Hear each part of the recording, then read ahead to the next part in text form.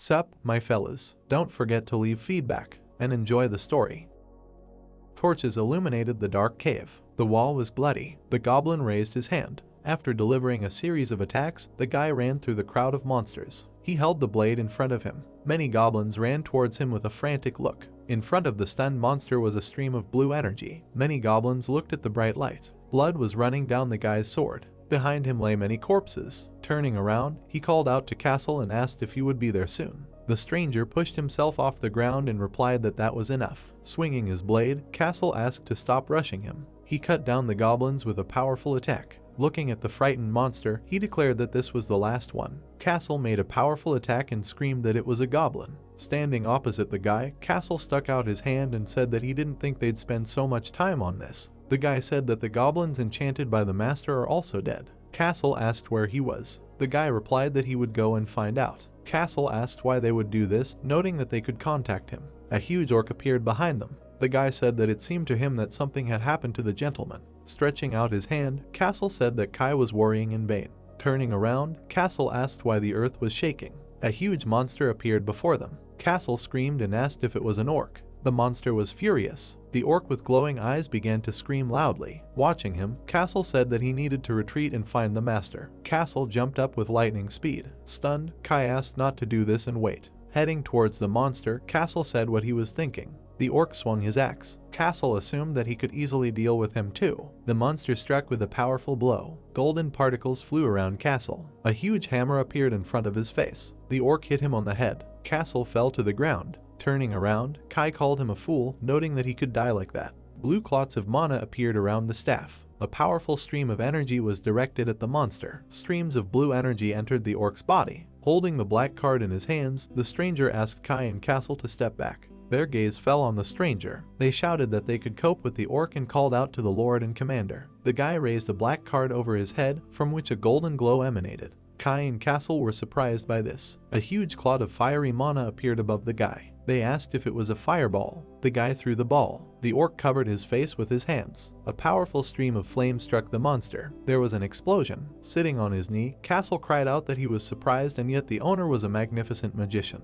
A stranger stood behind the guy and asked if he was okay. The guy replied that he spent all his mana on the orc. Helping him up, the stranger noted that he was still doing great. The guy asked if he thought so. He replied that it was so. The guy, with a sad face in his thoughts, asked if he was doing a great job, noting that it was funny. He noted that in the past he could only talk about this level. The guy emphasized the fact that he did nothing at all then.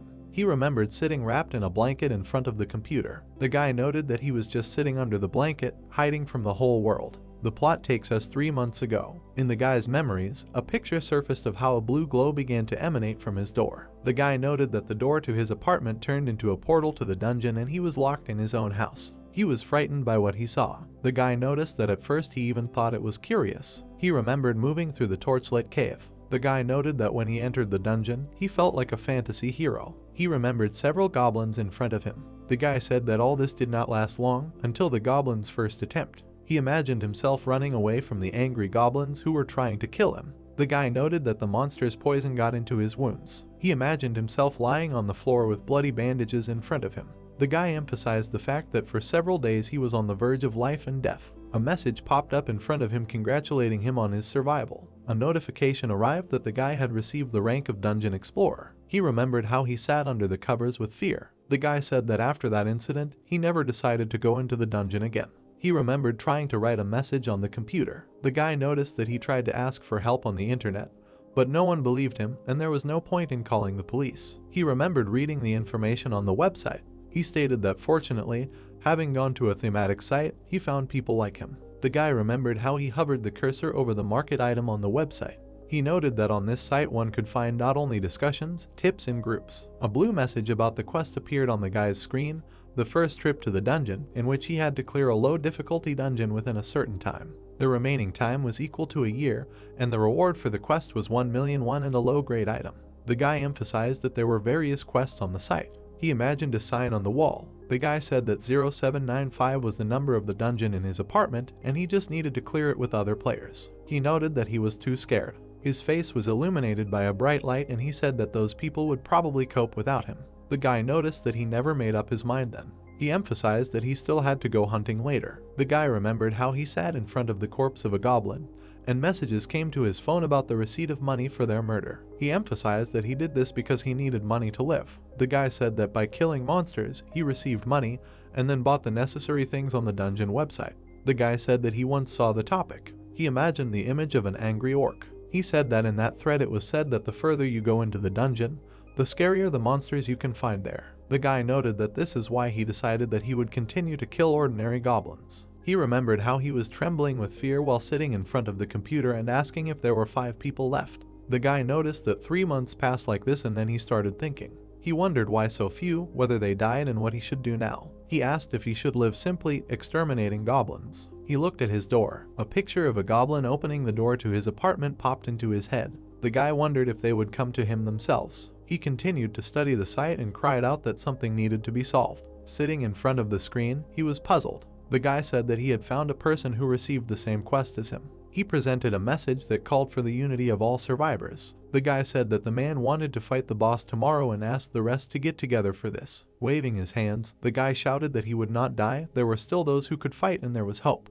The plot takes us to the next day. A frightened guy sat in front of the monitor. He looked at the blue message, where there was 1 participant out of 30. His eyes were full of horror. He noted in his thoughts that there were 274 days left. He started screaming loudly. Several goblins were moving through the tunnel. The guy hid from them, covering himself with a blanket. He watched them carefully. The main character jumped into the crowd of monsters. The goblin was furious. The main character hit him on the head. He struck down several monsters with a powerful blow. The goblins were dumbfounded by what was happening.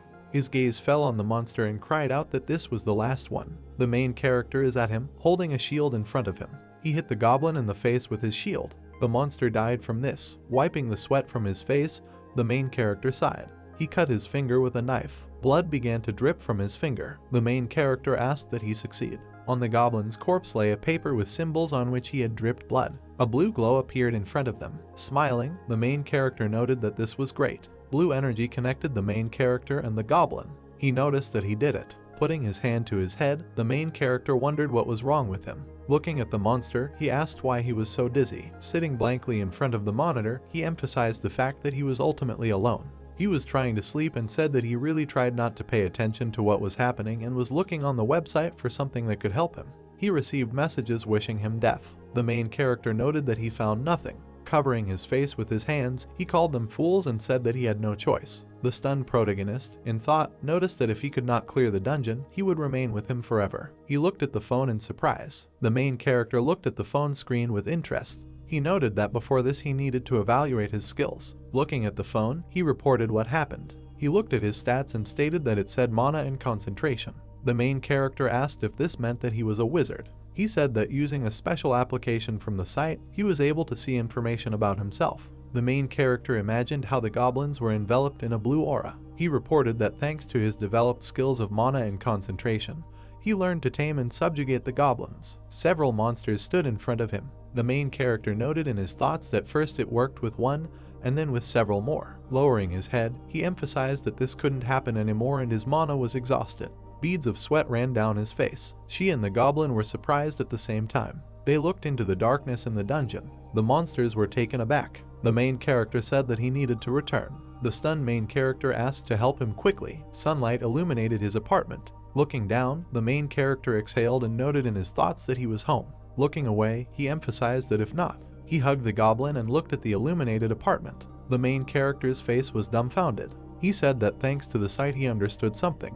He introduced people of different classes and noted that magic skills are quite rare and are especially in demand in group raids. The main character presented a blue message saying there was only one member and talking about group raids. The enraged protagonist hit the wall. Veins appeared on his face. He emphasized the fact that if he had not chickened out then together they would have had a chance. He remembered the message where he was invited to unite. His tears fell to the floor. He noted that if only he had made up his mind. Sitting on his knees with his head bowed, the main character stated that in this case, he would not be left alone now. The goblins looked at him in bewilderment. A quest notification popped up. It said that there were 272 days left before the raid failed. 3 days have passed since Kim Hyun-bo started clearing the dungeon and he is currently sleeping. Hen was sleeping on the floor. He suddenly turned around. He grabbed his club. The main character began to walk towards the door. His gaze fell on the door handle. He asked if it seemed to him. Hen was very scared. He started to open the door. Swinging his club, the main character began to scream loudly. His gaze lay on the box that lay in front of him. He looked at the markings on the box and asked if it was a package. Looking at the screen, the man assumed that Hen had received the package. The stranger turned to the chairman and asked if he had sent the parcel yet. Looking back, the chairman replied that it was so. Pointing his finger upward, he stated that investments should be made in their future, noting that most would die within a year anyway, and the survivors would be very strong. The man cried out that this was just a guess. Looking at it, the chairman said that it was only $3,000. Taken aback, the man said that the chairman had already spent $900,000. He asked how many people the chairman had helped in this way, noting that it was just a lot of money. Looking at the screen, the chairman replied that the man was right, that this was a lot of money. He noted that it is best to invest your savings in people. He presented an image of people in a dungeon and said that if they come to the rescue in the most difficult moment, they will forever remember this act. Pointing his finger, the chairman said that even if only 1% survives, it is a worthwhile investment. Putting his hand to his head, the man replied that he understood this, but he could not do it himself. The chairman said that the main thing is that he understands. Getting up from the table, he asked the man to simply help him. Looking down, he agreed with the chairman's request. The chairman looked curiously, wondering what would come of it. Hen looked at the box and asked about the chairman of the wizards. The main character began to examine the contents of the box. The letter said that the chairman had seen Hyen's messages and he thought he was in a tough spot right now, so he was sending him 2 books. The main character held a book in front of him. At the end of the letter it was said that the chairman of the wizards hoped that these books would help Hen. While studying the site, the main character wondered if each one was worth 200,001 and if it was a fake. While unsealing the book, Hen suggested that because of this book, many had been deceived. The seal burned out, and a glow began to emanate from the book. Reading a website where it was said that the cover should burn, the main character came to the conclusion that the book was real. While looking at the book, Hyen stated that they don't know who the chairman is, but he is grateful to him. The goblins were sleeping on the floor. He introduced the blue seals and said that using magic is like knitting, where you need to make a pattern, imagine an image in your head. While reading the book, the main character said that he was sorry that he had no time to study at school. Hen drew a magic circle on paper. He noted in his thoughts that it took him 30 of me to make one magic circle, but he seemed to get the hang of it in 4 days. Looking at the goblin, Hen emphasized that over time he would definitely get used to it. He touched the notification, which said that there was little time left and if the main character did not participate in time, he would be punished. Hen said that he first needed to take care of today's assignments. The main character said that the punishment is that if you constantly refuse to participate in purge operations, then your level and skills will decrease. He opened the door with a smile and shouted that he needed to go forward. Hen and his goblins peeked around the corner. He pointed his finger at the monsters. The main character watched the goblin massacre. On the monster's head was a leaf on which was depicted a magic circle. Examining the tablet, Hen said that now it was much easier for him to control mana. Peeking out from behind the wall, the main character noticed that he needed to tame another one.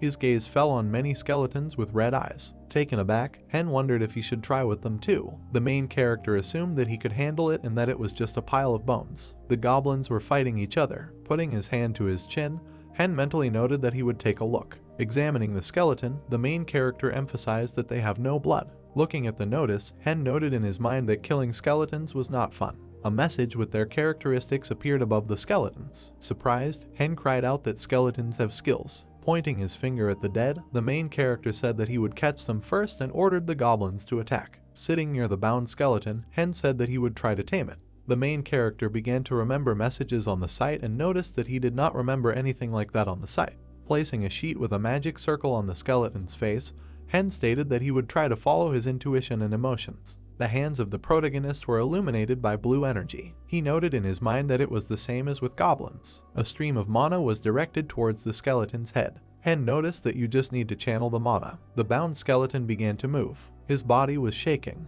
The dead man's eyes glowed blue. The surprised Hen cried out that it had happened. Taken aback, the main character emphasized in his thoughts that this meant that he could rely on himself. Gritting his teeth, Hen noted that he would continue exploring the dungeon. After looking at his characteristics, the main character stated that it took too much mana. While walking through the cave with his army, Hen said that they were returning. The main character looked at the skeleton and its statistics. Putting his hand to her head, Hen asked if she was a girl. Looking at the sign, the main character said that she needed to be given a name. Crossing his arms, Hen suggested the name Christina to the skeleton. A notification appeared that the time until the quest failed was 268 days and 7 days had passed since Kim Hyenbo began exploring the dungeon. Chris watched the sleeping protagonist. She lowered her gaze. She remembered how she was in the dungeon with the warriors. They were running away from the magician. A grin appeared above them, giving off a red glow. Chris in human form was lying on the ground. She turned into a skeleton. She looked at her hand. She clenched her hand into a fist. Waking up, Hen asked what it was, noting that it was still morning. Chris, wrapped in a blanket, looked at him. Taken aback, the main character remembered that yesterday he tamed the skeleton. Hen called out to her. Chris started to get up. The main character asked with a surprised look what was wrong with her. She opened her mouth. Smiling, she wished Hen good morning, calling him master. The main character screamed about what Chris was saying. Pointing her finger, she asked, noting that it was all because of Hen's mana. The surprised protagonist said that she was not just a skeleton. Chris noted with a straight face that it was thanks to him. She stated that since the main character gave her a name, she was able to remember her life. Hen's face was surprised. Taken aback, he asked her to tell her in more detail. A magical connection appeared between them. The main character asked if she was just a skeleton. Hen asked if it was because of mana that she gained feelings and the ability to speak. Looking down, Chris replied that it was because of the name he gave her. The main character asked about the name, noting that he just said it that way. Hitting the floor, Chris screamed that nothing happens for nothing. Placing her hand to her chest, Chris stated that the name validates him as a person. She noticed that it distinguishes him from all the creatures of his world. Sunlight illuminated the room. Hen asked for forgiveness, noting that he was wrong and asked to calm down. Holding her fist in front of her, Chris apologized and said that this was very important for creatures without a name like her. Hen asked in bewilderment about creatures without names. Pointing her finger, Chris replied that it was. She imagined a man in a cape sitting in a cave. Chris stated that those who have lost their identity and soul go to the dungeon. She said this happened to her too. The main character said that he understood everything and asked if she knew who took her name. Looking away, Chris replied that she didn't know. Sitting on the floor, Chris noticed that her memory had not yet fully recovered. She said she remembers one thing for sure. She imagined the image of a huge monster behind her. Chris said it was a creepy creature. Hen's hand began to tremble. He wondered if he could sense her feelings. He looked at his hand and asked if it was that scary. The goblin stood near Chris. The main character wondered if he could defeat him. Hen frowned. Chris looked carefully at the main character. Hen asked what he should do and whether he would now need to fight some creature. Putting his hand to his head, the main character noted that by dying, he too could lose his soul, and screaming, Hen asked why he was doing all this. Chris turned to the owner. She took his hand and declared that she would not let him die. Sitting opposite him, Chris noted that this was why he shouldn't be afraid.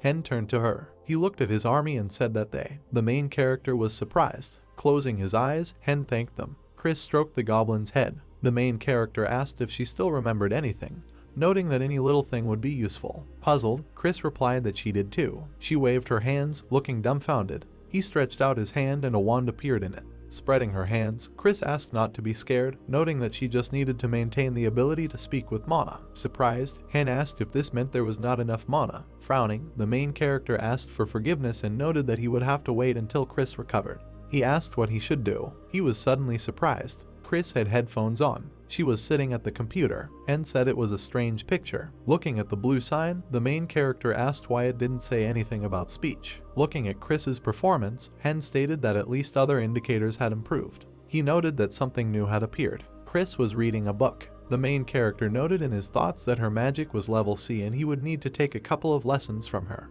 He imagined himself standing behind an army of skeletons. Hen pointed out that if they developed magic, they could simply stand behind and force the other skeletons to fight. Sitting at the computer, Chris studied verb types. The main character noted in his thoughts that this is great and now they have a plan. Chris was dumbfounded. Smiling, Hen noted in his mind that she would need to buy a computer for studying. Hen looked carefully at Chris and noticed that he needed help, and the skeleton looked at him carefully and told him to speak, and he added that she said that in a past life she was a sorceress. Chris looked at him carefully and answered with a smile that it was so, and at that moment a goblin was lying next to her who was carefully looking at the pencil. The main character began to slowly open his mouth. Then he put his hand to his chest, lowered his head slightly and confidently asked her to teach him magic, and she loudly and joyfully agreed. The main character was sitting at a table with a skeleton as he wrote symbols. Chris became all gloomy and pointed her finger towards the trembling object, and Hen turned to her and put his hand towards the object, and then noticed in his head that Chris's knowledge was excellent. Thanks to her, the contents of the book were much easier. She explained how to use mana and accumulate her, and also said why he couldn't create magic circles. The main character carefully studied the pentagram on a piece of paper, and Chris pointed her finger at the circle, and then put her finger out and turned to the protagonist and said that he needs to grow spiritually and physically. Only then will he be able to create magic circles. Chris hovered over the protagonist and pointed his finger at the mistake on the sheet with the pentagram, and Hen noticed in his head that in just a week he had learned a lot. He wanted to go to the dungeon after drawing all the magic circles, but because of the impending punishment, he had to hurry. The skeleton put his finger on the screen with enrollment notifications and noticed that the god of this world was very lenient. Chris stood in the dungeon with the protagonist and, putting her hand to his chin, noticed that he sent him to hell and gave him the opportunity to survive, and the main character became all gloomy and laughed nervously. Hen turned his gaze to the crowd of fighting goblins and noticed in his head that now he was less afraid of dungeons. Chris put out her bone hand, looked at it carefully, and noted that this time she would need to tame as many goblins as possible. The main character stood next to a crowd of little gnomes and thought that he was not sure if he was capable of this now. Chris turned sharply at him and noticed that these were enough for now, and Hen turned his head at her in surprise and asked, "What now?" The skeleton sharply directed her gaze towards the roots and noticed that she needed to check something. Chris leaned sharply towards the frightened goblin and said that this was connected with her. The skeleton stood up sharply, looked carefully at the goblin, and, remembering how he and the protagonist called for a blue ball, asked if he remembered how they collected the total mana before leaving. A moment appeared in Chris's head as they looked at each other questioningly, and then added that no matter how hard they tried, the amount of her mana did not change. The main character looked at her carefully and asked if this had anything to do with her, and she answered positively. The skeleton suddenly grabbed the goblin by the neck and squeezed. The goblin opened his eyes wide and they slowly began to dim. Magic curls began to emanate from the hand and the goblin, and he shouted with his mouth wide open. The finger slowly moved under the goblin's jaw. A moment later it suddenly dried up. Hen shook all over and looked at the skeleton in horror. Chris abruptly looked away with a sad look and noticed that she was undead, and the main character asked again.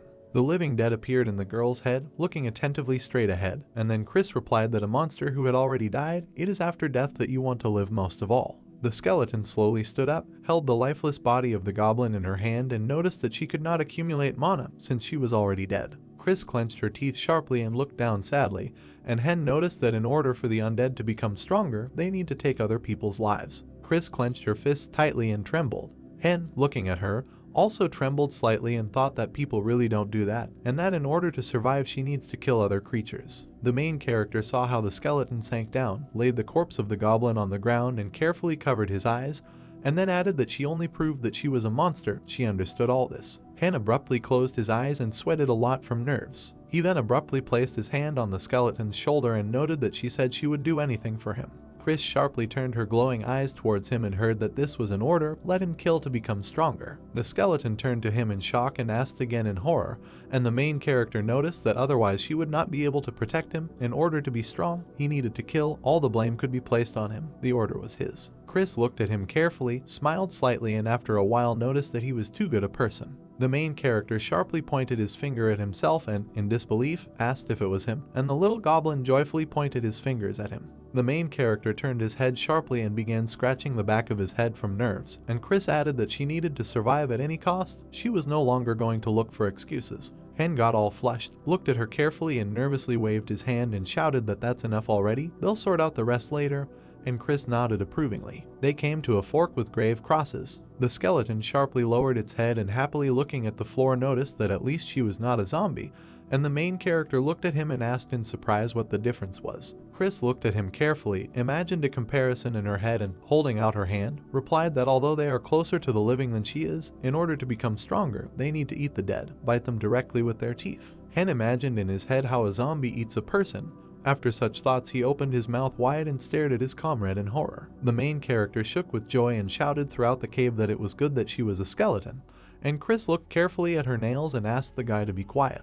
They walked slowly into the darkness with the little goblins, and Chris asked how her skills were, and Hen replied that they had grown noticeably. A blue screen with a value suddenly appeared in front of the main character's face, and he noted that he didn't think that this was enough. And Chris put her hand to her chin and, making a thoughtful look, noticed that killing only goblins would not improve his skills. The main character abruptly looked away, looked carefully and said that then he needed to find someone stronger, and Chris looked at him carefully. A moment later, the little goblin pointed back and shouted to look there, and the main character turned sharply and asked what it was. A huge, angry pack of goblins was advancing towards them. Chris stepped forward sharply, waved her cloak and noted that they should leave it to her. The main character looked at her in surprise and fear, and then asked if she could cope alone. The skeleton sharply put out her hands, seals appeared in front of them and she answered positively. A moment later, she put her two hands in front of her and cast a magic arrow spell. A huge and bright beam of light quickly flew towards the goblins. One of them looked with horror and attention at the approaching arrow. The arrow flew into the goblin squad and rolled like thunder across everyone.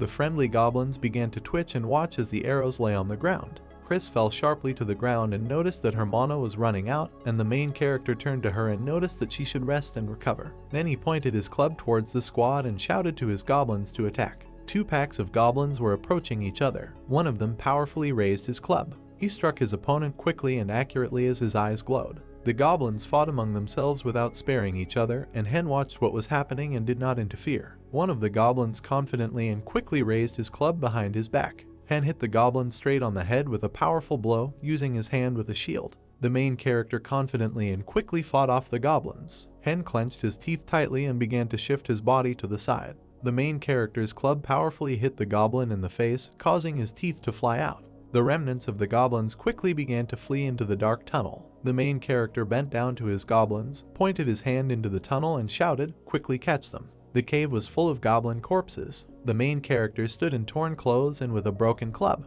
Hen sharply threw his club on the ground and shouted. Then he ran his hands through his hair, looked straight ahead in frustration and wondered what he had done. All his goblins were dead. Bright red eyes were visible from the tunnels, and the main character looked at them carefully and added in his head that he thought the enemies were escaping, but it turned out to be their lair. Hen hit himself hard on the head and wondered what to do now. Subjugate the goblins again, and what if everything happens again? The skeleton began to slowly emerge from the darkness. Chris approached the protagonist from behind and asked how he was doing so that he wouldn't be so upset. After these words, Hen sharply raised his eyes and stared straight in surprise. The skeleton began to slowly take off her hood, carefully examined the corpses of the goblins, and added that these goblins were expendable. Sooner or later this had to happen. Chris sharply turned her head towards the protagonist and noticed that she needed to go back and heal her wounds, and the main character sadly looked into the darkness and noticed in her head that she was right. Since this happened, nothing could be done. Hen sharply turned his face with a smile and said that it was time to go. Chris carefully extended her hand towards the protagonist's back. Then her hand glowed green, and the healing effect was flying around, and Hen opened his eyes wide and looked straight in surprise. The wounds on her back began to heal quickly, and Hen asked what she was doing, and Chris replied that the first circle of healing magic, quick healing. Chris sharply turned her head towards the protagonist and, putting out her hand, added that she did not think that she could use it, being an undead. She was glad that it worked out, and the main character began to slowly examine himself and noticed that all the wounds had disappeared. Chris sharply put her bony head to the protagonist's face, thereby frightening him, and asked if maybe it was time to buy better equipment. The main character opened his account and noticed that it would be worth it, but he doesn't have that much money, and the skeleton noticed that it's not a little. Hen sharply folded his arms across his chest, looked dissatisfied and shook his head and said that even the simplest set would cost 150,000 won. And Chris looked at him carefully and noticed that the simplest would not be enough. The skeleton stretched out her hand in front of her and, looking carefully at the protagonist, said that he should not worry. She would find the money, and Hen looked at her irritably and asked how, and she replied that she would create a topic on the page with advice. Topics of advice appeared in her head. Then she slowly lowered her head and, sticking out her finger, added that for those that get more views, they pay well, she can post something useful. The main character looked at her carefully and asked if she could succeed. Could her knowledge be simply exchanged for money? And Chris smiled broadly and, withdrawing her hand, answered that it was possible. There would be nothing supernatural there. She would write tips for beginning magicians. I'm just not sure that the topic will become popular. They will not have high hopes. The main character sharply put his hand to his chin, looked thoughtful and said that she really knows a lot of things. Someone will definitely need these tips. Chris smiled widely and answered, all tipsy, that she would try. After some time, the main character checked the bank account and it increased 50 times. He was completely dumbfounded and thought that this didn't mean much, and Chris folded her arms over her chest and smugly noted that now they could even acquire a new base. Hen sharply turned his head at her and, with his mouth wide open, asked that this was possible, and Chris looked at him confidently and replied that it was possible after paying the fee. We need to enter the address of the house in which they live and the house we are moving to. Then we need to stay in the dungeon for about half a day and then return to the new house, and then added that tomorrow he had to wait for another transfer. The main character opened his mouth wide in surprise and, frozen, asked how much more would be transferred, and Chris replied that if you take first place in views, you receive a one-time payment in the amount of the profit received. Usually the admins divide the payment over 5 months, but she persuaded them to pay it all at once. Hen opened his eyes wide and noticed that this was great. I would like to move closer to other people. Chris put her hand to her chest, lowered her head slightly and replied that they would do so. 4 days passed and the protagonist began to pull the handle of the new apartment. The main character entered an apartment illuminated by neon lights. It had 4 rooms, a kitchen and a living room, and the main character thought that they had made an advance payment and signed a contract for a whole year. Hen began to quickly walk towards the huge panoramic window and looked out of it in surprise, and then thought that this was a wonderful apartment, that's all. He carefully watched how people from below in the city lived their lives and walked around the city and added in his head what all this meant, how the move even happened. The main character carefully looked at the street through the window, and then wondered who these admins were with whom Chris had agreed, the same ones who helped him with the money. Hen suddenly began to sweat, his eyes changed to crazier ones, and he added in his head that suddenly they know how to get out of here. Chris turned sharply towards the protagonist and called him loudly, while the main character looked out the window without being distracted. The skeleton suddenly became angry, sank slightly and, with her mouth wide open, shouted that she had enough of being in the clouds to survive. He needed to go through the dungeon, hadn't he come to terms with that yet? The main character turned sharply at her, thought that she was reading thoughts, and, putting out his hand, noticed that suddenly there was another way. The main character suddenly froze and became gloomy after Chris said that even if there is. So what? But if this method turns out to be even more dangerous, what will he do then? Try to escape? Avoiding problems will not solve them. Hen sharply raised his head and looked surprised at the skeleton. The main character opened his mouth slightly and was lost in his thoughts. Hen sharply clenched his fist and trembled. A moment later, he turned sharply and hit the window with all his might and shouted that freedom was right before his eyes. The main character smashed his fist into blood on the screen. It was not a window, and he sadly said that he just wanted to get out. Chris looked at him in surprise and attentively. The main character began to turn sharply blue after shouting that he wanted to survive and be sure to cope. Then a huge stream of blue energy began to slowly fall down and turned into a drop that fell into the sea. Hen spread his arms and lit up brightly, and Chris covered herself with her hands from the bright light. The skeleton tried to look at him through her hands and thought that this was mana. The main character looked carefully at his glowing hand and opened his mouth wide. Hen sharply delivered a powerful blow with his mace. The main character quickly and confidently hit the goblin on the head. He slowly lowered his hands and froze in the middle of the cave, surrounded by goblin corpses. The main character looked carefully at his hand and froze silently. Then he remembered how his hands glowed with mana. Hen saw his bloody hand in his thoughts and remembered Chris's words that he was able to overcome his anger and despair, and a new strength was revealed to him. Now his own mana had awakened in his body. The main character put his hand to his chest and, with his mouth wide open, watched as it began to glow. Chris ran up to the protagonist, spread her arms wide and shouted that he got it for being able to step over himself. Magic always depends on a person's mental state.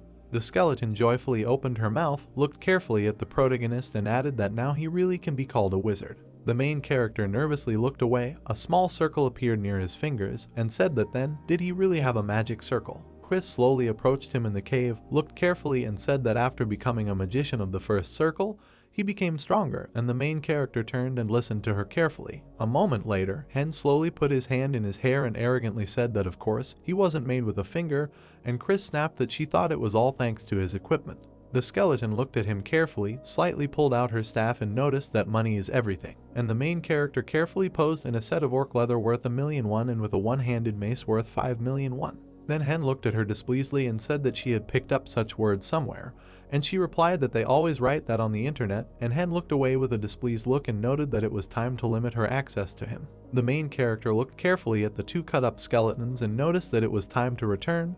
They did a good job today. 2 skeletons were sitting on the floor. One of them had a fencing rank of D and defense of C, and the second had fencing and coordination of C. The main characters suddenly found themselves at home, and the protagonist folded his hands over one of the skeletons and directed mana into the canvas lying on it, and Chris carefully watched this. The skeleton suddenly came to life, looked carefully at the protagonist, and he thought that he had successfully completed the submission. A skeleton with green eyes looked carefully at the floor, and the protagonist called him Castle. The other one looked at him carefully with yellow eyes, and Hen noticed that Kai was calling him.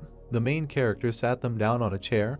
Hen and Chris looked at them carefully, and he asked if it would work, and the skeleton replied that it was better to wait for now. The main character nervously turned to the skeleton and asked what could go wrong, and Chris looked at the skeletons and, opening her mouth wide, answered that she could not promise that they would be as submissive as she was. Chris turned her gaze sharply straight, and then added that memories of death and life as an undead could affect them in unpredictable ways. The main character quickly and confidently stuffed the 2 skeletons into the closet, and Chris noticed that all that was left was to wait for their memories to return. Some time passed and the main characters stared attentively at the closet, and Hen noticed that he was opening it now. The protagonist began to slowly open the closet doors. Castle jumped out of the closet and stared angrily. Hen abruptly cleared the way for him and was very scared. Castle fell tied up near the closet, and Kai looked at them in fear, and the main characters watched them in confusion. Chris sank sharply and, picking up the fallen skeleton, noticed that apparently her memory had returned. The main character pointed his finger at the evil skeleton in the closet and noted that Kai seemed to understand them, but could not speak. Chris stood up, made an arrogant expression on her face, and, moving her hand away, noticed that they did not have vocal cords. Her case was unique in this regard.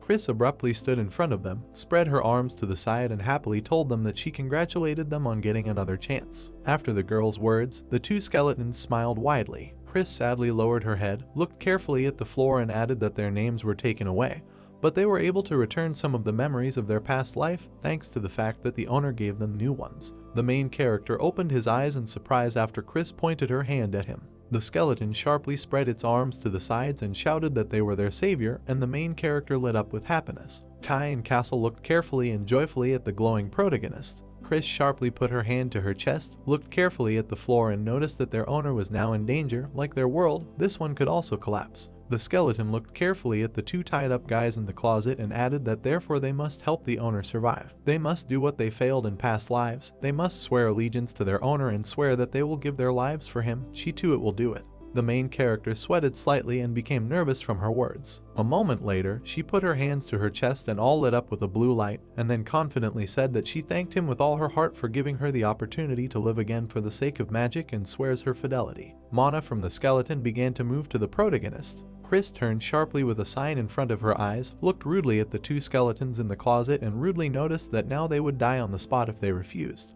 The skeletons sharply hunched over and began to think. A moment later, the main character opened his eyes wide after the words of the skeleton named Castle that they agreed. With all their hearts they thanked him for the opportunity to take revenge. Castle looked attentively at the protagonist and smiled broadly. Then Kai looked carefully at the main character and added to achieve his goal and swear his loyalty. The main character froze in surprise and huge streams of mana headed straight towards him. Hen sharply lowered his head and let the air out of his lungs. The hands of the skeletons were suddenly freed by a sharp blade of mana, and Chris noticed that now they were one team. Kai and Castle relied on them. Castle sharply put his finger in front of him and rudely noted that they didn't even leave them the right to choose, and Kai smiled broadly and asked to take care of them. Chris put her hand to her mouth, looked away slightly, and said that now they were all connected and could talk without using mana, and Hen lowered his head in approval and noted that this was good. The main character put his hands in front of him and, looking carefully at the skeletons, asked what they wanted to take revenge for. It would be better for him to know in advance, and the skeletons were slightly lost from his question. Castle remembered in his head how the guy pierced his human body and said that he felt that he had to take revenge,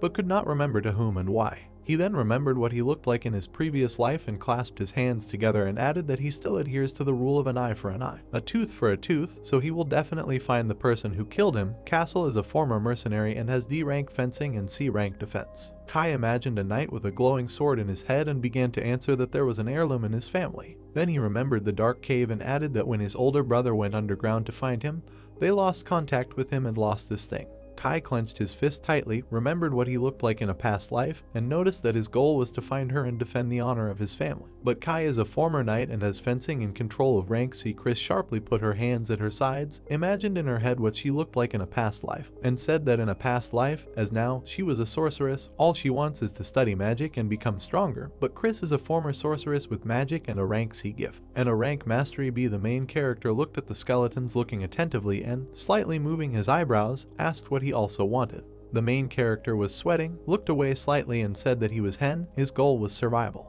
Hen sank sharply and, through teeth clenched with aggression, added that once he was on the verge of death. The main character remembered in his head how a crowd of bloodthirsty goblins attacked him. At the same time, he was fast asleep with clenched eyes and noticed that he no longer wanted to feel that fear and pain. The main character grabbed himself tightly by the chest and shouted with a contented look that that's why he was asking them to help him survive. All three skeletons looked sharply at each other and there was an awkward silence. Kai sharply put his hand to his chest and with a wide smile, under the looks of others, shouted that they liked his honesty. Of course, no one wants to die, they will help him, let him tell him what to do. After such words, the main character smiled broadly and brightly, and then shouted that it was time to start. Kai sharply clenched the sword in his hand and looked straight ahead angrily. Then he flew over with a quick lunge and killed several goblins, after which he all lit up and began to stop. Kai suddenly began to approach the next pack of goblins. Castle sharply raised his sword, lit up with a blue light, and shouted to his partner to move away. After these words, the skeleton chopped up a squad of goblins with powerful blows. Kai sharply dodged his partner's blow, looked at the trail in horror, and shouted at him to be careful. The main character stood with a huge smile, his hands glowed with a blue light, and he shouted that he saw they were doing a good job, and Chris stood behind him, pleased, and noticed that thanks to them, the owner spends more time on training. Chris sharply turned her head towards the protagonist and noticed that they were moving much faster through the dungeon. And in front of them, Castle put his sword in front of him and ran towards another group, shouting that he had to kill everyone. And Kai slowly followed him and asked, "Killa, he's always running away." The main characters stood near a huge door, and the protagonist noted that he did not think that they would get to the boss so quickly. Hen remembered in his head what was in the hint on the site and said that on the site he read that there should be 1 goblin warrior and 20 small goblins. Castle opened his mouth wide and confidently noted that it was easy, they could handle it in a couple of minutes, and Kai looked at him carefully and said that he was too self-confident. A goblin warrior with a sword and shield appeared in the protagonist's head and told them that the bosses were smarter than the goblins they had met.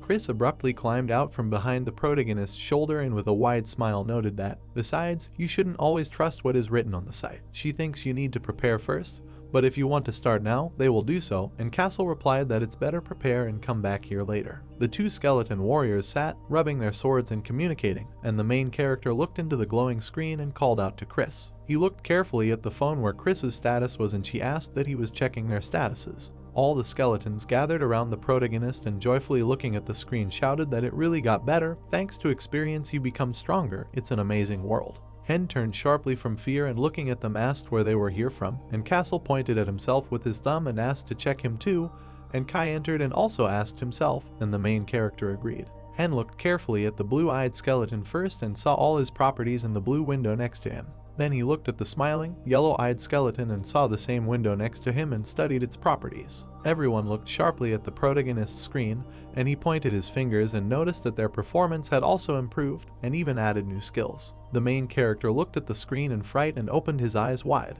Everyone looked carefully at his status, and Chris noticed that he had the highest level. Hen sharply relaxed his gaze and noticed that this was not enough, he needed to become stronger so as not to lose everything at once. All the skeletons stood in a circle. Castle shook his head approvingly and agreed. Kai, with his mouth wide open, noted that they should be careful, and Chris, after remaining silent for a while, lowered her head and said that they needed to buy something, namely powder from magic crystals. The main character abruptly opened this item in the store and shouted that it was very expensive. Hen began to jump with anger, and Chris stuck out her finger, bent slightly, and noticed that she needed 1 kilogram. There is now a 50% discount, so it won't be very expensive. The main character looked sharply into his wallet and, turning pale, replied that he did not have that much money. Chris, in response to this, folded her fingers as a sign that everything was fine, remembered in her head what was written on the website about the promotion, and replied that the website said that they could take it in installments. Hen abruptly fell to his knees in front of her and asked that she really needed her, and Chris looked at him carefully and answered that she really needed her. And the main character in response to this said that then they would take her, and Chris thanked him.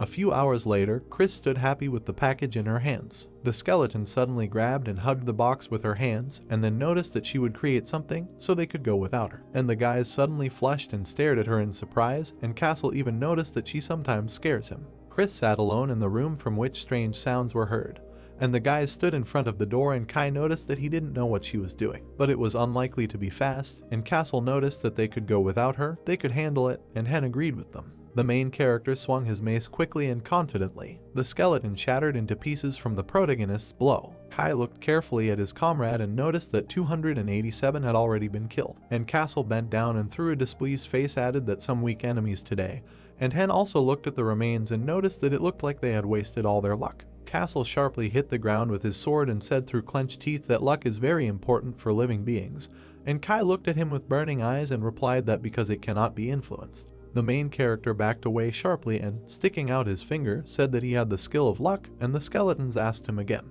Hen sharply looked away to the side, put his hand to his chin and answered with a smart look that luck helps in hopeless situations. That's what it says there, and the skeletons came up to him and, looking at each other, noticed that it was such a skill and he needed to be more careful. The main character looked sharply at the skeleton and asked in fear why. Castle imagined the scales of justice in his head and replied that luck does not come just like that. Good things happen because of luck, but if luck helps him only in difficult situations, then in ordinary life he is unlucky. The main character looked carefully at the remains of the skeleton and asked if maybe that was why they had not met suitable skeletons, and Kai noticed that he had already spent his luck finding them. Castle looked carefully at his comrade and noticed that it was quite possible. Kai smiled sharply and, slightly narrowing his eyes, shouted that it was nice to know that meeting them was luck. The main character looked attentively and warily at the conversation of the skeletons. Castle looked carefully at the protagonist and asked what he thought. The main character suddenly became embarrassed and began to nervously rub the back of his head, and Castle noticed this and asked what it was. Kai looked at him questioningly and noticed that he was blushing and whether he felt bad, and Castle added that it was most likely because of the goblins, and the main character suddenly freaked out and shouted that everything was fine and it was time to go back.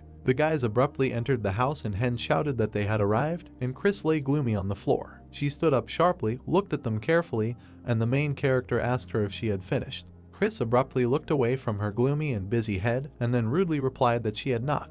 The main character backed away and, frightened, noted that it was a pity. Chris sharply raised her finger and, covering her eyes, noticed that in general this item was easy to create. In the next moment, she became sharply angry, blushed all over and shoutingly added that she had screwed up 3 times out of 5. Then she stood up abruptly, blew steam out of her mouth and added that, in general, she was trying to lie down and get her head in order. Hen began to laugh and, covering his eyes, said that luck was not on her side. The main character became all gloomy and thought that it was all because of him, and then Castle asked if it was because of the owner. Chris looked carefully at the skeleton and asked again, and the main character shouted in his head not to tell her. Castle didn't hear him and began confidently gesturing with his hands and talking. Chris abruptly folded her arms across her chest and lowered her head, noting that she didn't think that was the point. These were her mistakes, only she was to blame for them, and if this was somehow connected, then the failures would end sooner or later. After her words, the main character laughed nervously and supported the girl's words. Chris turned abruptly and walked sadly into the room, and then said that she would try again, and Castle asked what she wanted to do. Just before the door, she turned and with a calm face replied that it was a secret, but they would be happy, she promised. The next moment the door slammed shut. Hen, Castle, and Kai began to look at each other and wave their heads approvingly. The guys quickly approached the door and began to eavesdrop. The door began to open slowly and an angry voice was heard from there. All 3 of them became very nervous. A furious Chris appeared from a crack in the door, who looked at them terribly and shouted that maybe they would go to the dungeon and not hang around here trying to eavesdrop, and Hen and the guys shook all over and apologized for disturbing them. The guys began to abruptly move away from fear and, as the protagonist exhaled, he noticed in his head that it was scary. The coffee machine slowly poured coffee into a mug and Kai held it. A moment later, the skeleton takes the coffee mug and looks at it carefully. Kai went to the guy at the table with a tray of coffee in his hands, and Castle sat on the floor and moved away slightly. Then Hen lowered his head and asked when Chris last left. Kai brought him coffee, looked carefully at the protagonist and replied that it seemed like 3 days had already passed, and the main character looked carefully into the cup of coffee and said that he was wondering how she was doing. He would like to help, but he doesn't think he can. Castle angrily looked away and said that he shouldn't. He didn't remember how she looked at them when they tried to eavesdrop, and Kai stood up and laughed and said that it was better to just trust their sweet lady and they would obediently wait. Hen started drinking coffee with a smile and added that Chris is smart and will do everything in the best possible way. After his words, Chris, tired and with her head down, left the room and noticed that she had returned, and the main character had already choked on his coffee. Kai quickly brought a napkin to the protagonist, who asked how Chris was doing. The skeleton lowered her head, looked down gloomily and began to answer that it was her task. A moment later, she took out the card with a happy face and added that it was successful, and the guys asked what she was working on. Chris raised the card higher and, answering positively, added that it was a spell card, and Hen asked what it was. Chris brought this card to her head with all 4 elements and answered that if, simply, a card with a spell, you need to take a card, imagine a spell, and then direct it using mana into the card. Anyone can use it. The girl handed the card to the protagonist and added that, thanks to the card, it was possible to use magic 2 circles higher, and Hen opened his mouth wide and carefully took it in his hands. The main character raised her above his head and shouted that this would be very useful to them and how she even did it. After his words, the girl smiled widely. Castle remembered how in his world the guy used magic with textbooks and noticed that, to be honest, in his world it was not cards that were in use, but books with spells. Then Kai remembered how the guy was sitting over a textbook and noticed the same thing.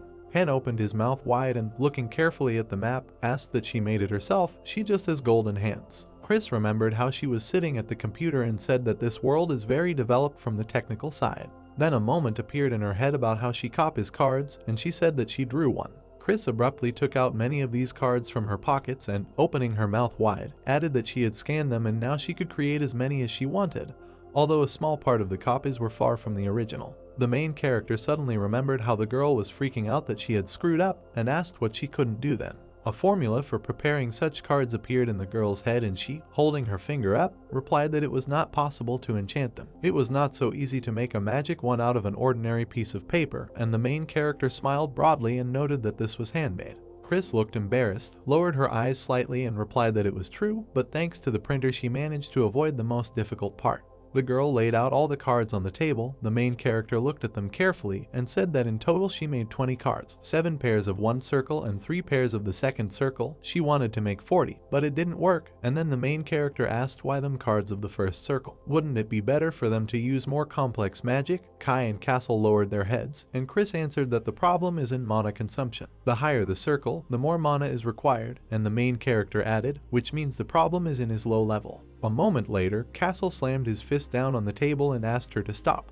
Castle looked at her menacingly and asked what she had for them, and Kai looked at her carefully and folded his hands. Chris looked at him carefully and, holding out her finger, replied that nothing yet. She didn't have enough ingredients to make cards for everyone. She promised that next time she would do it for them too. After such words, Castle threw his hands up and shouted that they would wait, and Kai smiled sweetly. The main character turned to the girl with a smile and noted that now they need to raise their levels, and Chris looked at him carefully and replied that especially her. She missed going to the dungeon 3 times. Castle looked carefully at the deck of cards and shouted that they could go right now, and Kai noticed that he was ready too. 16 days later, the main characters stood in front of the boss's doors and stared at them carefully. Hen looked at the door with a wide smile and noticed that their levels had increased to 12. Then he looked at the cards on his belt and added that they had prepared cards with spells. A moment later, the main character opened his mouth wide and shouted that they were ready and let Kai be careful. His role is very important in this battle. After such words, the skeleton put his sword in front of him and confidently said that he believed in him. He would lead them to victory.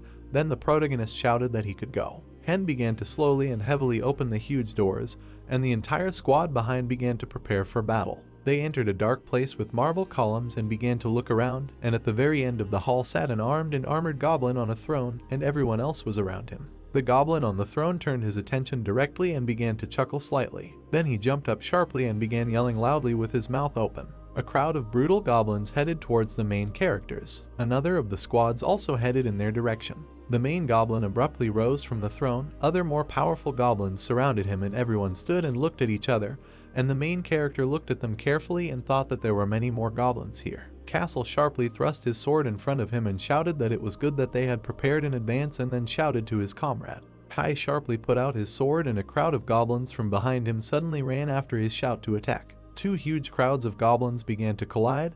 Then Hen yelled at Chris to get started. The girl abruptly pulled out a card, placed it in front of her and shouted a fireball spell. The main character abruptly put his card next to hers and a large number of balls began to fall from the sky. A huge explosion occurred where the fireballs fell. A crowd of goblins lay unconscious, and someone was crushed by fragments of a marble pillar. Kai opened his mouth wide and shouted that the sweet lady and master were protecting them. Kai, along with a crowd of goblins, sharply attacked the opponents, shouting that now it was their turn to attack. The main character turned sharply with a smile and noted that it was good that he left the yellow-eyed one in charge, and the next moment a magic arrow flew between him and Chris. Castle brandished his sword and shouted loudly. He knocked out the goblin's teeth with a powerful blow and shouted for them all to die. Then he stabbed his sword sharply into the goblin and got bloody. Castle looked straight ahead sharply and menacingly. He stopped the goblin flying at him with a quick block. The skeleton quickly moved back from the power of the blow. The goblin leader lit up all red and screamed loudly looking at the skeleton,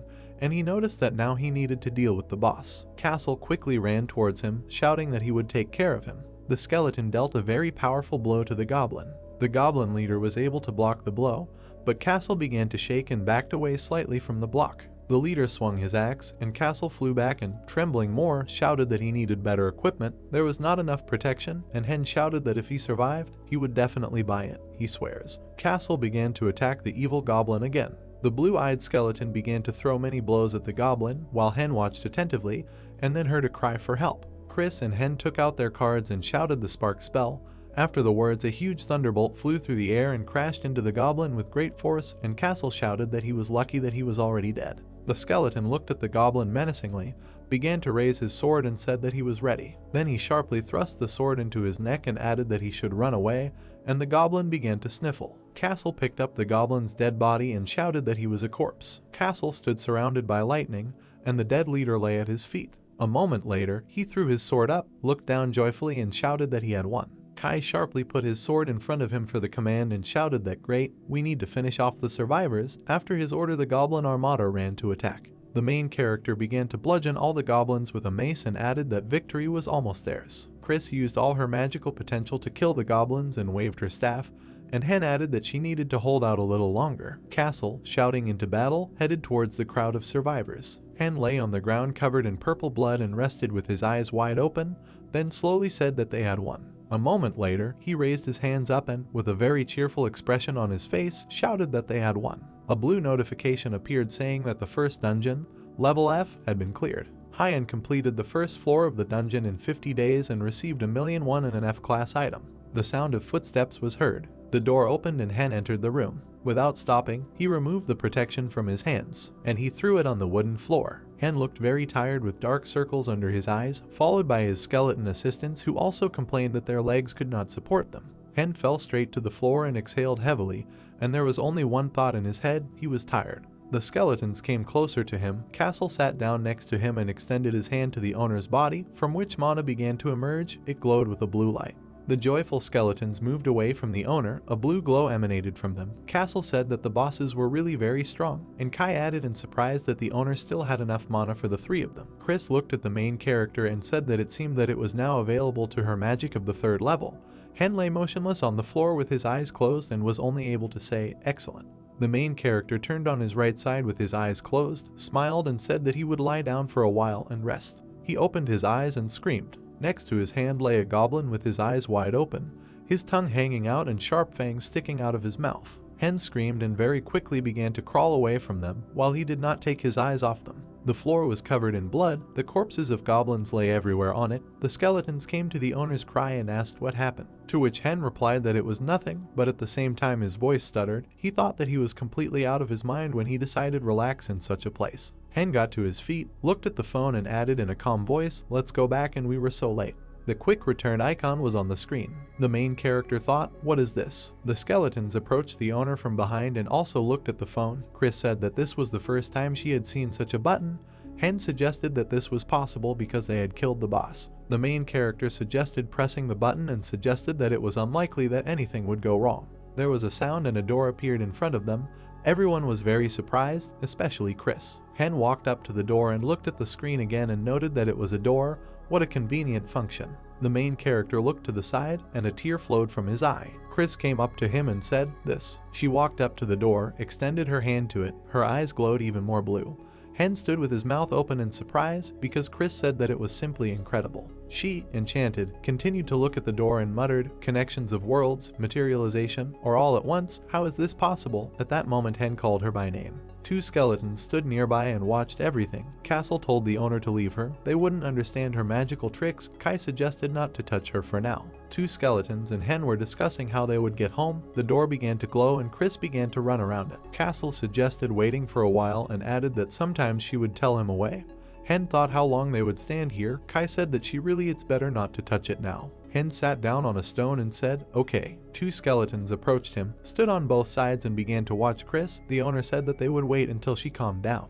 Hen lies motionless on the floor and looks at the ceiling and asks Chris if she bought anything on the dungeon website. She stood in the room near the door. Hen rose and sat down, and two skeletons noticed that he had finally woken up. She replied that she had not bought anything. Kai looked at them and said that he would take a look. He returned with a box in his hands and said that someone had sent them a package. The box was placed on the floor. Chris noted that it was huge. Hen knelt down next to the package. Castle carefully examined the sticker on it and warned the owner to be careful. They did not know who it was from.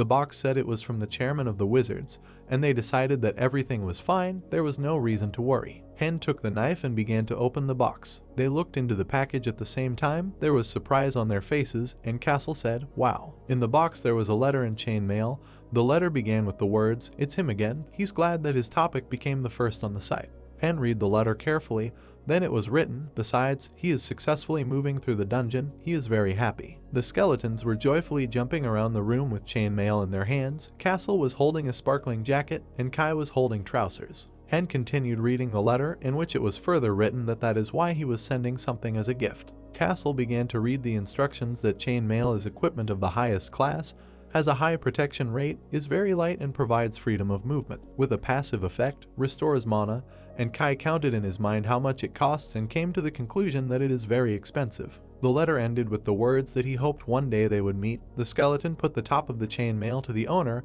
and Hen looked at it in surprise. The main character took the chain mail in his hands, looked at it and said, "Thank you." Chris raised the index finger of her right hand and noted that he could have sent it before the battle with the boss, to which Hen replied, "Indeed," and smiled. The main character remembered 2 gifts from the chairman and said, "Okay, don't look a gift horse in the mouth, we need to thank this man somehow." Castle and Kai stood to the side and lowered their heads, and Chris raised her head, scratched her chin and said, "And how? I don't even know." She had a very thoughtful expression on her face. She went online and looked up the cost of the chain mail and concluded that he clearly had plenty of money. What could they give him? She raised her finger up, a card appeared above it, and she asked, "How about a spell card?" 2 skeletons on the side smiled joyfully, and Hen, with a calm expression on his face, said, "Exactly, not bad." Chris stood opposite the owner, raised her right hand and began to explain that she still wanted to sell a few, and he is also a wizard, he thinks this is a good gift and, by the way, it will benefit him too. Hen was very happy at her words, looked straight and smiled sweetly. 2 skeletons watched as Chris told the main character that it was time to learn the magic of the first circle because he is also a wizard. Hen responded by closing his eyes and yawning widely. Chris suggested that he make a map himself and send it on his behalf. "Let's start." But the owner was almost asleep. The skeletons began to call him.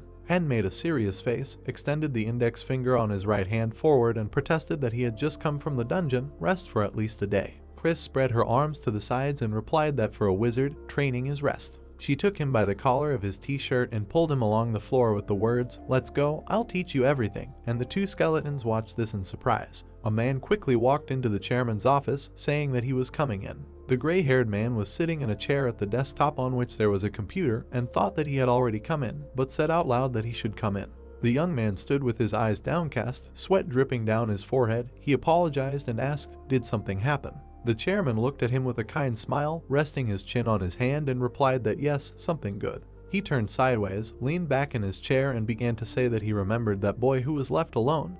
He had made good progress. He even sent him chain mail as a gift. The assistant listened, and then became indignant that it was insanely expensive. The young man looked into the chairman's computer and heard that money doesn't buy happiness. He asked, "This is the first topic on the site," and began to read the article, which is not to be confused with the 3rd circle of fast healing. Fast healing is only possible for small wounds, and after using it, you will feel hungry and tired. If you use it in the dungeon alone, then you can become goblin food, so keep a close eye on the situation. The chairman confirmed that he was the one who wrote it. The young man was very surprised and said that the chairman had an excellent instinct. To these words the gray-haired man laughed cheerfully and added that he wanted to continue to support him. He looked at his assistant with a smile and said with a smile that he really expected a lot from this boy. Hen stood in the chain mail with a serious expression on his face, then exhaled. Together they came to the entrance to the dungeon.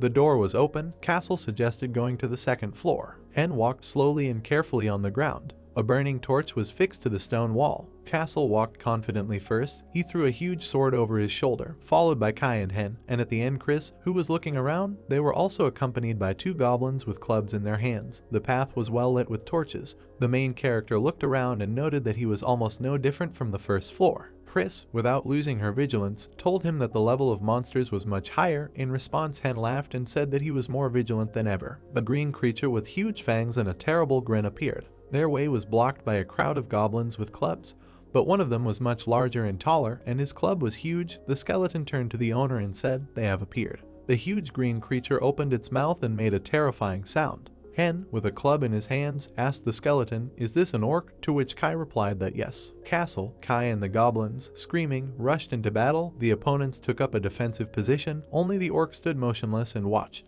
Hen looked at the fight with worry in his eyes, sweat running down his face. A merciless battle ensued between the goblins, and the main character thought that they were stronger than he thought. The clubs flew into the air and fell, delivering strong blows. Castle defended himself with his huge sword from the blows of the clubs. He fought off the goblins. A huge orc came out to meet him, but Castle was not afraid, but only called him in charge and said that he would have to tinker. Another orc came out of the cave, surrounded by goblins. Hen covers himself with a shield and anxiously says that there is another one behind him, and Chris tells him not to worry. Castle and Kai stand opposite the orc with raised swords, and Chris shouts to them that when she gives the signal, they must retreat, to which the skeletons agreed. Chris took out the card and turned to the owner. She raised the card up, energy flows coming from it, and asked to borrow some of his mana. Streams of mana began to flow from their chests of the main character. There was anxiety on his face, and Chris held the card and filled it with mana. Hen looked at Chris with horror in his eyes and thought that too much mana was being consumed. Sweat was streaming down his face. Chris signaled for the skeletons to retreat.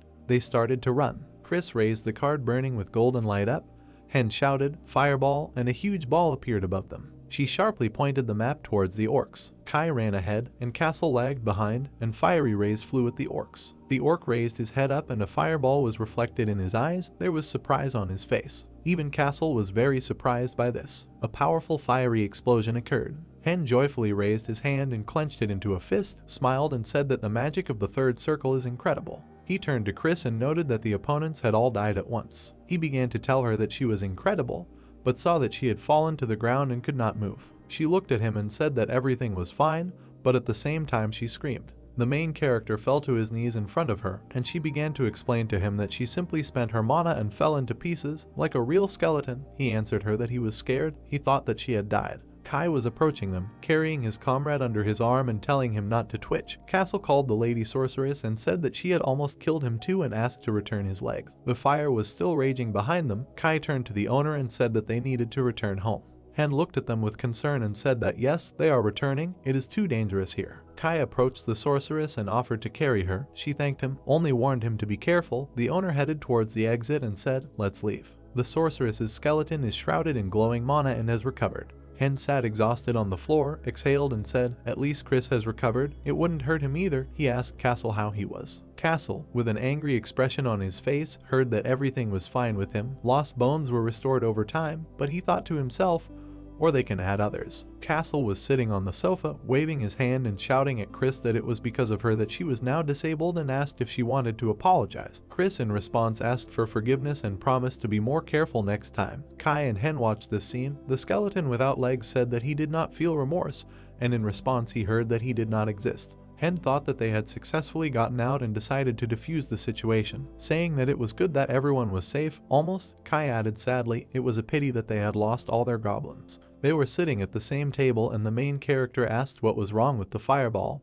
He didn't remember her mentioning it before. Chris replied that she had prepared it just in case. Hen doubted that this was done just in case, and Chris added that they, wizards, do not always act rationally, but we try. The owner looked at her with a smile and said that rationally, this is definitely not about her. Castle asked him to remember the story about the door and asked if he thought that she, too, had not behaved very rationally. Hen replied that this was certainly true. The main character asked the skeletons what they thought of the monsters on the second floor. Kai replied that the goblins are stronger, but they are as difficult as the goblin boss. Castle added that the orc is also strong, almost like the goblin boss, so you need to be careful. Hen decided that then they will start battles with a magical attack. Castle sat more comfortably on the sofa, looked at the owner and said that this was all wonderful, of course, but he needed to buy them equipment. Hen looked at the skeleton seriously and reminded him that he had refused before. Castle raised his right index finger up, made an angry expression on his face and said that he wanted it now. He was used to his body. Kai intervened in the conversation and said that there was another reason.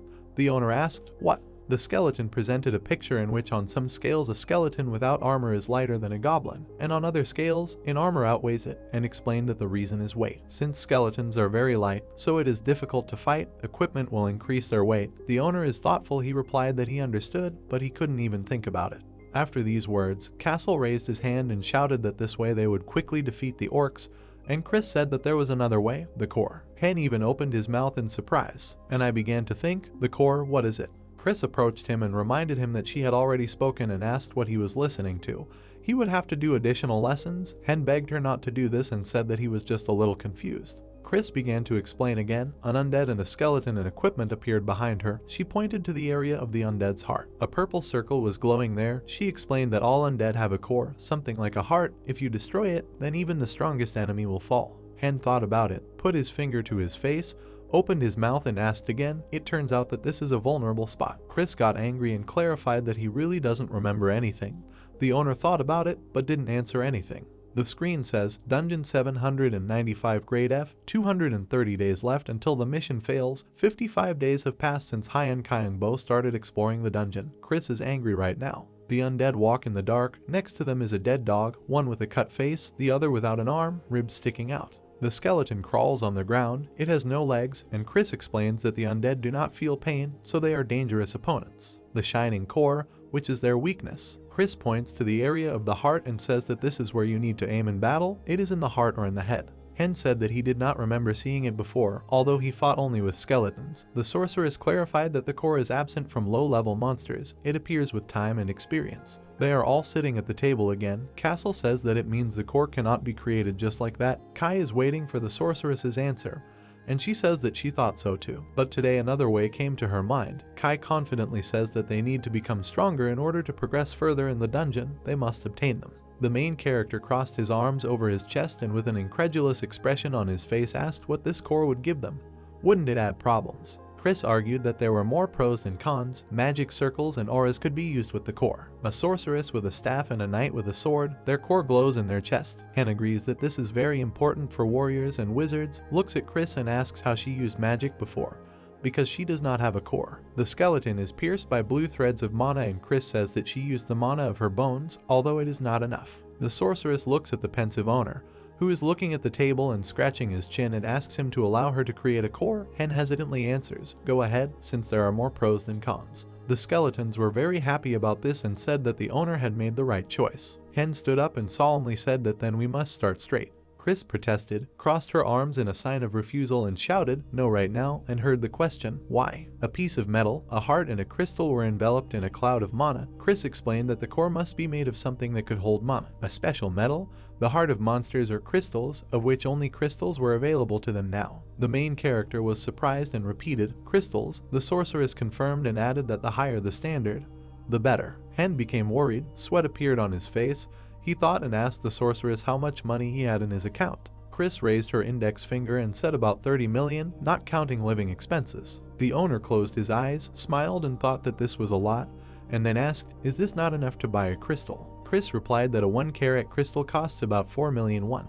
Hen presented a huge ring with a crystal, laughed and asked how big the crystal would have to be to become a core. Chris began to get angry, but replied that it was at least 5 centimeters in diameter and 1 carat was only 6 millimeters. The main character turned his head to the side and asked if there were other options. Chris beamed, gave her a thumbs up, said yes, and asked her to wait a second. The sorceress abruptly jumped up and ran somewhere.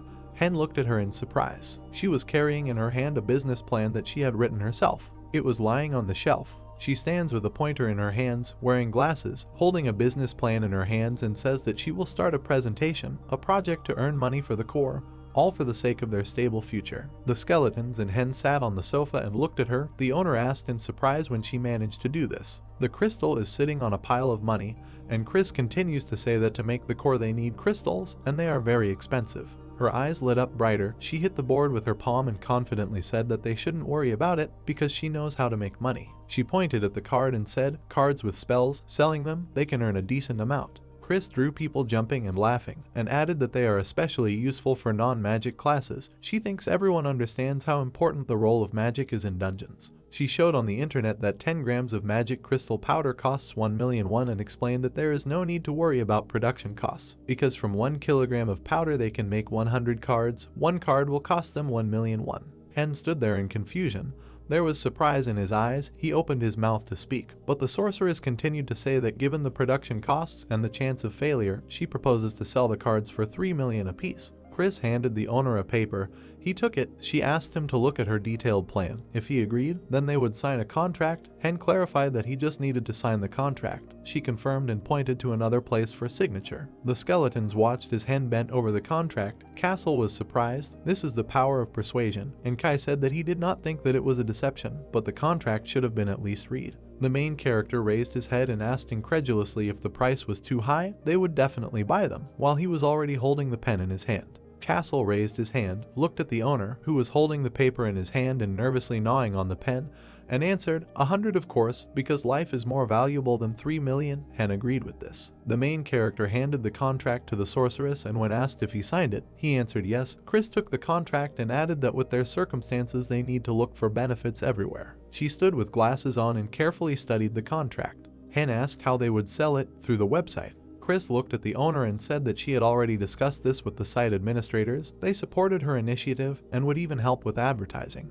Hen turned to them with the words that enough chatter, let's start. Kai said that the second floor is more difficult, so they will tinker with it longer. But they cannot sit idly by, they will advance gradually. The owner agreed that they will return home after each battle. Hen started typing on the keyboard. Skeleton stood behind him with joyful smiles. He raised his head and exclaimed that it was ready. On the screen, the cursor was on the publish button.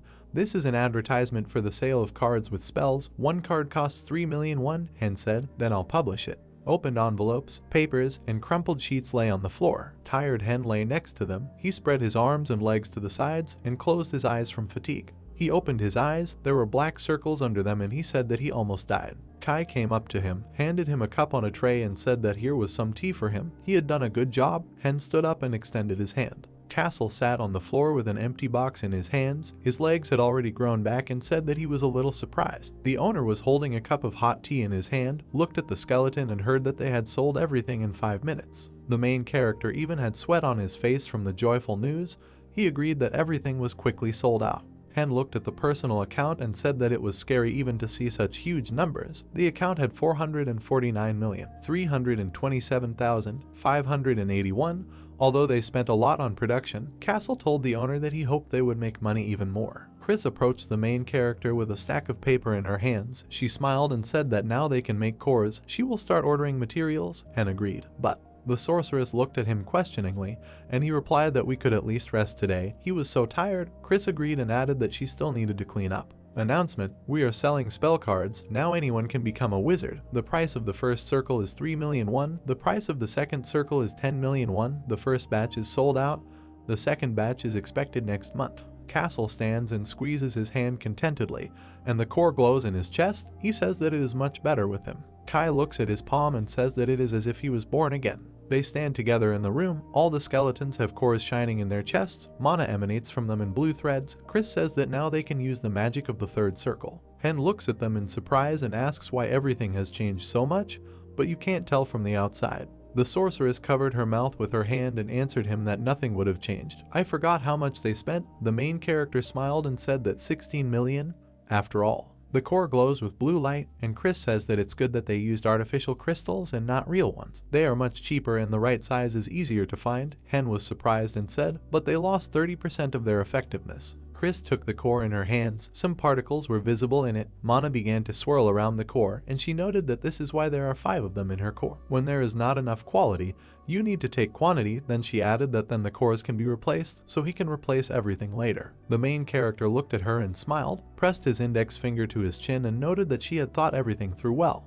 Hen turned to the skeletons with a proposal to check their performance. He picked up the phone. The skeletons looked at him carefully, and Castle said that the owner should not be surprised at how strong they had become. Chris suggested starting with her. She stood motionless and watched, and information appeared on the screen. Level 15 out of 102, Strength 16 out of 42, Agility 16 out of 52, Physical Fitness 20 out of 70, Magic 39 plus 36 out of 109 plus 150, Mastery 39 out of 115, remaining points 14. Castle folded his arms across his chest, made a serious expression on his face and looked at his indicators. Level 15 out of 102, Strength 21 out of 85, Agility 18 out of 67, Physical Fitness 28 out of 130, Magic 19 plus 36 out of 156 plus 150, Skill 32 out of 51, remaining points 12. Kai waited his turn and carefully looked at the screen. Level 13 out of 102, Strength 19 out of 78, Agility 23 out of 99, Physical Fitness 25 out of 101, Magic 25 plus 36 out of 84 plus 150, Skill 30 out of 84, remaining points 12. Han looked at the screen with the indicators of the last skeleton and was surprised. He looks carefully at the screen and says that something new has appeared and invites everyone to watch. The main character turns the screen, the skeletons look into it. Chris looks at the stats and says that everything is shown separately. She thinks that is good, but since their cores are brand new, she needs to carefully monitor the stats and suggests checking them every day. Han smiled widely and closed his eyes and agreed with this, and then added, the main thing is that there is already a result, which means that it will be easier for them in the dungeon. Castle began to dance joyfully, waving his arms and asked, why are they bothering here then? He suggested going to the dungeon. Chris made a serious expression on her face and said that it was impossible. She said that their cores were completely new, you need to first check how they wield magic, and then asked what he would do if the owner died due to their negligence. Castle even began to stutter and agreed that they would check everything first, and agreed that he needed to wait a bit with the dungeon. Castle quickly waved his hand, a green whirlwind formed around him and shouted, "Be afraid, dungeon monsters, a new castle is coming." He walks through the dungeon, a dead monster lies behind him, holds a sword in his right hand and asks the owner, how is it? The sword glows brightly and the skeleton explains that it is a vortex sword that can only be used by a class assassins. Hyan looks at him with a smile and says that's great. Kai stands with a sword and looks towards the owner. An orc runs towards him, and he says with a grin that any knight can do this. Kai takes out a glowing sword from its sheath and says that he will now show something really worthwhile. He began to swing his sword, strong streams of mana flew from him and an explosion formed where the orc was. Kai scratches the back of his head, and the owner tells him, this is power, a dissatisfied Castle is standing behind him. His eyes lit up, mana began to come out of them, he waved his sword strongly, saying that he could do this too. A strong stream of mana flew at the orc, and Castle froze and waited for the result. He screamed, trembled, and even narrowed his eyes. He sees an explosion through the haze of mana. The owner joyfully turns to the skeleton and tells him that he did well, but did not have time to finish the sentence. The main character's eyes even popped out of their sockets when he saw a skeleton that had fallen apart. The head lay separately and Hen noted that Castle was just like Chris that time. The skeleton assumed that he had exhausted all his mana. The main character remembers how they stood in a circle on a luminous pentagram, holding each other's hands, and says with a smile that they combined mana. Has he already wasted it all? The main character holds the skeleton's head in his hands, looks at the rest of his comrades. Kai says with a smile that this ability really takes a lot of mana. It's not just swinging a sword like before. He noted that Castle was a little overdone. Castle got angry and replied that I'm just not used to the new body, it needs time. Hen looks at the skull with concern and says that this is a problem. They must continue to explore the dungeon. In response, Castle apologizes. Kai smiled, and Chris laughed, covered her mouth with her hand and said that she thinks the main problem with the core is that mana is restored slowly. She will need to work on this. Han interrupted her and said, we need to leave the experiments for later. First we need to sell the second batch cards because the money quickly ran out. The protagonist even had sweat on his face from excitement. He looked at his comrades and suggested that they go back before the monsters appeared, but first they needed to collect the bones. The skeletons agreed. They all looked deep into the dungeon. Kai raised his sword and said that they were a little late. A crowd of shaggy monsters looked at them. They had swords behind their backs. The leader had his tongue hanging out and dripping saliva, a scar on his face, and his eyes glowed red. They were wearing t-shirts and belts. Hen opened his eyes and mouth wide and asked, these are gnomes, they can't cope without Castle. The monster opened its mouth and stuck out its tongue, looking at them. The opponents took out their swords, and one of them raised his head up and howled. Hen sits on the ground, continues to hold the head of the skeleton, horror in her eyes, sweat rolling down her face. Chris raised her staff, it glowed, and she told the owner to calm down. She raised her staff up, magic balls and lightning appeared around her. She shouted, lightning strike. Lightning flew at the monsters. They got scared, began to cover their faces with their paws and turn away. Chris extended her hand with the staff, raised it, blue mana emanated from it. The sorceress hit the ground with her staff and shouted, breath of ice. A pentagram began to glow under her feet, and ice began to cover the ground. The main character is kneeling next to the sorceress and looking at everything with surprise. The monsters stood like ice sculptures, and Chris gave a signal to the skeleton to start. Kai ran at breakneck speed with a sword in his hands through the crowd of enemies, orange mana flowing from his eyes. As he runs, he looks into the eyes of one monster with a very angry expression on his face. He stops behind the crowd, blood gushing from the monster's neck. The main character and the skull look at all this, their mouths open. Hen is surprised that it all happened so easily. The owner sits on the ground, holding a skeleton skull in his hands. Chris approaches them. Hen looks at her questioningly. Chris leaned low towards him, right to his face, and said that the wizard is always focused. It is unacceptable to panic, because then he will not be able to use magic correctly. In the worst case, he will simply die in a matter of seconds. Hen was frightened by her words, opened his mouth, and sweat flowed down his face. He lowered his head, looked into the eyes of the skull, and said that he was not that good yet. Castle told him not to be poor and that he was learning quickly. Kai approached them, looked at the owner, and said that a couple of months ago he was an ordinary person, that he was really developing at a good pace. Of course, not everything always works out, but he has them, and looked at him with gratitude. The main character looked down, thought, and realized that this was so. Chris and Kai smile widely as Hen thanks them all. The main character blushed, closed his eyes, laughed, and thanked them for taking care of him. Hen stood in the doorway of his bedroom in pajamas, turned to the skeletons and said that they were great. As always, see you tomorrow. He heard in response. Kai replied that he was also great. Castle advised him to have a good rest. Chris wished good night to the owner. The main character walked up to the bed and threw back the blanket. The room was dark. He lay down, covered himself with a blanket, closed his eyes, smiled, and thought that he was very tired, but this was a pleasant tiredness. Hen stands in emptiness. There is surprise in his eyes because he doesn't understand where he is. The main character begins to walk slowly. He looks around and says that there is no one. It's completely empty. Apparently this is a dream, only a very strange one. He stops and looks to the side. He puts his hand on his side, smiles, and says that all that remains is to wait and to wake up as soon as possible. A ball of blue mana begins to form in his chest. He touches this place and looks surprised. The ball begins to glow very brightly. He does not understand what it is, but assumes mana. Hen stands, looks at his palms, the ball glows brightly, and mana begins to flow around him and envelops him.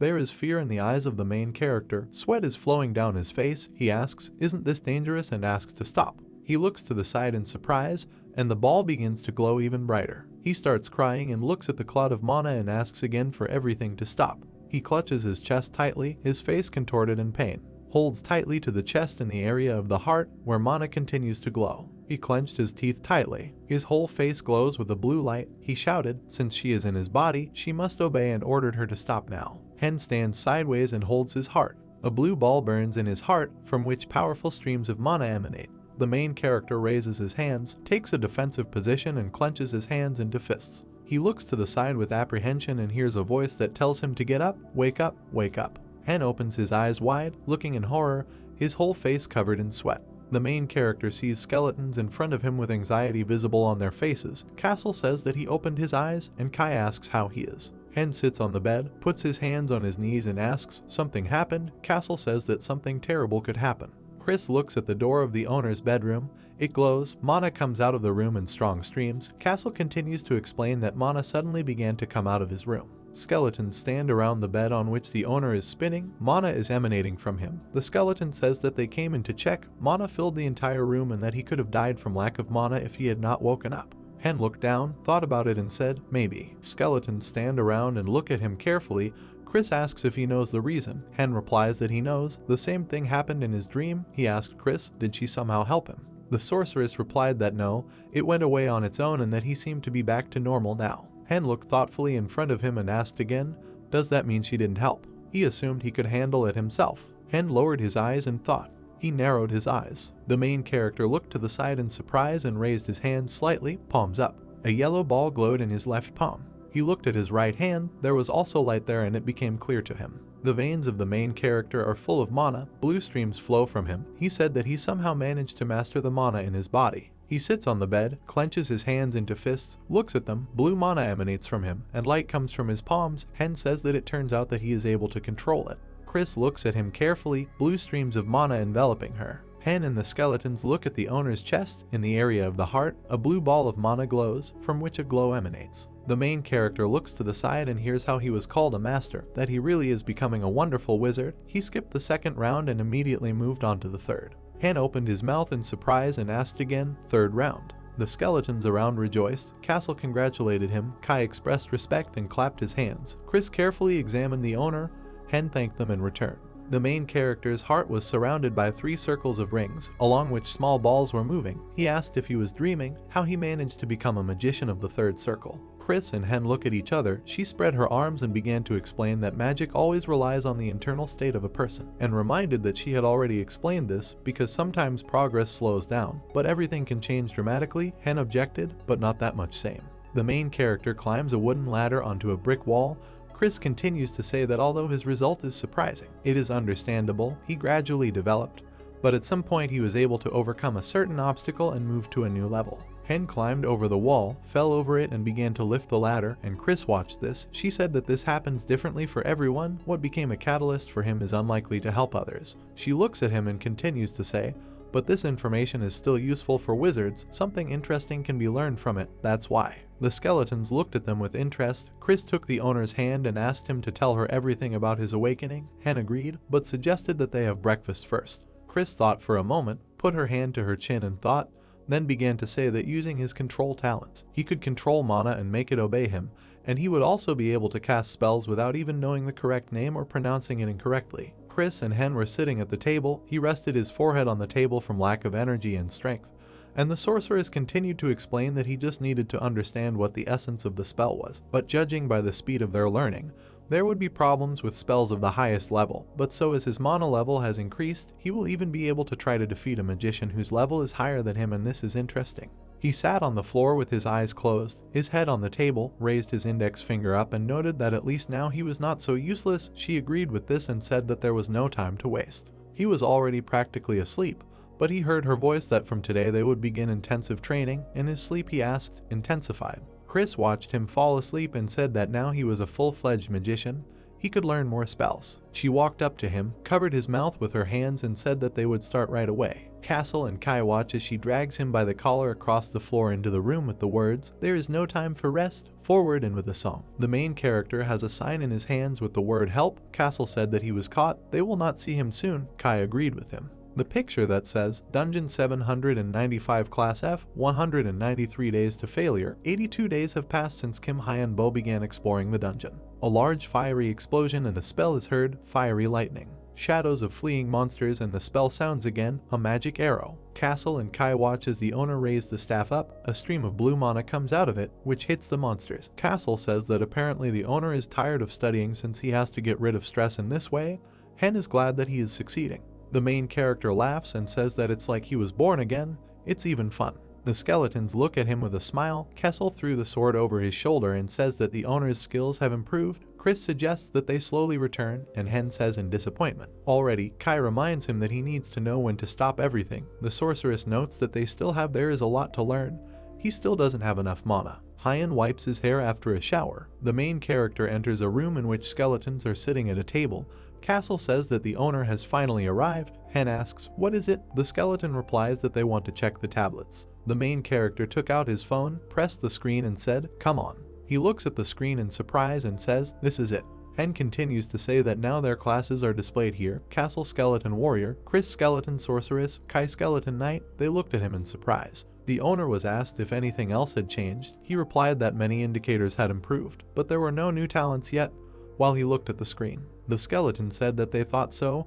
Hen made a surprised face and clarified, did they already know? Castle replied that of course, they feel the changes, but everything can be seen from them. He sat with a disappointed expression on his face. Castle and Kai stood opposite the owner and showed him that they had become taller, and asked if he had not yet realized how much they had changed. Hen asked them when they managed to grow so much. The skeletons looked down at him and Castle replied that because of all the changes they were really getting bigger and taller. The main character asked with tears in his eyes, Chris too. The sorceress looked at him, raised her hands and said that of course she was changing too, but all her changes were happening inside her. Hen smiled with relief and said that it means that at least she will not become taller than him. But what is the reason for all these changes?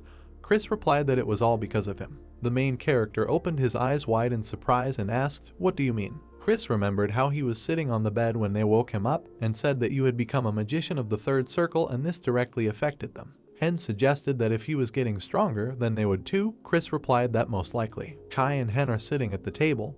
The skeleton raised his right index finger up and said that it is unlikely that they will be able to accurately predict which skills will be improved, but he is sure that they have become stronger thanks to him.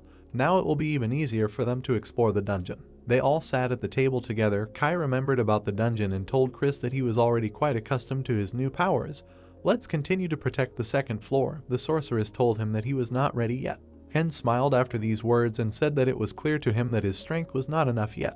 The main character smiled widely and continued to say that she could have said but she is truly a worthy magician. They continued to sit at the table. Hen said that their new equipment will be ready next week. Castle was happy and said, "Finally." Kai agreed and said that this is great news. Chris explained that she will improve it with magic, so that we need to wait a little while we continue to train, and told the owner to get ready. Hen smiled in response. 1 week later, the skeleton says she kept her promise. Castle stands in shining armor, raised his hand up and added that his magnificent armor is ready. Chris looked at him and replied that it was not just armor, its protection was enhanced by magic. Chris began to show in the picture how the orc punches the skeleton in the chest, and it tickles him. The skeleton moves very quickly.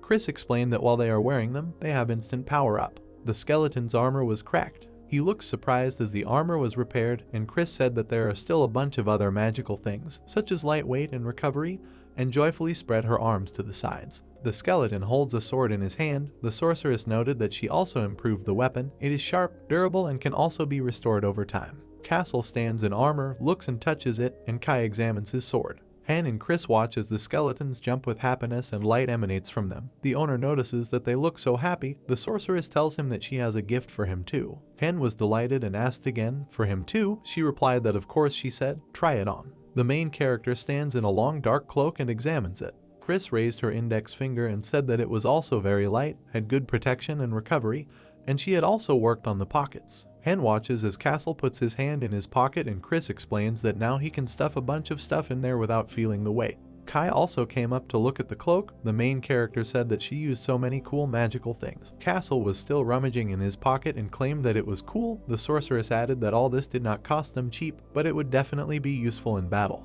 Han asked, but the equipment would last them a long time. The skeletons couldn't believe how much space there was in the pocket. Castle put the packaging in there and Kai advised him to push it all the way. The sorceress crossed her arms over her chest and warned that no matter what the equipment was, it was only a consumable. The stronger the monsters, the more the equipment would suffer. Chris looked at the owner and added that she hoped that they would use it for a long time, live and see. Han agreed with her. Castle put his armored hand on his master's shoulder and said that's enough talking. He looked at the sorceress and the owner and added that it was time to check their equipment in battle. Castle began to knead his shoulder, saying that he couldn't wait any longer, and Kai put his hand on his chest and said that he did too, while holding a sword. Han looked at Chris with a smile and noted that since they were dressed up and could go into the dungeon, now they could go much further. The main character suggested standing in a circle and starting with mana. Castle agreed, raised his hands up and shouted, "Great." Han put his hand in his pocket. There was something there. He took the cat out of his pocket and wondered where this toy came from. He turned to the skeleton with a question when he had time, and Castle replied that it was great. They all walked through the dungeon together, looking at everything around them. Monsters came out to meet them, an orc and a crowd of goblins with clubs. Castle looked at them angrily and thought, finally, it's time to hunt. A spell was cast, Fireball. Castle saw the ball fly past him. The fireball hit the monsters directly and a huge explosion occurred. Castle looked at it and was overwhelmed with heat. A wounded goblin lies on the ground with his mouth open. His eyes are slightly open. The goblin began to rise and saw Castle run up to the sorceress and shouted that she was crazy.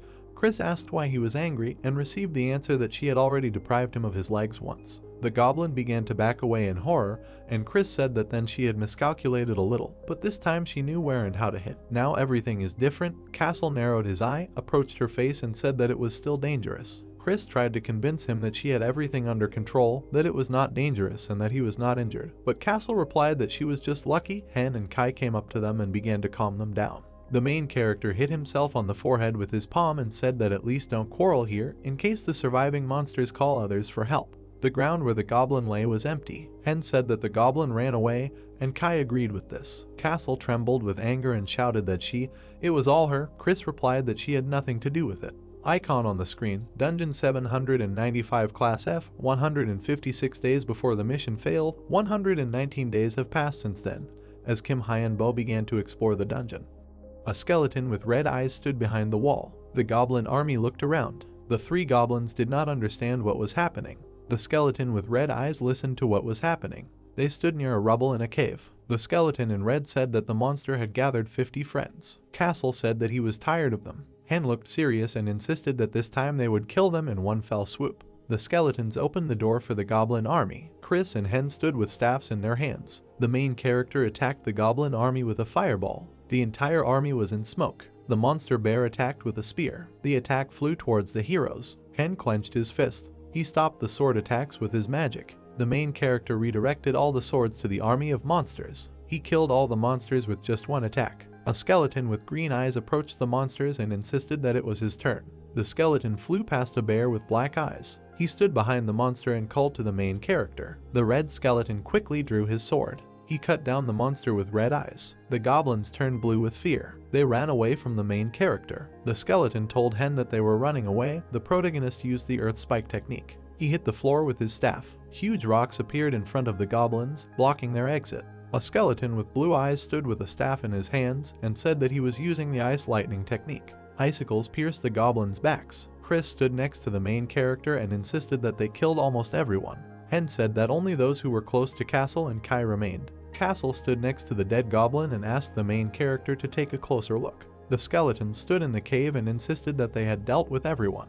Hen stood among the skeletons and told them that they were great. Kai found out how they got their new equipment. Castle looked very happy and said that he liked the spikes on his armor. The thorns were in the purple blood of the goblins. Castle claimed that many were killed with the help of the thorns. The skeletons looked happy. Castle told Chris that he liked everything. Kai said that they were getting stronger. Chris was glad that they liked everything. The standing skeletons had dark eyes. Castle insisted that there was one problem. The others agreed with him. Hen stood surrounded by assistants and found out what the problem was. Chris said it wasn't enough. The corpses of goblins and bears lay. The surprised Hen learned that there was little. Castle said confidently that there were few dead enemies. The main character raised his finger up and said that the problem had to be solved. Chris stood in front of him and insisted that she had something to say, but for this she needed to return. Hen agreed with her and said that they were going home. Everyone stood at home near the open door to the bathroom. Kai and Castle looked at them and said that they would be waiting for them outside because this concerned only them. The main character stood in the bathroom surrounded by skeletons and did not understand what they were talking about. Chris was angry and said that they were right because only they were wizards. She told the main character that the conversation was very important. Hen looked very thoughtful. He stood in front of Chris and found out what the conversation was about. She asked him to sit on the bed. The main character was sitting on the bed. Chris sat in front of Hen and told him that she taught him magic all the time. He agreed with her. She continued to ask him what came easiest to him. He looked at her and asked for time to think. He recalled how tired he lay without strength in front of her and said that he was very tired. Hen asked her whether it was necessary to learn so much. Chris stood in front of his face and said that for a wizard, training was easier than rest. She told him that after training he would have to choose one thing, so the more he knew, the easier it would be for him in the future. Chris stood over him and asked him to continue studying. He agreed with her. He said that he understood everything because the time had come to choose. Chris looked at him and said that most often the students chose the teacher's specialization. She sat in front of him on a chair and insisted that she was not an official teacher and their skills were different. Chris held her hand to her chin and argued that if you look at his skills, then he has decided a long time ago. Hen sat in front of her and said that she was right because he had already chosen what he wanted to stop it. His hand lay on his knee. Hen held his hand on his chest and claimed that he wanted to study necromancy. His eyes filled with yellow energy. He insisted that he was ready to take the mana oath. There were a lot of red-eyed monsters. Chris said that this was the specialization of the necromancer. It claimed to be based on summoning the undead, creating golems and chimeras. Green liquid pours out of the bottle. She said that necromancy was associated with poison and curses. A black spirit walked down the street. She insisted that necromancy was the fifth most powerful among all the powers of magic. Everyone thought she was scary and dangerous. Chris looked very thoughtful and said that it was too early for him to choose something unusual. Hen rested on his hands and answered her that if she takes an oath, the level of mana will increase to the desired level of direction. Surprised Hen looks at the purple spirit. Chris kept telling him that it would be easier to learn spells and progress along the path of a wizard. He read the book thoughtfully. It told him that it would be difficult to study spells from other directions, and he would not be able to change his specification. The main character looked at her and said that he was confident in his decision. He showed the number 2 with his fingers. Chris asked him why he was so sure. Hen told her there were 2 reasons for this. Hen recalled studying necromancy spells with her. He insisted that the first reason was easy learning. He felt that this was his sphere. Chris asked him about the second reason. He sat in front of her and thought about what to say to him. He stood in front of her and said that they were Chris, Kai, and Castle. Hen leaned on his legs and said that it was not by chance that they ended up together. Chris looked angry as he continued to tell her that he would learn necromancy and become useful to them. 3 skeletons stood behind the main character. He said that they would also be able to help him. Chris looked at him and said that foreboding and fatalism were unusual for magicians. The main character grinned and insisted that even she spoke about the irrational actions of magicians. They stood face to face, Chris telling him that necromancy was a difficult field. The main character kept telling her that he knew about it. She told him that he might be rejected by society. Han hoped that this would not happen. He stood in front of her and clenched his fist, saying that he was confident in his decision. Han stood in front of Chris and told her that if it was difficult for him, then she would just have to help him. He asked that if he did something wrong, Chris would stop him. Chris rushed out of the room, he begged her. Han looked very confused. Kai and Castle stood in front of him and said that he made a good choice. Kai said that he would support and help him. Han found out whether they were eavesdropping or not. Chris stood in front of him and said that she accepted his choice. He clenched his fist. A blue magic sign appeared in his chest. The blue magic inside him became brighter. He said that he was Kim Hyun-bo. He clenched his fist while in the blue field and insisted that he swore by mana itself. A magical field surrounded him. He claimed to swear by the very power of mana. Chris looked very surprised. There was a purple magic sign in his chest. He was surrounded by purple energy as he stood in front of his assistants. Chris stood in front of him and said that he was now officially a necromancer, for which she congratulated him. She claimed that he would succeed and he would become a great magician. Han held his head in front of Chris and asked where he should look for books on necromancy. Chris was very surprised and told him not to worry, because all the books were sold on dungeon websites. 3 books on necromancy were in the air. Chris claimed that they were very expensive. Han was surprised by the high cost of the books. 3 skeletons stood in front of the main character. She said that they had enough for a second-level book. Han found out if they would have any money left after this. Chris looked at him and spoke about the existing expression. She stood in the rain of money and said that they come into the world empty-handed, and when they die, they leave everything they have acquired. She insisted that money should be spent during life. She was told that she needed to be protected from the internet. Han looked excited and asked that he suddenly be protected. He stood with a staff in his hands. His assistants agreed with him. He took bones out of his pocket. Han threw them on the floor and cast spells to revive the skeletons and archer skeletons. Skeletons rose from the ground in purple mana. In front of them in the cave was an army of skeletons. Chris stood behind the main character. She insisted that he was a great fellow. Han said that he could raise another army of skeletons. The assistants stood around the main character. Ken insisted that the main thing is that the skeletons are strong. Casel found out if they could be as weak as on the first floor. Han replied that he hoped for their greater strength. In front of the skeletons were monster bears. The main character said that they were going to test them. Han directed his summoned skeletons to go into battle against the monsters. The arrows hit the bears. The skeletons grabbed their faces. Bears died from them. Han looked at the battlefield and was surprised that the skeletons managed it easily. He looked pleased and said that it was all over very quickly. The assistants laughed and said that Han was at a high level. Ken said that the skeletons need better weapons, then they will become stronger. Chris stood in front of him with a staff and found out if his mana had run out. The main character said that there was still a lot of mana. The main character looked very pleased. Chris told him that he was able to summon a lot of undead and keep his mana level high. She continued to say that he could control them for a long time. Chris said that the skeletons consumed a little mana, so they did not know the full strength of the main character. The surprised Hen told them to move on. Casel was very happy about their progress. Ken said they shouldn't have relaxed because it was dangerous there. A message appeared in front of them on a blue background, which said that they were in Dungeon 079 memory marked Class F.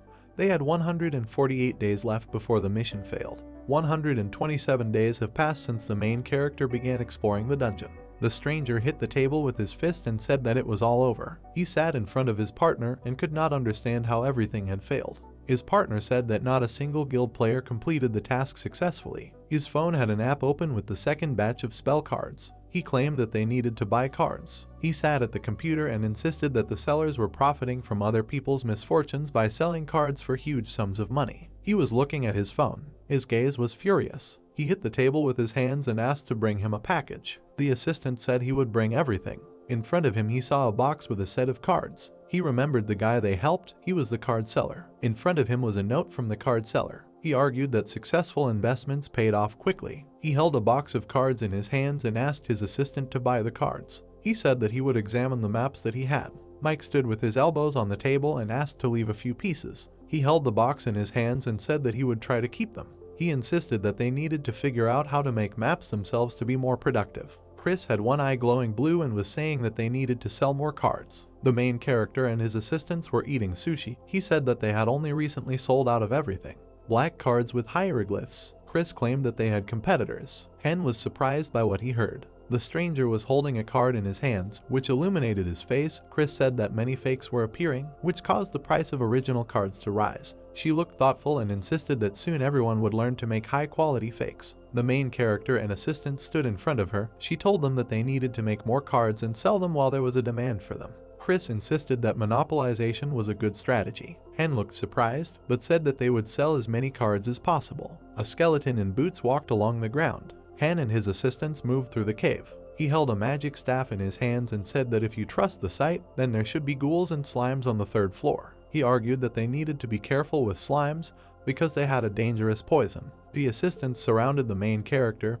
He told them that this could all be someone's invention. Ken insisted that all the floors that passed were different from where they were. They said that the boss of the 2nd floor was very strong. An army of strong goblins. The assistants fought with the goblins. The orc mage held purple mana in his hands. They said about him that he was a magician of the 3rd circle, and they had to sweat with him in battle. Chris snapped her fingers. The orc mage filled his hand with magic. Chris said orcs weren't smart. The monster with red eyes screamed loudly. Chris claimed that they managed to defeat them using their minds. She held the staff to the ground. She stood behind the main character and said that he could not subjugate the big orc. The assistant stood on the ground and said that everything was not according to plan. Ken looked indignant and said that monsters should have already appeared on their way. He asked to reconnoiter the situation and not to go ahead. They stood in a circle. Chris said that there was no one there. Casel found out whether they could be scared or not. The main character stood in front of Chris and insisted that caution never hurt anyone. He said he would send the ghosts to investigate and summoned purple magical ghosts. The main character stood in front of an army of ghosts and explained to them what needed to be done. The ghosts followed the orders of the main character. Casel leaned on the sword and asked the main character whether the monsters could hide and ambush or not. Hen told him that anything could happen, but they always need to keep their grip. Hen was focused and was looking out for territory. Caves through the eyes of ghosts. Doors in the cave. Hen was very surprised. He told deputies he had found something. The 4 of them walked towards the doors. Hen and his assistant stood near them. He told them that this was the boss's room, but he felt only monsters there. The 4 of them looked at the doors. Hen did not understand what was waiting for them behind that door. The main character claimed that no one had ever passed the main boss. The doors were filled with dark mana. Casel looked angry and said that there were undead there. Chris stood next to Ken. He claimed that they themselves were undead, so they sensed her. Chris said that the lower ranking undead were stronger than the orcs, so they could die. The main character looked worried, but asked everyone to find out something about that undead. Chris asked everyone to be careful because they could be noticed. The spirit of the main character moved through the cave. He walked past columns with dark mana. Dark energy enveloped the spirit. A black monster was visible inside the cave. The monster looked like a dead bull. The main character did not understand what it was. He stumbled on the ground. Hen looked scared and lay on the ground. The main character was scared and found out whether his assistants were joking or not. He said that he did not know how to understand everything that was happening. He saw in front of him a bone bull with red eyes and wings. Kai and Castle looked at each other in silence. Hen held his head in his hands. Sighing, Chris asked him to tell him what he saw there. Continuing to keep his head at the table, the main character replied that he saw a dragon there. Kai and Castle frowned at what they heard. Putting her hand to her face, Chris thought silently. Hen introduced the bone dragon and said that there was a dragon with white bones in the room. While watching the main character, Chris began to talk about the white bones, noting that she didn't think it was a bone dragon. Taken aback, Hen asked again. She introduced a fire monster and said that dragons are inextricably linked with nature and each of them has its own distinctive features and characteristics. Chris noticed that only white dragons have white bones. She imagined an icy white dragon and stated that they were so cold that they could freeze everything around them. Surprised, Hen stated that he had definitely not seen anything like ice. An image of a bone dragon with glowing red eyes appeared in the main character's head. Chris suggested that it might not even be a dragon, but undead, which were collected from the bones of other dragons. She called it the skeleton dragon. The main character, looking interested, asked about the skeleton dragon. Looking away, Chris replied that this was true and that it usually took a long time for them to fully form, so the one in the room had probably not yet reached its limits. She said that while they were exploring the dungeon, she had some theory. While watching her, Hen asked her to tell her. Pointing her finger, Chris began to talk about the dungeon capacity theory. She noted that, as they already know, monsters have their own levels in dungeons. She presented containers of different sizes. Chris stated that she thinks their strength is directly related to their numbers. Imagining a dark cave, she noted that in short, all the power of the 3rd floor was concentrated in the boss and not distributed among the monsters. Chris said that if she was right, he would be incredibly strong. She noted that they were in a low-grade dungeon, so they couldn't lose hope. Looking at her, Hen asked if they could. Sighing, Chris replied that it was so and he didn't have to worry. She promised that the main character would live. Chris said they couldn't die. Hen was shocked by her words. In his thoughts, the main character noted that she was saying that they couldn't. Smiling, Hen asked Chris to win. The main character noted in his thoughts that this was encouraging confidence. Grinning, Chris agreed with him. They sat at the table with a smile. Frowning, Castle called out to the owner and declared that they were there too. Kai, with a sad look, asked not to forget about them. Taken aback, Hen said that he also relied on them. Chris and the main character were studying the book. Hen said that from that day on, Kai and Castle fought each other. The main character said that they decided to train even more. Hen said that 3 months passed like this. The main character said that he was scared. Chris said that they are completely ready and everything will be fine. Looking at the site, Hen noted that it was good that this was the last floor. The main character stated that he thinks that everyone knows that they only have one chance. There were dead people behind Hen. He shouted that it was time to go. The main character put his hand to the stone door. He began to cover his face from powerful streams of energy. Hen noted in his mind what it was. In front of him was a skeletal dragon. The protagonist emphasized the fact that this is much more difficult than any past battle. Many skeletons began to rise and move towards Hen. The main character said in his thoughts that they must win. Castle called out to his owner with a serious look. Stretching out his hand, Hen replied that he knew. Purple mana began to emanate from the main character, which summoned skeletons. Hen used the technique of summoning skeleton warriors. Watching the battle, the main character said that he was leaving them to Kai. The huge dragon began to scream loudly. Squinting, Hen noted in his mind that this was the same. A red aura began to emanate from the dragon. His energy reached the dead. The main character noted in his thoughts that the dragon was trying to take possession of his skeletons. Enveloped in purple mana, Hen screamed that there was no way the monster would do this, noting that these skeletons were his and he would not have them. A barrier appeared around the skeletons. An angry dragon with skeletons rushed at Hen's army. Looking at Kai and Castle, the main character asked them to get ready. The monster was rushing towards them. There was a powerful explosion. Hen laughed loudly and shouted for the skeleton dragon to receive, adding that they had been preparing these bombs for him for a long time. The dragon was surrounded by a cloud of dust. Turning around, Kai said that more skeletons were needed. Smirking, the main character replied that he understood it. Hen stated that when they deal damage, the dragon summons more skeletons and they need to hurry up. The main character noticed that there was very little left. Kai and Castle rushed at the monster. A bright glow came from their eyes. Kai cried out that they were in trouble, noting that their defense was good, but their mana regeneration was too slow. Castle asked him to stop complaining so that he could put all his strength into the blow. He reported that his mace had broken. Its handle split in half. Castle threw it into the dragon's face and asked him to finally die. A red glow began to emanate from the skeletal dragon's eyes. He began to take off. Powerful streams of energy struck the dead. Hen called out to Castle. Mana began to flow from the main character's staff. He summoned clay golems, after which many monsters appeared on the battlefield. The dragon was beside himself with rage. He attacked the golems. The monster cut off the golem's head. The skeletal dragon is mired in clay. Beads of sweat were running down Hen's face. He called out to Chris. There was blue energy around her. Furious, Chris began screaming that she was coming. Golden streams of mana appeared around the dragon. She screamed that there was going to be an explosion. A powerful series of explosions rang out around the monster. The dragon's body was in thick clouds. The monster's head was cut off. Hen screamed that this was great and they seemed to have destroyed the core in his head. The tired protagonist began to smile. He tried to say that this was a victory. He imagined Castle flying into the wall. Hen suddenly turned around. The enraged skeletons did not understand what to do and asked the owner to come to his senses. The main character shifted his gaze. He stood in front of the skeletal dragon. Hen screamed that this was impossible. He presented the image of a skeletal dragon and noted that it did not correspond to a dungeon of this class. The main character emphasized that we can say that this is a gift from above. He imagined the image of a huge orc. Hen stated that usually the boss of the third floor is an orc necromancer. A picture of many warriors standing in front of the monster surfaced in the main character's head. Hen noted that the orc necromancer was almost on the verge of death because of other players. The main character imagined a skeletal dragon appearing above the orc. Hen reported that the orc necromancer, sensing imminent death, created a skeletal dragon in agony. In the imagination of the main character, a picture emerged of a dragon swinging its paw. Hen said that the orc necromancer's powers had run out and he had lost all control over the skeletal dragon and the dragon had become too strong. The orc was dumbfounded. The main character presented a dark abyss. He said that having gotten rid of control and trying to survive, the skeletal dragon began to absorb everything that was around.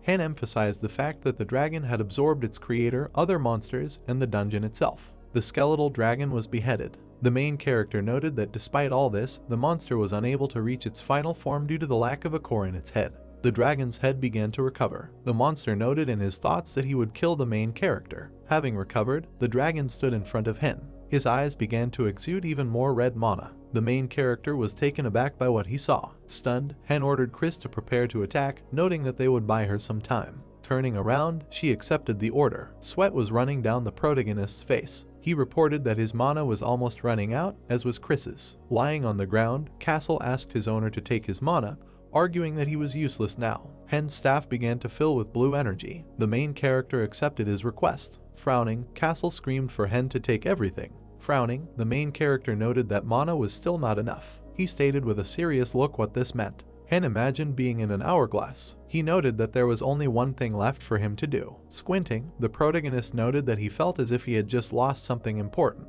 He imagined a white light in front of him. Hen noted that his life had shortened, but now he lacked mana. Turning around, Chris addressed the main character. Hen's hand was shaking. He stated that everything was fine and asked what was the point of the future if there was no present. Standing in front of the clay golems, the main character said that now they need to survive. In his hand were colorful stones. Hen said he still had some bombs left. There was a powerful explosion. The skeletal dragon was among the clouds of dust. Chris was enveloped in a blue aura. She screamed for the owner to be more careful. The monster rushed at them. The golem stood in front of the dragon. The monster began to concentrate bright energy. A bright light illuminated Kai's face. Hen shouted that it was the breath of a dragon and he needed to dodge. A pink barrier appeared in front of Kai. The skeleton dragon began to breathe red energy. The pink shield tried to hold back the monster's pressure. The barrier split. The main character covered his face with his hands. Hen was lying on the ground. The main character began to cough up blood and noted in his thoughts that he could not die. In front of him were the clothes of his skeletons. He looked at Chris's destroyed arm. Hen frowned at what he saw. In front of him was a skeletal dragon. The main character noticed in his thoughts that this was the end. He tried to leave the battlefield. Hen emphasized that he had no strength and mana left, and his comrades could not help. Blue mana enveloped his legs. The main character declared that he was not going to die there and used psychokinesis. Hovering over the skeletal dragon, Hen noted in his thoughts that there was only one way to survive. He began to dodge the monster's attacks. The main character stated that he needed to concentrate, noting that he had no room for error. Hen said that he had to cope. His face was serious. Stretching out his hand, the protagonist ordered the skeletal dragon to surrender and bow before him and recognize him as his master. They were face to face. The enraged monster asked if Hen was telling the dragon this, adding that he would never recognize a human as his master. The main character was beside himself with rage and declared that the dragon was just a pile of bones and a cheap fake. With a wave of his hand, Hen said that despite this, he was still giving him the opportunity. The main character asked him to bow before him and said that it makes him stronger than any real dragon. The skeleton dragon noted in his thoughts that this was a stupid person. He watched Hen smirk. The dragon asked about so what, noting that people are capable of challenging themselves and changing. The main character stated that the skeleton dragon himself understands everything perfectly, adding that he cannot become stronger without outside help. Hen presented an image of skeletons from his army. The main character's eyes began to glow yellow. He ordered the dragon to bow before him and acknowledge his master, noting that otherwise they would both have to die. Hen cried out that he was his master. The main character was hovering above the monster. He placed his hands on the dragon's face. Hen suddenly began to fall. His face was surprised. The dragon caught him. Smiling, the main character said that he was alive. The skeleton dragon's eyes filled with purple light. A notification appears indicating that the quest has been completed. The dragon remembered Hen's words that he was still giving him the opportunity. The skeleton dragon was in thought. He wondered if the main character would help him. He asked if he could become stronger than a real dragon. The skeleton dragon said in his thoughts that Hen must keep his promise. The main character imagined a building that was illuminated by sunlight. Hyen said that this is one of the many high-rise buildings in Gangnam. He noted that this looks like the most ordinary office building, but in reality, the guy was holding a stack of papers in his hand. He stated that he came with a report on the completion of Dungeon 0795 Class F. The main character told us that there was a company that secretly supported the Dungeon Explorers community. The man was sitting at the table and said that Class F was easy enough, so the guy didn't have to report. He replied that this was true, but this passage was very unusual and the man should take a look. The man raised his hand to the stack of papers. Having started to leaf through, he said that there were a lot of sheets there and asked what happened there. He was stunned by what he saw. Dropping a stack of sheets, the man screamed that this was impossible. Putting his hand to his forehead, he said that he had heard of cases of passing alone, but everything else. He asked if a skeletal dragon appeared in the dungeon of this class and if the player managed to subdue it. The man asked if this was the same seller of cards with spells. He began to look at the main character's statistics. The man said that Hen is a necromancer magician of the 3rd circle with 2 skeleton warriors and a sorceress of the 4th circle. He stated that it was suitable for a class. Rising from the table, the man asked why the guy was only now reporting this to him. The guy replied that their team thought the boss was too difficult to complete, so they put it off for a while. He noted that all employees involved in this will not escape disciplinary action. The man ordered to control this and immediately begin to provide support to this player. The guy accepted this order. The man sighed loudly. In thought, he suggested that Hen would probably be disappointed in them since they did not help him in difficult times. He noted that again there were problems. The main character noted in his thoughts that he was alive but lost that battle. He imagined himself heading towards the dragon, which was preparing for a powerful blow. Hen noted in his thoughts that if the dragon used its breath again. The main character was lying on the bed with a sad face. Frowning, Chris said that Hen was back to his old ways. The main character told us that Chris, Castle, and Kai were able to survive that day. He remembered how Chris and Kai shielded Hen with their bodies. The main character noted that Chris and Kai suffered especially badly while trying to protect him. He remembered how their bodies fell apart.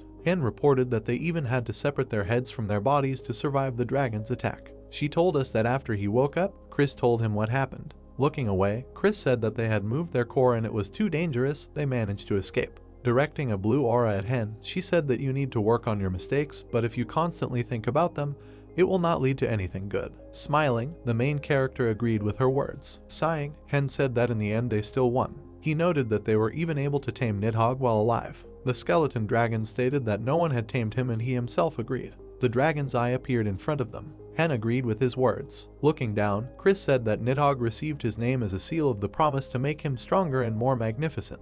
She asked to remember him who gave him this opportunity. An enraged Chris suggested that the dragon would not admit it, but his soul still belonged to their master. Nidhogg disappeared from the apartment with dissatisfaction. The dragon asked the protagonist not to forget his promise, noting that if he couldn't make him stronger, he would kill him right away. Smiling, Hen replied that he would restrain him, first of all, for his own sake. Nidhogg accepted his words. The main character's face was illuminated by a bright light. He looked at the blue sky from the window. Hen stated that he wanted to go out and as a reward for clearing the dungeon, he could go outside for a while. Chris's hand was enveloped in blue energy. She said that the main character can leave whenever he wishes and, according to her calculations, it will take him another half a month to recover. Kai and Castle went into his room and cried out that Hen was getting better since he wanted to go for a walk. The main character turned to them and asked why they were wandering. The skeleton, with a serious look, replied that he had come for company with Castle and that he was now supposed to replace Chris. Standing over Hen, Chris stated that she would go to her room and make maps and other equipment. Smiling, Castle assumed that everything was fine with the main character and said that he would also go and help their lady. Approaching Hen, Kai asked if he really felt better. The main character replied that it was true and asked him to sit down. Kai opened the book. Hen grabbed the doorknob. He opened the door from his apartment. He looked at the entrance corridor. The bright sun was breaking through the window. The main character looked at the busy city. Hen's eyes welled up with tears. Smiling, Castle said that they could go outside, noting that he had only seen everything on the computer and could not wait to see the world with his own eyes. Confused, Kai said that he also really wanted to go there. Surprised, Nidhogg stated that this is a completely different world and he knows nothing about it, so he is also interested. Chris noted with a smile that thanks to his connection with his owner, he still has many wonderful things to experience. Hen shouted that this was great and they would go. He looked at the snow that lay under the tree. The main character hung a lock on the grate. He looked through the telescope. Hen moved through the busy evening city. Holding the coffee in front of him, the main character said that it was fun and it was time to go back. There were many dissatisfied voices in his head. He noted that he saw that they wanted to take another walk. Smiling, Chris stated that she thought Hen would want to stay there. The main character, with a smile on his face, replied that he had also thought about it. He looked at the people passing by and said that everyone had a place to return to, so he wanted to return home after a long walk. Getting up from the bench, Hen said that he was going. He advised that they needed to find a new home and if they continued to go out, it would be bad for his injuries. Bright light came from the windows of the houses. Looking through the mirror at the main character, the taxi driver suggested that he had recently arrived in Seoul. Smiling, the taxi driver said that it was very beautiful there and there were many interesting places to visit, but after entering it was better not to leave the house and anything could happen. Hen asked what was happening. For example, the taxi driver replied that a lot of people have been disappearing lately and about 50 have disappeared in their country alone, But what is more frightening is that a lot of blood is found at the place of disappearance. Surprised, the main character said that he understood everything. Hen asked in his head what they were thinking, noting that he thought the monsters in the dungeon might be related to this. The protagonist's army replied that this was possible. Another ally said he didn't think that was the case. Someone from the army said that it is not a fact that these are monsters and people also kill their own kind. Hen looked out the window with a sad look. The army said they couldn't know for sure. The main character answered that this is so. He was asked what he would do with this information. Hen replied that he would not do anything, because he was an ordinary person and there was nothing he could do to help him in this situation. He folded his hands. The main character said that this does not concern him in any way, and he already has enough dangers here and there. He was told that this was reasonable and that he should not get into trouble if he was not confident in his abilities, noting that this was the thought of another magician. The taxi driver looked at Hen with a smile. His allies said that people die all the time, but the main thing is that it is not the master. The main character handed the bill to the taxi driver. He went outside. He was asked to focus on his promise and not get into trouble. A snowflake fell on Hen's shoulder. There was a smile on the main character's face. They told him that they would support any of his decisions. Hen thanked them. The main character approached the door from which the light came. His gaze fell on the abyss in the dungeon. Closing the door, Hen announced that his free time was over very quickly. Turning around, he saw Chris, who said that there was time for business, but time for fun. The main character moved through the apartment and noticed that they had managed to move, so the time was not wasted. Entering the room, Hen stated that the new house was very spacious and Nidhogg would fit there. Chris presented a blue stream of mana and said that a river of mana flows under this house. Frowning, she noticed that this was an ideal home for a wizard and the fact that they got this house so cheaply was a great success. Castle approached the main character and asked what was going on with the dungeons. He noted that they had fun for a whole week and now they were itching to kill a couple of monsters. They started looking attentively at the phone. Hen reported that a new quest has appeared. Their gaze fell on the notice of Dungeon 1139. It said that after successfully completing level F, a new dungeon became available to them. They were asked to be careful, noting that this dungeon was much more difficult and dangerous than the previous one. The message said that they should always be on guard and not relax. They were asked to try to clear the dungeon as quickly as possible, and if they ignored these tips, they would pay with their lives. The number of participants was full. The remaining time was 400 days, and the reward for completing it was 3,000,001 and an item of your choice. The skeletons looked at each other. Kai said that he did not think that they would still remain in the F class. Castle replied that this meant they could handle it quickly. Chris stated that this was true, they were lucky, and it would not be difficult for them. Looking at the phone, Hen asked if they were being too careless. He stated with a serious look that they had already met Nidhogg. He asked if they understood that all subsequent bosses will be even more powerful. The main character noted that Chris herself always said that one cannot know for sure what awaits them in the dungeons. Looking at their skeletons, Hen said that they may be confident in their abilities, but they should not relax. The main character stated that they must train and always be on guard. Looking down, Chris replied that he was right and we couldn't let our guard down. She thanked Hen for warning them. Frowning, Kai and Castle said that it was their mistake and asked for forgiveness. Sighing, the main character replied that the main thing was that they understood everything. Hen said that then they will begin preparations. Smiling, Castle shouted that this was great and they would set themselves up for victory. Hen thought about how. The wounded man was sitting on the ground. The main character asked how this happened. There was a monster in his eyes. Hen stood in front of the door. The main character said that it all started when his apartment was connected to a dungeon. Hen said that at first he was scared, but he was not alone, he was always helped out by players like him. The company of warriors stood together. The main character reported that they ended up losing several people. There were pools of blood on the ground. He remembered how he stood in an embrace with the players. Hen said that after completing the quest they had free time. They met for the first time outside the dungeon and he was very happy. The main character said that after that they founded their own guild. There was a smile on his face. Hyen revealed that they wanted to become the best guild in Korea and then the best guild in the world. He emphasized the fact that he really dreamed about it. The stranger was lying on the ground with a bloody face. A minotaur sat in front of him. Closing his eyes, the guy declared that this was the end. The guy was asked if he could help him. Opening his eyes, the stranger was surprised. Looking at the monster's back, Hen asked to speak in a whisper, noting that they could hear everything. He stated that he would help, but he needed information. He said that they were just recently on the 3rd floor. Frowning, the guy said that he would tell everything. A blue sign appeared in front of the stranger. The main character asked if this was a wandering boss. He noticed that little was said about them in the quest description. Hen stated that no matter what, it would be easy and he would finish him off in 10 minutes. Skeletons surrounded the minotaur. The monster rushed to attack. He destroyed one of the skeletons. 2 dead men were walking towards him. Running between the skeletons, the Minotaur received wounds. He began to sink into the wall. Hen walked towards him. Looking at the wall, the main character said that he had missed him. The guy with the bloody face was surprised. The Minotaur appeared behind Hen. The main character waved his fist. Drops of sweat were running down the guy's face. He asked what it was. A bone hand appeared from the wall and crushed the Minotaur. A red light came from the dragon's eyes. The guy's gaze fell on the monster's wings. Seeing the monster next to Hen, the stranger asked if it was a bone dragon.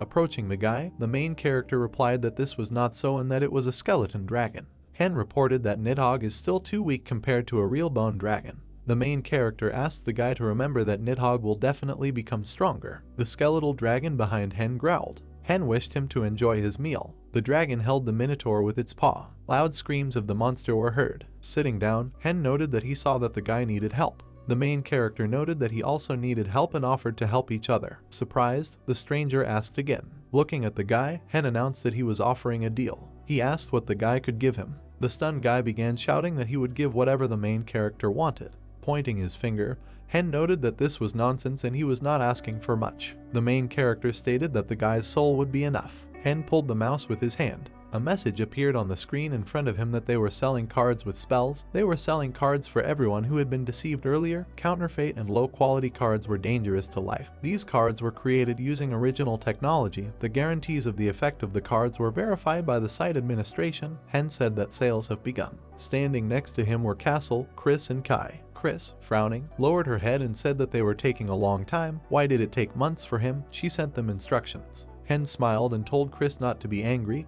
They are not as good as her. They encountered magic not long ago. The guy covered in blood was lying next to Hen and, frowning, looked at him. The guy, frowning his eyebrows, shouted that Hen would return his hand. That's it. The guy didn't have time to shout before Hen replied that it was possible. The guy looked at him in fear. Hen walked up to the guy lying on the ground and said what he did then. The guy looked scared and asked what. Hen's hand glowed. He put it on the floor, and a magic circle appeared under the guy. Hen said restoration. Light began to come from the guy's severed hand, and a purple sphere appeared. The guy frowned and looked at his hand in fear, and then his whole hand was restored. It was trembling. The guy looked at it puzzled. Hyan lowered his head down and thought about what he had already said. Hyan said that he was Wonhyo. The guy shouted that it was really possible, and who was he? The guy looked at Hyan with interest and asked Wonhyo. Hen extended his hand to the guy. His whole face was filled with light. He asked what about the contract. People raised their hands to Hyan, shouting that they agreed. Hen extended his finger up. He thought that on that day he concluded 21 soul contracts. There are 2 conditions. The first is not to tell anyone about it. Hen, standing in front of a group of people, imagined a blue crystal in his head and then said that the second thing was to give him mana crystals during raids. Hen gave the guy a book of spells with information about spell cards. He received a lot of messages on his computer.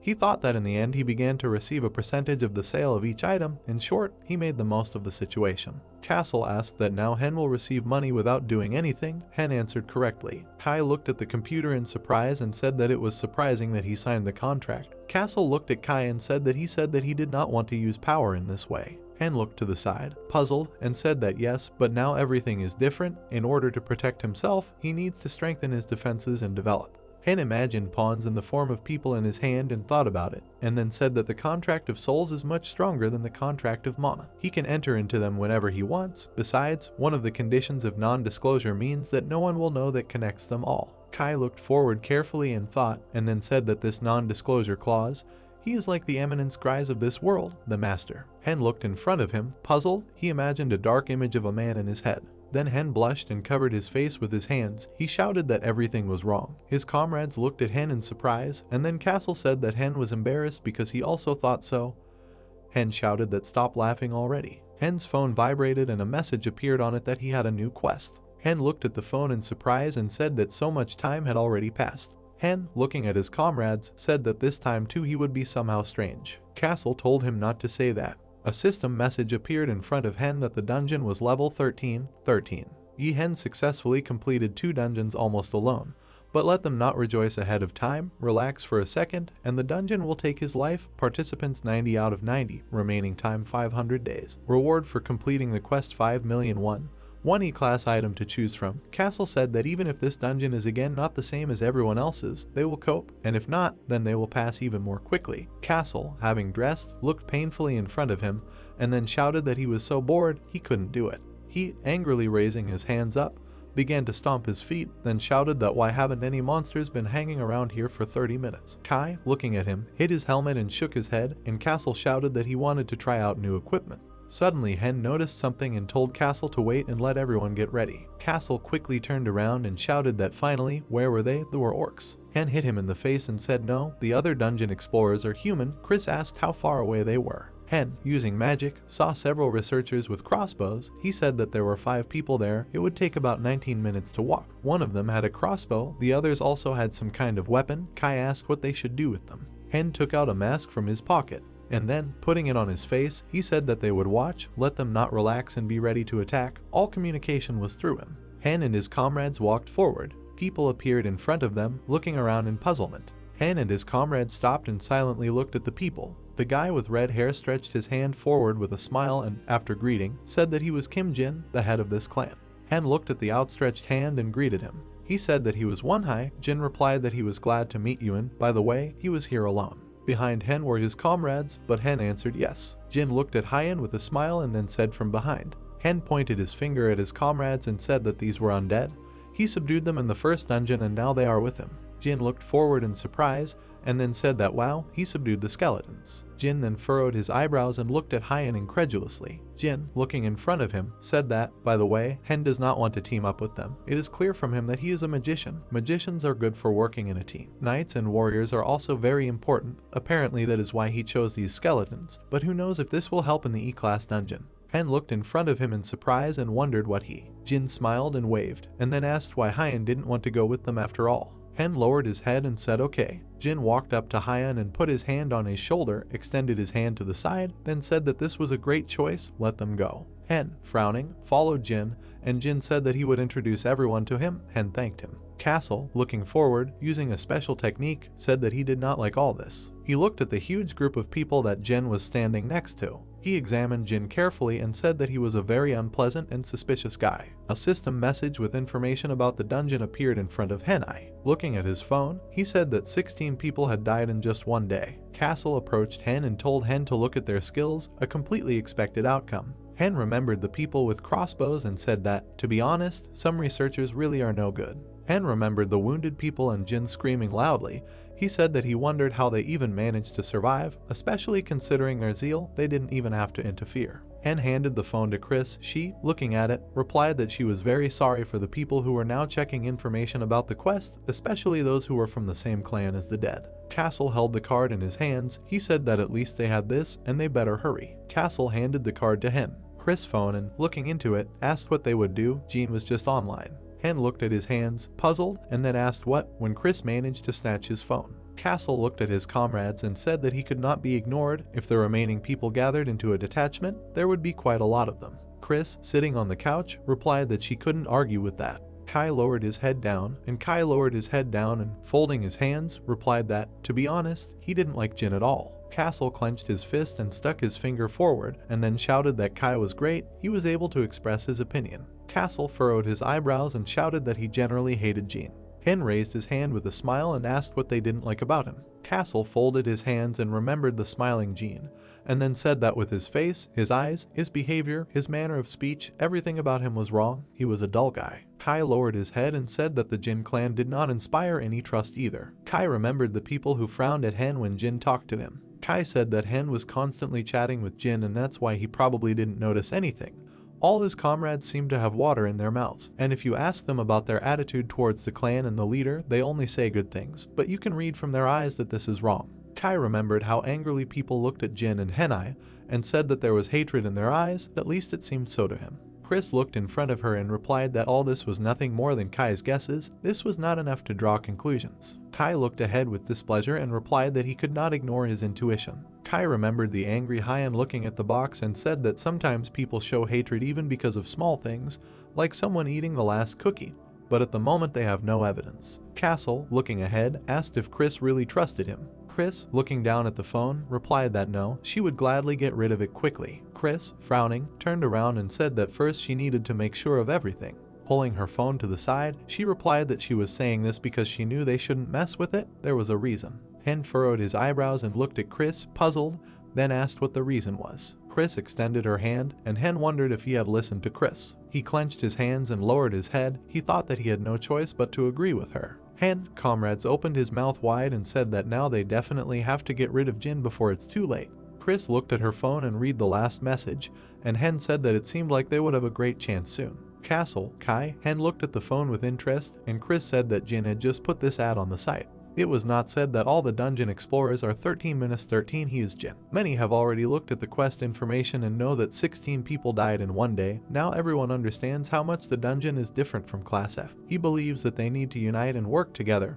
He found a good place where they can gather. They are all on the verge of death, so he advises everyone to come in 3 days. Hen, looking at the phone, said that in 3 days. Chris got up from the couch and said that's great, they have time. She turned to Hen and added that she needed to prepare well. Chris, frowning, looked at Hen, and Hen, looking at her, thought that she was as usual. He placed his hand on his chest, a blue aura appeared around her, then he thought that he felt her wild desire to deal with this problem. Castle added that they did not need such allies, and Kai said that there was no point in making unnecessary enemies. We are transferred to the dungeon 3 days later. A huge number of people have gathered near Jin. Jin, looking at the people, asked if everyone could hear. Jin saw Hen standing behind the people along with the undead, and then he said that it looks like everyone is already here and they will begin. Jin, looking at the crowd of people, spread his arms and thanked everyone for coming, and then said that he understood that they had other things to do, so he would get straight to the point. Jin smiled and clenched his fist, and then said that he thought everyone had already felt how different E-class dungeons are from F. They already had 16 dead on the first day. His squad was fully prepared for the monsters to appear, but even they were shocked by the level of difficulty. Fortunately, there were many of them, and no one was seriously injured. The guy lowered his head down and covered his face with his hands, and Jin continued to say that the dungeon was a dangerous place. If they were distracted for a couple of seconds, they could say goodbye to their lives. Jin looked at the system message that had information about the dungeon. He continued to say that this does not mean that the dungeon is impassable. Besides, there are many threads on the dungeon site where people say that they have already completed it.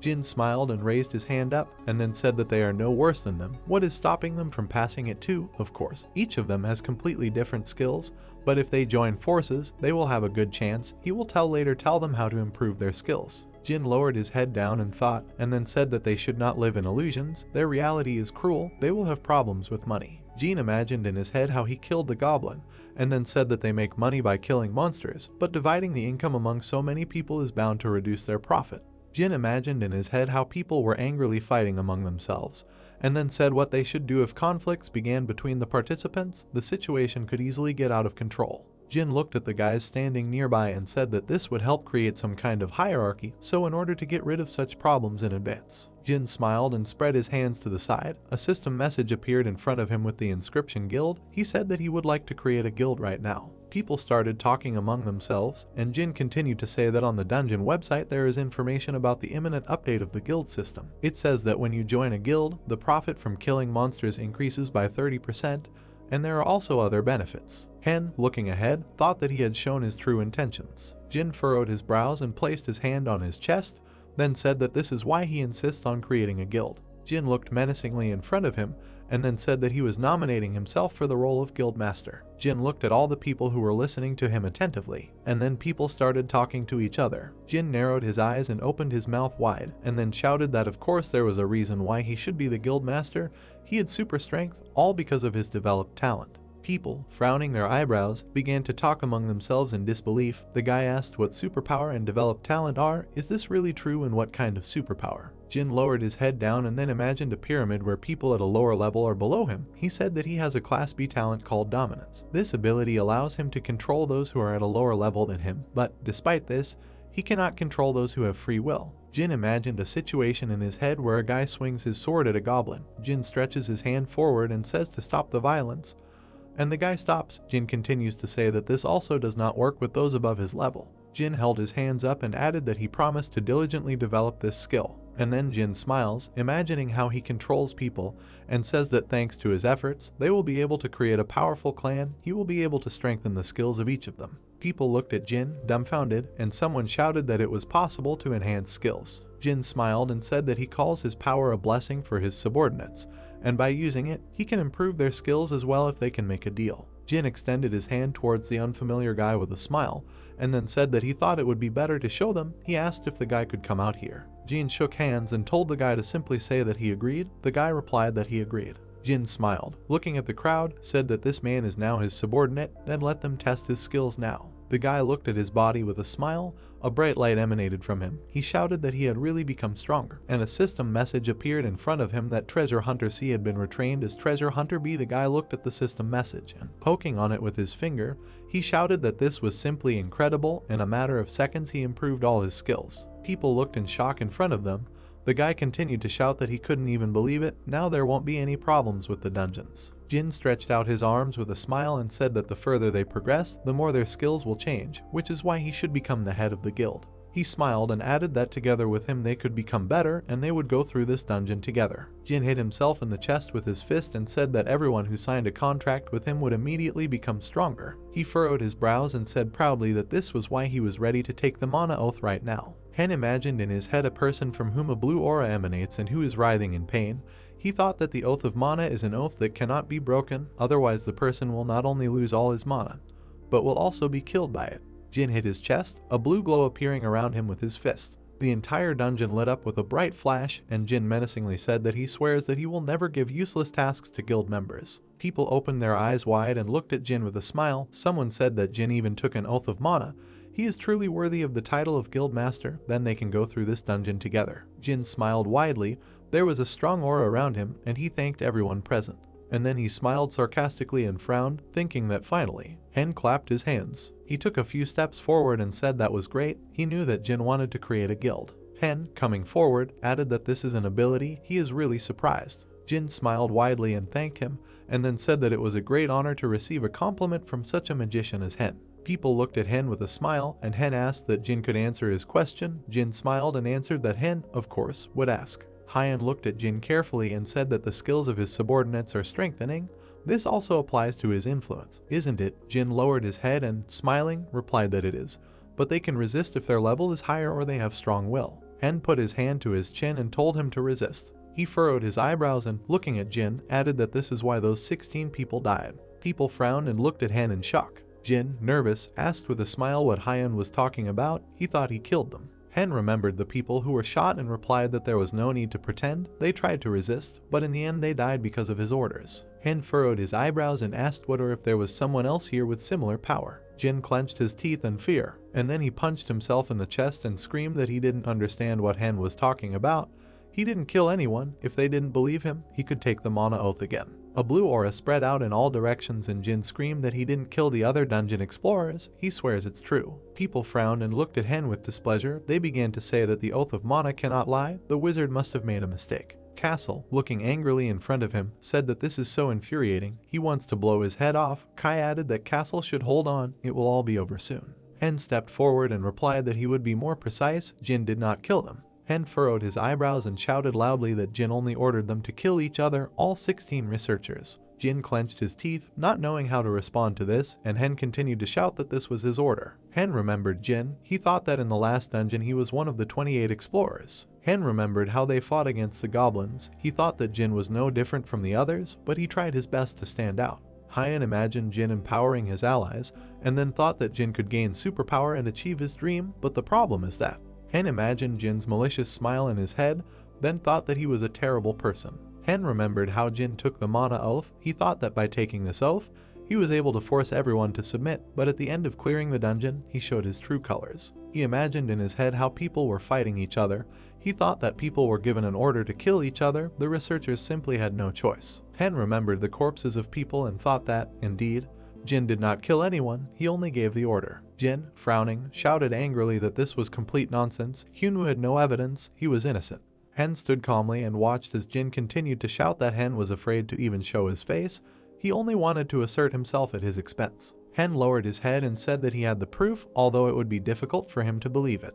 Jin laughed nervously and said that this was complete nonsense. He thought that Hyunwoo had no evidence. Those corpses disappeared into the dungeon. In front of the stage stood two guys and a girl who silently looked forward. Jin thought that he was successfully controlling the survivors. Suddenly, the girl who was standing silently in front of the stage said Jin. She clenched her fists and screamed for Hen to stop slandering him. The guy threw up his hands and shouted that they were alive only thanks to him. There was no need to make such baseless statements. Hen swung his staff and said that the poor things, he feels so sorry for them, let them wait, he will help them. Hen hit the ground with his staff. A magical turquoise seal formed under it. Better light spread throughout the dungeon, and Hen shouted the revival of the dead. And blue ghosts began to appear on the earth. There were arrows stuck into their bodies, some had no arms, and they looked angrily in front of them. Hen, looking at Jin, raised his hands up and said that his name was Hen, he was a necromancer wizard. People looked at Hen in fear. Someone shouted that what was this necromancer? Hen, standing in front of the ghosts, said that they heard everything correctly. Magicians from this specialization have many options for using magic, summoning and resurrecting the dead and golems, poisons and curses. Chris, Kai and Castle stood calmly next to Henai. Hen continued to say that he specializes most in the undead. Jin furrowed his brows and lowered his head, and Hen continued to say that this is why he can summon creatures that are so easy to see. To be honest, he doesn't care what Jin does, since it will not harm him in any way. The ghosts of the dead walked forward, and Hen continued to say that they constantly flickered before his eyes and bothered him, which is why he had to intervene. Jin clenched his fist and angrily shouted that stop talking nonsense. What kind of ghosts are complete nonsense? They are just illusions, a trick of the light or something else. Jin furrowed his eyebrows angrily and clenched his fist. Someone said enough. The ghost extended his hand forward and told Jin to release him. The ghost of the girl extended her hand forward and added that Jin should free her brother. Everyone in the dungeon, dumbfounded, looked at the ghost. The girl who stood at the podium began to shake, and tears appeared in her eyes. Jin furrowed his eyebrows and shouted angrily for people not to believe them. This is absurd, they just want to become guild masters too, but they can't. The guy who was standing at the podium began to shake. He said with a smile that it was so, and the girl replied that Jin didn't do anything. The girl began to have bloody tears from her eyes. She shouted for people to believe him. People looked in front of them in fear. The guy clenched his teeth and shouted as much as Jin could. They, holding out their fists, looked displeasedly at Jin and shouted for Jin to come up to them and tell the truth. He wanted to do this to them too, let him leave them. Jin clenched his teeth and closed his eyes in fear. The people, clenching their fists and furrowing their brows, shouted for Jin to free their friends. He would never become a guild master. Jin's whole body was shaking with rage. He thought that he had almost succeeded. Jin looked at Hen and thought that it was all because of this creature. Jin fell from the podium. He jumped forward at great speed, swung his sword and shouted the bastard. Jin angrily, looking ahead, cut the air with his sword and shouted for Hen to die. Hen calmly looked at the sword approaching him, and then Castle appeared in front of Henai, who blocked Jin's blow. Castle swung his sword, and Jin flew back at great speed. Jin frowned and angrily, looking ahead, said that Hyan was coming. Looking at Henai Castle standing in front of him, Jin shouted that they were just toys in Henai's hands. Why were they bothering him? Castle made a high-speed dash towards Jin. Jin furrowed his brows and extended his hand to the side. He used the technique and shouted for them to stop them. But the people standing at the podium did not move. At the last moment, Jin, frowning, managed to dodge Castle's blow. He put his sword in front of him and parried his blow. Jin closed his eyes and shouted loudly for them to protect him. The people standing near the stage moved, but tried to resist, their bodies shaking, their teeth clenched. And then the people at the podium took off and rushed straight to Castle. Castle lowered his head and thought that he had to stop them. A massacre could not be avoided. Kai ran forward and shouted for Castle to stop. They were not to blame for anything. Let him try not to harm them. The girl jumped at Kai, but Kai parried her blow. Kai, holding a sword in front of him, said that they are too strong. Even for him it is difficult to fight back. Apparently this is his strength. Jin smiled and laughed, and then said that Hyan is a fool. His skeletons cannot cope with his army. Suddenly crystals appeared and the girl flew back. Chris pulled her staff forward and a magic circle appeared in front of her. Jin clenched his teeth in displeasure, and the girl fell to the ground. Jin raised his hand. A magic seal appeared in front of him. He shouted that he had had enough of these games. He would show him the full power of submission. The girl stood up, her eyes turned red, and a magic circle appeared behind her. A red aura appeared around Jin's subordinates, and they grabbed their body parts with screams. Jin looked at the warriors who were emitting a strong aura. In front of them were system messages that strength was increased, agility was increased. He shouted that this was a berserker mode and characteristics were improved by reducing health points. In front of Jin, his subordinates, surrounded by a red aura, quickly rushed into battle. He said threateningly that let Hen try to defeat them now. Apparently, he will have to commit murder. Castle blocked an attack from one of Jin's subordinates. Castle and Kai, trying not to harm people, repelled their attacks. Chris pulled her staff forward. Blue arrows appeared around it. She pointed her staff at one of Jin's subordinates and said ice arrow. The girl jumped in front of the guy, putting her shield in front of her. All the arrows hit it and broke. Hen looked around and said that, indeed, they are very strong, but suddenly Jin lunged forward towards Hyan and shouted that he would take away his toys. Jin swung his sword and shouted that they too would fight on his side. Hen, calmly looking at Jin, said that Jin had chosen the wrong opponent. Suddenly, a black hole appeared out of nowhere, from which a huge skeletal hand came out and pinned Jin to the floor. Jin, frowning his eyebrows, looking dissatisfied in front of him, shouted what it was. He looked back in fear. Nidhogg appeared behind Jin. Looking at him menacingly, Jin shouted in fear from the bone dragon. The bones fell to the floor, and skeletons appeared from the ground near Jin's subordinates and grabbed them by the legs. Chris approached the girl from behind and hit her in the neck with her hand. Castle and Kai did the same, and the people fell unconscious. Jin looked at his subordinates in fear. Hen started walking towards him slowly, saying that he was close to winning. Hen clutched his staff and said that he thought that if he had not guessed his plan, then Jin would have succeeded. Hen waved his staff. Jin shouted that Hen should not dare to do this. What was he doing? Let him stop. He understood everything. Don't. Jin smiled desperately and shouted for Hen to spare him.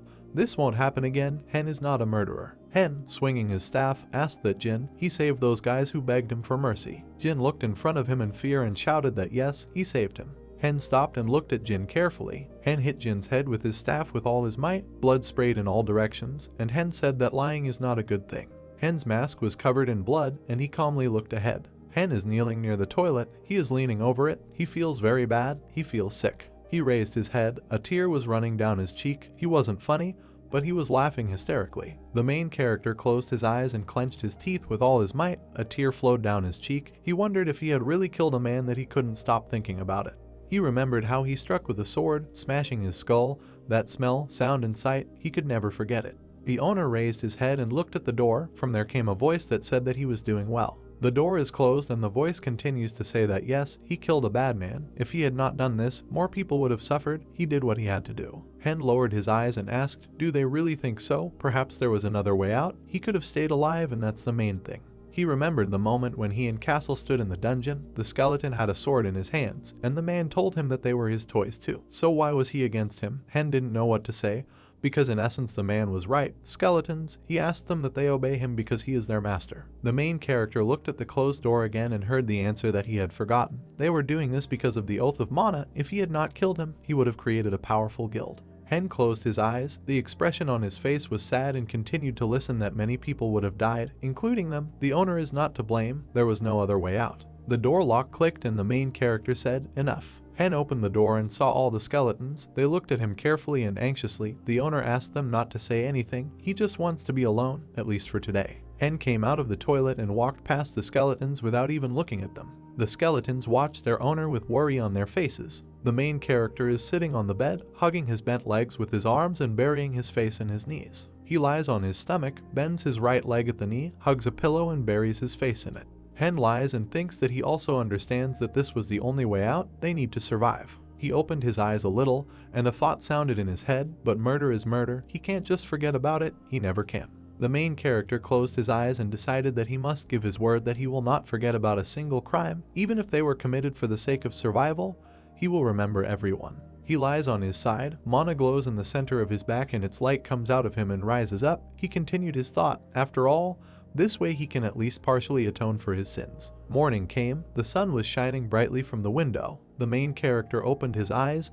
There was sadness on his face and he heard voices. He raised his head, turned around, opened his mouth in surprise. There are skeletons near his bed. Chris is holding a piece of paper on which it is written that he is doing well. The fourth circle, Castle and Kai are exploding firecrackers with joyful faces. Hen asks, what? The owner looks at them in surprise. Sweat rolls down his face. He wonders what they are talking about. Chris is holding a piece of paper. The skeletons are dancing and smiling. They explain that he became a magician of the fourth circle. They believed in him. He is a great fellow. Hen sat down on the bed, lowered his legs to the floor and clarified what the fourth circle was. Chris told him that they immediately understood it. The sorceress's core glows in her chest. She looks at her master and tells him that last night his determination was able to improve his skills. Now he is a 4th level magician. Hen made a surprised expression in his eyes, opened his mouth and asked again, what's true? He picked up the phone and looked at the screen. I looked at his data and was convinced that it was so. It was written there, level 41 out of 119, strength 26 plus 5 out of 43, agility 25 out of 67, physical fitness 25 plus 5 out of 69, magic 85 out of 112, skill 45 out of 78, points 40. He looks at the screen and cannot believe that he could become a better person by accepting his sins. He doesn't really like this way, but Castle and Kai smile broadly. Look at him and dance. Kai says that the owner has become stronger, and this is the main thing. Castle says that you need to rejoice in your determination. Chris took his hands in hers and called him master. The sorceress kneels in front of him, squeezes his palms and tells him not to think that he became a magician of the fourth circle just because of this. She looks him straight in the eyes and says that it is completely natural that as a magician he moves on. Hen looks down a little and thanks her for these words. The main character continues to sit on the bed.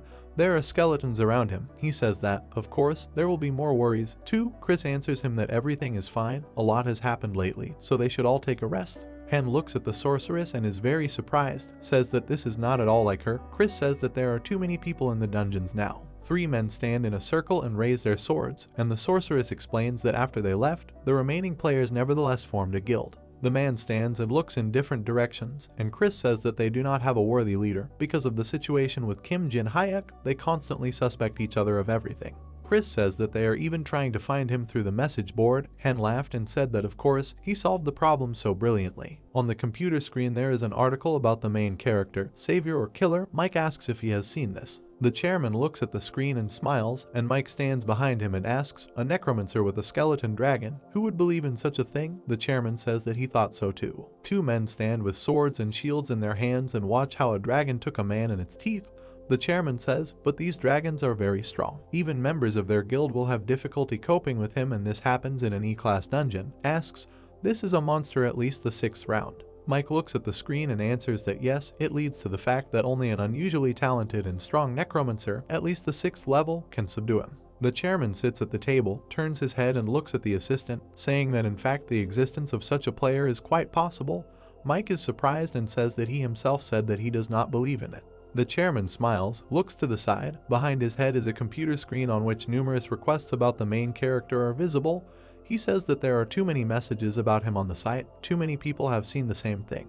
The chairman introduces 2 people in fur clothes, one of them has white hair and eyes, his face is half skinless. The chairman brings his eyebrows together and says that, in addition, necromancers of the 5th or even 6th circle should definitely exist. Mike is surprised, sweat running down his cheek, his mouth slightly open. The chairman looks at him, smiles cheerfully and says, why is he so surprised? The world is filled with surprises. Mike raised his eyebrow in response, smiled wryly and said that yes, but let him not forget about going to the dungeon. He is trying to do his job in the best possible way. The chairman closed his eyes and laughed cheerfully, saying that he thanked him for his understanding.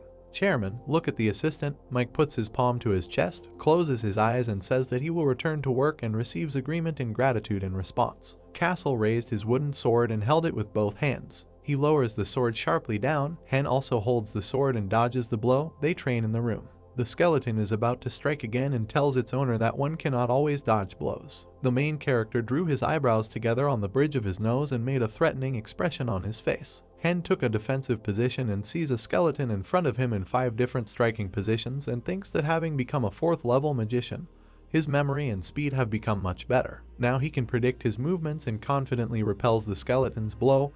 Castle is surprised by this. Hen inflicts a strong blow on the skeleton.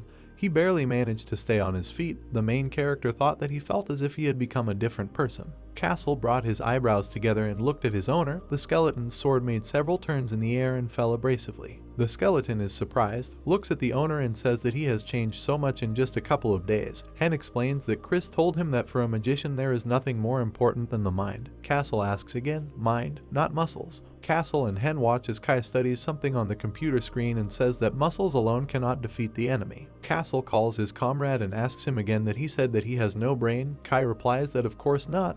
He has only bones. Castle gets angry and raises his fists in the air and shouts for Kai to come to him to check who is stronger. Hen grabs him, holds him and says that Kai did not mean anything bad, asks him not to be so angry. Kai gets up from the table, leans on the table. Hen continues to hold the enraged skeleton and shouts, why is he provoking him? Kai lowers his head, his gaze is very sad. He tells the owner that 13 more people died in the dungeon. Castle lowers his hands and opens his mouth in surprise.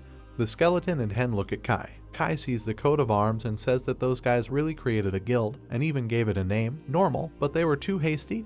They still need a leader. The question is, what? Castle clenches his hand into a fist and looks at the thoughtful owner, who says that he did not intend to mess with them. Kai replies that this is true. He is already a 4th level magician. He does not need pawns. They are much stronger than those weaklings. Hen looks away with a smile and says that he really wants to complete the dungeon as soon as possible. A sorceress suddenly appears.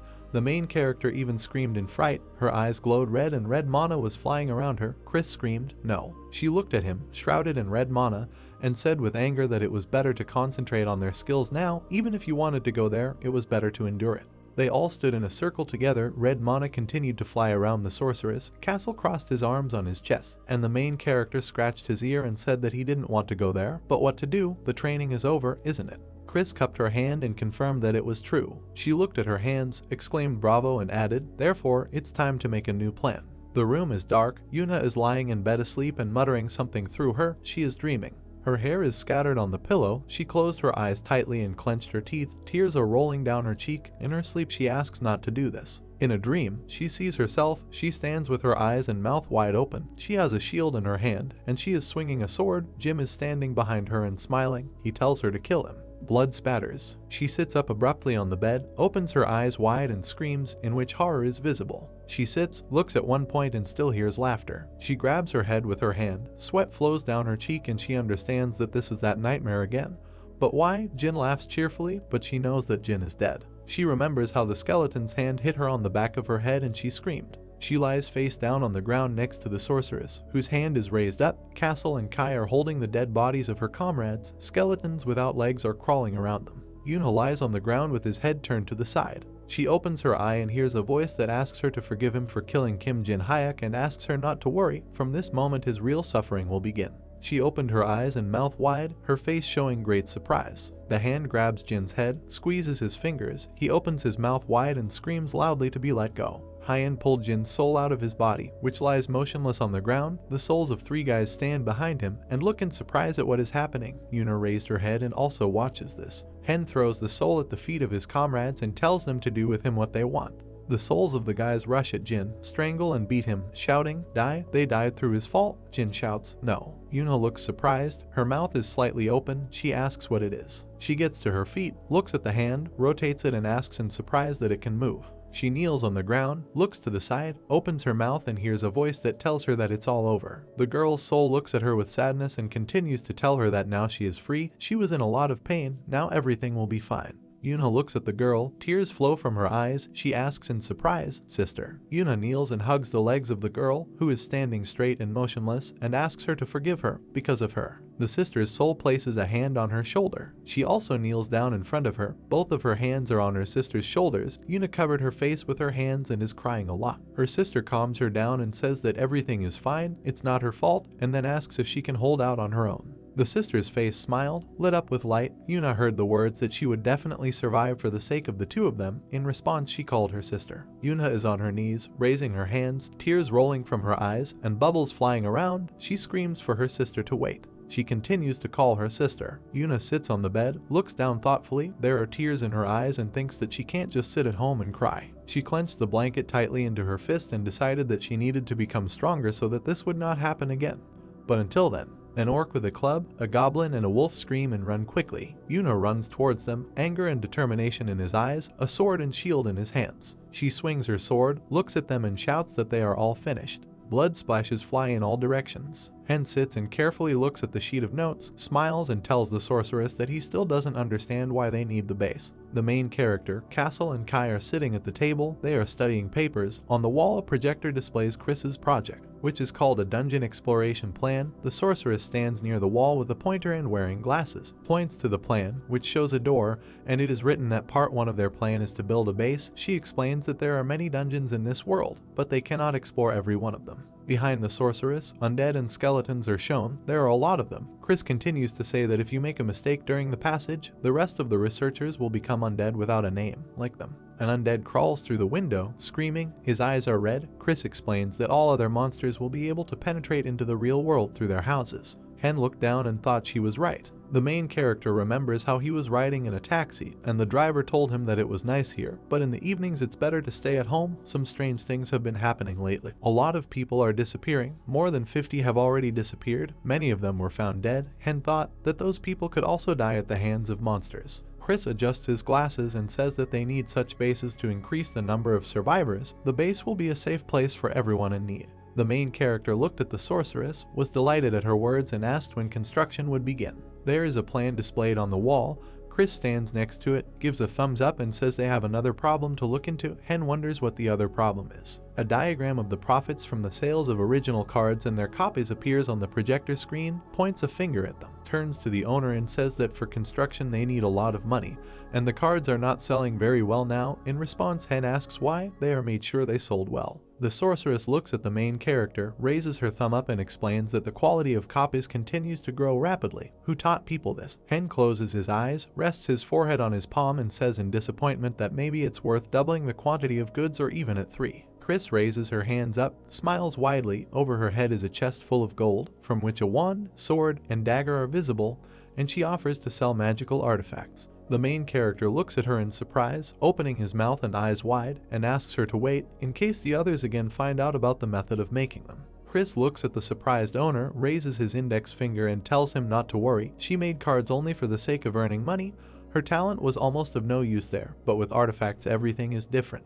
The sorceress made a confident expression on her face. Mana began to come out of her, and she said that this time she would give her all. Kai thought, this is confidence. Hen clenched his hands into fists. Castle looked in horror and thought that magicians were really know how to scare, and Chris asked them if they thought anyone could compare to her. The main character points his finger at the word profit. Chris says, then let's get to work. She was delighted, crossed her fingers and turned to the owner with the words that it turns out that they will be busy for a while, and she is sure that he will like it. Hen smiled and asked again that he should also participate in this. She raised her glasses to her forehead, leaned close to the owner's face and said that of course, the faster they start, the faster they will finish. Hen looked at her, smiled and said that she was right. The next day, lessons on creating magical artifacts began. Hen sits at the table and writes down what the sorceress explains to him, who stands next to him and looks at his notes. She very patiently and skillfully taught him all the intricacies. She helped in matters where he knew nothing, did not understand.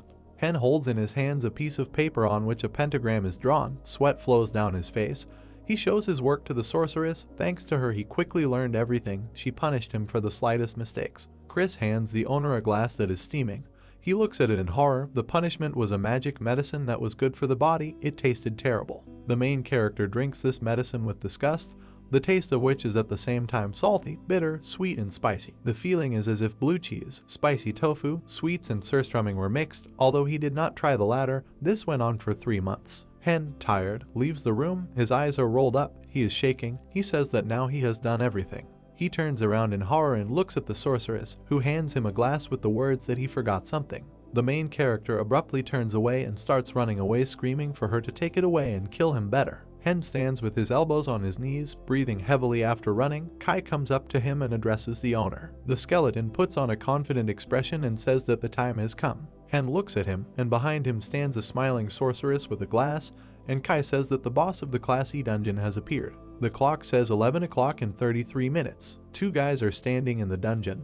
One of them looks at the clock on his phone and says that he won't come. The second notes that it will be hard for them without him. Yuna comes up to them and tells them not to wait for anyone. He turns to the large doors with a golden pattern and adds that they can handle it themselves. He turns to them and confidently tells them to get ready because they will be coming in soon. She stands confidently, her hands clenched into fists. The guys are on both sides of her, and in front of them is a huge crowd of young people ready to fight. She tells them that they can do anything. Go ahead. The 2 guys smile and wave their fists as a sign of readiness. They freeze and look to the side in surprise. One of them says that someone is coming. In the darkness of the tunnel, only numerous pairs of eyes are visible, which glow and approach them. The main character, Castle, Kai, Chris, and many skeletons appear. Hen goes first in a white mask and with a staff in his hands. The skeletons stop, and the main characters approach the crowd of young people. Tablet, Dungeon 1013 Class E, 392 days left before the mission fails. Kim Hyun-bo began exploring the dungeon 108 days ago. The battle with the boss of the first floor begins.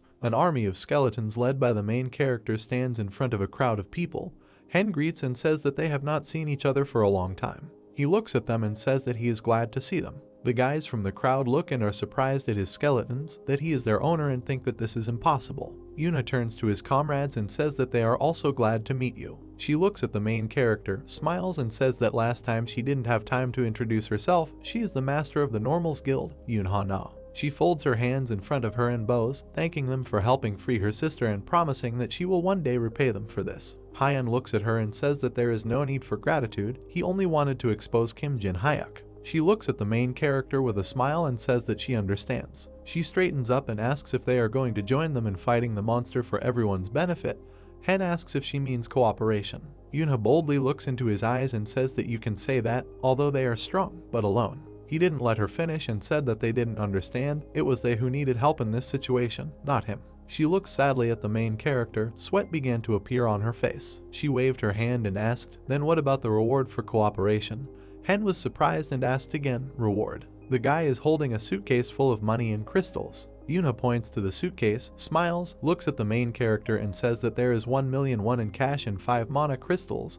After the victory there will be something more. Chris stands behind the owner and mentally tells him that mana crystals would be very useful. Hen agrees with her, but thinks that 1,000,000 won is not enough for them. Hen narrowed his eyes, looked at her and asked how the reward would be divided. Yuna smiled and replied that they would share it among everyone. The main character thought about it and scratched his chin. She put her fist on her chest, looked seriously at the main character and added that 5 guild members along with her were also ready to take the mana oath and fulfill their request. Hen looked at her from under his forehead after these words. The main character extended his hand to her and said that it was good. He agreed to cooperate, not only now, but also in the future. She shook his hand with words of gratitude and offered to tell him her plan. Yuna stands with a crossbow in her hands, the guy in front of her with a sword and shield, and Hyan is thoughtful and scratches his chin. She shared her plan with him. Melee fighters will be their shield, and long-range fighters will be their arrow, since they don't know what it is boss. Hen covered his left eye with his palm and thought that she had chosen a simple but effective method, but very soon they had to forget about this plan. The main character, thanks to his magical ability, saw that their boss was a werewolf, and there were also 100 smaller ones. Yuna looked at him in fear. Hyan turned his gaze to her. He raised his staff, smiled and told them not to worry, there is always a way out. They immediately came up with a new plan. The door opened and after preparation they entered the boss's room. They entered and stopped to look around. One of the young people looks ahead in fear and says that it is worse here than he thought. A werewolf sits in the distance, and in front of him are bulls with axes, large mice with clubs and shields, all with angry faces. The wolf opened his mouth, from which white sharp fangs protruded, and growled loudly. The mice rushed to attack. Yuna turned to her people and shouted, shields. Everyone raised their shields and closed them. The mice stopped and looked at the shield wall, and the guildmaster gave the command to the first and second squad to begin. Bottles with brown liquid flew at the mice. They crashed against their shields. Yuna shouted, third and fourth squad, fireballs, and fire flew at the mice. People hid behind shields, and mice burned in a huge fire. A menacing bull roar was heard. A crowd of bulls ran towards them straight through the fire and smoke. Yuna turned to the master and shouted that she was leaving the bulls to him. After her words, the skeletons laughed. Streams of mana began to emanate from the main character. He extended his hand forward, cast a spell, Bone Spear. A bone appeared from his hand. The bulls continued to run at them, and bone spears flew towards them. The command to move sounded and the shield wall began to move forward. The next command was, shoot. Many arrows flew towards the enemy. Dead mice lay on the ground, and the bull fled. One of the young men looked out from behind the shields, smiled and said that it seemed like they could really clear this room. An axe quickly flew towards the people, spinning in flight. The weapon flew to the wall. The guys held their shields with all their strength. The wall of shields shattered. The guys took up their swords. Yuna turned around and noticed with horror that it was due to one blow. Bulls even larger than the previous ones ran, putting their horns forward. The guy covered himself with a shield, turned around and shouted that the bulls were attacking again. Yuna gave the command for everyone to stay in their places and shoot. One part of the guild defended itself with shields, and the other loaded crossbows. Arrows flew at the bulls. The monster raised its head up and looked at the arrows with its mouth open. He grabbed the dead mouse. He swung and threw her with enormous force. The guys behind the shields were surprised, and one of them said that he used a corpse. The bull grabbed the guy by the head. The shield flew to the side. Someone screamed, and Yuna shouted that the defense had been broken. The monsters were coming inside, and ordered everyone to run. A battle ensued. The guys fought with the bulls. Yuna fought with the sword with the mice and commanded not to give up. 2 people per monster, ordered to do everything possible. Yuna fought bravely. There was no fear on her face. Hyan stood and thought that they would never be able to win this fight. Maybe they should give up, or else. The main character ordered everyone to step back, and skeletons with shields rushed into battle. Yuna did not want to leave the battlefield and shouted that there were not enough skeletons, they would fall quickly. The main character knitted his eyebrows and shouted back that this was not the end, raised his hand and a stream of mana poured out. Skeletons began to emerge from the ground near the bulls, and the monsters froze in surprise. And on the other side of the enemy, where the mice stood, skeletons also began to appear from the ground. A large number of skeletons surrounded the enemies with a dense wall. The monsters stood still and did not rush to their defense. Yuna even opened her mouth in surprise and wondered how he could summon so many more skeletons. Suddenly, a huge dragon appeared behind the back of the main character. Mana was emanating from him. His gaze was insanely evil. Hen stood calmly with a staff in his hands, and Yuna looked at the dragon in surprise. She seemed so small compared to him. The main character made a menacing expression on his face and shouted a spell, Breath of Darkness. The dragon opened its mouth, from which mana flowed in a stream, and let out a terrible roar. A mad stream of mana flew towards the enemy, the bull's mood. Yuna stood with her mouth open and could not believe her eyes. She looks forward, holds a shield in her hand, there is nothing in front of her, and she exclaims that she disappeared without a single trace. Hen slammed his staff onto the floor. His whole body was shaking, and the heaviest was breathing. The people standing behind him were horrified, and Yuna shouted that Hyen was okay. Hyen replied that yes, but the dragon turned its head and growled. Hen, looking ahead, said that this was not the end. Dark silhouettes appeared in the dust ahead, and then the minotaurs came forward, and behind them stood a huge wolf with red eyes. The wolf opened his mouth wide and rushed into battle. The minotaurs ran towards Hen's group in a huge crowd. Yuna, frowning, looked at the warriors and shouted for everyone to group now and prepare for the attack. The crossbowmen retreated back, and the warriors with shields came forward and organized a tight formation. The crossbowmen fired a volley. The arrows reached their targets and the rats fell to the floor dead. The minotaurs, covering themselves with their hands, ran straight towards them. One of the minotaurs hit the shields with all his might. The minotaur, clenching his teeth, looked menacingly through the crack at the warriors. One of the guys, shaking, looking fearfully at the minotaur, asked what kind of power this was. Bones fell to the floor, and a pair of skeletons came out of nowhere and attacked the minotaur. Hyen, holding the staff, looked at Yuna. Blue energy appeared around his hand. He said that he would hold back the bulls, and she would take on the great mice. Yuna turned around with furrowed brows and shouted that Henin would quickly run out of mana. Yuna looked at Hyuna in fear. A huge wolf appeared behind him and swung its claws. Hen turned around in fear. The wolf's claws were already right at his eyes, and then blood sprayed in different directions. Kai and Castle plunged their swords into the wolf's shoulders. Chris pulled out her staff and a blue seal appeared on it, and then a thunder sphere flew out from the staff at great speed. Chris said lightning strike. A huge cutting beam rushed past Kai along with Castle. The wolf at great speed, stunned by lightning, flew into the wall. He gritted his teeth and looked angrily in their direction. There were many wounds on his body, and then he raised his mouth upward and growled loudly. His wounds were covered with a green aura and began to heal. Hen tapped his foot and said that their regeneration was too fast. Hen stepped forward and added that, of course, this does not mean that they have no chance. Hen smiled and thought that the strong breath used the dragon's mana, not his. Thanks to this, he was able to attract the attention of the werewolves by pretending that his mana was running out. Hen extended his hand forward, and then Castle and Kai rushed at great speed towards the werewolf. Hen shouted for them to finish him off. The werewolf, looking menacingly in front of him, swung his paw and growled. He waved his paw with all his might, but Castle and Kai dodged it, and then Kai cut the werewolf's chest with all his might. At this time, Castle swung his sword and said that the werewolf would not get off easy. Castle struck with his sword with all his might, but the werewolf put his hand in front of him. Castle cut the werewolf's hand in half. A green aura began to appear around it, and the werewolf looked at it angrily. And then the werewolf waved his hand and knocked away Castle's sword. Castle turned around angrily and said that the werewolf could not recover. Kai made a jerk to the werewolf and said that it means he needs to cut off his neck. Kai made several quick injections forward and said that he would delay him, and let Castle cut off his neck at that time. The werewolf covered his face with his hands. All his hands were covered in cuts. The werewolf pressed his foot into the ground. A green aura appeared around his wounds again and he quickly healed them. Castle lunged forward, swinging his sword. He shouted for Kai to move away and not get in the way. The werewolf looked menacingly at Castle. Castle made a strong swing in front of him, but the werewolf dodged it. Castle turned around, puzzled, as the werewolf ran past him with its mouth open. The werewolf was approaching Chris at great speed. She, extending her hand forward, told them to leave him to her. Chris raised the staff up. A yellow magic circle appeared. She shouted to the chain.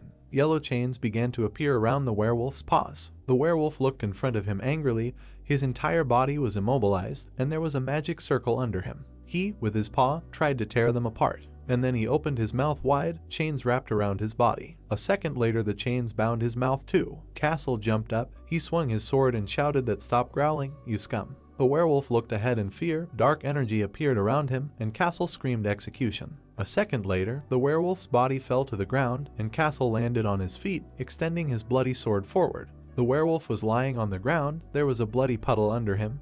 His body began to quickly disappear. After a few seconds, it completely evaporated and a small blue sphere appeared at the place of its death. Hen walked up to her and took her in his hands. He picked it up. Looking at it, Chris said that it was a mana crystal that contained the power of the moon. It was very valuable and could be useful to them in the future. Yuna furrowed her brows and swung her sword. She pierced the Minotaur and he began to fall back screaming. The Minotaur fell to the ground with a roar and Yuna stuck her sword into his heart. She turned around, breathing heavily. She saw the warriors fighting the Minotaurs, the knights shouting that they should attack the werewolves and continue to defend themselves. The rats began to run back. The crossbowman pulled the bowstring and shouted that he needed to stop the monsters and prevent them from escaping. Someone stood in front of the rats and they rushed at him. Kai looked at them menacingly. Blood sprayed in all directions. Yuna, looking at him with a puzzled look, said that she was undead. Suddenly Hen appeared further behind and said that they had done a great job. He smiled and added that he congratulated them for not finishing clearing the dungeon. Yuna and the warriors looked around in confusion. They, not understanding, asked that they defeated the monsters. Is it true or something? The guys looked at each other in disbelief, and then, lowering their heads, they smiled. Everyone started raising their weapons and shouting that they won, they survived, they were able to complete the dungeon. Yuna blushed and tears appeared in her eyes. She looked at Yuna with a smile and said that it was all thanks to him. If it weren't for him, nothing would have worked out for them. Yuna bowed and shouted thank you very much. Hen, looking at her, replied that he had only fulfilled his part of the agreement. Yuna looked at him with a smile and asked what he would do next. Hen said what next? He turned around and said that he could cooperate with someone depending on the need, but he would go his own way. Hen turned around and began to walk towards the exit along with his comrades, saying that all the best. Yuna furrowed her eyebrows and shouted that in 3 days they are going to the second floor. If Hyan wants to, then let him come. Hen, along with his team, walking forward, replied that he would think about it. A system message appeared in front of him that the passage of dungeon number 13, 13th class, day 108, defeating the boss of the first floor. The guy looked at Yuna and said that Hyan is even stronger than they thought. He smiled and added that he had a skeleton dragon. Those undead that fought werewolves are really strong. The warriors looked at Yuna with a smile. One of them said that they would like to continue walking through the dungeon with them. Yuna replied that she thought so too. The guy lowered his head and said that if the genie were alive, they would be this one-eye's enemies. The other guy turned around and said that he didn't even want to think about it. Yuna looked at the crowd with furrowed brows and called out to normals. And then she smiled and said that it was time to go home. Chris was holding a blue sphere in her hands. Hen, wiping his head with a towel, approached her and asked what this really cool crystal was. After all, they took it first among all the loot after defeating the boss. Chris looked carefully at the crystal and replied that in her world the moon was called the Eye of God, illuminating the darkness. Hen asked what is the Eye of God that illuminates the darkness. Chris remembered the terrible creatures and said that when we glowed red, all the monsters of the Idea continent became evil. But when it was blue, they did not behave calmly, so the moon crystal can also be used in different ways. Hen, shocked, looked at Crystal and asked, for example. Chris remembered the werewolf and said that he remembers him. You can get strong regeneration, superior to the strength of the trolls, smiled and said that's why this time the regeneration was so fast. Castle turned to them and shouted that he would have to hit twice as hard to die. Hen smiled and, looking at him, replied that it was true. This time the victory was quite easy. Castle did well. Hen, looking at Chris, continued to say that how they would use the moon crystal. Chris answered what she thought. Castle stood up from his chair and angrily shouted that he had tried so hard. Hen won't tell him anything else. Looking forward, she added that it would be better to use it as a core for one of them. Everyone looked around in shock, and Hen thought about it and said that he needed to choose one of the three. Castle climbed over the chair and said that it was still very clear. Castle, looking at Hina, said that he should be Chris. Kai approached them and added that it was better to give it to the lady. Chris turned around and looked at them carefully, and then asked that she could really take it. Castle angrily grabbed Kai by the head and said that, of course, it was clear that he couldn't handle him. Kai, looking angrily at Castle, replied that he agreed. He also felt that this was not his thing.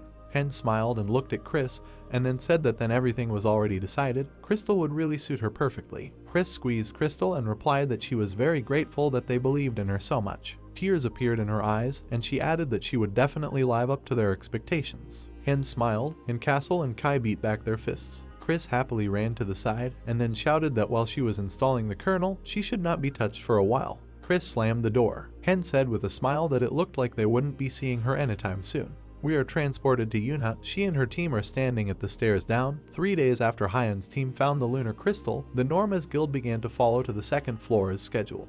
The guy looked down in fear and said that there was no end in sight. Yuna turned around and said that she thinks everyone knows that the second floor is much more dangerous than the first. Yuna turned around and shouted for everyone to remember their goal, to survive and return home. The warriors began to go down the steps. One of the guys turned to his comrade and shouted to him to be careful, otherwise he almost fell. The guy apologized and replied that his foot slipped. Yuna saw a bright light at the end of the stairs. She turned to her team and shouted that she saw a way out.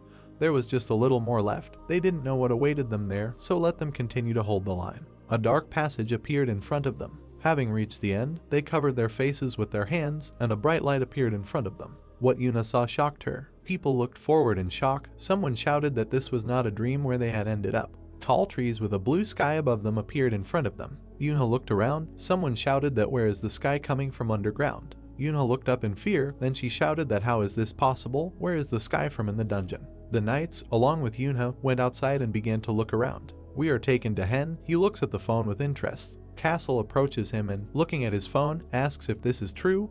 The forest is underground. Hen, looking at the phone, replies that he doesn't think there's any point in them lying. Kai approaches Hen and, looking at the phone, says that dungeons above Classy have open space. Hen replies that then. Kai, Castle, and Hen raise their heads and look forward. They all look at the white door together and then Hen says that they will ask Chris. Hen gave the phone to Chris and then asked her what she thought about it. She, looking at him, replied that it was nothing special. This happened on the ideal continent. Hen replies that it's nothing special, that is, this is possible in ordinary dungeons. Chris, looking ahead, replies that no, there is still a difference. The fact is that the monsters in such a space are twice as strong as ordinary ones. Of course, this will not be a problem for Hen. We are transported to this dungeon. Chris adds that it is now clear that this dungeon is a field type. Unlike ordinary dungeons, it is an open space with an ecosystem. Hen, along with Kai and Castle, listen to her carefully, and then Hen asks what, that is, the entire dungeon is one floor. Castle hits his hand with his fist and says that it is true. To put it simply, the floors are located horizontally relative to each other, and not vertically as it was before. Chris hands Hen the phone and says that Castle is right, and since all the floors are combined, the scale of the territory is simply huge. Chris looks at Hina and says that besides, there are no boss rooms in such areas, which means that the bosses are roaming somewhere. They are waiting for the players. Hen, looking at Chris in surprise, shouted that this was dangerous. Hen imagined in his head huge monsters walking through the forest. He added that the unknown terrain and bosses around were nothing special. Seriously. Chris, looking at him, replied that nothing had changed. You need to kill the bosses and clear the dungeon. That's all. Nothing special. Hen looked at her in surprise and said that it was as it was, but Chris pulled the doorknob and said she would go back to her room. Then she slammed the door, leaving Hen with Kai and Castle. Castle looked at Hen and asked what their plan was. Hen smiled and replied that they were doing the same as always. Just like Chris said, nothing had changed.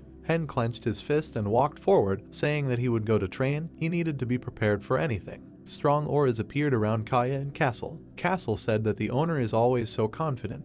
This also gives him confidence to win, and Kai added that they will not lose. Kai and Castle parted ways. Kai said that he would continue to read. Castle, going in the other direction, replied that he would go see a haunted house. That's where the fun begins. Hen wondered if they were back to business as usual, and after a few days they came up with a new plan and contacted the Normals Guild. We are taken to a bright fire. Yuna sits next to him along with his comrades. Suddenly, the phone in Yuni's pocket begins to vibrate. Yuna took out her phone. It said that she had received a new message from Hyan. The guy looked at Yuna and asked what Hyan wrote, what he was saying. Yuna replied that he was not offering to join, he was just warning the dungeon about this. Yuna, looking at the phone, adds that some kind of offer came with conditions. The guy looked at her, puzzled, and asked what the conditions were. We are taken to Castle. He shouts loudly for everyone to move. We need to hurry, let them dig. People who are digging a trench appear in front of us. Castle raises his hands up and shouts that they understand that if the wall goes, they will die first if they do not want to become undead like him. Forward with a song. The guy was dissatisfied, dragging a log, and said that he, of course, understood everything. But weren't they just exploiting them? His comrade replied that they really needed protection, after which they would not be able to return to training. Castle looked angrily at the guys and shouted why they got up. Let them move. It seems they are still not desperate enough to be alive. Hen approached Castle and said that because of the help of Norms, the work was going easier and faster. Castle looked at him and asked why Hen was here. Hen smiled and replied that he came to see how the work was going, and in order to save up more mana, a man is restored 3 times faster in the dungeon. Suddenly, Yuna appeared behind Hen. She waved at him and shouted that Hen is just in time. Kai is also here. Hen turned around and asked Kai. Hen waved his hand to Castle, who saluted him. Hen said that she was putting everything on him, and he would go. Castle replied of course. Hyan followed Yuna.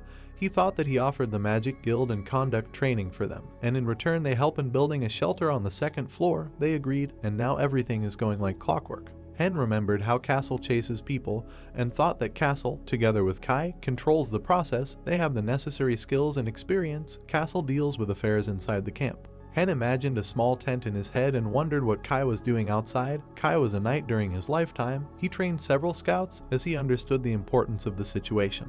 Hen walked up to the tent where Kai was with the scouts and said that Kai did a great job. He did a great job.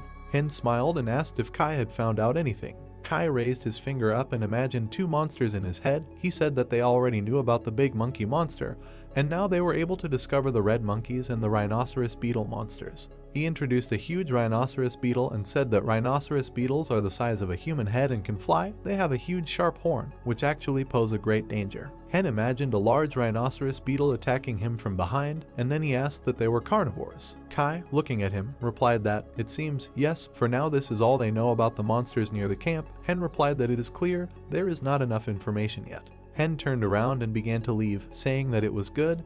He was waiting for news from him. "Just don't overdo it." Kai bowed and replied that, "Of course." We are transported to a guy who is swinging a sword. He and his friend are practicing swings. Hen looks at them with a smile. Castle shouts that their stance must be strong and confident. Castle walks past the knights, shouting that their own skills will never betray them. We are transported to Hen, who points to a piece of paper on which a magic circle is depicted. He thought that this went on for some time. He also continued to teach people magic, constantly remembering the words of Chris that a wizard should give as much as he received, and while training others, he was also able to glean some information that helped him strengthen the fourth magic circle. The guys were lying on the floor, wrapped in sleeping bags. Hen thought that he was used to the camp. Many people even stayed in the dungeon overnight to restore mana. A huge dragon flew in the sky. One of the guys, lying in a sleeping bag, asked what his comrade saw, so hefty she would kill them if she attacked. His comrade replied that Mr. One was with them. For him it was just a bug. The guy frowned, looked at his comrade and replied that, of course, he was strong, but his comrade said that they could handle it themselves. They had been training.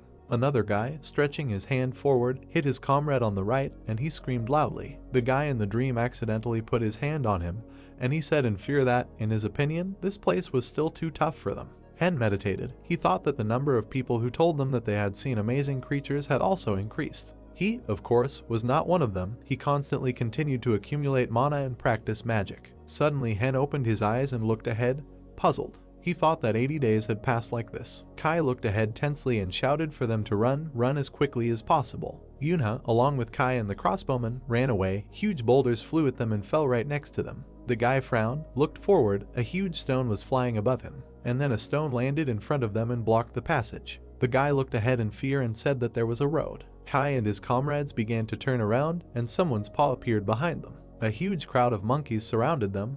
They stood up and began to control each of their directions. Huge monkeys, with their mouths wide open, rushed into battle. The guy looked at them in fear and shouted that they were as careful as they noticed them. Kai, looking to the side, put out his sword and shouted that the two of them should tell the owner about everything. Kai lunged forward and shouted that this was what was required of the scouts now. Yuna, looking at him, shouted for him to wait. Hen, cutting the monkeys with his sword, ran past them. One of the monkeys swung a bamboo cane and shouted loudly, and then the monkeys, at great speed, threw a huge number of bamboo spears directly at Kaya. Kai, dodging to the side, was able to evade them. Suddenly he looked ahead in fear. A large red monkey appeared and swung its paw. The monkey hit Kai on the head with all his strength, and his helmet flew off. Kai was carried back away from the monkey at great speed. His skull was cracked. He looked ahead in fear. The big red monkey made a quick leap upward and swung its paws. A second later, a red bright flash appeared in the sky. The red monkey frowned and looked ahead, puzzled. Yuna put a shield in front of her. Her whole body was shaking. She was holding back the monkey's fists.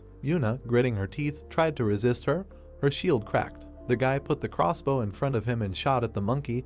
He shouted for Yuna to move away. The monkey flew away with an arrow in its chest. Kai rose from his knees and, leaning on his sword, thanked Yuna for surviving. Yuna held her sword in front of her and said that they should unite and defend themselves together. The guy looked at Kai with a smile and said that it was he who had been training them all this time. They definitely wouldn't lose. The red monkey pulled the arrow out of its chest. She stepped ahead of the other monkeys and angrily threw an arrow to the side. And then the monkeys ran towards Kaya and his allies. The guy shouted, "Come on." A huge crowd of monkeys rushed towards the guy. He fired a crossbow and pierced one of the monkeys in the chest. The monkey was quickly approaching. The guy put his hand in front of him. Yuna appeared in front of the guy and hit the monkey's head with her shield. Kai lunged forward and quickly cut through the monkey's torsos. A huge number of monkey corpses lay on the floor. Kai, along with his allies, continued to resist. Suddenly Kai raised his head up, and a huge burning boulder appeared above them. Kai, looking at him, shouted that they were being fired upon. They needed to be careful. The stone fell near Kaya and there was a big explosion. Kai turned around and wondered that they were being attacked, and moving differently separated them and continued to advance, but what was the reason for such sudden activity? Suddenly, a large red monkey appeared near Kai and waved his hand at him. Kai quickly started to turn around, then shouted for the stupid monkey to get it. He made several swings in front of him, but the monkey parried them. Kai continued to strike, and bloody wounds appeared on the monkey's arms. The monkey's face was covered in cuts and he growled furiously, and then Kai made a quick leap forward, holding his sword in front of him. The monkey began to fall back, blood gushed from its body. Kai turned around and asked if everything was intact. The red monkey had fallen, so now. Kai turned around and looked ahead in fear. A huge white monkey appeared in front of him, looking at him menacingly. Looking at her, a system message appeared in front of Kai that it was a wandering boss, a white monkey. The white monkey calmly waved one of its 4 arms, and Yuna and the guy flew off to the side. Yuna and the guy fell to the floor, and Kai looked intensely at the monkey. Kai turned around and saw Yuna lying unconscious. Kai stepped forward in front of the white monkey. The white monkey stood up and raised his arms. Looking at her, Kai saw a strong aura. He looked ahead, puzzled. And then his hands shook. He thought that Hen would have to go further without him. Suddenly someone in his head told Kai to shut up and duck down. Kai looked ahead in fear. The white monkey growled furiously and rushed into battle. Kai covered his head with his hands and jumped to the side. A stone fist flew at the white monkey at great speed. The monkey looked ahead, puzzled. A giant golem appeared in front of her, and then a system message that this was the monster of the Master Necromancer of the 4th Circle, a stone golem. The stone golem swung its arm. He hit the white monkey in the face with all his might, and it flew away, stunned. The blow was so strong that the white monkey flew at great speed into a stone standing behind it. Hen came out in front of Kai along with Castle and Chris. He said that Kai forgot or something, and they don't always go to the end and don't give up ahead of time. Suddenly Hen looked in front of him in surprise. The white monkey calmly stood up and walked towards the stone golem. Looking at it, Castle said that's the monster. The white monkey smiled widely. Castle stood in front of Hen and shouted for Hen to be careful. They don't know how the white monkey will behave. The white monkey raised its head up and began to take in air, and then, opening her mouth, she let out a loud roar. Hen covered his ears with his hands and lowered his head down. Suddenly, out of nowhere, someone's huge red paw appeared. Chris turned to Hen and told him to concentrate. Behind the white monkey appeared 2 black dogs. One of them had 2 heads. They were even larger than the white monkey. The wolves, opening their mouths, roared loudly. A system message appeared in front of Hen that this was a wandering boss, a 2-headed blood wolf, and another wandering boss, a blood wolf. Looking at them, Hen thought that all these monsters were attacking them. Chris extended her hand forward and a green magic circle appeared. She shouted healing. Yuna opened her eyes, puzzled. Yuna, lying on the floor, shuddered, looking ahead in fear. Chris asked how Yuna was feeling. Yuna furrowed her eyebrows and asked what happened. Hyen came forward and said that he put too much pressure on Yuna, then apologized. He added that he needed to defeat the bosses and return safe and sound. The white monkey and the wolves came forward, and then the one-headed wolf ran towards them at great speed. The stone golem, looking at him, swung its arm, and then he hit him in the mouth with all his might, driving it inside. Blood sprayed from the wolf's head in all directions, and then the blood began to take shape, and the blood wolves appeared. The wolves began to surround the stone golem, knocking it to the ground, and others headed towards Castle. Looking at them, Castle shouted that they were fools. He would deal with such a trifle even faster. He swung his sword and cut the wolf in 2. I saw how the severed parts turned into more wolves. Looking at them, Castle said that they looked like slimes. The white monkey grabbed a large boulder, and then she began to throw stones forward at great speed. The wolves were also approaching Hen's team. Hen furrowed his eyebrows and shouted loudly for Castle to come back. The monkey swung his arms and released several energy waves directly at them. A few seconds later, a strong explosion occurred in that place and dust rose. The monkey took a step forward. Puzzled, she opened her mouth and saw a large mound of earth appear in front of her. She looked at him, not understanding. And then cage-shaped bone spikes appeared from the ground, which Hen managed to create at the last second. Hen and his team were on the back of a huge mud giant, which knocked the monkey off his feet. Hen put a red crystal on the floor, and someone shouted that it was amazing. With the help of the golem's heart, Hen could summon such a huge monster. He replied that he didn't have enough mana, enough for about 20 minutes. Castle turned around and shouted that they would have time to deal with him. Yuna, looking down, furrowed her eyebrows and shouted for Hyen to look down. Yuna looked at the golem's legs. Red spots were climbing up underneath him. Yuna shouted that something was approaching. and then the red spots began to transform into wolves. Hen looked down and said that apparently the remains of the explosion were connecting. Let Chris defend himself. Chris replied, okay. She extended her hand forward, a purple sphere appeared in it. She shouted that she would show them the power of the core. They began to appear from the ground. She shouted that she was calling on the angry Mage skeletons. Hen looked at them with a smile and shouted that wow, she's not a necromancer, but she can call upon Mage, that's the power of the moonstone. Hen looked at Kai and said that she was putting him in command of the skeletons. Kai replied so that Hen could trust him. Suddenly a skeleton in black iron armor appeared. Hen shouted an angry skeleton knight. Kai and the skeletons began to defend themselves from the furious wolves. Kai shouted for them to fend off their attacks. The skeletons destroyed one wolf after another along with Kai. The wolves fell to the floor and turned into red sludge. The white monkey clenched his teeth and looked menacingly ahead, and then she pulled out a huge stone that was even bigger than her. The white monkey looked to the side in fear. The mud golem that Hen had created placed its hand on the stone that the white monkey had picked up,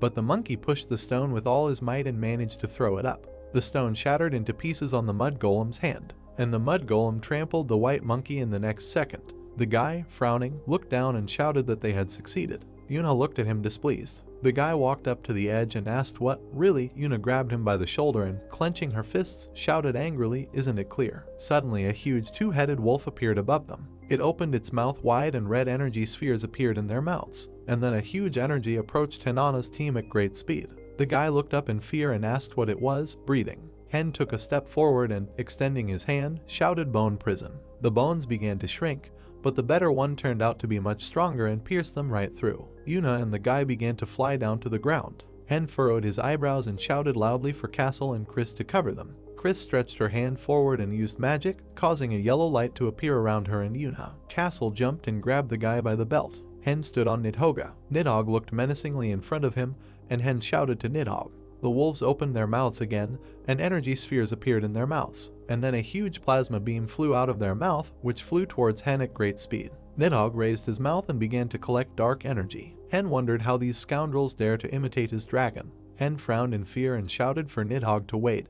Because they are unusual monsters, let them not use their breath just like that. The next second, Nidhogg released a huge dark plasma beam, which met the beam of the wolves. Nidhogg used his breath, but better than the wolves he began to interrupt him. Nidhogg's paws moved and he began to be pushed back. Hen, looking down in fear, shouted that they were being pushed back. If he does anything, his mana will quickly run out. You need to dodge the attack. Hen looked menacingly at his dragon, and Nidhogg lowered his head and, continuing to use his breath, told Hen to close. He's a dragon, he never loses. Hen put his hand on his chest. He wondered if he felt the same way as Nidhogg. Hen clenched his teeth and lowered his head down. Hen thought that Nidhogg could not believe that the enemy was able to push him away. Hen hit Nidhogg on the head with his staff. A blue glow appeared around his hand and Hen shouted that nothing could be done. Hen, looking menacingly in front of him, opened his mouth wide and then shouted that he would transfer all his mana to Nidhogg.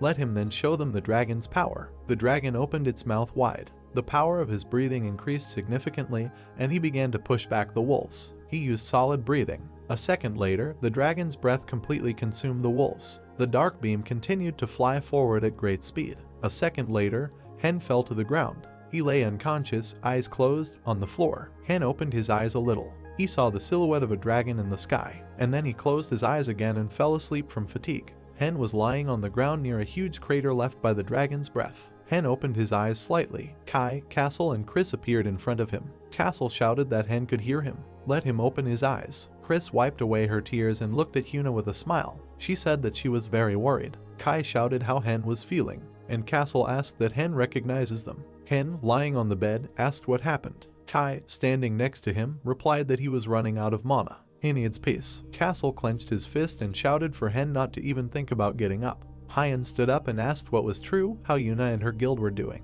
Kai, looked down, replied that thanks to Hen, everyone would go home safely. Hen, smiling, got out of bed and replied that he was very happy. Instead of saving mana, he spent it to the last drop. Something terrible could happen. Kai replied that thanks to him, they were able to defeat those bosses. Castle looked at Hina and said that if it weren't for his mana, they wouldn't have been able to do anything. Chris turned to Castle and said that she agreed that the monsters had stopped becoming more and more aggressive, so they needed to deal with them as quickly as possible. Hen, looking at his comrades, replied that yes, that's right.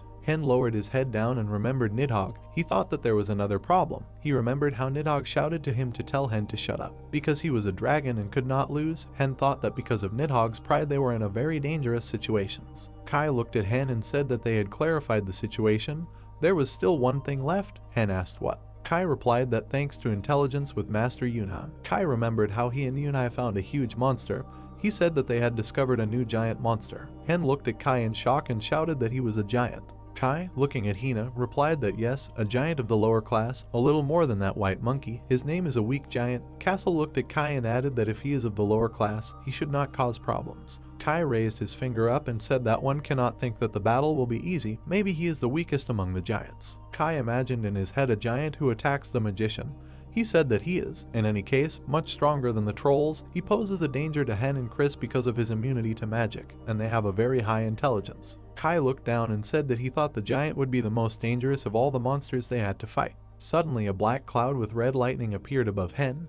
Nidhogg said that it would be interesting. The giant himself would kill him. A red eye appeared from the black cloud above Hen and Nidhogg continued to tell them to stand back and watch. Nidhogg looked menacingly at Hina and told them not to get in the way like this time. Hen frowned and asked not to interfere. The dark cloud began to disappear, and Nidhogg told them not to waste his time. He would figure it out himself. Castle furrowed his brows and shouted that maybe they were sworn enemies, but how dare he behave like that? Chris looked at Hina and said that Nidhogg's disrespectful behavior cannot be ignored. Chris, looking at Hen, continued to say that he should take care of his upbringing. Hen replied that yes, but now it's better to rest. We are transported to a camp in the dungeon. Someone points towards the system screen. Gloria looks at the two-headed wolf with a cross on it, and below is a photograph of Hen. She asks why she wasted time on the two-headed wolf. She didn't think that they would be defeated so easily. Gloria looked at all the defeated bosses and said that she sees that in such a small country as Korea there are many worthy opponents.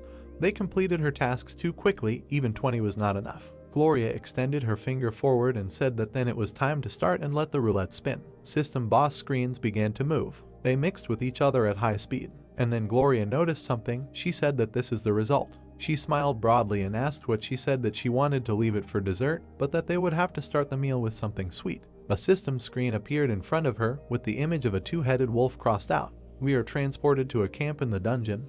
Hen thinks that sometime after the battle everyone began to prepare for the battle with the giant. A guy wearing special gloves puts a special device into an iron pipe. Someone is using a hammer to extract red crystals. Hen picks up the red crystals and examines it carefully. Someone comes up to Hen from behind and says that this is the kind of heart a goblin has. Hyen turns around and pulls out the crystal, Yuna, and says that it sucks mana from the environment and is useful in summoning golems. Depending on the type of golem, the time of use changes. They tried many times to find the right use for it, but now everything has become clear. Yuna took the red crystals from Hyen's hands and replied that it was clear. She examined the crystal with interest. Hen looked at her carefully, and then Hen, looking at her, suddenly asked that she wanted to tell him something. Yuna placed the crystal on the table and apologized, saying that the Normes Guild would like to discuss the terms of the contract. Yuna looked away and said that the thing is this, any battle with Hyen ends in victory, but it seems that they will never cope without him. Yuna looked at Hyuna and added that they were convinced of this after the last battle. Although they tried hard in training and reconnaissance, against an enemy of this level they are invincible. She lowered her head with a smile and said that she thought that even all of them together would not defeat any of these bosses. She saw how strong Hen was as a magician. Hen looked at her with interest, and Yuna continued to say that this is why she made a choice. She smiled and said that the Normas will not go through this dungeon. Hen looked in her direction, dumbfounded. Yuna clenched her fists and said that this idea will not end in anything but futile sacrifices. They need to become stronger in order to survive in such a place. Hen looked at her carefully and said what then. Yuna bowed and shouted that she was sorry once again for ending their contract like this. Yuna continued to bow to Hyen. Hen looked at her with a smile, and then Hyen said that he understands. Let Yuna raise her head. It was a difficult decision for her. Hen, looking at her, added that then they would terminate the contract right now, but of course they could use everything they had built. Yuna looked at him in shock and asked if it was true. Hen extended his hand forward and replied that, of course, they built all this together with them. Hen smiled and added that he wished them luck. Yuna smiled back and thanked Hyen for everything. And then Hyen and Yuna shook hands. We are transported to a camp in the dungeon. Hen thinks that after a short time of working together, their paths diverge. Everyone has different goals and ways to achieve them, but they are united by the desire to survive. They just go to this in different ways. A system message appeared in front of Hen that it took 273 days to complete the 13th to 13th class E dungeon before failing the task. Hen started exploring the dungeon 227 days ago, parting with the Norma's guild. We were shown the entrance to a huge rock near which trees grew. Han and his squad were sitting behind the stones, and someone from castle said that the dungeon was in the dungeon, which was quite strange. Kai put his finger to his mouth and told them to be quiet, because they might wake him up. After all, in front of them slept a huge orc and many small ones who guarded it.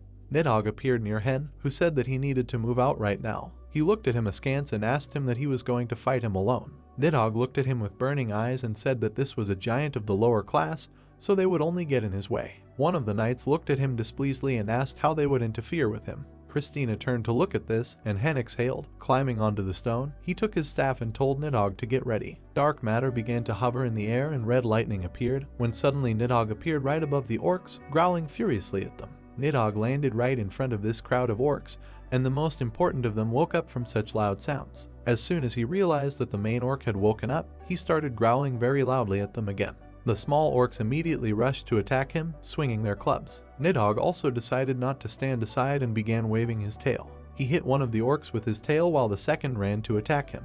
Running up to his head, he was still able to strike him. But Nidhogg simply grabbed his hand in his mouth and looked at him. Unwinding, he was able to throw this orc high into the sky. He threw it so far that the orc landed right next to our guys, who were afraid of it. They all looked with stunned faces, and one of the knights asked if Nidhogg had gone crazy because this was too much. But he continued to stand among the crowd of orcs and told them not to interfere because he himself could handle them. The chief of the orcs looked at him with a big smile on his face. This made Nidhogg very angry, and so he began to growl in displeasure, asking that he dare look down on him. Immediately after this main orc rushed to attack him. He slammed his fist straight into Nidhogg's face with all his might. The blow was so strong that Nidhogg himself was thrown back head first. The dragon lay on the ground and trembled all over in pain. But then his mouth began to fill with a purple aura and his eyes glowed with a bright red light. Once he had accumulated his mana, he fired a huge and powerful purple beam at him. This beam was so bright that it was blinding, and various lightning bolts flew around it. At the same moment, something happened that Nidhogg did not expect at all. This orc began to attack him simply through his beam. He started hitting him as hard as he could on the head with both fists. Nidhogg's skull began to crack and fall into pieces as he fell into the ground. Hen looked at him with a little excitement and shouted his name. The rest of the orcs began to approach them, and Christina shouted that they needed to intervene in this battle. Castle began to swing his sword while the orc's blow was flying at him, and said that now it was their turn to attack. Nidhogg still received many blows from the main orc. Blow after blow flew into his face and destroyed his skull. Nidhogg growled at him, saying that a weakling like him couldn't defeat him. The orc didn't care at all, and he simply kicked Nidhogg very far away. And then she looks at him with a big smile and calls him a weakling. Coming closer to him, he continued to laugh at him, saying that he was a weakling. Nidhogg looked at him with frightened eyes and thought that he was a dragon and a representative of the greatest race. He could not lose to him. Suddenly it dawned on him because Hen asked what he finally understood. The upset Nidhogg looked down, and Hen looked at him with a confident look and said that he was not a dragon, but only a fake made in his likeness. But Nidhogg did not listen to him and convinced himself that he was a real dragon. The orc ran up to him and began to beat him again, shouting that he was a weakling. Nidhogg's skull crumbled more and more, crumbling into small pieces. Nidhogg could not do anything to him at all while he was simply beaten and beaten. The main orc, laughing very loudly, drove him into the ground with his blows. While Nidhogg was flying from side to side, Hen said that he himself understands everything. He should stop deceiving himself, so he should lower his pride, because he cannot become a real dragon simply by his own desire. But Nidhogg sincerely did not believe I wasn't going to believe it. The orc greatly outnumbered him in strength, so he simply tore him into small pieces and scattered him everywhere. Nidhogg fell down until all his bones were completely cracked and he let out a grunt of pain. The orc chuckled very evilly, standing over his half-destroyed body. He kept looking at him with an arrogant look and a smile on his face, saying that he was a weakling. Nidhogg just lay silently on the ground and didn't make a sound. Then his eyes lit up again and he started shouting at Hen that he promised to make him stronger than a real dragon, but he lost. The orc began to stretch his hands while Nidhogg continued to say that Hen could not keep his promise and simply lied. Nidhogg was still lying on the ground with burning eyes while Hen said that he made a promise. But Nidhogg also did not fulfill his part because he cannot continue the path with a creature whose mind is clouded with pride. They looked at each other, and Hen said with a confident look that he really was his strongest card, but before, and if he continues to think only about himself, he will never be able to become stronger. Nidhogg watched the rest of his squad run into battle and thought about Hen's words before. He saw how skillfully they waved their swords. He saw how Christina used her magic. The three of them cut these orcs into small pieces in the blink of an eye. He looked at all this with a frustrated look and realized that while these guys were training and getting better, he simply considered himself the almighty. All his bones began to come together a little, and he decided that Hen should teach him, and the orc watched him put himself back together with a surprised face. Nidhogg's body was still being assembled from small pieces, and he told Hen to teach him because he wanted this power. Hen himself looked at this with a big smile on his face and said that he was waiting for these words from him. His bones began to swirl and fly around Nidhogg. The main orc looked at all this with a frightened face while sweat flowed down his cheeks. Now Nidhogg's body has completely transformed into a new one and seems to be covered with armor. Hen jumped on top of him and said that they need to get rid of this orc. Nidhogg's eyes glowed more intensely than before, and his teeth seemed sharper. His body began to be covered with an even greater layer of armor while Hen shouted the spells Phantom Armor and Negative Energy. His wings began to become covered with armor. Nidhogg stood directly on his head and shouted the spell Unholy Weapon. He looked ahead and said that the magic he uses should also be used by Nidhogg, so he should learn right now, then he will become much stronger. Nidhogg looked forward with burning eyes and said that he would take note of this. Suddenly Hen was very surprised, but then he just started smiling. Swinging his staff forward, he shouted that they needed to kill their enemy. Throughout this gorge, screams and sounds of blows from this massacre could be heard. Nidhogg was crushed by stones so that he growled in pain, but suddenly he jumps out from under these stones because an orc kicked him. Small bone fragments began to appear under his wings. Nidhogg launched all these fragments directly at the orc using the Bone Spear of Death spell. One of the fragments hit this orc directly in the stomach. This huge fragment crushed this orc straight into the ground. Nidhogg looked at him and said that he was finished. The orc himself was very surprised, trying to pull this fragment out of his body. But he doesn't have time to do this, and all these fragments that hit the ground and him began to explode. The other guys looked at it all from afar, and this explosion was simply huge. Castle said that now he really looks like a dragon. Nidhogg and Hen flew to them. Suddenly Castle notices something and is surprised by it. He starts screaming at the top of his lungs for his owner to beware. Hen heard him and began to look around, not understanding what awaited him. When suddenly Nidhogg begins to fall to the ground, his mouth open. He falls with such great force that the ground cracks everywhere from his impact. A very loud bang can be heard everywhere from such a strong blow. The guys, very frightened, began to run towards the cloud of smoke, calling their owner. Suddenly, right in front of them, some kind of pink egg began to crawl out. This egg began to rise into the air, and inside it was that same huge orc, and Castle said that they killed him, so what's the matter? How did this happen? Hen approached them and said that he did not like this atmosphere at all, and Christina asked what he meant by this. Hen began to look around in fear, saying that he felt as if there was someone nearby and as if this someone was watching them. All the guys also began to look around, when suddenly someone started to come out and clap their hands, saying that she admits that Hen won.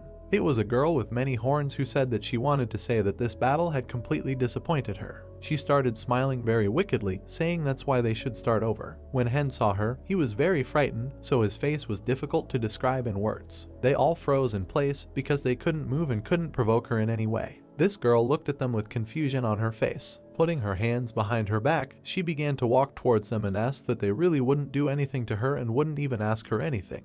Hen tilted his head and asked her answer to his question, and she began to laugh furiously and say that she would never answer him. Christina and Castle looked at all this with incomprehension and simply remained silent. Hen, holding the staff in his hand and looking at her, asked, "What is the point then, if only she can get what she wants?" Pointing her finger at Hen, she said that now she understood what he was like, and he was right, because only the strong have the right to choose. With the help of her magic, she began to lay this pink orc egg and said that she liked it.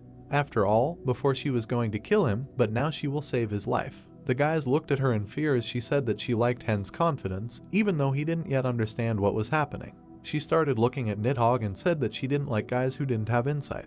Hen immediately imagined the image of Nidhogg in his head, realizing that it was she who said about him. Getting ready to snap her fingers, she asked what she should do then, but since she had already come, it would be boring to just leave. After these words, she simply snapped her fingers. Thanks to this click, all the guys were instantly healed and regained their strength. Hen looked in surprise at his hand, which was glowing with a blue aura, and realized that his body seemed to have been restored, and he felt a large amount of mana. This pink egg began to rise into the sky with her, and she asked that all strength had been restored. If so, then they should start fighting. Hen looked at her in the sky and asked that they would fight with her. This girl started laughing again, saying that, of course, they would fight with her, but they didn't have to worry because she would hold back, so they should just try to survive for 5 minutes. Christina, standing next to Hen, said that this is strange because it seems that her words and actions are at odds, so maybe she is checking them. To which I received the answer that nothing can be done about it. so they will have to follow her words. The two of them turned to Nidhogg, and Hen said that he would transfer all his mana to Nidhogg to strike, and Castle and Kai would stand on them as protection. Nidhogg began to fly above the guys, and Kai told him to trust them, and Castle said that they would follow him. This girl began to smile with all her sharp fangs, saying that they would stop wasting time because she could give them victory. Nidhogg began to charge up his strong attack and looked directly at her. Christina began to cast a spell, and Hen shouted for her to give him all her mana. A powerful stream of mana called Vicious Breath began to burst out of Nidhogg's mouth. She enlarged her hand and, making sharp claws on it, asked what this was all about their attack. With one blow from her big hand, she dispelled all that mana, saying that their attack was very boring. So not only did she dispel all that mana, she was able to strike Nidhogg, destroying his bones and armor. Hen was very scared when he saw this. Bone shards from Nidhogg were flying right above his head, and he couldn't believe she did it with one hand. The lady with purple hair was still laughing furiously, asking that maybe she should change her mind and just kill him. Hen trembled with fear, not knowing what to answer. Castle also trembled with fear and said that it was impossible to fight with her in such a place. He did not understand who she was and compared her to a creature from another world. Hen remembered her look and the way she snapped her fingers, and thought about his words that she was a creature from another world. Nidhogg began to regenerate all of his bones again, and Hen shouted that he was relying on him.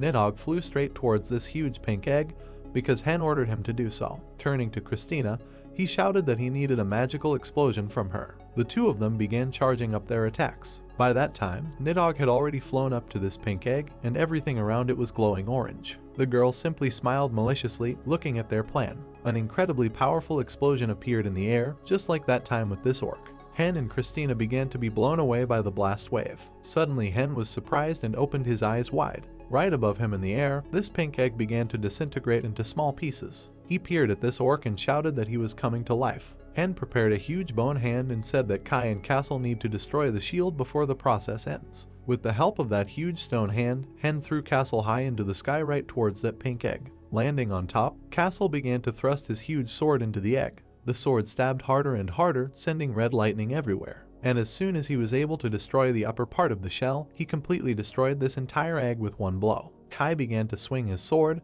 because he was ordered to cover his rear. After he swung, Kai threw his sword with all his strength straight at this orc. This sword flew straight towards this orc's head at a very high speed. Pink egg fragments flew everywhere, and the orc himself fell down. Hen bowed his head and begged for everything to happen exactly as he planned. Kneeling, this girl came down to him, laughing. A sincere smile was visible on her face, and she said that he really had spent all his energy on the lesser giant and was going to defeat her with this. Hen, very worried, said that he was sure that such a strong creature could not come into this world on its own, and for this she needed a guide. That is why she covered the dying giant with a shield. She looked at him with genuine interest and scratched her chin. She began to twitch her eyes, saying that he really was not like everyone else, and the fact that they came here with such information was amazing. Nidhogg's bones began to come together, and Castle looked at her carefully. With her arms outstretched and a smile on her face, she said she liked it, so they passed and she let them live. She still smiled sincerely, saying that thanks to them, at least something was able to cheer her up, so she would even give them a reward. Looking at Hen, she said that the reward would be that she would not take him while her body was evaporating. Nidhogg asked what it meant that she could take him. They looked at each other and she replied that she would make him her student or servant. And then her body almost completely evaporated, and she said that she was long overdue, but they deserved a bonus. While her eye remained suspended in the air, she said that her name was Gloria, the dragon demon of misfortune, and that darkness itself had blessed her. The guys looked at her with genuine surprise, and she said that they needed to play some more and called Hen a future student or servant. Hen bowed his head and was lost in thought over her words that she was the demon dragon Gloria. In front of them was a huge depression in the ground, and then a notification appeared that they had completed the dungeon. Being at home, Hen breathed out a sigh of relief. They all sat next to each other, and Hen said that she really was going to take him with her. Christina, holding Miss Ka in her hands, said that things were bad because she could bring her plans to life at their next meeting. Hen bowed his head and said out loud, enemy or servant, and he himself thought that in this dungeon there really are amazing creatures. Immediately he remembered all these three strongest monsters and realized that perhaps there are much more developed creatures than this Gloria, and it is also quite likely that those who invaded the planet where Christina used to live, are now acting, and on Earth, it seems that they want to eliminate potentially dangerous people or make them their servants. Castle looked at Hen and asked what he would do about it. Glancing at everyone, he asked what the others thought about this. Then Castle looked at him again and said that they had to fight, because she was their enemy, and also, if it had been a little more, they would have lost, but fighting her now is just a sure way to death. The three of them looked at Hen and said that they valued him, although they themselves were already dead, and of all of them only he was still alive. Hen looked at Castle as he said that he wants to fight her, but it is too dangerous for him, and even if he agrees to be with her, he wants them to be together until the very end. Kai also decided to add his words that he also thinks so, and whoever he chooses as his ally, God, the devil, or someone worse, he, like a knight, will follow his master to the very end. These words touched Hen very much. Christina looked at Hen and said that she did too, to which Hen himself asked that she would fight side by side with her own enemy. It was as if space appeared behind Christina, and she said that, as she already said, her goals are much higher than this. She really wants to be together, but if she doesn't succeed, she is still sure that with him they will achieve much more. Hen said with a smile on his face that he understood her. He then began to summon Nidhogg, asking his thoughts about it. We only see his eye, and he says that his goal is to become stronger, so he doesn't care who helps him with it. Castle began to shout displeasedly that he, apparently, was the only one who thought differently. Then, crossing his arms, he turned his head towards Hen and asked what he himself thought about this. He bowed his head and replied that he didn't know at all, because when his life was in the balance, it was difficult for him to make the right choice, but he was sure that on their side they would never be at peace. Castle, looking into his eyes, asked what it meant that he wanted to fight, to which he received the answer that for now, yes. With a very confident look, he remembered this girl and said that he was not her student, and this was just a warning. After all, they have a choice, run away or fight. Clenching his fist, he looked at his muscles and said that he was thinking about getting stronger to be on the same level as her. Castle, with a smile on his face, began to shout that the owner was a real man who was ready to fight such a dangerous opponent, so he would definitely help him. While Castle cried out joyfully that his master was the best, Christina said that this woman was not like everyone else, although she was ready to go with him to the end. Looking at him with a creepy look, she added that if their lives were constantly in danger due to numerous escapes, she might betray him. Hen was very surprised by these words and did not know what to answer her. Clenching his fists and looking forward, he thought that, in other words, if Christina realized that their strengths were not equal, then she too could become his enemy, and he realized that even on such a day he needed to force them to serve until end, so he will have to use force. Out of anger, he began to squeeze his cheekbones and bite his lips, realizing that they had come such a long way, trusting each other. But they needed to make every effort not to lose trust, when suddenly they were all surprised, because someone started ringing the doorbell. Hen jumped up from his seat, asking if it was their bell that just went off, and Christina added that their door was probably connected to the outside world now since they won the last battle. Hen was very worried, asking that they had just contacted the outside world. But someone had already arrived, and he did not expect new guests at all. He decided to look on the camera to see who was standing right outside the door, and there was a blonde girl whose name he asked. She provided her ID, saying that she was Kang Hai Mai. With a confident look, she said that she ran a dungeon site for an organization called Operations Bureau, and then asked if they could talk. Hen looked at his guys and told them to calm down, because this was someone from the dungeon site, and it was clear that ordinary people would not come to them. Suddenly he realized what he said, and everyone was very surprised. It turns out that there is some kind of company behind all this, and why do they need him anyway? Some man started knocking on the table, asking how this was even possible. His employee was standing in front of him, and there were papers on the table, and he asked why there were such strong monsters in the E-Class dungeon, because they already had 16 dead. The employee began to leaf through his papers, saying that there were survivors, for example, one young man with talent who could aim for a class. Our main character, Hen, was drawn on his paper. While the head began to scratch his chin, the employee added that he would send their agent to check the dungeon where people died. Turning his head, the head added that they first needed to contact that promising researcher he was talking about, but the employee did not understand his words, so the head began shouting for him to contact this Hen now. The same girl who came to them bowed, closing her eyes, and thanked them for letting them go. Hen also bowed, saying that he did not know that there was anyone behind the dungeon site at all. She sat down on a chair and said that they were managing the site and sending items using the technology of higher beings, and also helping the researchers with the circulation of money. Christina asked in surprise that the higher beings, who are they? Maybe they are gods, and this scared the girl very much because it was the first time she saw a talking skeleton, but Christina simply continued to say that their organization can contact them whenever it wants. The girl, smiling awkwardly, realized that even though it was a skeleton, she was at work, and replied that she did not know all the details, but they thought that these were both gods and demons. Christina lowered her gaze and said that everything was clear to her. Hen looked at her and said that they should go closer to the point. Why did she come to him? Looking at the floor, she said that she could view players' information through the Dungeons app, and they were especially closely monitored by researchers with grade talents. With a frightened look, she presented the files of many people and said that they suddenly discovered that in the dungeon 16 people died in the E-class. She hugged Miss Ka while Hen said that it means they found him to get information, and she replied that it was so because they really needed to know what was happening in the E-class dungeon, but they would also like to offer him cooperation. Hen was very surprised by these words. He looked at her with a surprised look and asked what she could give him. Raising his head, he said that any information costs money, so for her information, he already has plenty of money. She looked to the side thoughtfully. She then said that if he agreed to share the information, they would sell him the mana crystals. Behind her, she presented many small crystals and said that they constantly monitor the emerging lots on the site, so they have very rare crystals. Hen turned to Christina and wondered what they should do, because with them they would have many new opportunities. Christina also looked at him and replied that they probably have something else that is not on the dungeon website, so they would need to find out about it. Sitting on the floor, Hen said that this is not enough, so maybe she has something else. Looking at him, she said that they were so confident in the value of their information. Hen, with a smile on his face, said that he could bet his life on it. The girl frowned and simply remained silent. Then she began to get up from this chair and ask for an apology. She left the guys, still holding Miss Ka in her hands, and began telling someone over the microphone that they had a little problem. Hen watched her talk on the phone, but couldn't hear what she was saying. Then she turned to him with a confident look. She handed him her phone, saying that it was the director who wanted to talk to him personally. Hen took the phone in his hands and said hello to the director, and the director himself introduced himself to him and said that they were ready to sell him cheap medicinal herbs and metals, as well as mana crystals. The director was very surprised, because he heard from the phone that Hen said that he would agree if there was a 50% discount. Hen, with a smile on his face, heard the director say that he could not go below 90% of the cost, to which Hen said that they should agree to 55%. Because of such impudence, the director became very angry and shouted that the maximum was 85% and would not reduce the price anymore. Hen was still bargaining with him with a smile on his face, shouting. The two of them were talking on the phone. The director looked very angry, and Hen was just smiling. They say 75% and a contract for 3 years. The director began to scream even more, saying that 3 years is too much, and does he even understand that a 25% discount is already worth a lot? The director clutched the phone in his hand, baring his teeth as high, and said that he promised that during these 3 years he would not leave the country. Christina and Kai looked at him while he said that one day the explorers will go through all the dungeons, so doesn't he want to take them to his organization?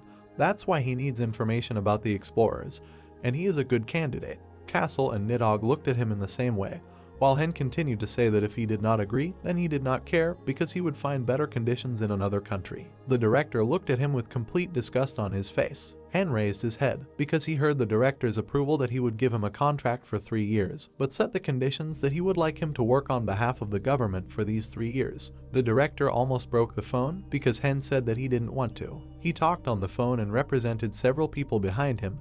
They say that he does not want to work for the government because they will always have their own conditions and restrictions, and he is not going to act on someone's orders. The director continued to yell at him, saying that he understood, but even then he offered him a contract for 2 years and would give him up to 70% if he freelanced for him.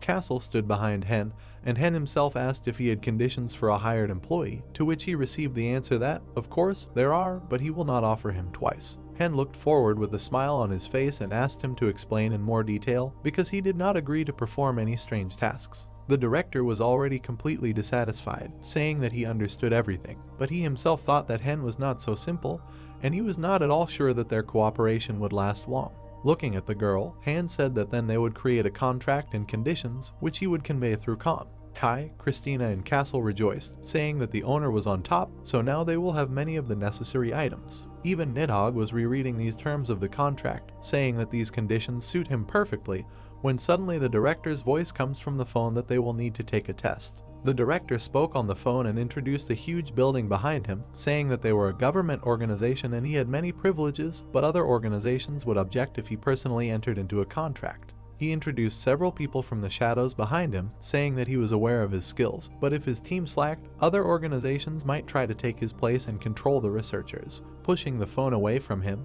Hen thought about what he was saying, that ordinary people could control researchers, and realized that he didn't like it at all, especially after the situation with Gloria, so he should think about this proposal from the director. The director looked down, frowning, while Hen asked what he needed to do, to which he received the answer that he needed to go through a dungeon, or to be more precise, it was a sealed dungeon that they could not pass before. We were shown that same sealed dungeon, and the director said that such dungeons are connected to their world. They seal them so that monsters do not appear there. Hen looked at this phone and was a little worried, thinking about what it means that monsters appear in reality, so that's why they want to hire researchers like him. He continued to look at this phone while the director's voice came from it, saying that the dungeon would be an F level, but it was more difficult than a normal F-class dungeon, and then he asked if he agreed to this test. Looking at his skeletons, he asked them what they thought about this, whether they should take the test and sign this contract. Kai replied that he didn't think there was any point in fighting, because it would only make things worse for both sides. Castle looked at him too and said that he didn't care whether they were mercenaries or not, but it would be nice to have connections from above. Christina simply replied that they needed to become stronger. They looked at each other, and she added that they had other, larger problems. By this large-scale problem, she meant that same Gloria. Hen, out of confusion, began to angrily squeeze the phone, and then, raising this phone to his ear, and while his faithful skeletons stood behind him, he said that they would pass the test, but first he needed information about this dungeon. We see a military helicopter flying to a military base. There is a captain standing there, waiting for someone to get out of the helicopter. The helicopter began to slow down, and our squad came out right from this helicopter along with Kan.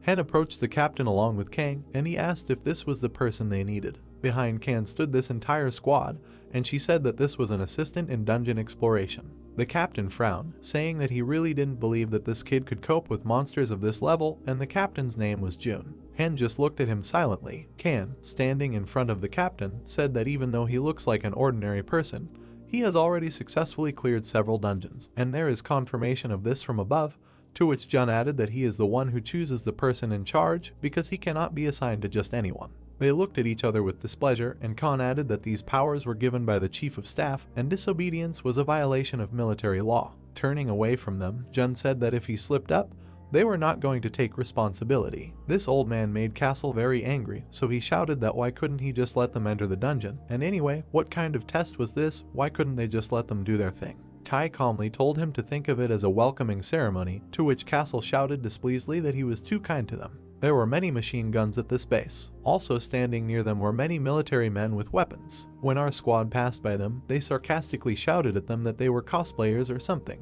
An arrogant smile was visible on their faces, and they said that they were wearing masks and superhero costumes that were stolen from the theater. They just didn't know what would happen next. Castle exhaled displeasedly, pretending to be funny. Standing in front of the huge hangar, the captain told them to wait here. Looking at one of the military men, he ordered him to open the door. The door to the hangar opened, and inside it stood a small structure with a door from the dungeon. It looked like a completely ordinary door. Jun looked at Hyan and said that he could go to her. Suddenly they noticed that this door began to open, and saw that an aura was oozing from it. And after this door opened, a huge number of goblins with swords in their hands came out of it more and more. With red eyes, they began to rush at people and scream. These goblins ran to attack, swinging their swords as the captain shouted for them to block the entrance and destroy them. For some reason, the main gate from the hangar stopped closing and simply trembled, making creaks. The rest of the military noticed this and immediately ran up to them, preparing their weapons, and the captain shouted for the whole squad to attack them and not to let any of these goblins escape.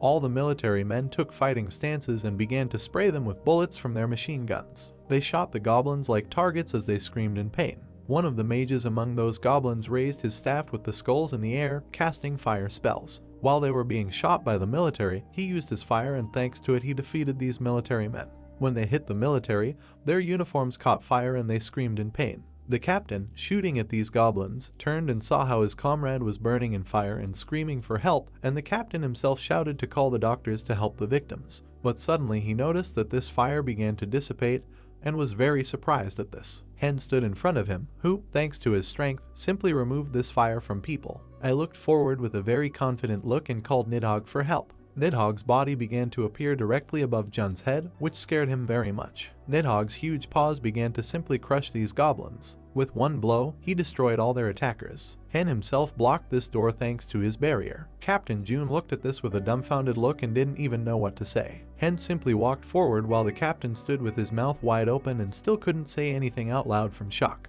He turned his gaze towards him and said that he went through that door. We were shown how our guys simply destroyed these goblins, and it is said that after 30 hours the test was successfully passed. Hen and Christina cast a lot of magic spells, and Hen himself thinks that when he remembers how they went through the F-rank dungeon with some difficulty, he understands how much they have grown. We see a huge building, and it was the control center of the dungeon company. We were shown Gloria again, who fell apart, and Hen said that after that he signed a contract with the company and gave them information about Gloria. The director, with his hands on the table and looking at Gloria, said that he did not think that they could somehow solve this problem. His look was very frowning and dissatisfied, and he said that the whole world should join forces, so his staff should send this information to neighboring states, but only secretly to avoid leakage. He handed a small piece of paper to someone and said that this small message should also be passed on, and also secret. The man to whom he gave this letter put it inside his jacket. We are transported to Hen's house and see them looking at a catalog of crystals. Hen leaned over to Christine and asked if there was anything good on the company's list, to which she replied that there were low and mid-level crystals, as well as mana alloys, so they actually had something to buy. But Hen asked if it was too expensive, because even with a 30% discount he wouldn't want to pay more than 25 million. Christina began to joyfully say that Can said that this price was set by higher beings, and Hen, looking askance at her, asked how many crystals she would take then.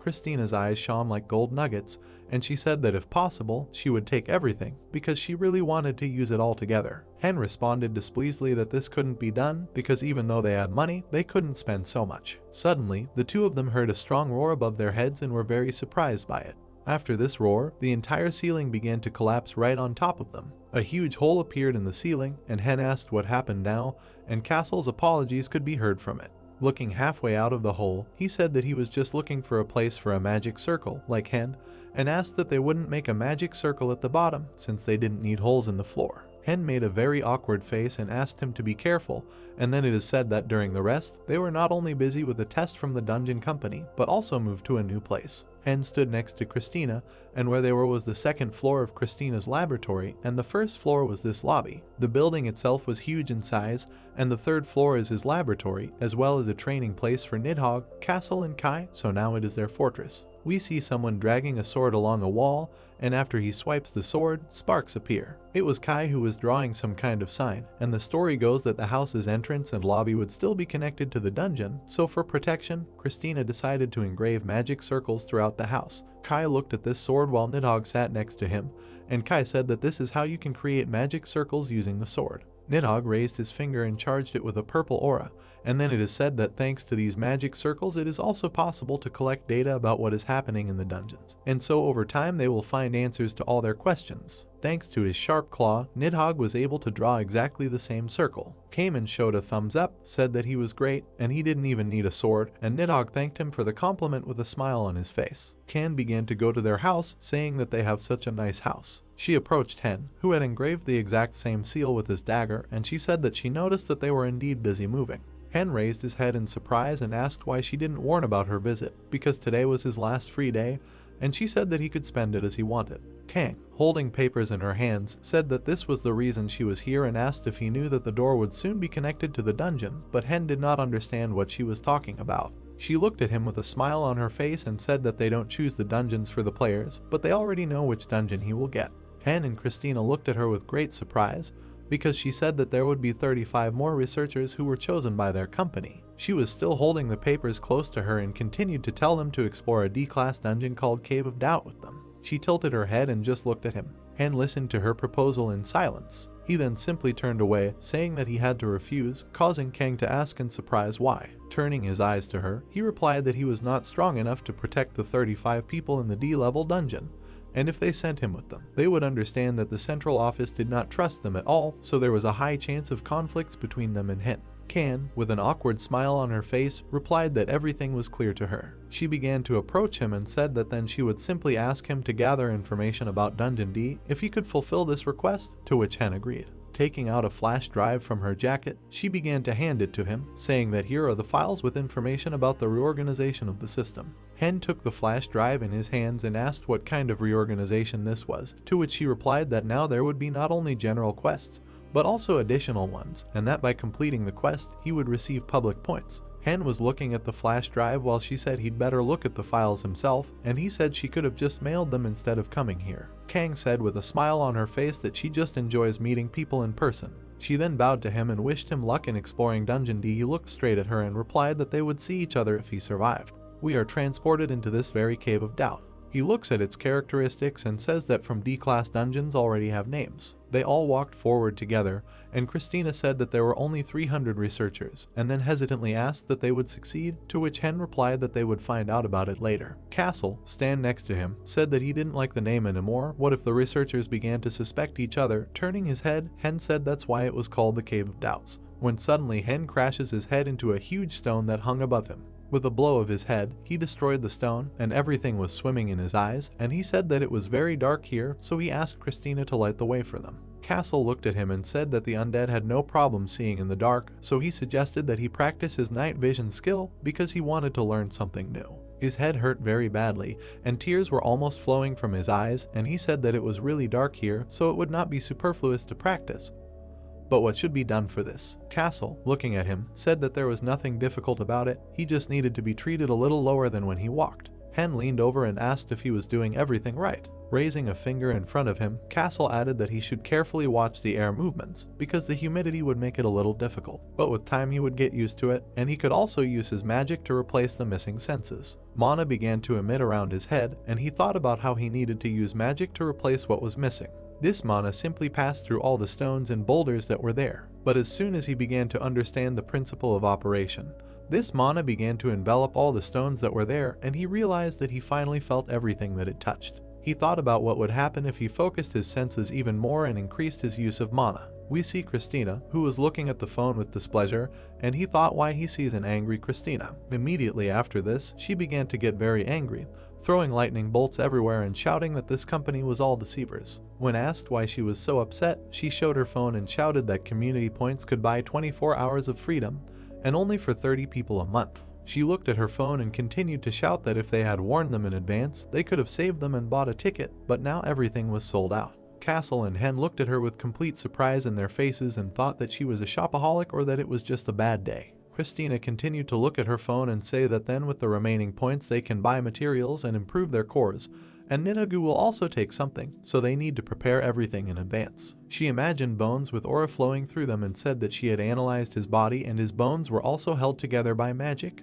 not a core like theirs. Previously, he did not have an organ that closed and controlled the circle of mana. Nidhogg came out right above them and asked what this meant, and Christina answered him that it could be said that he did not have a dragon heart. She imagined a huge red dragon and added that in order to become a real dragon, you also need the corresponding magic, so it also needs a core. Looking at Christina, he asked to make his core. She imagined that massacre with him behind her and said that the core also has disadvantages, because at the moment his body is just a vessel for the soul. So even if his body is destroyed, the soul will remain, but if his core is destroyed, then he will die, and they will be able to imitate the dragon's heart, but will not surpass it.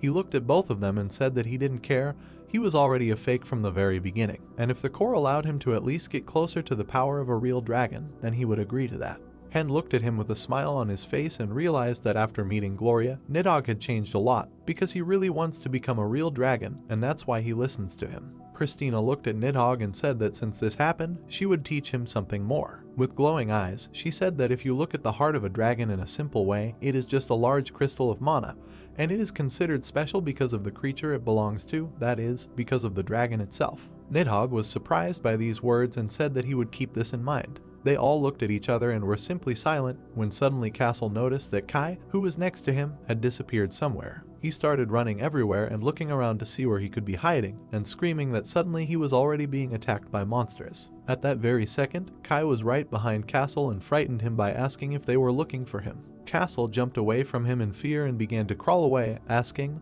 where was he? To which he received the answer that they had been chatting for so long that he just decided to go and look around. Kai took off his mask and Hen asked him what he had found, to which he received the answer that he had found traces of an ambush. He looked forward and said that he thought that this time everything was much more thought out than then. Hen was very surprised by these words because he said that it felt like the monsters were waging a guerrilla war against the researchers. We see traces of blood on the wall. These bloody trails lead straight to the exit of this cave. And right from this so-called exit we see a huge structure. Inside this structure there were several houses in which people lived. we see someone crossing their swords. It was a crowd of knights who dueled each other. One of them waved his hands and shouted that it was not their fault that they were attacked, it was Kim Tae-han.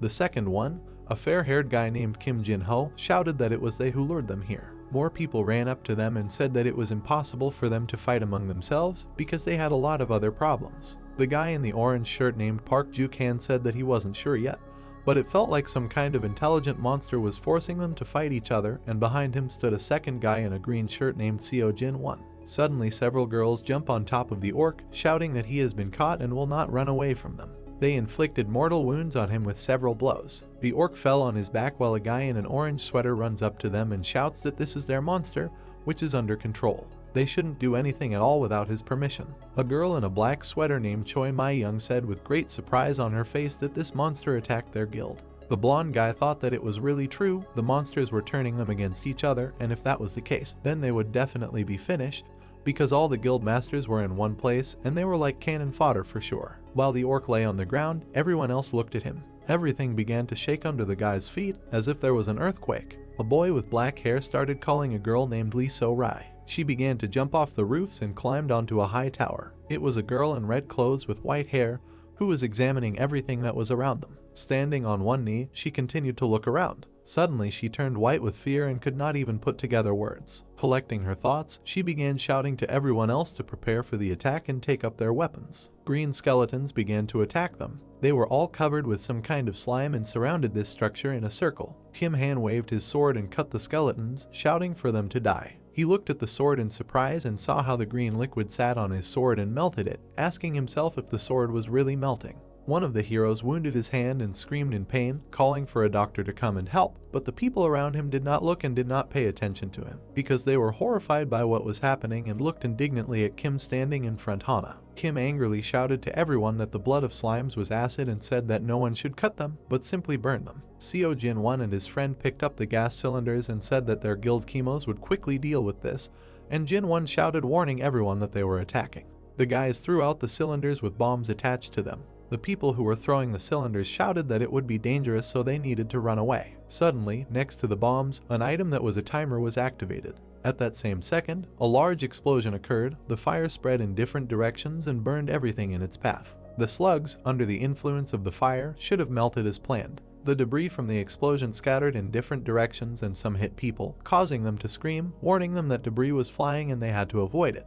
The ice girl stood up and activated the ice mist, asking Soul Nose for strength. The ice spread and froze the slugs. People shouted that they were trapped by the ice. Choi My-young stood in a fighting stance and told everyone not to look back, but to continue attacking and burning everyone. One of the attackers loudly ordered that the enemies be gathered in one place, and the other, taking a gas cylinder, shouted that they just wanted to start blowing up the enemies. One of the characters turned to Hin-dong and T-sik and asked them to gather the enemies in one place, and they rushed to carry out the order. Hin-dong hit the ground with his club and tried to follow the instructions, and T-sik barked at his enemies. The slugs began to run away and the heroes watched this, shouting that they were running away. The heroes continued to deal with the slugs, shouting that they would block their road and drive them in the right direction. Seo Jin-woo took the balloon and loudly warned everyone that he would now throw it out of his hands and launch an attack. The balloon hit its target and blew up everything around it, thereby almost destroying the houses nearby. There was a man on one of the houses, and Lyso was squatting next to him, who assumed that this explosion was made by the Chemos Guild and was surprised at such abilities to such an extent that she also wanted to learn how to do this.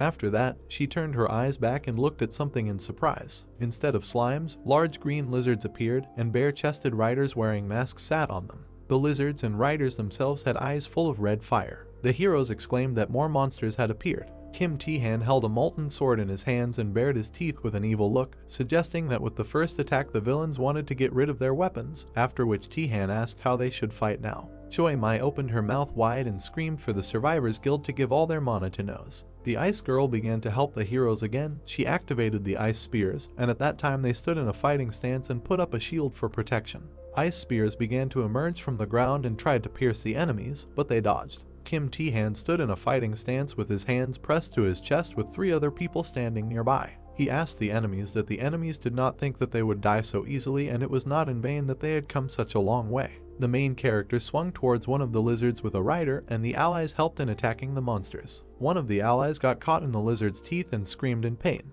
At this time, T6 shielded the boy from the shells with his body and screamed in pain, and he, in turn, shouted his name. People fled from the monsters, looking back and shouting that without weapons they could not win. Suddenly, a purple light resembling a funnel appeared in the sky.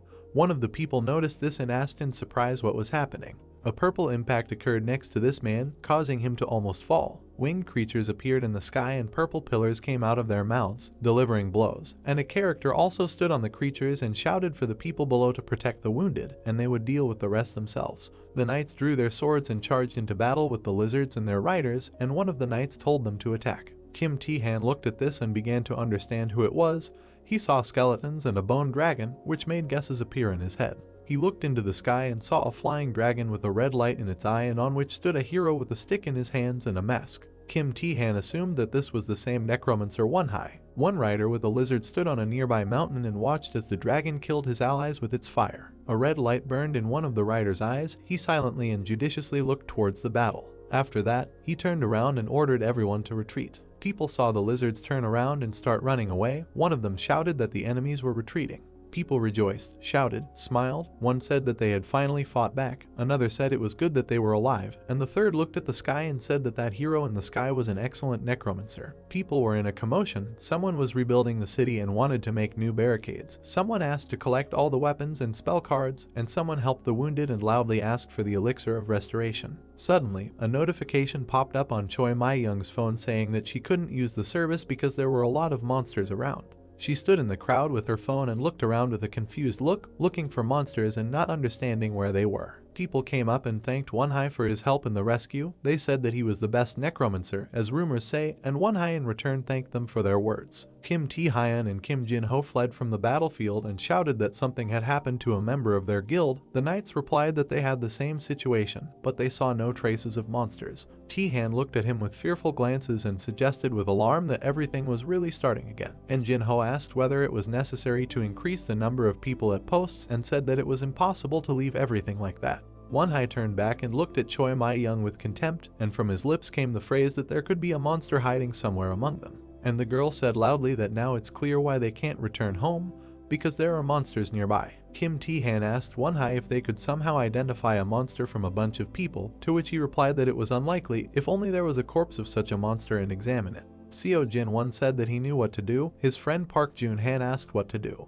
Jin-won came up with a great plan. He said that the return function only works when there are monsters nearby or they are fighting, but you can send people in groups, and in the group that does not return, there will be a monster. Kim Jin-ho considered this plan, but said that in the end, in the group where there will be monsters, there will be few people left and they will be in danger, and said that it is unlikely that anyone will agree to this. Kim Tae-han suggested leaving at least a few trusted people for protection in this case, and the place where they are located can be used as a base. Tae-han's idea was supported. Choi My-young stood in a circle and said that it was necessary to decide who would remain in what positions. Tae-hong suggested that they be distributed by time of day. Park Han suggested solving everything by playing rock, paper, scissors, and Jin-won asked if we would play until 2 wins or decide right away. Castle said he was voting for 1 round and asked the others whether it would be better for everyone to play together or split into pairs. Someone from the circle shouted asking if this was all a game for them. Everyone looked at the source of the sound with surprise and a little fear. Tae-han turned his head with a long sound, his face surprised. Sweat ran down Tae-han's face and he asked Wonhyo that he wanted to say something, and Wonhyo humbly made a sound from his mouth.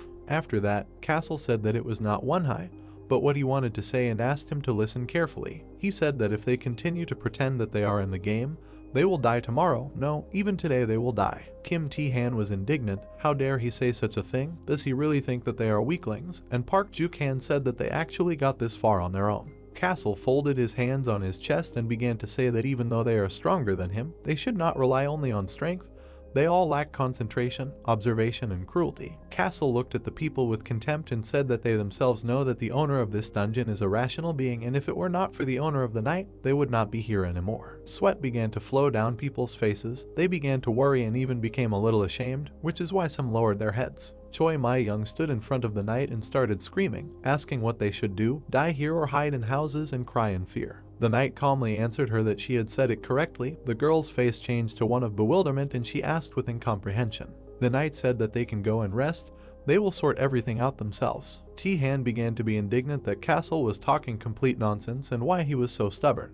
Christina approached T-Han with her hand on his shoulder and asked him if he really didn't trust them, because Castle wouldn't say it just like that. T-Han and Mai Young stood in front of the knight and listened to him. He said that they would cope with the owner without any losses, and only the owner himself could become a victim, and asked if these were bad conditions for them. People continued to stand and listen to Castle, and the knight said that they didn't even need to pay for it.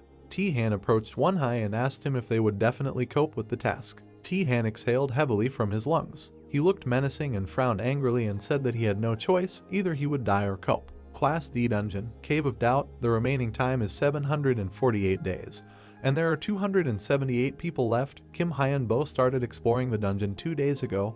Kim Hyun-bo decided to act on his own. Some houses in the village were destroyed, but one house was in perfect condition. Inside this house were Castle, Christina, and another knight. They stood in front of one, and Castle, calling him master, apologized for deciding to act alone, and one asked why he did not consult with him. Castle bowed before the owner and said that Won-Hai was always looking for a better way, but the world does not always correspond to wishes. Castle is not ready to waste time for a useless attack. Besides, the guild members could go against their masters. In response to this, there was a short silence. After thinking a little, Won-Hai said that it was better than working for free, and with more money, great opportunities open up. To which Castle objected and looked angrily at the owner, telling him that after becoming a magician, he began to devote a lot of time to strategies and planning. Castle said with his head down that sometimes the best way to get out of an unpleasant situation is to act spontaneously, and at the end added that the owner would remember this. Won-Hai came closer to the knight and said that even if his intentions are good, many may not understand him if his actions are too thoughtful. Christina added on her own that this is a great opportunity for the owner, and they agree with Castle. Castle stood with his back straight, and those who stood next to him bowed, showing a sign of respect and apology. The knight apologized for the fact that they did not consult with the owner, and the knight standing next to him said that he agreed with Castle and apologized for the arbitrariness. Won-Hai let out a heavy breath under his mask and said that there was nothing wrong with it, because they did it for his sake. Won-Hai said that this time he would close his eyes, but he shouldn't do that in the future, to which the knights replied that they understood. Castle swore that he would not do anything without his master's permission, but in situations that required immediate decisions, he would act in his own way. The knight opened his mouth wide and, looking angrily from above, said that if the owner becomes stronger, then so will he. Won-Hai kept a neutral face under his mask and hummed, showing that he agreed with him. All the heroes stood in a strong stance and turned to face the exit, and one hero said that in this case the knights should prepare to attack. The cave was dark, there were sharp stones sticking out of the ceiling and floor. Suddenly someone's voice ran through the cave, saying that if they caught one, then there would be no problems with the other. It was the voice of the main rider. He said that you need to wait until someone comes. Suddenly, a vibration began to circulate throughout the cave, and the sounds of walls being destroyed were heard. The rider turned his gaze to the ceiling and looked at it in horror. Explosions began to occur along the entire cave, destroying walls, stones, and everything that was within the blast radius. Kai held the explosive's remote control in his hands and laughed and said that he really wanted to use it, and the knight standing behind him shouted that he also wanted to. Suddenly, a big explosion occurred in the village. The knights looked at it and were shocked by what they saw. People stood in front of a large number of slime corpses. One of the people asked a rhetorical question about whether it was possible to do this and suggested what would happen if this was done with each base. Christina and Won-Hai came out from the direction of the explosion, and the owner called to say that there is no better way to take away the mana from the D-class boss, and added that the mana will need to be spent on restoring the dungeon, so that they can have fun together. Park Juk-han and Kim T-Han smiled awkwardly and sweat started running down their faces. Suddenly, something appeared next to the heroes, which made them very scared and, due to misunderstanding, asked what was happening. A golem appeared from the ground. Its eyes glowed red, and its size was simply enormous. It was so large that even on its back 3 houses that it lifted could fit. One of the people asked Won-Hai if he did it, to which he replied that it was not him and the golem was a kind of home for enemies. The golem stood on 2 legs and raised his arms up to start an attack. His body was strong, and his arms were the size of a house. Looking at this, someone asked in horror that he was a monster house and then shouted in horror for everyone to run. The monster hit the ground and a shockwave went from the point of impact. Sand, stones, earth flew, and people tried to run away from the blow as far as possible. The knight looked at Castle and told him to look at what a huge monster this golem was and that it would be interesting to fight with him. Castle looked at him and asked for clarification whether it was more dangerous here. Lizards began to run out of the caves with a loud stomp and raise dust high. Castle warned everyone in a loud voice that the lizards had begun an attack and asked Kai to quickly use the trap. Kai was a little confused, but still tried to keep his stance and answered Castle that he understood. The lizards and riders stood up and looked at something with surprised and scary eyes. An explosion thundered with enormous force in front of the lizards' faces, and Kai loudly shouted a phrase about the art of explosion. Seo Jin-won turned to Kim Jin-ho, telling him to see that the trap had worked, and Jin-won was convinced that their guild was the best in this. T-Han, who stubbornly fought the monster, loudly asked the guys that, "Is this important now? We need to get rid of the monster." Jin-won apologized, laughing a little. The riders were lying on the ground with their arms and legs spread out to the sides, some were lying down and did not give signals of life, and the main riders said, somehow moving their hands, that they did not know that they were capable of such a thing. The rider lay and angrily looked into the void, intending to destroy his enemies. Wonho stood on Nidhogg's head and said that now all enemies are finished, and Nidhogg's eyes were red with rage and a purple ball began to form in his mouth. Nidhogg threw out a purple pillar from his mouth, destroying the riders. But the rider, through the blow, angrily asked him that he thought he could kill the villain with this. The other riders and lizards lay dead and covered in blood on the ground. The chief turned to them and told them to get up and help him. Castle walked up to the corpses and looked at them. Surprisingly, they were covered with red liquid. The knight assumed that they were melting. There were thoughts in his head about how disgusting it was. Suddenly the slugs began to crawl and run away. Kai loudly shouted to Castle so that he would not miss them. The slugs were hit by Nidhogg and died under the purple pillar, but Wonhai was not very happy and looked at the slimes and said that something surprised him. The slimes began their transformation again. Skulls appeared inside them. They were very similar to green slimes. Under Wonhai's mask, sweat began to appear and he was perplexed and said that he never thought that there were so many monsters that acted like people. Nidhogg and Wonhai fell into a D-class dungeon and saw the slime doppelgangers, and Wonhai shouted about it. Suddenly the slime made a fist out of its part and swung at Wonhyo, calling him and saying that he would soon become dust. Wonhai stood in a fighting stance in front of Nidhogg so that he would concentrate. Perhaps he would have to tinker with this slug, to which Nidhogg replied that he understood. The fist flew to the target. Nidhogg activated his power to defend himself, and Wonho shouted to him to burn him. Wonhai shouted for Nidhogg to activate the vicious flash. A purple tornado came out of the dragon's mouth, destroying the slug. Suddenly the hand became hard and the slime screamed for his hand. The blow hit Nidhogg's head, causing Wonhai to nearly fall off the dragon's head. The image of Gloria vividly emerged in his memories when he fought with her, and the guy concluded that fighting him was much easier. But he immediately flew out of his memories when the dragon flew past the monster, and the guy finished his thought by saying that Gloria was much harder to fight. The dragon flew with a screech and cut through the monster. The remains of the double flew in different directions, and Kim T-Han noticed this, asking the others to be careful with what was left of him. Flapping its wide wings, the dragon began to land, flying past the monster. Kim stood in the distance and suddenly shouted for Kai and Castle to prepare to attack, saying that it was their turn to show themselves. Both knights prepared to attack and ran with spears to attack the enemy, shouting so that Kim would not worry, because everything was going as the man ordered. They were both ready to cause damage to the enemy by shouting about it. Kai and Castle flew towards the monster like a bullet. He screamed with a squeal, fearing the two knights running towards him, who heroically rushed forward towards the enemy. The arrows quickly flew at the monster, in which skulls gradually began to appear. It got bigger and bigger, spreading. The arrows pierced him, digging inside. Kai and Castle stopped, retreating from the monster, and Castle asked, not understanding why there was no reaction. To this Kai replied that he did not know why this was so, but paused. The monster became bigger and bigger, and Kai shouted that they definitely needed to run, shouting after him about whether this was even called an attack.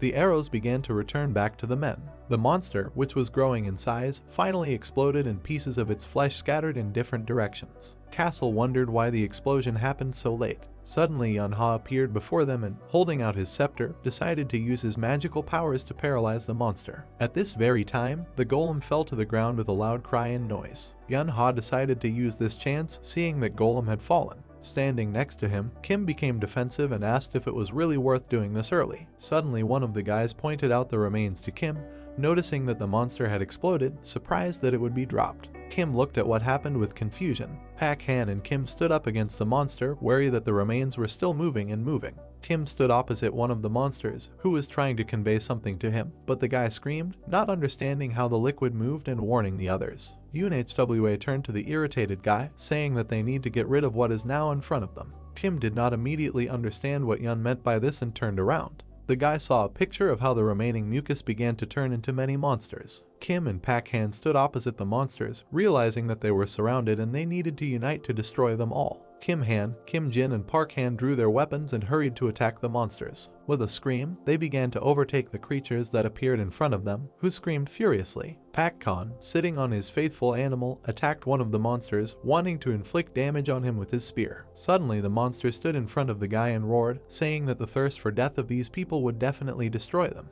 From the strong monster, Kim Han staggered and almost fell, shouting the name of his friend, who was swallowed up by the liquid. Kim Jinstal was choking inside the creature, but still tried to scream and call for help. But suddenly a masked man appeared on the battlefield and threw a bone spear at the monster, thereby freeing Kim Jin from the captivity of the disfigured liquid. It was the owner, and he looked confidently at his heroes and suddenly said to take the wounded and run away, because he could handle it himself. Suddenly the mutilated piece of liquid became angry and said that if so, then he would die next. The owner stood holding his scepter in his hands, surrounded by many creatures approaching him. They were quickly approaching and shouting to destroy him, for everyone's sake and for the sake of victory. Suddenly, the owner stood in a confident pose and extended the scepter upward, raising the skeleton knights. At that same second, many skeletons stood up and headed towards the monsters. The owner ordered them to destroy those creatures that are in front of him. The skeleton knights immediately rushed to attack the monsters and, waving their swords, began to fight the enemy. Suddenly Castle decided to help and grabbed the sword in his hands. Kai and Castle headed towards the enemy, wanting to avenge their master.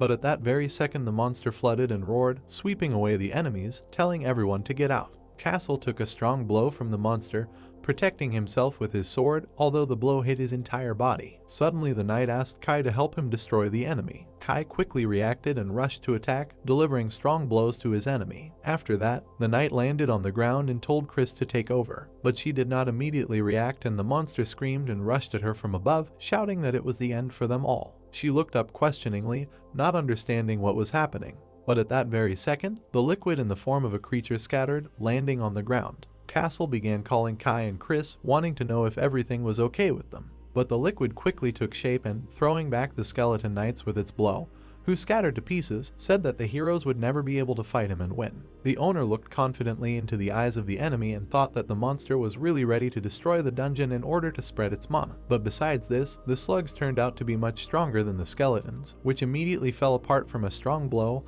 unable to withstand it. Scattering more stone seeds from which the skeleton knights advanced towards the enemy, the guy assured himself that he would still win. But despite the power that the master and his subjects used, the monster became larger and fiercer before our eyes, destroying the knights and wanting the enemy to disappear. In a split second, the monster gained enormous strength and dealt a strong blow to the skeletons, and they scattered into many pieces. But none of the guys gave up and stood to the last for their master, to which the monsters reacted negatively, not understanding how their rivals were still holding on. The knights put all their strength into inflicting damage on the enemy and destroying the opponent, and the skeleton knights were still able to inflict heavy damage on their enemy, causing the monster to crumble into many pieces. The monster suddenly shrank to an immeasurable size and screamed about how they were able to defeat them. Suddenly the owner appeared before them and, addressing their already worthless flesh, asked if they were interested in knowing why the heroes did not lose. This question hurt the creature and it negatively lost words about how dare he. The owner held a cube in his hand and, looking at it, said that people have limited mana and the monster knew about this, so it decided to attack. Squeezing the cube a little tighter,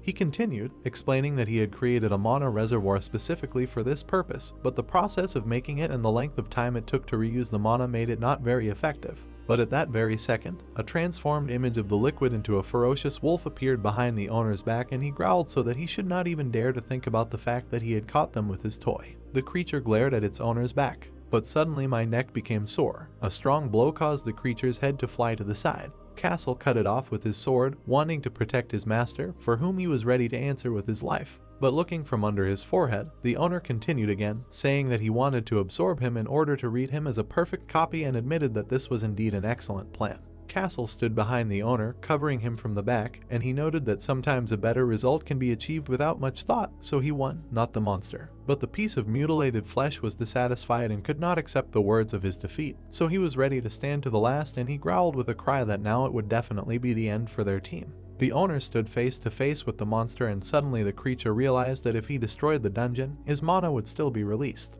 But the owner smiled broadly at this statement and sarcastically asked if it was true. The monster screamed and was beside himself with rage. At the same second, it sent many flying ghosts towards the owner. But the owner stopped this attack by not allowing him to approach him. The skeleton knights had fought many huge monsters so far, The owner held in his hand what his opponent had directed towards him. Kim spoke proudly, holding the magic flow lightly in his hand, and said that part of his mana was in the spear with which his owner wounded him. Taunting the creature, Kim said that he did this to completely destroy its body. At that very second, a huge stone monster appeared behind Kim Han and the knight, protecting them, but Kim continued, saying that at that very second he realized that the real body of the monster was not this, but he divided it into parts and distributed it to doubles. And the very second the monster heard these words and saw all this with his own eyes, he rushed at the team, shouting for them to give up what belonged to him.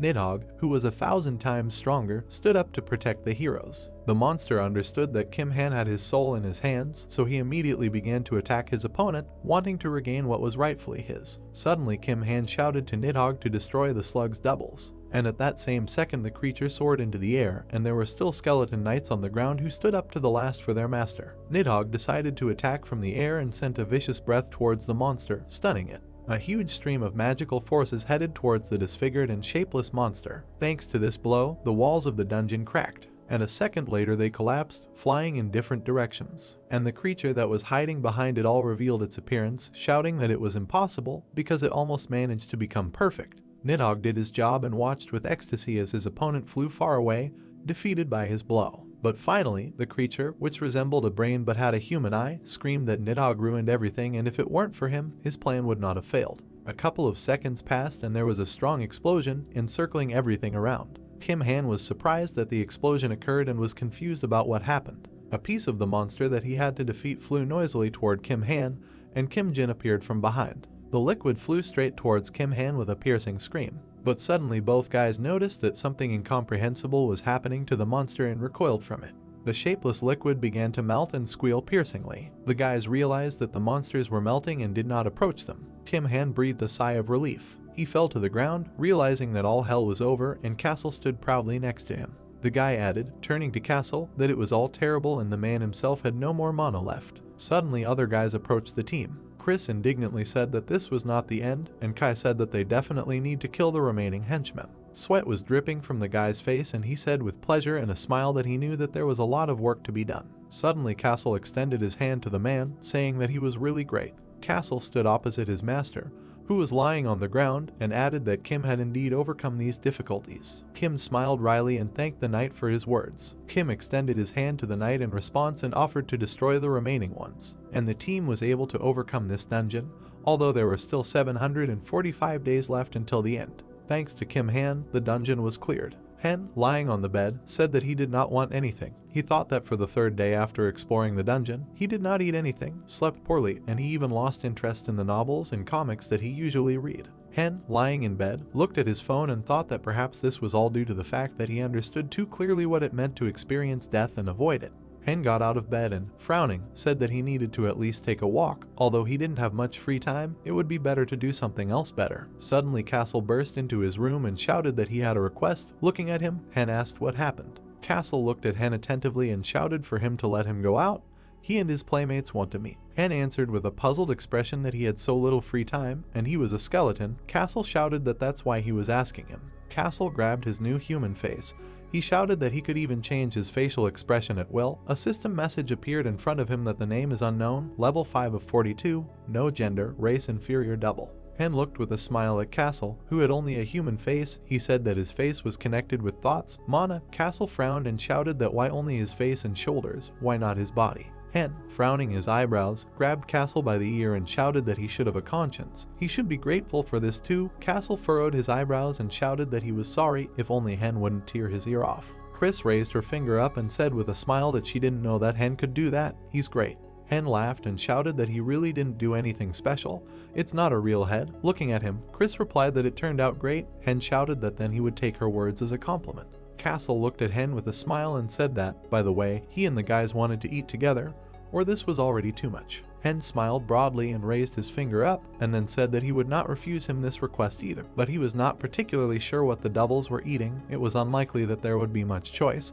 but he would at least be able to taste it. Drooling began to flow from Castle's mouth. Kai and Chris looked at Hen in puzzlement. They shouted in one voice that they would be able to taste the taste, or something. Castle shouted with a smile that he would even be able to taste alcohol. Chris clenched her fists and looked at Hen angrily, and then shouted that even if they mass-produced doubles, she would definitely help him. Hen looked down, puzzled, and then asked that she smelled money. Hen and his comrades saw off Castle. Hen waved his hand and shouted at him to be careful and not quarrel with anyone. Castle raised his fist with a smile and then shouted that everything would be fine, don't worry. After a while Castle left the house, then they learned something interesting. Castle returned home drunk. He said with a smile on his face that he had come, and why was everyone looking like that? Hen looked at the phone in shock. The time on it had not decreased. He thought that if he did not leave the house, then their free time was not decreasing, so his comrades can go out safely. Hen, looking at the phone, furrowed his eyebrows and thought that this is how he came up with the idea. Until the free time runs out, they will not be able to get into the next dungeon, which means they will not have to clear anything. Hen, Kai, and Chris appear in front of us in human form. Hen thought that by using the image of doubles on the outside, he could shift all the remaining work to the agents. Hen looked at a website called the Dungeon Mercenary System. He wondered that while they were doing this, a new patch had come out on the dungeon website. Hen and his comrades looked at the computer with interest. Hen said that it was a system of doubles. Chris, looking at him, said that since such a service appeared, apparently there were big problems with clearing dungeons. Castle added that he had not heard this word for a long time, mercenaries. Kai, standing behind Hen, asked that, by the way, clearing dungeons as mercenaries is not a bad idea. What Hen thinks about it? Hen replied that he agrees. Hen introduced the newcomers who greet him with a smile. He thought that the mercenary system is an innovation on the dungeon site. Explorers whose dungeon clearing time is less than 2/3 of the average time can apply. This method is great for explorers who want to help others and earn money in your free time. Hen imagined a mercenary handing the guy a small chest with a smile. He thought that there is even payment from the client submitting the application, and rewards given out when exploring the dungeon. Besides, after clearing the dungeon, the free time remains the same.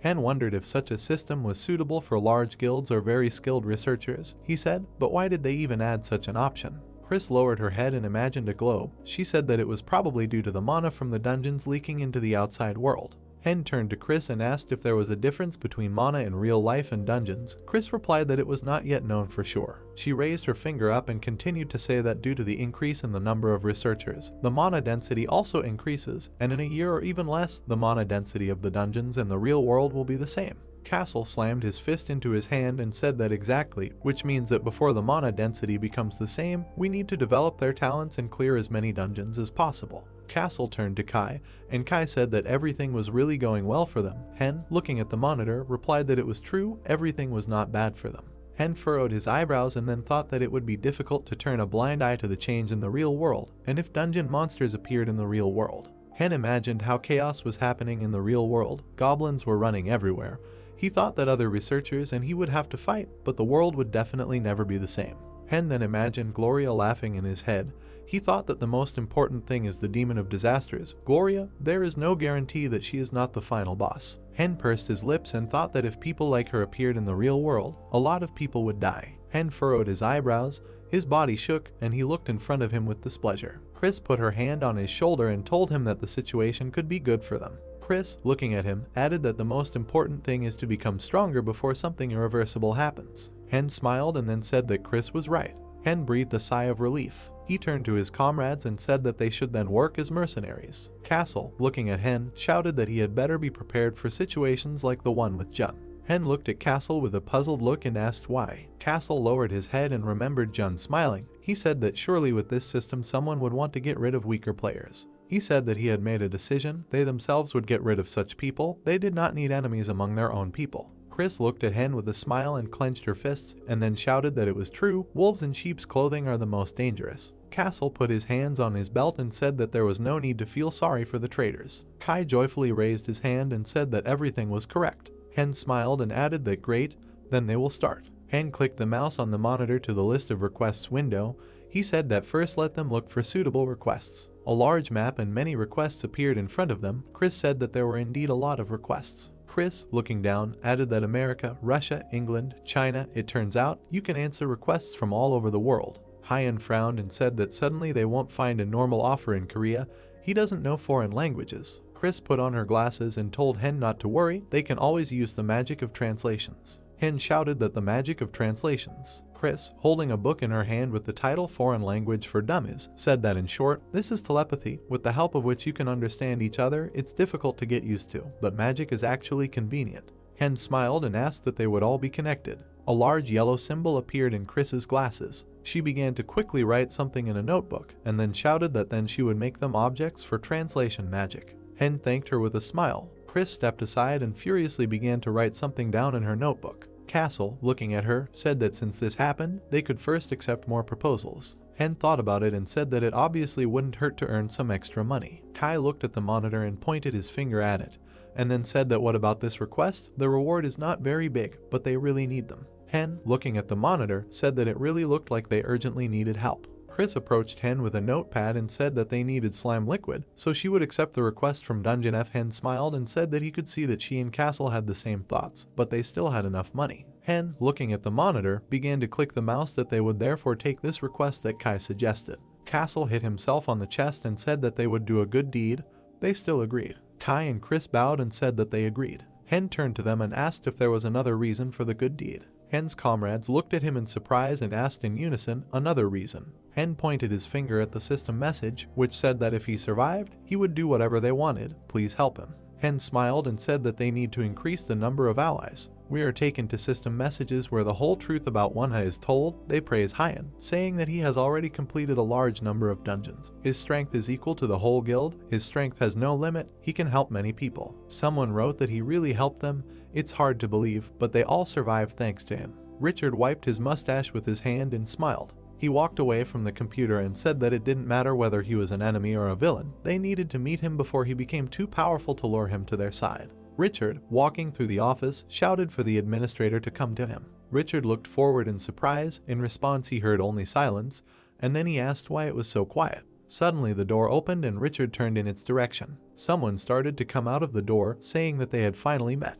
Richard stepped back in fear and shouted who he was and how he got here. Richard frowned, clenched his fists, and the guy standing in front of him said that he had come to warn him. Richard shouted what he was saying, what to warn about. What Richard heard shocked him. The guy said that he knows that the time has come. We are transported to a huge orc, who opened his mouth wide and growled, the time has come. Knights fought against orcs and goblins. Someone shouted to be saved. The girl with red hair, bursting into tears, ran forward at great speed. The terrible catastrophes they so wanted to avoid had already begun. Guys in business suits looked at each other in fear. All the monitors had red warning signs on them. Yunho looked at her comrade with a smile. They stood near the mountain of goblins and let the disaster be too global. The soldiers, firing from machine guns, destroyed the crowds of goblins, shouting that they needed to block the exit. Gloria smiled widely, looking down. A long staff appears in front of us, in the center of which there is a purple crystal. Hen, with a smile, holding a staff in his right hand and a white sphere in his left, goes forward. He will definitely be able to win. This ends the first season of the hero's adventures.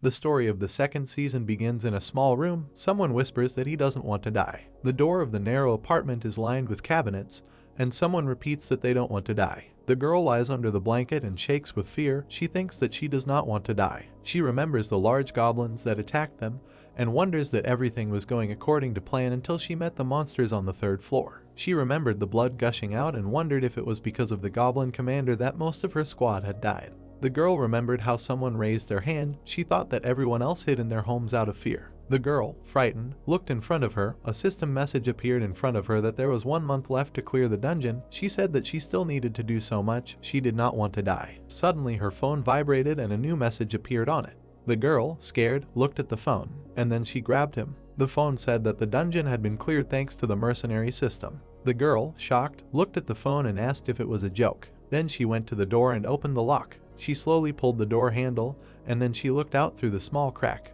What she saw shocked her greatly. In front of her was Hen with a large skeletal dragon. The girl asked if it was a skeletal dragon. The girl and the rest of the people surrounded Hyan. People shouted that he had cleared the dungeon. He was their savior. This was Wanhai. The girl looked at Hen, puzzled. She stood in front of him and bowed her head and then shouted, "Thank you very much." Hen, looking at her, replied that there was no need to thank him. He did it for a reason. Standing in front of the people, he continued to say that their request stated that they would do anything for salvation. The girl looked at Hen in surprise and replied that yes, of course, that's what she could do. Hen handed her a piece of paper, and then, looking at her, he added that she should sign this contract. The girl picked up the paper and replied, "Okay." She signed the piece of paper Kim Maijin. Hen, looking at this, said that it was stupid to sign the contract without even reading it. Jin lowered her head and replied that she had read it. She, standing with the contract, looked at Hen and said that her soul becomes his property. This really cannot be disclosed. These words cannot be conveyed to anyone by voice or text. 5% of the monthly income will be sent to him. For her, this is an unprofitable contract. Hyun, looking at Jin, said that she signed after all. Jin smiled widely and replied that she promised that she would do anything. She was not going to go back on her words. Hen smiled and said that she thinks quickly. Jin bowed her head and walked towards Hyun, then screamed for him to give her strength in return. She, lowering her head, continued to scream for him to make her stronger so that she would be capable of more for his sake. Hen looked at her puzzled and laughed. Jin, looking down nervously, thought that this is the only chance in life. If you refuse it, you will never get it again. Jin pursed her lips and thought that this was a chance to change her whole life. Hen, looking at her, replied that he liked it. She has a talent for magic, so he can make her stronger. Kai and Castle looked attentively in their direction, and Hen continued to say that he treats those who belong to him very well. Looking at the real Jin in front of him, he added that it was great. We are taken to Hyun's room. He sits with his hands folded over a piece of paper. Hen looks down and thinks that everyone else is useless except her. The piece of paper shows a triangle with the inscription Jin skills, magic, see instant memory, see calculations. Hen thought that he was still lucky. He, looking at the notebook, continued to think that she has potential in magic, a curse that is associated with necromancy, and she is the leader of her squad. They will still follow her. Suddenly, a joyful Castle appeared behind Hen, who raised his hands up and shouted that they had completed their training. Kai came up with him and added that they had arrived. Hen asked with a smile that how were their students. Castle and Kai remembered their training, and then Castle said that it's normal. They listened to them, and that's the most important thing. Kai added that yes, and the atmosphere is good. Hen smiled broadly, looking at them, and said that the dungeon does not disappear even after clearing. If there is at least one person there, it is an excellent place for training. Castle looked at Hen and asked what it was. Hyun looked at the notebook in front of him, where Jin was depicted. He said that it was something like an investment.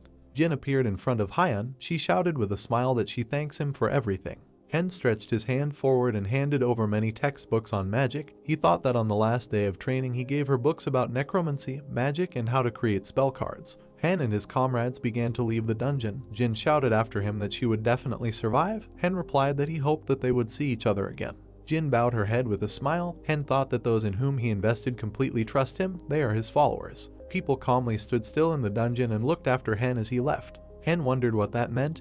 They would support him. We are transported to Castle. He, looking forward, says that it's time to start the next dungeon. Stop walking through low-level dungeons. Kai looks at Hen and says that he agrees with Castle. Hen adds that well, so does he. Then Chris. Chris approaches Hen and hands him a piece of paper with Class D dungeons. She says that she has already chosen several goals. She likes the last option the most. Hen took the piece of paper in his hands. He looked at it carefully and thought that magicians above the third circle with Class E are needed. They are looking for 5 people, a good reward. Chris, looking at him, added that they also give low-grade magic crystals in the amount of 5 pieces and 5% of all items that fall out of monsters, and they are also ready to compensate for all damage. Hen asked, isn't that too generous? Chris, looking at him, replied that she thought they needed a very experienced magician. Hen smiled and added that perhaps they want to find someone like him and invite him to their clan. Hen and his comrades sat in a circle. He, looking at them, said that good.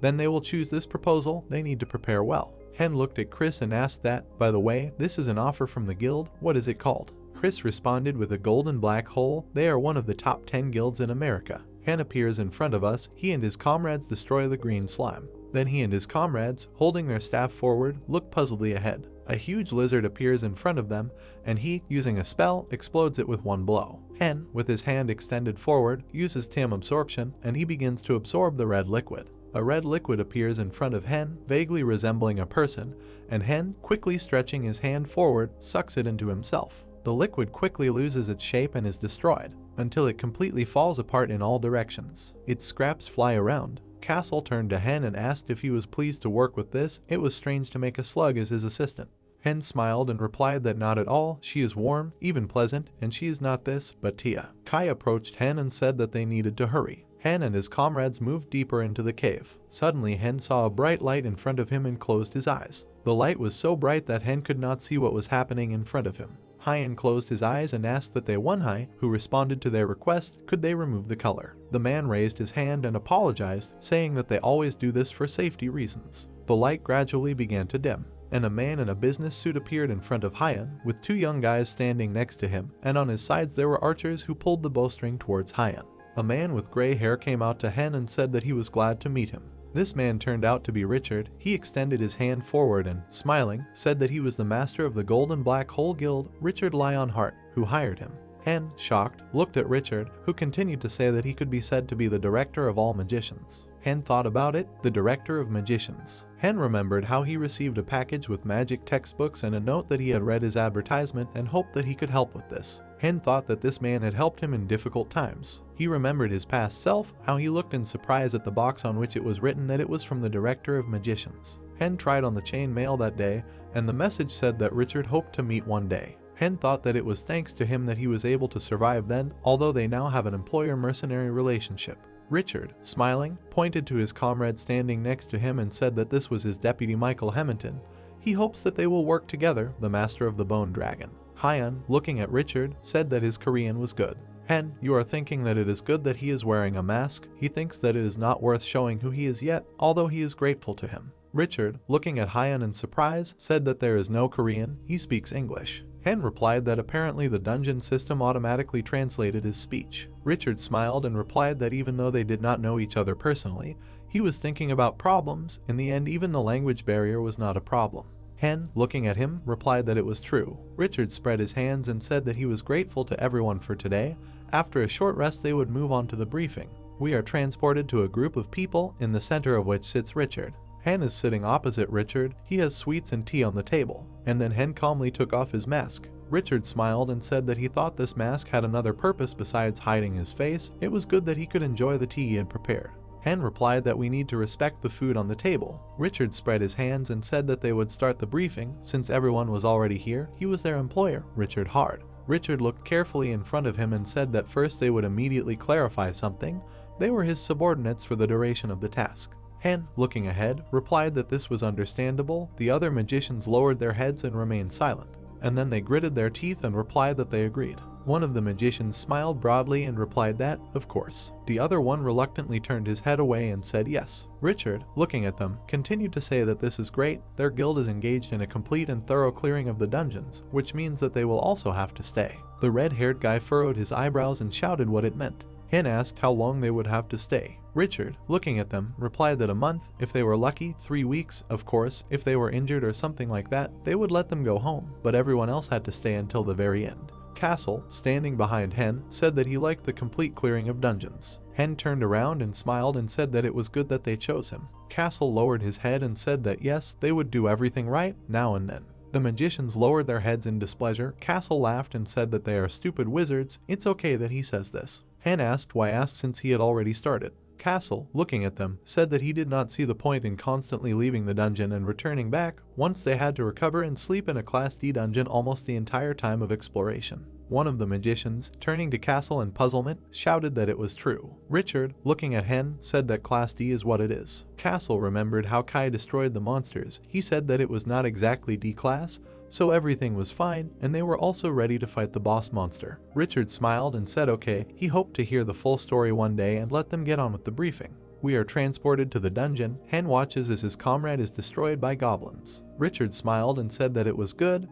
They have such an experienced necromancer. Mike, looking at Richard, replied that he agreed. Hen, stretching his hand forward, used magic. Mike said that there was only a difference of 2 laps, but he seemed to be much more experienced. Mike smiled and said that he would like Hen to join the guild. It would be easier and safer. Hen, stretching his hand forward, used a strong spell. The whole room was lit up by a bright flash. Richard said that he did not think that Hen wanted to join any guild. Mike replied that it was a pity, of course. Richard laughed and said that it was better not to talk to him about it, so as not to spoil their relationship. Mike, looking ahead, said that good, and by the way, these rumors are true, he would like to see the skeleton dragon. Mother introduced a huge skeletal dragon standing behind Hen.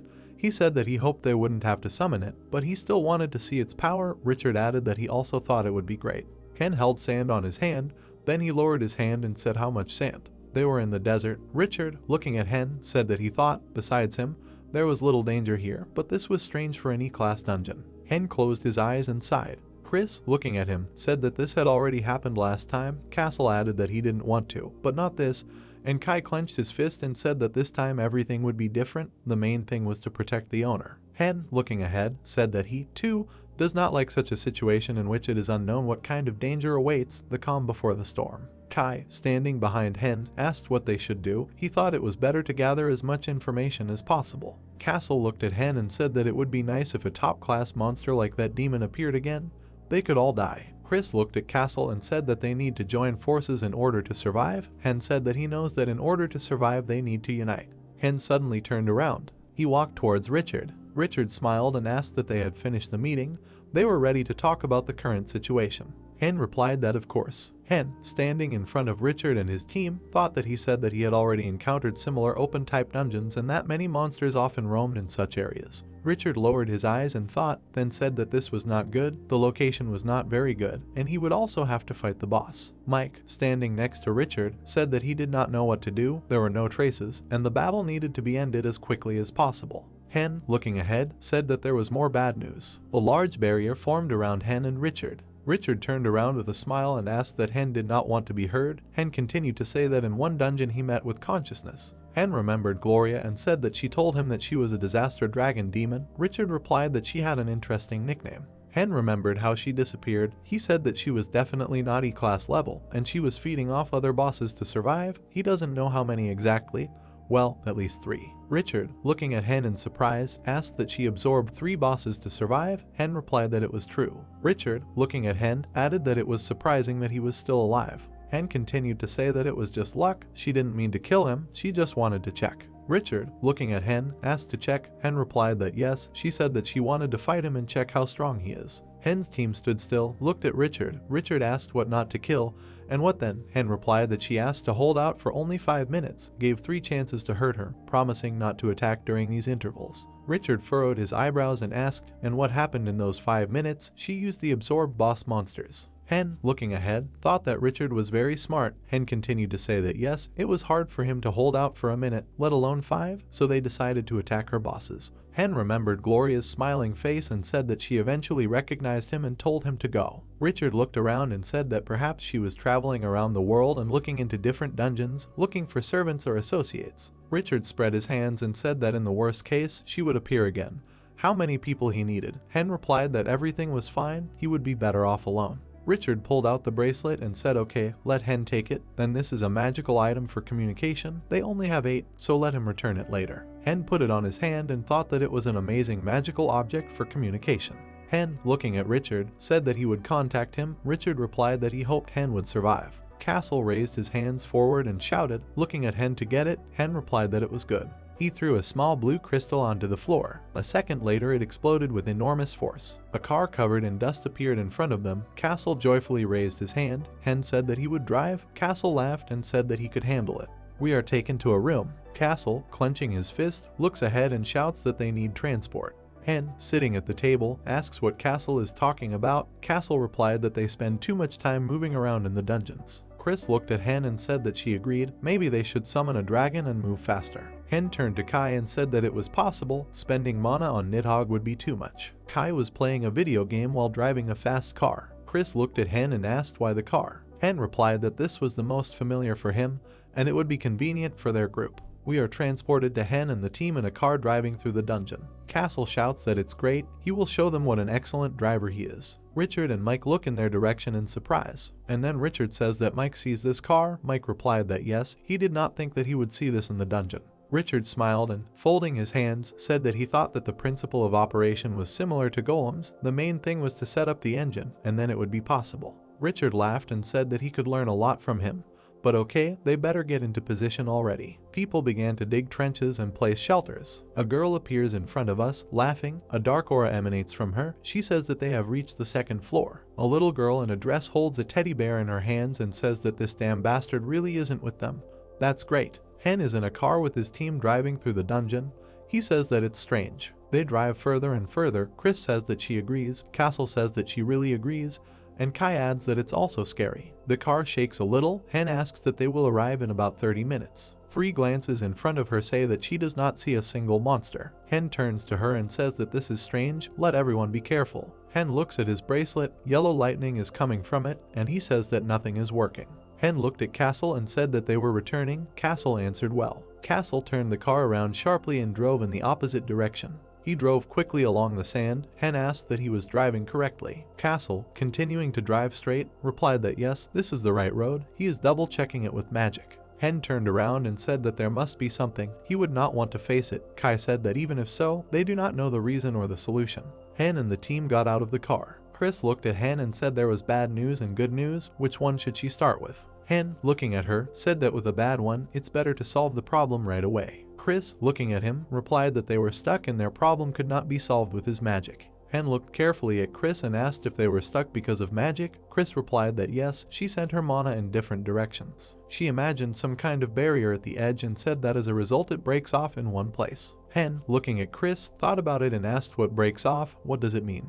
Chris replied that she had difficulty controlling it, but she understood that it had moved to another location. Chris imagined in her head how she releases magic, and it ricochets on the surface and is transferred to another place. She said that the mana did not move by accident, it was intended. She thinks that this could happen to them. Hen presented the level of their team. He said that the lowest level of teleportation magic is the 5th circle for groups of the 7th. But if the distance is large, it is already the 8th, which means that they were blocked here by a creature with the magic of the 8th circle. Hen looked at Chris and asked what was the good news. Chris replied that the creature had also locked itself. Hen looked to the side in fear and said that, okay, not bad for them. Castle asked what Hen was talking about. Hen turned to him and said that if a creature with such magic is nearby and does not kill anyone, then it can save them. Chris, looking at him, replied that they need to find a way to get out of here.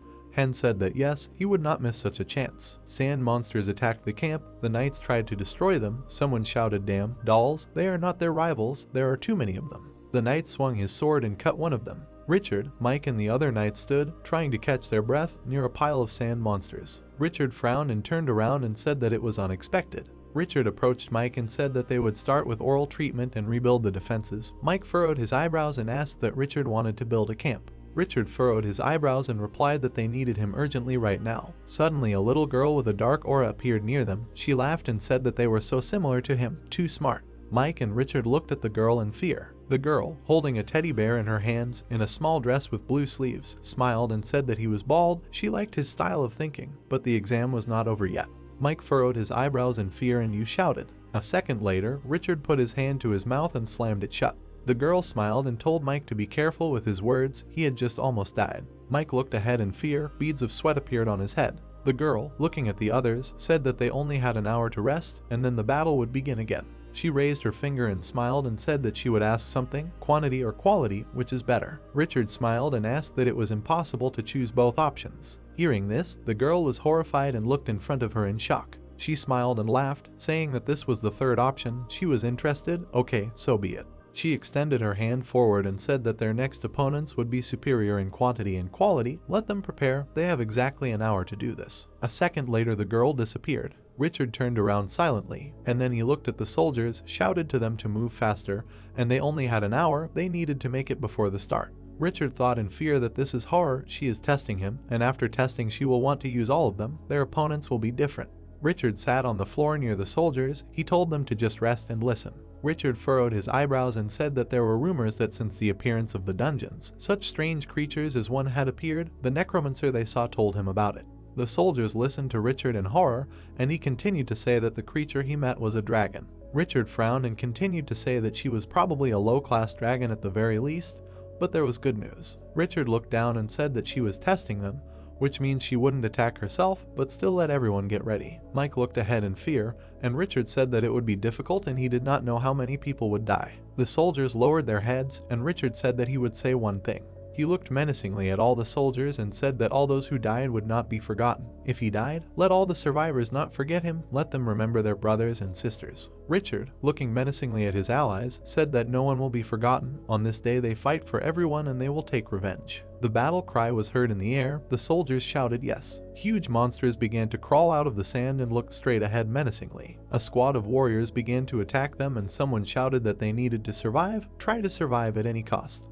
The next moment, the entire squad of warriors raised their hands high and began to rejoice at the victory together, and the man noticed that victory in the second battle also remained with them. The preparation was excellent, so there were practically no wounded. After the end of the battle, that girl appeared again. The fair-haired little girl smiled widely and, clutching a teddy bear in her hands, asked what she wanted to increase, emotions, quantity or quality. Richard got all nervous and asked if he could increase the defense instead of all this, but the girl just smiled and then noted that she would then improve the defense and added that the next battle was in 2 hours. 3 hours later, the third battle began. Huge armed sand giants fought with people, and having rested, the squad was also able to win without any wounded. A squad led by a man named Richard stood opposite the mysterious girl, and he added that in the 4th, 5th, and 6th battle Richard also called other things.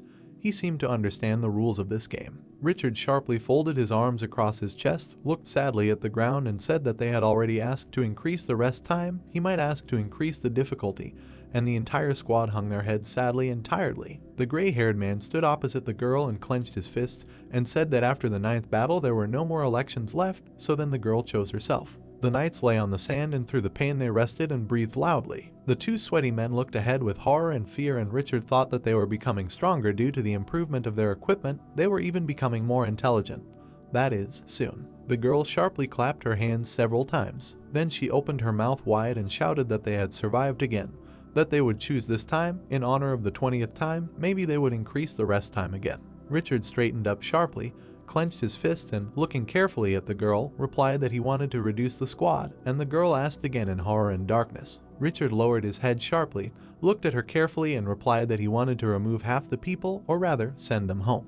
The entire squad looked at the commander in surprise and opened their mouths wide. The girl smiled sharply. A dark cloud formed around her and answered what to do. A moment later, the girl looked at him with terribly violet eyes and menacingly added that she would save half, but in return, he would have to choose who to leave alive. A sand explosion suddenly appeared in the girl's place, and she added that the next battle is in 21 days and 8 hours and we'll see each other there. Richard calmly and carefully looked at the sand and noticed that he was staying, and his friend Mike was leaving, and the black guy opened his mouth wide and shouted in protest. Richard turned a sharp, menacing look at him and added that he was responsible. He was in charge here, so he would stay and he would go. The gray-haired man turned sharply, began to quickly walk towards his comrade, and noticed that even if he died, he would be able to rule the guild, the golden black hole, their country, and the whole world were counting on them. Richard put his hand on his comrade's shoulder, looked at his chest, and added that everything was already prepared in case of his death. The main thing was to take care of it, and Mike looked at him with wide eyes. Then he looked sharply and confidently at the gray-haired man and replied that he understood.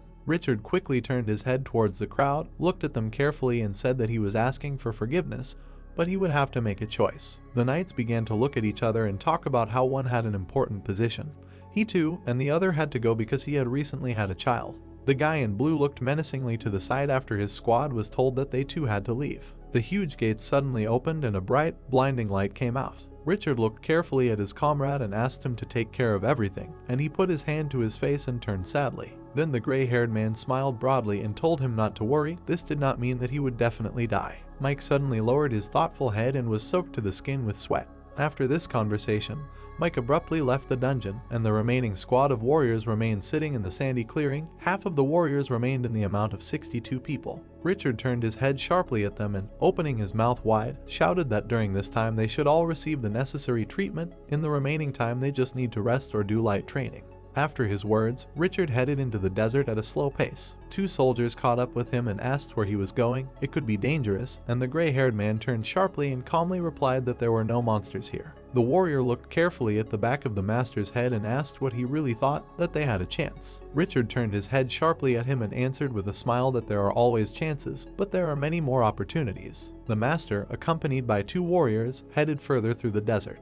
Richard looked sharply and carefully at the sand. Then he ran his foot over it and left a mark. The two warriors looked in shock at the master's tracks, and he noticed that he had found it, even if it was difficult. They looked carefully at the two footprints in the sand. Richard sharply turned his relaxed gaze on them and ordered them to set up a bomb from the mana of the crystals. A moment later, a huge and bright explosion was heard, and the three looked at it intently. One of the warriors asked in shock that he hadn't brought them to fight, and Richard replied with a small smile that they just needed to survive. Then he sharply opened his mouth and, looking carefully at the consequences of the explosion, added that he thought there were still 4 or 6 battles left, but in this state they could not cope, so he had to choose the lesser of two evils, and the warrior with his mouth open asked what to save though would be half. Richard looked carefully at the dissolving explosion and noticed that they could go. They had already done everything they could. A squad of warriors sat in the sand and looked at each other. Then they all shook suddenly and heard that the battle would begin soon. The other warriors clenched their teeth tightly against the cold and heard that they needed to move forward with their heads raised. The entire squad of warriors looked at the master attentively and with a smile after he said that he would apologize and was grateful to them. Richard sat on the sand opposite his squad and added that they should not give up. There is hope. He will believe in each of them to the last. A moment later, armored, powerful warriors with bright red eyes appeared from the sand. They suddenly noticed a group of warriors and frowned on their faces. Richard abruptly raised his squad from the ground and, raising his hand, shouted that they should prepare and do everything to survive. People began to throw projectiles at the sand warriors. There was a huge and powerful explosion. The sand monsters began to hold their heads and, falling, screamed that they were in great pain. A squad of people silently watched as the warriors dissolved in fire. Richard nervously and wetly looked down at the monsters and then noticed in his head that he had been in vain encouraging them. He looked that none of the monsters had died and added in his head that in 3 minutes not a single one had been killed. The fire began to die out sharply. Some of the warriors burned out and remained standing as black statues. A moment later, the monsters raised their hands with spears and aimed at the people. Huge spears flew into the sandy rock on which the warriors stood. Then a second volley of spears flew. Richard opened his mouth wide and nervously shouted for the second group to gather. He then looked down harshly and noted that their only hope was one high. There was another huge explosion. The Sand Knights looked straight ahead in horror. A moment later, a huge smoke screen appeared. The warriors in gas masks began to run into the curtain, and Richard shouted not to stop or they would die immediately. The warriors entered into a fierce battle with monsters. Richard watched carefully as his warriors fought with the enemies and thought that there were many more of them than he thought, but they still held on. Richard pulled on his gas mask and looked straight ahead menacingly. He quickly began to run in the midst of the battle and added in his head that they should hold out as long as possible and quickly start attacking. The sand monster thrust its sword into the man's back with a sharp blow, and he spat out blood. Richard heard screams behind him and shook slightly. He looked straight ahead and heard the words that he should not stop and thank him for everything. A moment later, the master turned his head towards the corpses of his men and made a sound of horror. Then he looked menacingly in front of him and shouted that he was here, kill him first. Richard stood in the middle of the battlefield, carefully watched as his soldiers were killed, and they shouted that they were grateful to the master, and someone asked him to take care of his loved ones. The old man turned his head sharply and saw his warrior jumping onto the back of the sand monster. The warrior grabbed his opponent tightly from behind. Then there was a huge explosion, and Richard covered himself with his hand. Richard saw another explosion in front of him and stood firmly on his feet looking at them. Wearing a gas mask, he scrunched his face in anger and began to slowly raise his eyes. Then he looked straight ahead, carefully examined the battlefield and shouted for the warriors to hold on, they must survive. The smoke screen began to slowly dissipate. The detachment of knights was surrounded and they carefully looked around. The knights examined their position and, through clenched teeth, one of them noted that he had expected a lot, but this was too much. One of the warriors sharply bent over and, amid the screams of the crowd, noticed that they would simply be killed. The entire squad looked at the master angrily. Richard began to slowly take off his gas mask, looked at them and noticed in his head that this was impossible. The old man turned his head sharply after hearing him continue and everyone would die. Richard turned completely and saw the girl standing next to him. She walked up slowly, stroked his jaw and noted that he had made the best choice and saved many lives. The girl looked at him with a wide smile and added that he is a good commander. He takes care of his subordinates, but he is just a good commander and not a commander who leads people to victory. The unknown woman sharply opened her eyes, looked carefully at the old man and asked, he knows how to win, the commander must think soberly, not relying on feelings. She kept her hand on the jaw of the shocked old man and added that he needed a lot of soldiers. That's the only way he would win. He shouldn't have given up his people, so he just signed half a death warrant. They couldn't be saved. Richard looked at her in shock, screwed up his mouth and noticed in his head that she was right. It really was a terrible choice. He looked around and saw many corpses, and then added in his head that he simply killed his subordinates and right now he was observing the consequences of this choice. The girl opened her eyes wide, looked at the old man and noticed that he could regret as a good commander. He had to do this. He wants to save the life of at least someone, but now he will have to watch the death of the rest. The girl suddenly disappeared, and Richard remained standing and thought about the hopelessness of this situation. He looked with red eyes at the place where the girl stood and began to sweat heavily. Then he slowly opened his mouth and ordered to get ready. They would attack, but in his head he noticed that they would not. The knights began to quickly run away from him directly towards the enemy, and he looked at them in confusion and added in his head how they could attack at such a moment. The Sand Knights began to quickly kill his soldiers, and when he saw this, he screamed in his head to stop. The monsters quickly and easily killed the warriors. Richard shook all over, looked straight angrily and, gritting his teeth, heard that they had to survive, and someone asked to avenge him. The old man clenched his teeth sharply and fierce anger was visible on his face after the girl's words that he was not so bad. You can give him 5 for the subject. A good boy, he can take her strength. After this sentence, the old man opened his eyes wide and thought that this was true. He then swelled slightly, his eyes and face turning red, and then added in his head that if he took the power, he could win. Richard shook sharply, saw nothing around him, and noticed in his head that even if he became a monster, they would not lose. After such thoughts, he sharply raised his hand to the sky and thought that he needed to think soberly and act deliberately. The master opened his red eye wide and added that there would be many victims. The main character suddenly grabbed him by the raised hand and told him to stop. Hen looked at him through his mask and said that he could win by becoming a monster, but then he would not be forgiven. Killing the monster was the act of a hero, and Richard looked at him, sweaty and terrified. A moment later, the Sand Knight fell apart from the purple magic. A huge number of sharp pins flew at other opponents and they slowly died. The main character grabbed his staff tighter, looked carefully into the distance and noticed that he was late, and behind him stood wounded and exhausted knights. Richard leaned on the protagonist and shook his head, thanking him. The master looked carefully at the protagonist and asked how much he heard. Hen looked attentively straight and answered that from the middle he heard how she brainwashed him, and he asked how he did it. Gloria appeared in the protagonist's head and told him what he thought. That demon didn't like the local monsters, so she had an advantage. The main character carefully watched as purple explosions covered the battlefield and heard Richard say that now they can handle it with his help, but they need to become stronger. Hen looked straight attentively and noticed that there is never too much strength, especially when you need to protect someone. They need something other than strength. Richard looked at the motivated and joyful squad of knights and noticed in his head that he was right. Not only she is needed, people will always be weaker than monsters. Richard lowered his head sharply, looked carefully at the sand and added that he needed to use his head to prevent this from happening again.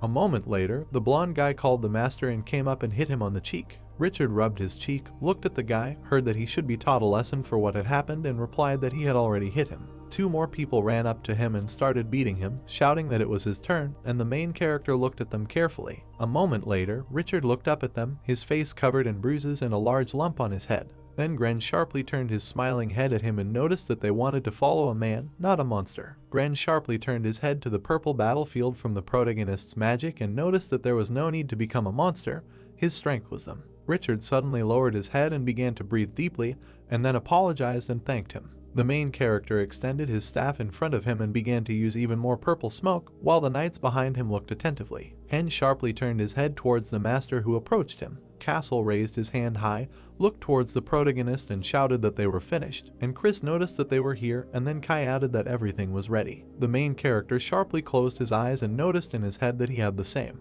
The main character turned to his squad and thought that, like Richard and his squad, he had someone to rely on. Suddenly a sand explosion appeared in front of the protagonist and he looked at it carefully. The girl suddenly appeared in front of the main characters with an angry face and shouted that it almost happened, it was all because of him. The girl clenched her teeth and shouted menacingly, "How dare he?" And Hen calmly looked at her through the mask. The main character looked at her carefully and noticed that this was only his work. In response to this, the girl twisted her face, opened her mouth wide and with crazy eyes shouted that she would immediately tear him to shreds. She thought he had defeated her. What kind of opponent did she want this time? The main character looked at her relaxed and answered that there was nothing, and the girl asked again in a rage. Hen strained his eyes, looked through her and replied that he did not need this choice. The girl became even angrier, looked menacingly at the protagonist and with a creepy smile asked that he had really decided to say goodbye to his life. Red smoke began to appear around the girl, which slowly approached the protagonist and the master. The main character calmly looked at the girl and did not show it, and the warriors behind began to get very nervous. A strong wind rose,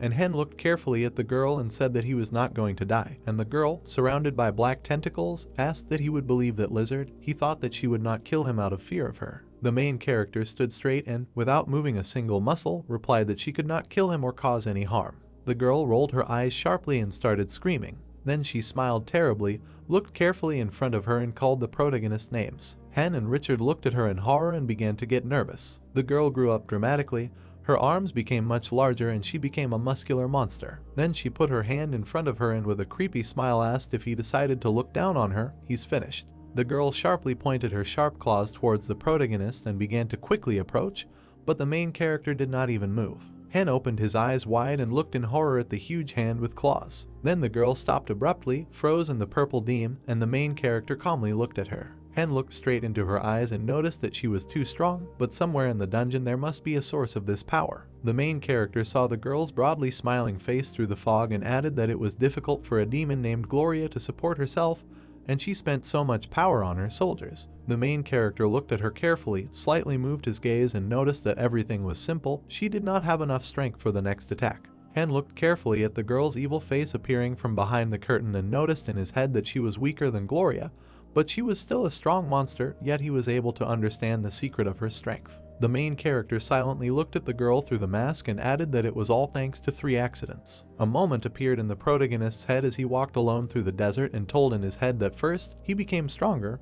Having overcome the barrier, this strength remained with him. Then he remembered how he summoned an army of creepy skeletons and added that the second, he is a necromancer, and the third, he can control these monsters. Han imagined in his head the girl surrounded by sand warriors and looking straight, and then thought that she divided her soul into parts to control them, which is why everything turned out this way. The main character sharply raised his head to the purple fog and, looking carefully, thought that the ability to subjugate the soul and give it a physical shell was the work of a necromancer, so he could easily defeat its monsters. In the protagonist's head, the girl stood behind a wall of sand guards, and Hen noticed that if he did not want to take the soul, he could simply destroy it. This is also part of his capabilities as a necromancer. A moment appeared in the main character's head as he created huge explosions and added that the magic of the 5th circle, the explosion of the soul, he can use souls and make explosions with their help. The sand guards suddenly gathered and began to walk straight in a column, and the main character noticed in his thoughts that thanks to this he was able to destroy the soldiers, which means that her soul was significantly weakened.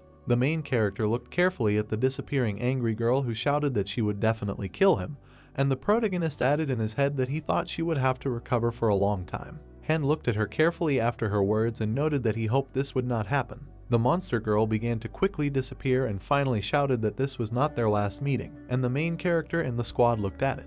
A moment later, Hen was looking out into the endless desert as dark smoke slowly rose into the air. After a few seconds, the main character suddenly fell to his knees. He looked powerlessly straight at the sand and closed his eyes. Richard turned his head sharply after someone called him loudly. Mike came out of the portal with tears in his eyes and looked attentively at the master. Mike quickly ran to the master and hugged him tightly, shouting that he was so glad that he was alive, and Richard replied that he was glad to see him too. Mike began to sob very hard in the master's ear. Richard turned his gaze sharply and smirked slightly. Doctors began to run out of the emerging portal to help people, and Richard, hugging, noticed in his head that it was all over. Hen looked carefully at the sky and saw a notice that the United States of America, dungeon number 1087, Class E+, had been cleared on the 219th day. The field hospital appeared in one of the wide caves. The main character was sitting at the table and quickly devouring food from the tray. Hen sharply tensed after saying that he had a good appetite. Richard entered the room with an IV, and the main character greeted him. The main character, lying in bed, looked at the master and asked how he was, and he looked away and, smiling broadly, replied that, to be honest, the recovery would be long. Then he sharply turned his gaze towards the exit and added that the main thing was that he was alive. By the way, the dungeon had disappeared. Hen looked at him carefully and, opening his mouth slightly, answered that it means they won't be able to return for now unless we agree to another mission. Richard sat down on the protagonist's bed and, looking at him, noticed that he should not worry, he would repay him for everything, and so, maybe he wants to stay in America, and the protagonist listened to him with his mouth open. Richard looked at him with a huge smile and added that they would be honored to accept him into the guild. They are the best guild in America.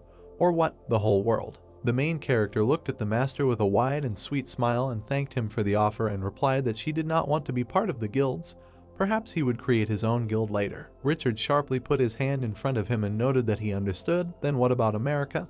They can work together. Hyan looked at him carefully and, opening his mouth wide, replied that it was a good idea. But he did not plan to leave Korea in the near future, and Richard looked at him and clarified that it was because his homeland. The main character smiled broadly, looked at the man and replied that not really. He just had everything ready there. He didn't want to part with what he had already achieved. Richard sharply leaned his elbow on his leg, looked at the protagonist with a small smile and noted that then they would move on to other matters and would say it again. A moment later, Richard smiled widely and, closing his eyes, thanked him for the fact that they were alive thanks to him. He would definitely repay him for his help. Hen looked at him confidently and noticed that he would not forget. He hoped for an additional reward. He had done much more than they agreed. The master looked at the hanging chandelier on the ceiling and replied that everything would be so and wished him a good rest. The main character opened his mouth and eyes wide after he heard Castle say that he sees. He is fine. Chris noticed that if it weren't for him, the owner, they would not have survived. And Kai replied that he agreed.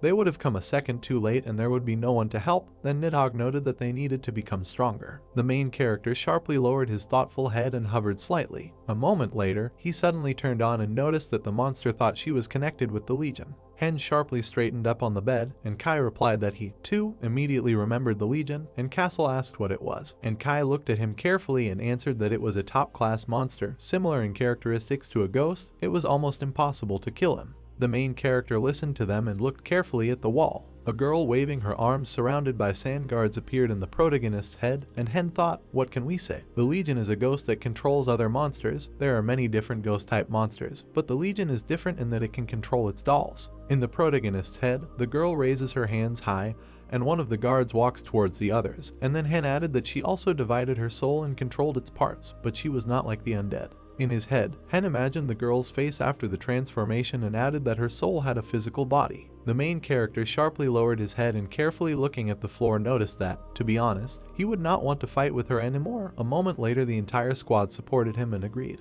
The main character looked away slightly, felt the bone dragon's excitement and asked what it was. Hen sharply raised his head, saw a creepy bone head and heard Nidhogg answer that he just thought it would be good to absorb her soul and become stronger. The main character sharply lowered his head, confidently looked straight and noticed that this is a great idea.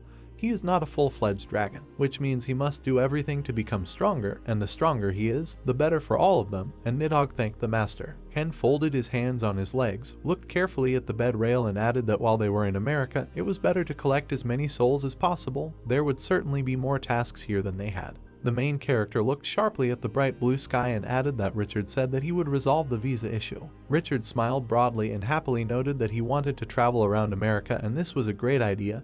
He was really looking forward to him saying this. He hoped he would stay for a long time. A moment later, Richard doubled over from pain in his stomach, and the nurse ran up to him and noted that he could not move yet, and Hen noted that it was better for him to rest. The main character stood in the library with his squad and said that while Richard was recovering, he allowed them to use his hall. This is just right for a wizard. There is a lot of space and it's quiet, and Chris looked around and noticed that now they have an excellent place for training. Hen sharply turned a confident look at her and noticed that then we can start. We need to squeeze out as much benefit as possible while they are here. Purple circles appeared in the protagonist's head and he said that he was able to study the concept of coordinates, which appeared on the 5th circle. If there were points on the 1st circle, then on the 5th there were already coordinates. We can say that these are both different and identical concepts. The main character looked carefully at his staff through his mask and added that he thinks that this feature is directly related to his specialization.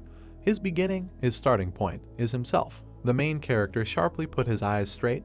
They glowed slightly blue and he wondered if he was developing his self correctly. He needed to go beyond his capabilities. Violet rays suddenly floated from the protagonist's leg and he added that he was sure that the path he was following was the right one. So he gave his all. Even though he was on the verge of death several times, it seemed to him that these were only logical errors. Hen sharply raised his head to the bright sky and noticed in his head that he was now on the 5th circle, but still had not achieved what he wanted. A demon named Gloria appeared in the protagonist's head, who smiled broadly and said that he was a fool who could not achieve anything on his own. She could let him go. The main character stood up abruptly. The whole squad looked at him carefully and thought that then Gloria had helped him escape. He remembered how Nidhogg and the protagonist used purple magic together and remembered the demon's words to enhance his abilities using the coordinates, and thought that he had to go beyond his limits by using the 7th circle teleportation magic. Nidhogg also used vicious breath using the coordinates this time. The main character remembered how he and the dragon broke the glass barrier in the desert and added that in the end they were able to escape,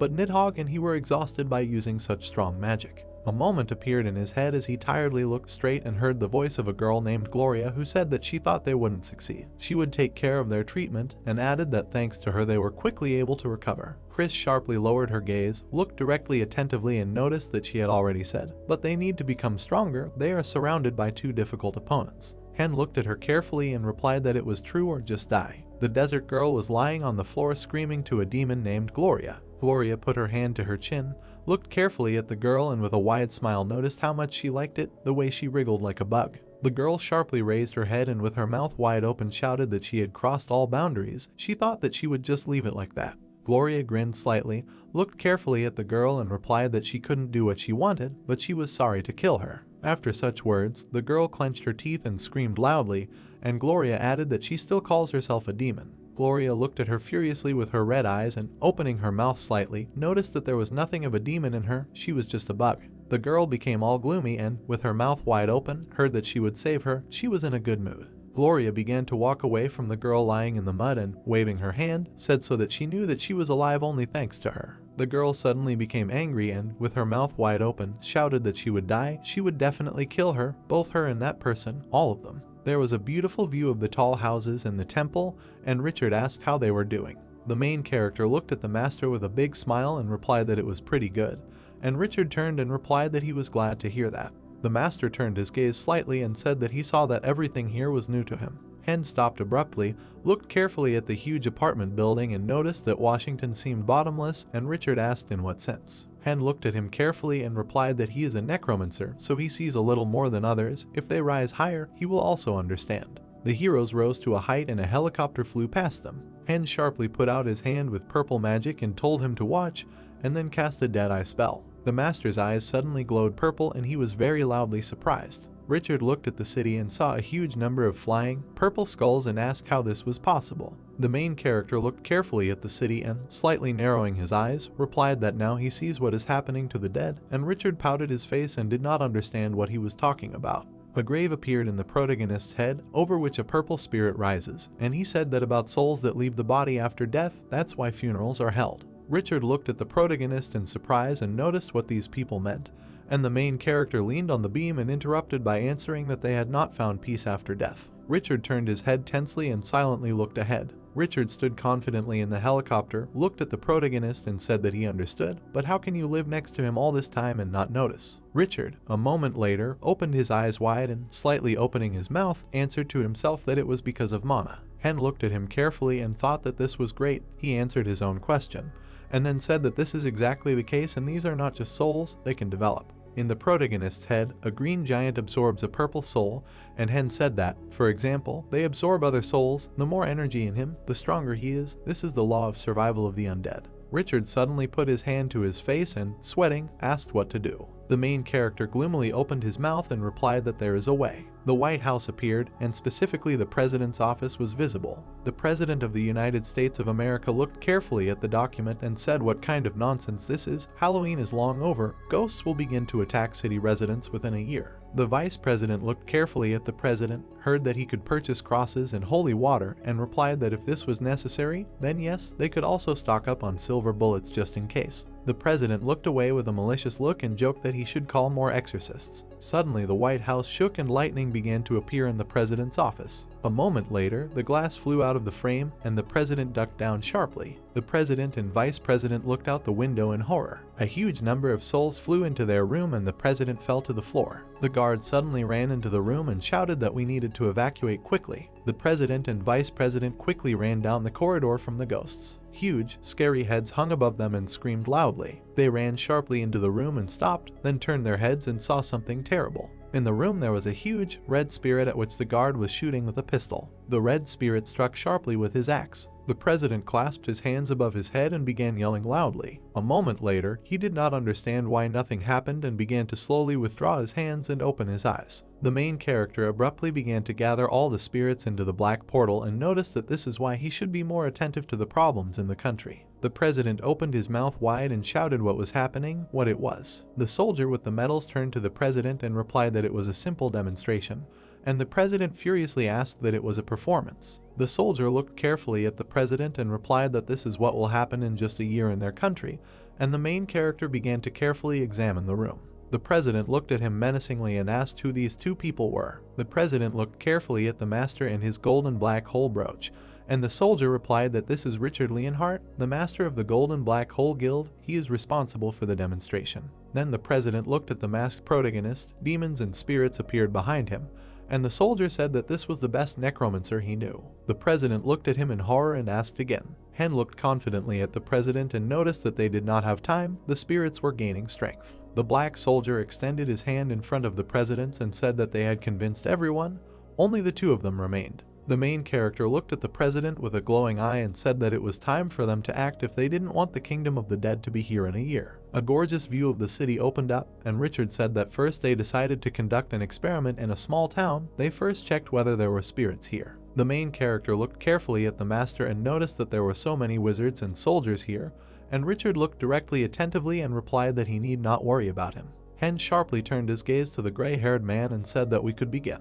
A moment later, Nidhogg appeared behind the protagonist, which glowed with a purple light, and the same light came from the protagonist's staff. The main character looked straight ahead and told the dragon that they were starting, and Nidhogg opened his mouth wide and said that he was ready. A purple pentagram appeared under the protagonist's feet and lit up brightly. The entire city began to quickly become covered in purple pentagrams, and the main character stood in the middle of the street with a dragon next to him. The spirits began to fall under the influence of the purple pillars and laugh and groan loudly. The spirits began to quickly gravitate towards the protagonist and scream for him to let go of their bodies. It was all his, only his. The spirits suddenly approached the purple shield and screeched loudly. Hen sharply raised his eyes to them and, looking carefully, thought that a necromancer always needs mana, so he came up with a mana ritual to restore it. A purple beam came from a pile of bones towards the protagonist, and he said that he takes the mana of the undead for himself, but it has a bad effect on living beings. The dragon looked at the protagonist with evil eyes, and Hen added that that's why he immediately handed her over to the dragon.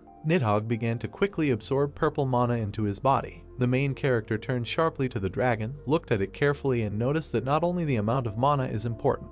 Nidhogg looked at him carefully with his huge eyes and heard that besides this, what is important is that it is of high quality. The bone dragon nodded his head approvingly and said that he understood everything. The spirits began to soak into the purple barrier. A moment later, they suddenly disappeared and only dust remained from them, and the main character noticed that they were finished. Hen abruptly took out his phone, pointed it at the dragon, and wondered how his condition was. A moment later, he looked straight at the phone with surprised eyes. Nidhogg looked attentively at the protagonist, and he read on the phone that he was a changing dragon skeleton.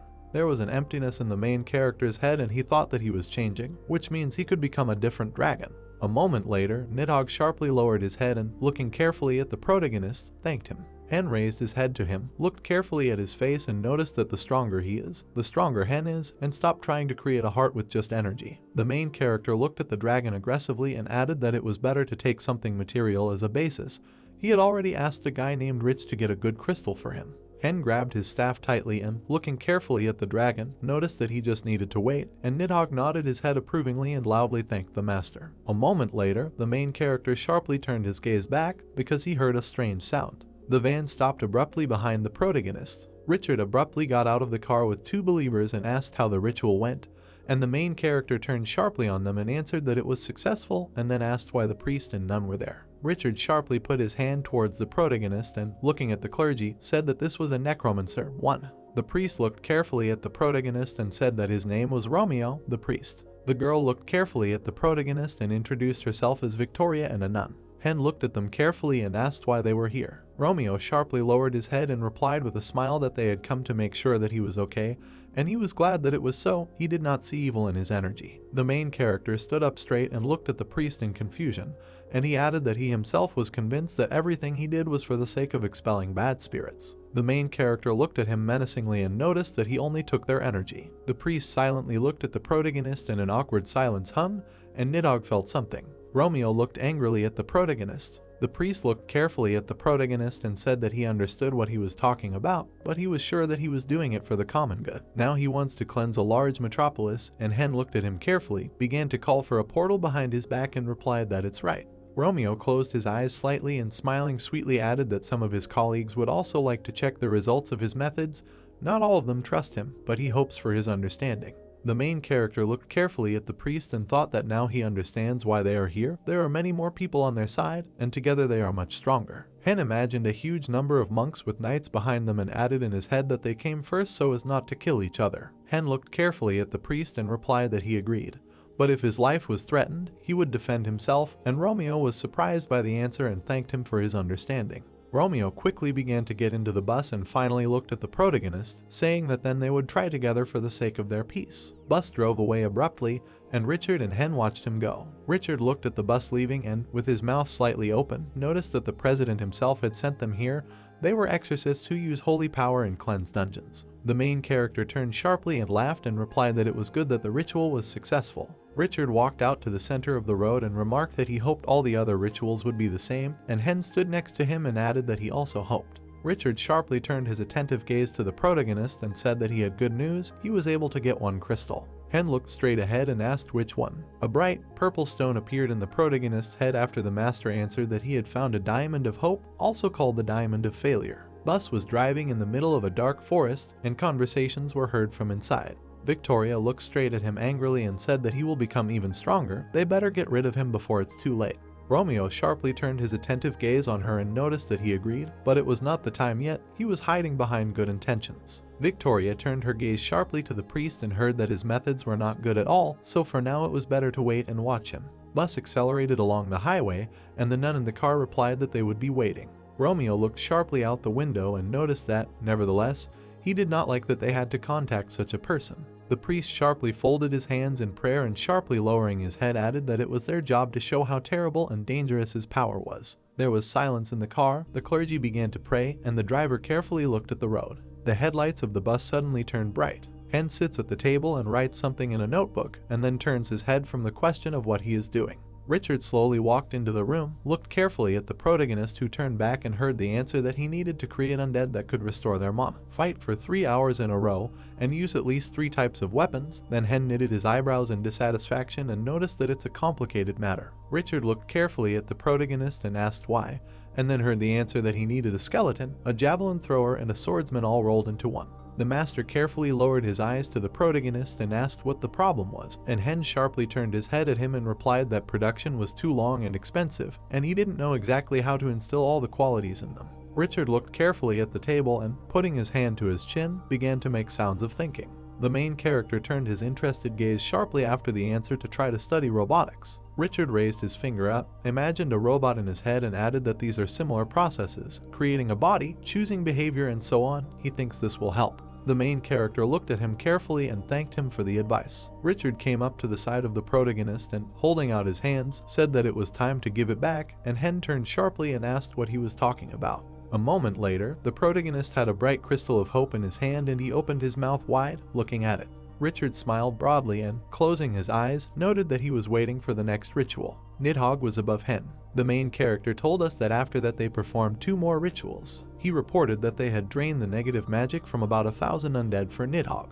The sun's rays illuminated the city. Hen told us that they also began to conduct rituals in big cities, and the first city was Las Vegas. Many people stood in the middle of the city. The main character noted that since some events are constantly held in this city, they were able to disguise the ritual as one of them. A poster about a parade show of the undead against the people floated in the air. Hen noticed that it was the day of the parade. People watched the event. They discussed how it was a huge parade and it would be cool. Passers-by were taken aback. People were discussing that the reward was very big. They wondered what it was. Their gaze fell on many military personnel who were descending by parachute. Standing on the container, the soldier waved his hand and asked everyone for their attention. He said to start moving on the other side. Frowning, he shouted that people would get weapons and kill their opponents. He bound the man with blue energy. Mana moved towards another passerby. The guy asked what it was. Standing in front of a crowd of people, the soldier stated that as people can see, this weapon does not harm the living and can be used on the dead and undead. He ordered the power to be taken from the dead. Many military men stood near the equipped camp. They were shouting that if their weapon was full and the indicator turned red, then they needed to return to base to get a new one. The soldiers said that the more people catch the undead, the better the weapons and the reward they will receive next time. There was an inscription on the banner that the undead would be against people. People watched many soldiers. The military ordered the battle to begin. There were many helicopters flying around the city. People were standing in the middle of the street, watching everything from above. The main character said that this was a very smart move. Crossing his arms, Richard replied that it was no different in big cities. Looking at Hyan, he stated that it would be difficult to lock all the people in their houses, so they had better do it that way. He noted that he would leave everything to the main character, calling him a necromancer. The main character reincarnated as an old man. Hen replied that he understood everything. Dragon wings were visible in the sky. People were delighted with what they saw. Watching Hen in the guise of an old man, they shouted that it was a red dragon. They asked how much money they spent on it. The main character hit the dragon with his staff. Pink streams of energy appeared in front of him. Richard cried out that they would begin to get rid of the bad spirits and asked them to fight with all their might. Many monsters appeared and laughed loudly. The spirits flew away from the dragon. Hen called out to the people and told them that they needed to fight for their victory. The residents began a battle with the monsters. There were many spirits flying around people. The enraged monster shouted that he was not going to disappear and that people should not dare. A shot flew into his head. His spirit's blood scattered. Smiling, the soldier said that this was another evil spirit. He noted that he had already killed 15 and victory was definitely his. Streams of mana were heard throughout the area. People began to look at their weapons. The guy asked if his weapon had fire. A stunned passerby wondered if his weapon had electricity. The guy's weapon went out. He cried out that his weapon was broken. Carefully observing what was happening, the main character noted in his thoughts that he saw that people like the test weapon. Hen noted that it is good that they can test it in a real situation. He watched the pink streams of mana in the city. He assumed that it would all end soon. People are tired of the battle with spirits. The main character noticed that people look tired and it's time to end this. A pink magical projection appeared in the sky. Flying over the city residents on a dragon, Hen shouted that everyone was doing well. The main character began to shout that they were all fools and they only fed his dragon with the energy of the dead. People were dumbfounded by what they heard. Hen said that now they are all useless, which means they should. The protagonist's gaze was cold-blooded. He said people must die. The dragon began to breathe dark mana. There was purple energy floating around the frightened people. Passers-by were surprised. Standing in front of the residents, Hen said that today he is kind and will close his eyes to this. Having flown into the sky, the main character stated that next time people would not get off easy and asked them to wait, noting that this world would belong to him. Hen started to fly away from there. Turning around, the main character noticed that this was over and now it was possible. A golden light appeared behind him. He looked at him in surprise. His gaze fell on many knights. They called the main character a vile creature and asked if he thought they would let him go so easily. Examining the warrior, Hen wondered in his mind that he had silver armor, capes, crosses, and holy signs. The main character was shocked by what he saw. He asked if they were knights of the Catholic Church. Surprised, Richard cried out and asked what was happening. He wondered if the church had said it would support them. Looking at the priest, he asked if they were breaking the agreement. The priest turned around and said that he didn't understand what was going on. Looking at the man, he said that he warned everyone that he had an agreement with them. The priest suggested that not everyone decided to listen to him. Taken aback, Richard said that they were only creating problems. Taking hold of the radio, he heard from it that 4 helicopters and 7 tanks were heading towards them right now. Stunned, Richard asked again. Military equipment advanced through the city. Hen kept the walkie-talkie near him. From it was heard that the situation was not very good and apparently someone among the military turned out to be a religious fanatic. The main character looked at the walkie-talkie. He was asked if he could escape. Hen replied that it would be difficult and began talking about helicopters and tanks. The guy approached the man and asked him not to worry about it. He held the walkie-talkie in front of him and said that he was repeating to everyone that Yuta had sold the superstar. He ordered to act according to the plan and not touch the necromancer. Richard turned to Captain Hedrick. Hedrick looked at him and noted that he would like to apologize, noting that he did not think that his squad would behave like that. Standing on the roof, Richard asked if this meant they waited so long on purpose to catch the traitors. Hedrick replied that this was true. He noted that they had known about their existence for a long time, but there was a lack of real evidence. Richard said with a calm face that he understood everything. Holding up the radio, he asked if Hen had heard. Richard said there was a chance of escape. The main character replied that this was not a bad idea. Standing on the dragon's head, Hen stated that he did not want to run away. Richard asked from the radio. The main character said with a serious look that he would try to change this scenario. Observing the people, Hen reported that their dissatisfaction was great if they decided to go so far. The enraged warriors asked him to shut up, noting that today was the last day of his life. The knights cried out that the Lord God wanted this. Hen frowned at what he heard. The main character began to shout that they only knew how to talk. Hen noted that he recognizes that they are following his plan.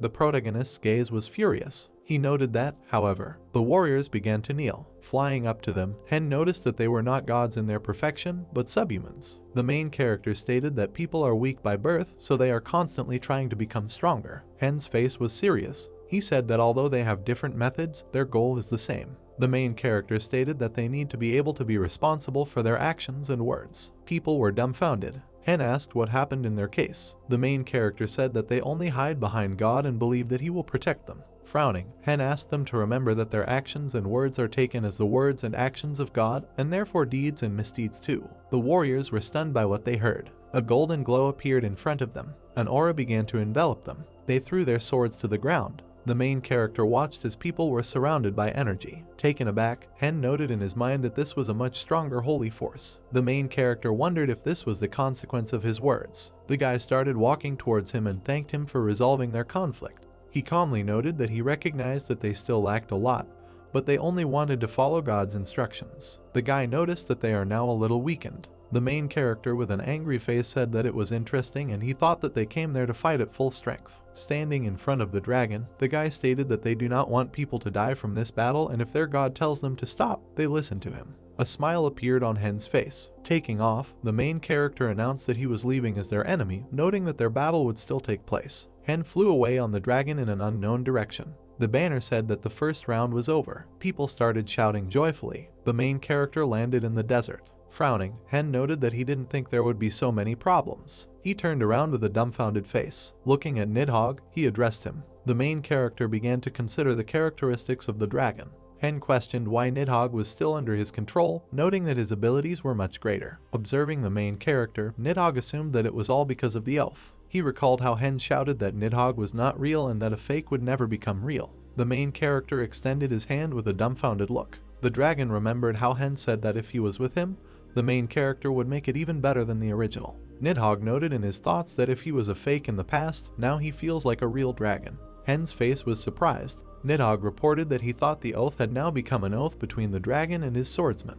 Looking at the main character, he stated that, as Hen said, he made a fake better than the original, and now he can make his master stronger. Stunned, Hen turned to Chris. Nidhogg noted that, to put it simply, the main character became a dragon master. Chris appeared behind Hen and said that he now has full power over the dragon with whom he made an oath. Observing the main character, Nidhogg noticed that in general nothing had changed, and he remained his master as he was. Hen looked at Castle, who said that this was great and they would only become stronger in the future. Raising his fist, Castle said that he, too, would like them to sign contracts. He noted that he would like to become a warrior of death or a champion of death. Putting his hand to his chin, Kai cried out that he would become a captain of death or a soldier of death. He asked not to worry about Hen, noting that they would follow him anyway. Chris's blue eyes were visible from under the hood. She asked not to talk until they were sure of something. Chris noted that the more you wait, the more disappointed you will be. Smiling, the main character stated that he was sure that they would only become stronger. Castle cried out that they agreed. The evening sky was beginning to darken. Hen suggested going to the city, noting that such a chance should not be missed. Excited people stood in front of a banner that said the battle had begun. The main character told us that after 45 days the second stage of the event began, and it was also successfully completed. The skeletons from Hen's army were holding magic stones in their hands. The main character told us that also Castle, Kai, and Chris received a lot of negative mana, thanks to the use of a core in the form of a moonstone for Chris, a ruby for Castle, and a sapphire for Kai. A blue sign with her characteristics appeared in front of Chris. Hen reported that after the cores were introduced, their abilities changed. Castle held the blade in front of him. Next to him was a notification with his statistics. Kai stood calmly in front of the message about his characteristics. The main character noticed that due to the sharp change in abilities, their races also acquired the status of changing. Hen was surrounded by pink mana. He noticed that he was also able to raise his level. The main character's characteristics exceeded the limit. The airport building was illuminated by sunlight. Hen said that they had successfully cleared level E and F dungeons and completed the third stage. Richard looked at the protagonist and asked if he really needed to go back, noting that he thought he was already used to life there. Smiling, Hyen replied that his home is Korea, so he wants to return home. Standing in front of the main character, Richard accepted his words and asked him to remember that he would be glad to see him at any time. Hen thanked him for his concern. The plane was flying in the sky. The sign said about the Korean airport. While warming up, the main character noted that even the air at home was nicer. He was suddenly surprised. Standing in front of him was Kang Hai Mai. Hen noted in his mind that she had come to the meeting. She said with a surprised look that she was glad they were back and hoped that everything went well. The main character asked if there was a problem. Looking at her, Hen asked how things were going with what he asked. He replied that everything was ready and asked if this was really enough. The main character replied that it was so. She imagined the map in her thoughts. Hyami said about the replica of the Korean peninsula created by Kim Jong-ho. She noticed that she sent it to Hyen's house. She looked at the people behind the main character and asked who it was. Hitting her on the shoulder, Castle in the form of a man asked Hemi not to joke around like that, noting that they had already met and she needed to take a closer look.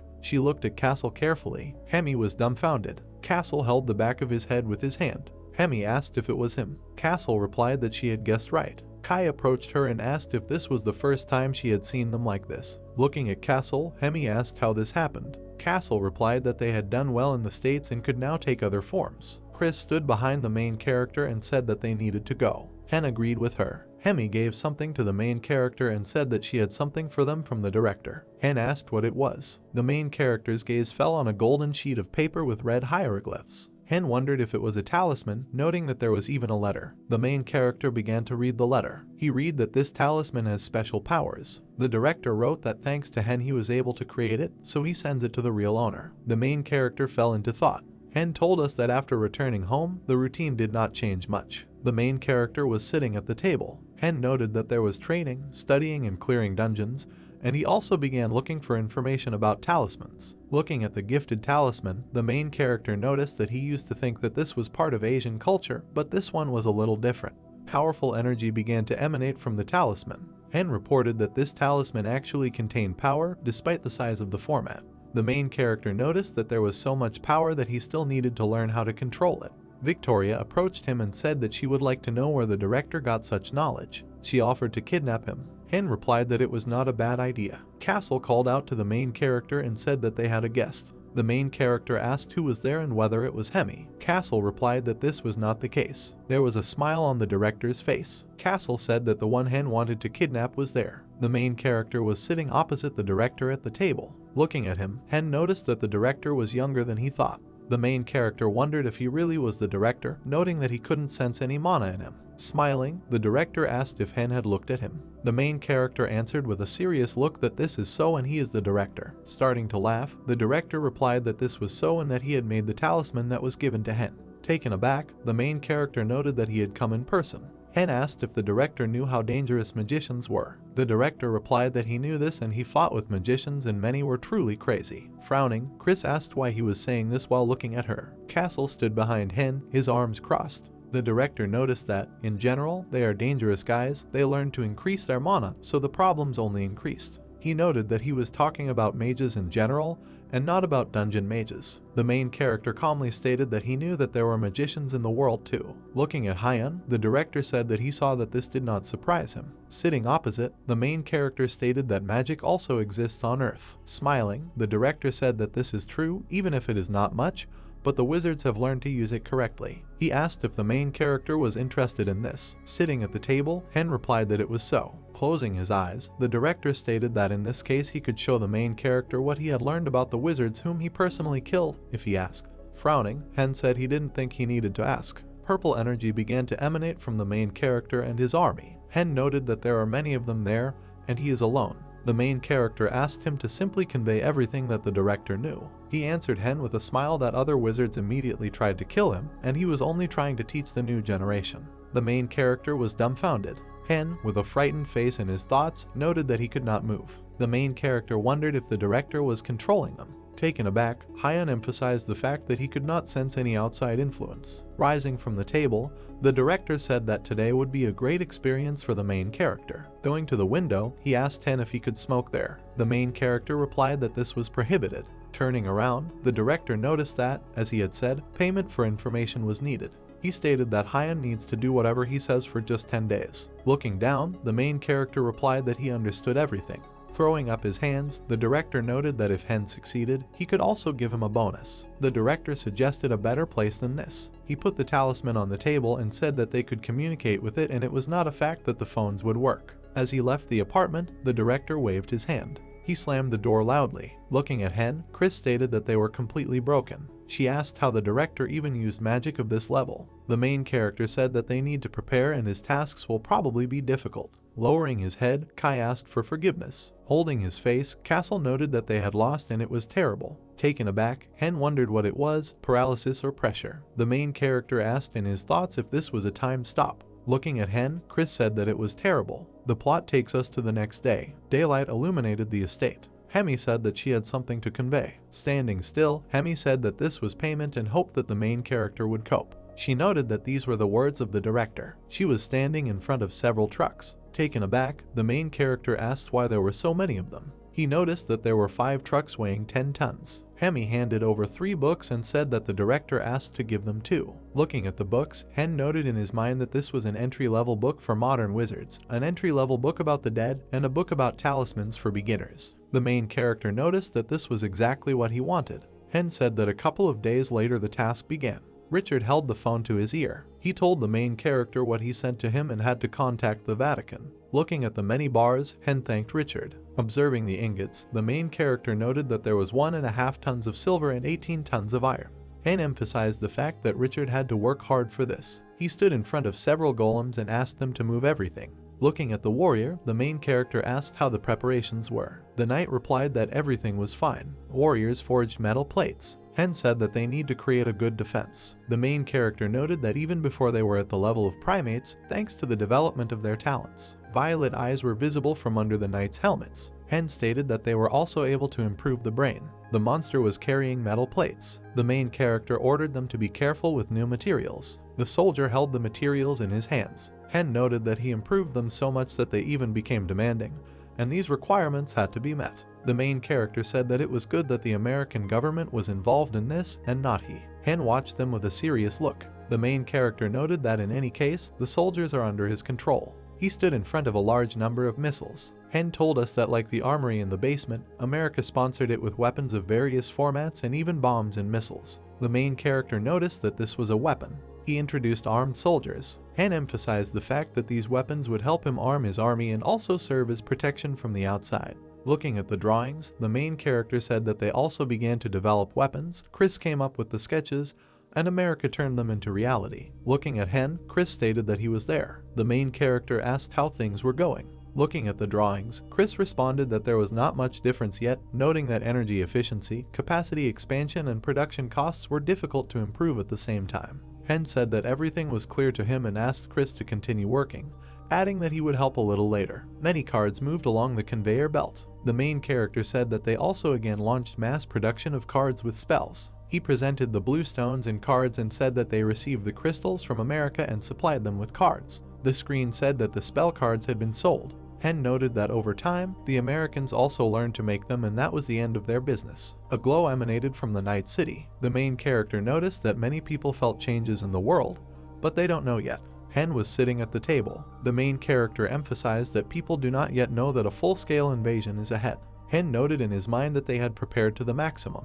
Holding his hands to his face, the main character in his thoughts asked the gods to protect them from the worst. Sunlight illuminated the corridor. Hen said that for some time, dungeon explorers could not go inside, since now not all bases and houses were connected to dungeons. The main character was sitting at the table with Kai and Castle. He reported that new quests and tasks did not appear, but experience and skills did not decrease. Hen noted that it can be said that from that moment global changes began. The dark sky enveloped the city. The main character said that the 1st of January has arrived. The director stood at the bus stop and said that work was on the first day of the new year. Opening the car door, he said that it was already 9 o'clock and he didn't want to go. The director looked out the car window. Looking at the buildings, he noted that it was strange. He wondered why there was no sun at this time. He suddenly frowned. There was a traffic jam in the city. Suddenly, the wounded guy fell on the hood of the car. The man was scared. In front of them was a huge monster that was destroying everything around. The director began to scream in fear. The main character said that 4 days of life in hell began, which completely changed humanity. The enraged monster looked at the director sitting in the car. The city is enveloped in dark energy. Many huge monsters destroyed the city. Cries for help were heard. Hen watched what was happening from his phone. He noted that this was surprising. The main character asked how they managed to get so close and film. Hyan suddenly received a call from the managing director. The main character raised the phone to his ear. The director told him it was time to go. Hen agreed and asked about where to go. The main character was looking at his phone. The director said that we need to meet in Seoul. He asked Hen to try to destroy all the monsters he saw. The director said with a serious face that he expected the main character to destroy them all. He told Hyan not to worry if he hurt something. Speaking on the phone, the main character replied that he understood everything and asked how much time he had.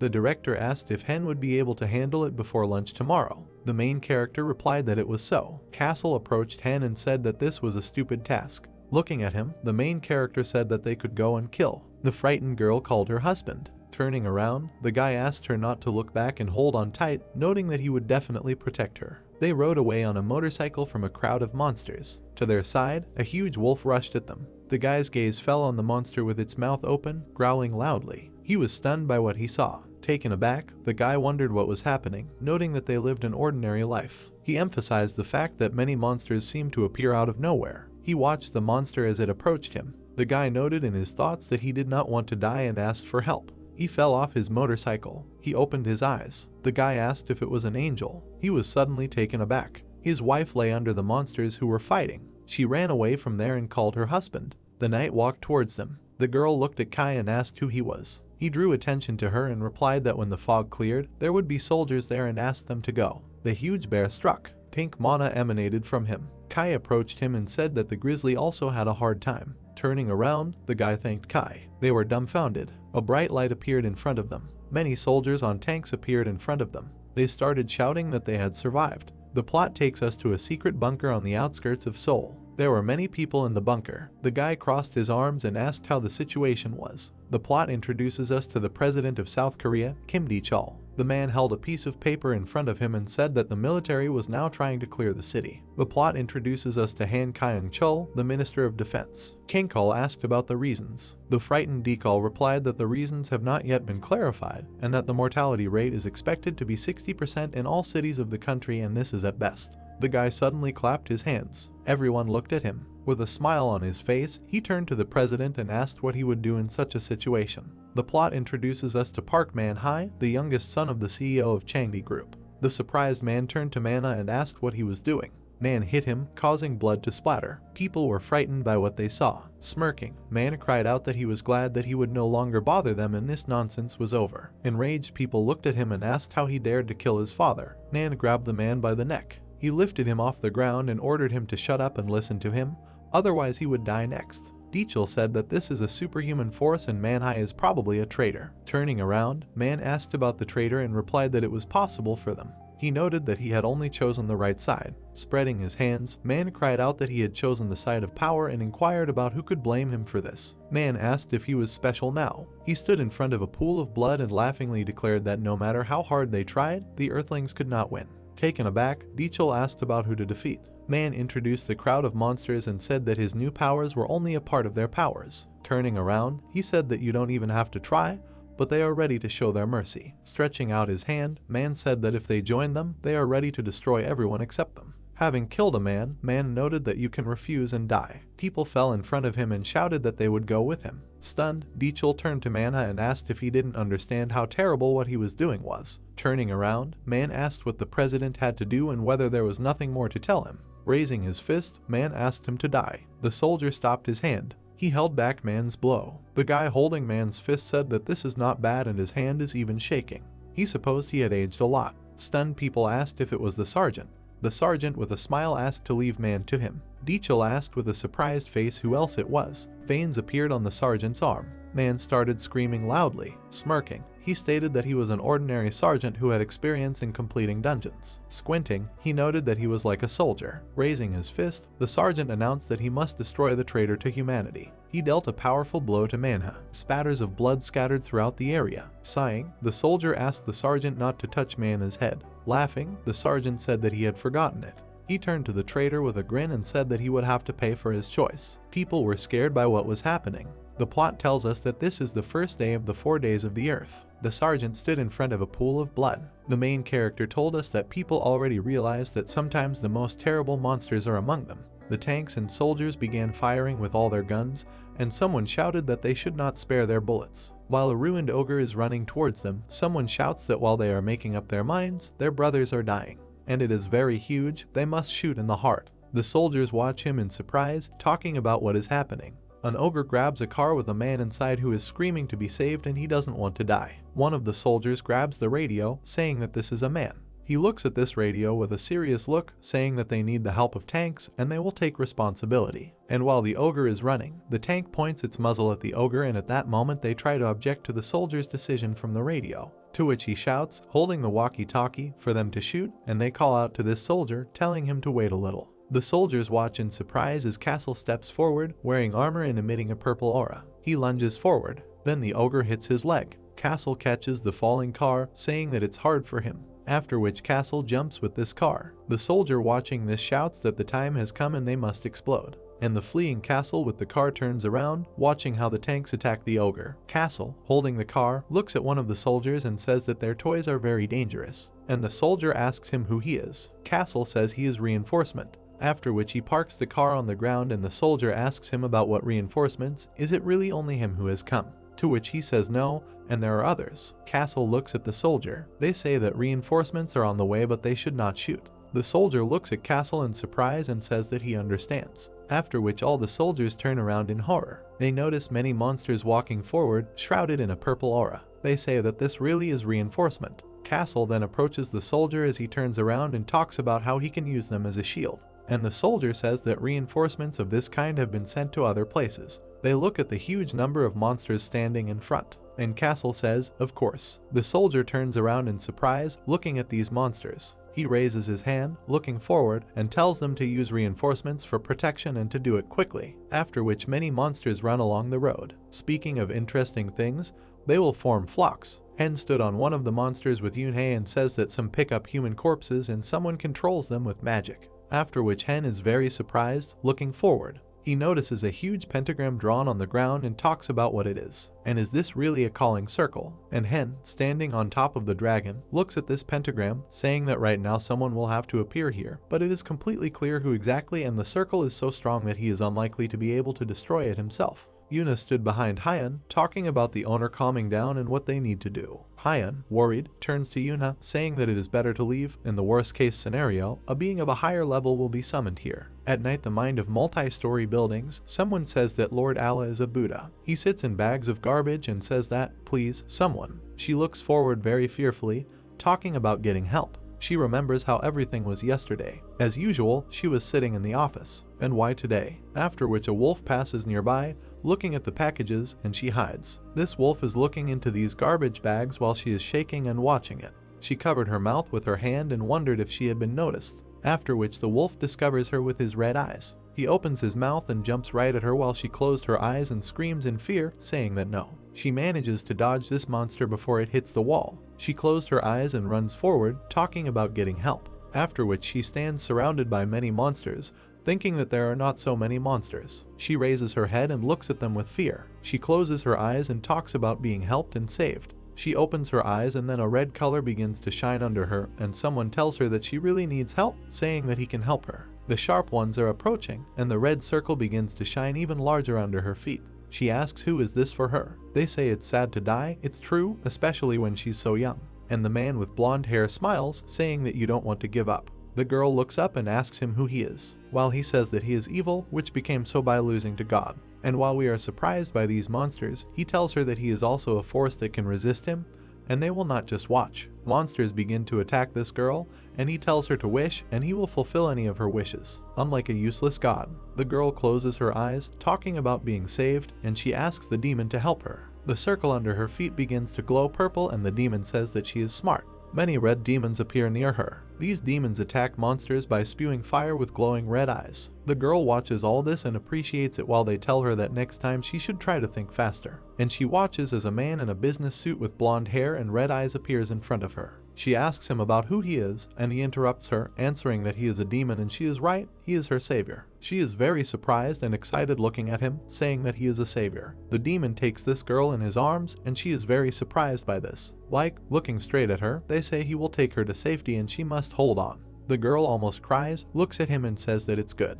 after which the demon raises its head. He looks up and smiling, says wow and wow. He notices Hen flying on a huge bone dragon, saying that he thought he would see a necromancer of that level, after which the dragon lands. Hen jumps to the ground. He looks at the huge bag, saying that they destroyed a lot of monsters and collected enough materials. He turns his head in surprise, after which Hen notices the demon smiling and holding a girl in his arms. And while Hen is looking at him, the dragon calls his owner and says that he is not sure who this person is. After which the demon with a calm face looks at Hen and says that he greets him, and he has not yet seen a necromancer of this level and does he want to talk to him. Hen, holding his staff, says that if he is not his enemy, to which the demon says that, of course not. After which the demon smiles and begins to emit a red aura, saying that he is glad to meet you and his name is Andromalius. He was surprised at this and thought to himself that the demon of Solomon 72 was the overthrown god, the Count of Justice. Hen says that as far as he knows, he is an archdemon, he and he are the Count of Justice. Andromalius smiles, closing his eyes and says that people really know him by that title, and it's strange that he is not surprised, to which Hen says that undead monsters, dragons and demons certainly won't surprise him. And while the dragon and Hen are watching Andromalius, he says that he is truly an amazing wizard, and he did not think that there were such people among people. Andromalius comes closer. Hen looks at the dragon, or he tells him that he is the owner and answers him that everything is fine. Hen lowers his head, thinking that no matter what they do, he is an archdemon, and they definitely will not be able to defeat him. Andromalius smiles, looking at Hen, saying that he is very young and has already reached such heights at such a young age. Hen became wary, saying that he really knew so much, to which he received the answer that many demons have access to information about the duration of human life. And Andromalius closes his eyes and smiles, saying that Hen has purification magic, and he cannot leave this treasure in this state.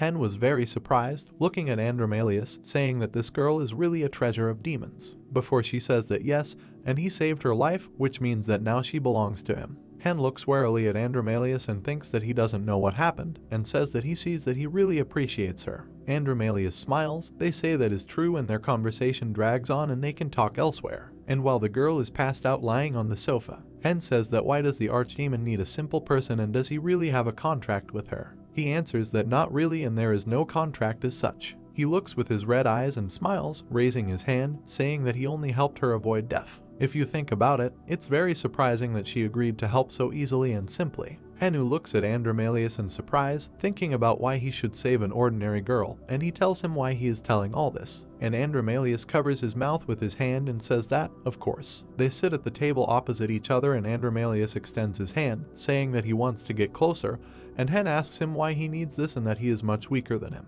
Andromalius smiles, saying that Hen has poor self-esteem, and these skills are outstanding. Who looks at the skull with a blue eye patch, saying that, in addition, the vassal gave advice. Vito looks at Andromalius in surprise, saying what advice? And Andromalius smiles, saying that he should make friends with the first craftsman he sees on Earth, and this meeting will be useful to him, and this craftsman is Hen. Hen looks at Andromalius in surprise, saying what an honor this is, and he thinks to himself that, apparently, in his future he is still alive, and this is a relief. And while Andromalius smiles, Hen asks him what the demons are planning, to which he is told that they only work for each other. Hen looks at the smiling Andromalius and says that this is a very obvious answer, to which he is told that it is. Hen lowers his head and says with a serious face that if he has already seen two of the strongest enemies and does not know that demons are not the strongest, so they see the point of demons doing something for the sake of people. And Andromalius is very surprised by this. He hangs his head and says that he thinks his advice was right, and he wonders who exactly he was fighting. And Hen told him about Gloria and about the creature that he met in the desert. And sitting at the table opposite each other, Andromalius says that this is an interesting story, his enemies are really very serious. And one day they are the representative of the dragons. Andromalius closes her eyes and smiles, saying thank you for the story. He hands Hen a box with a blue monocle, and says that it can help make his wish come true and can be used up to 3 times. And while Hen is looking at the gift, Andromalius says that he can also personally ask him for help. Hen closes the box and hands it back, saying that this is too much. Let him not smile and wave his hand and say that he should keep it for himself, and this is in honor of their friendship. He puts it in his jacket and says he will remember it. After that, they continued talking and exchanging information. Sitting at the table, he told him a lot about dark magic and the world of demons. And Andromalius continues to tell Henem a lot of interesting things, because the demon has not visited the earth for more than a century except when summoned by dark magicians. He thinks to himself that Andromalius talks a lot while he talks about how Lucifer fell in love with that woman, and therefore he did not leave his house for 20 years. And he also said that they did not receive permission to arrive on Earth only after the appearance of the last dungeons. And while the girl lies passed out, she says that this is why his treasure is so valuable, and Hen says that, given that he has not been here for so long. Yes, he looks around while Andromalius says that there are much more dark magicians. Just 300 years ago there were 1,000 of them. He asks him how many are left now. Andromalius raises his finger. They say that there are more than 10,000 of them, and there are more and everyone wants to become stronger in such a situation. Andromalius holds out a black book that emits a black aura. They say that if he needs a book, then all the dark magic from the 1st to 6th circle is here. Having tells Henem that he also wants to watch, to which Hen replies that of course, and a golden ticket with hieroglyphs appears in front of him. He picks up this ticket, and from it is heard that he quickly arrived in Seoul, and he is congratulated. Hen looks at him in surprise, thinking about what is this, are these phones, and what should I do now? He notices a map appear on the ticket, and he hears that he is told to come to this point and they will wait for him at the marked place. And while Yuna is looking at this ticket, he is told to come and the people from above begin to move. Hen notices how Andromalius closes his eyes and smiles, telling him that this is how he remains neutral, and he will remember this. Hen wondered if he really knew Andromalius. Let him not smile, closing his eyes, saying that he has known for so long about the existence of heaven and the underworld.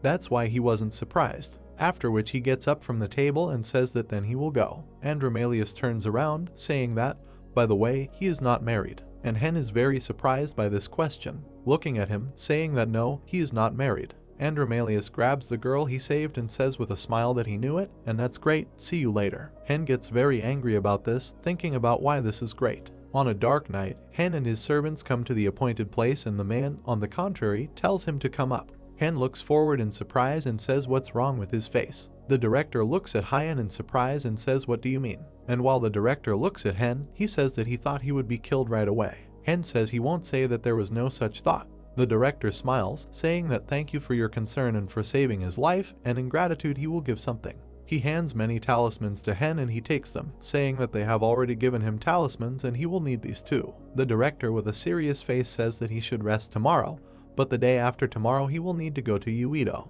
Hen and the others look at the director, saying that he understood and why can he rest tomorrow, to which they tell him that he will find out for himself and he should rest before the trip, and Hen agrees. The director begins to cough up blood and covers himself with his hand. Hyan looks at him fearfully as the director raises his hand and says that everything is fine and he will feel better. He worriedly asks the director what is happening to her, and the director, looking at Hyan, says that why should he worry about him, and he is an egoist who only thinks about himself. And the director stood opposite Hen and said that his family has supported this country for many generations, and he was tired of constantly living for the sake of others. He looks up and says that he has to do this, and many other people would do anything to save their skin. The director lowers his eyes with a serious face and says that he will not allow this country to fall, and he does this for his own sake. Hen began to worry after the director's words and says that he understood. He looks straight at the director and says that only he will go there. And the director says that there will be other people there, but they will not be united into one team. After which the director turns around and says that he will go and has a lot to do. While Hen watches him, he scratches his head, talking about going there again and they will go through the magic circle. The soldiers approach a lot of monster corpses, saying that they must collect these corpses. They all start running and shouting that they need to go faster, and two soldiers standing by the wall look at each other, and one of them talks about what he knows. And while one of the soldiers smiles, the other says that selling these corpses pays well, to which they answer that they can do this. After which these soldiers look up and notice a huge shadow and they fearfully say that they themselves killed them, and why not? 2 out of 4 dark days on Earth. Many crazed monsters with red eyes attack the soldiers behind the barricades, while the soldiers shout in surprise that they have really come to life. The dead began to come back to life. The soldiers are running away from the monsters, screaming about what the hell they are and why do they even need to collect the corpses of monsters. And they are too close. The soldier turns around in fear. They stop and watch as a huge golem appears and hits these monsters. After this, the core awakens in the golem, and everything around explodes. Hen and the others watch from the sidelines at the huge explosion, and he says that the undead are not like that, they are not alive. Yunha watches Hyan as he says that if he interferes as a necromancer, they might think it was his doing. And Yunha is asked what they will do. Hen lowers his head, saying that he will test them, and this is a test. He remembers how he received this power, and looking at his hand, he became frightened, saying that the new race that became sick as a result of the infection, and this new transcendental being, are neither angels nor demons. Hen releases a huge demon, saying that Agnes is ahead. He smiles, flying forward full of grief and saying that they finally called him. And while some people look down at Hen, he's all burning and he's the genie of fire, and he can fulfill all wishes and live in a lamp. He says that he decided to take advantage of his contract. Hen looks at him, telling him to burn everyone except people and those associated with him. Gina smiles, saying that it's great, he's so glad that he has such a good owner. After which Hyan is with Yunhei, watching him disappear, and he says that he will try to get them to the live zone. Jim flies around the city, smiling, raising his head and burning everything in his path, saying that everything was on fire and the world had never seen such a fire as he started. Yunha, watching this from the side, says that this is really normal, and this is how he will burn the entire city. Hyan says that Seoul would never be able to return to its previous state. Yunha looks down and says that it's better to tell everyone else so that they don't get caught. Hyan turns to Yunha, saying that he is right and we need to warn everyone and get all the civilians out tomorrow. They will leave, and as the military assumed. A huge two-headed ogre goes to the magic circle, shows its back, everything is on fire. He steps on this circle, then he notices a huge paw appearing from above. She crushes this ogre. Next day, Yoido. Monsters are attacking people, and Hen says that the undead and the monster have teamed up. Hen, watching from the sidelines, says that he has been waiting for this day. And how will it all end, and it's good to be a necromancer in such a world. He remembers the girl. They say that the genie was working on completing the task, and Hyan was talking about what is good, and he will see what happens. Agni appears in front of them, crossing his arms and watching him, speaking of the fact that here he is, where Hen says that he is great. Agni smiles and laughs. They shout that everything is great and it worked out. He really wants to see the magic circle and he should show it. After that, they all look at the magic circle located on the floor, and Agnia says that it feels like he is calling someone. They try to take a closer look at him and the way he shines, while Agni says that he does not know who exactly, but they will be able to find out in the remaining time. Hen looks at this in surprise and says how much time is left and what needs to be prepared, to which Agni says that he is not at all surprised by this. From this, the magic circle begins to shine. 4 magic circles are collected at the crossroads and begin to glow, and a huge monster flies right above them. He falls down. It was a huge red elephant with giant horns and burning eyes. Agni smiles, shouting that who would have thought. Hen watches this monster in surprise, talking about what it even is. And while they are watching this monster, the Agni explain that this is the king of the earth, the king of monsters, and one of the 2 best monsters on earth. They look at the red eyes of this monster and say that it is Behemoth, and Hen remembers how he found it, thinking that he had already seen this, and this creature was similar to angels and demons. And Agni, standing in front, talks to Hen not to worry, and he will easily defeat him, because he is much stronger, although initially this was not the case. After which this monster notices them, while one of them screams for him to get his. And while they fly up to him, they say that the devil and wow jumps from a huge cloud of light emanating from the circle. Hen then watches as these circles appear throughout the city, rising towards the sky. He turns his head and looks at the amulet. They say the devil should use them. After which Hen, together with his guys, uses amulets. And at the same moment the dragon flies away from these circles. Hyen turns to Yunha, clearly worried, shouting that everything worked out and they should get ready. Then he shouts to Chris, and Hen remembers the box given by the demon, thinking that these are Andron Malice glasses. Hyen gives them to Yunha, telling him to keep them. And while Yunha is holding, Hyen's amulet turns the other way and says that he is relying on it. To which he receives the answer, good. And the dragon opens its mouth and begins to charge a huge magical blow. The dragon releases a huge magical purple stream at this monster using its vicious breath. The monster blocks this blow. They still manage to damage this monster, after which he heals them, and they shout that they didn't get the features. He attacks the dragon by jumping into the sky, after which the dragon flies away from him using lightning. He makes huge dashes using lightning multiple times. Hen watches this from the side, thinking that the amulet's devil is holding him back a little, but the lightning consumes too much mana, and Hen shouts to Castle and Kai in surprise. While he is using lightning, the 2 jump right at this monster. They both scream for him to die. They use power strikes and a striking sword. Castle Piquet hits this monster a lot and a lot of blood starts coming out of it. What do they notice? How their blows begin, healing and shouting about how strong he is. Why does he have such strength? Both Castle and Kai notice how this monster attacks them with its paw, very surprised by this. And suddenly Agnia appears attacking this monster with her fist, shouting at him.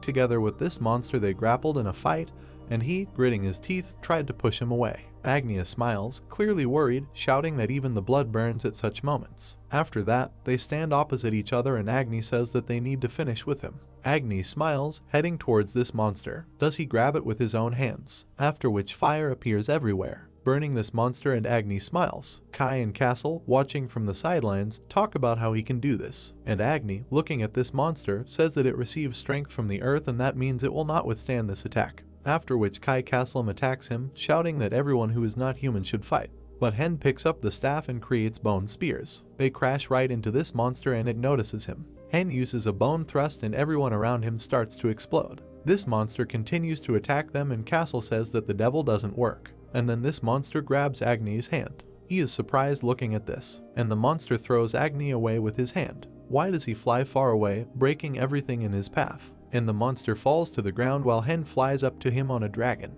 At this moment, the monster jumps straight towards the dragon and he still manages to catch it. Hen begins to worry as he watches his dragon get hurt. Afterwards, Hen looks at the lights as he sits outside the building and yells at him to get ready. Agni looks at Hen and shouts that he needs more fire and even more than he had. He looks directly at the fire and says that well then the undead will help him.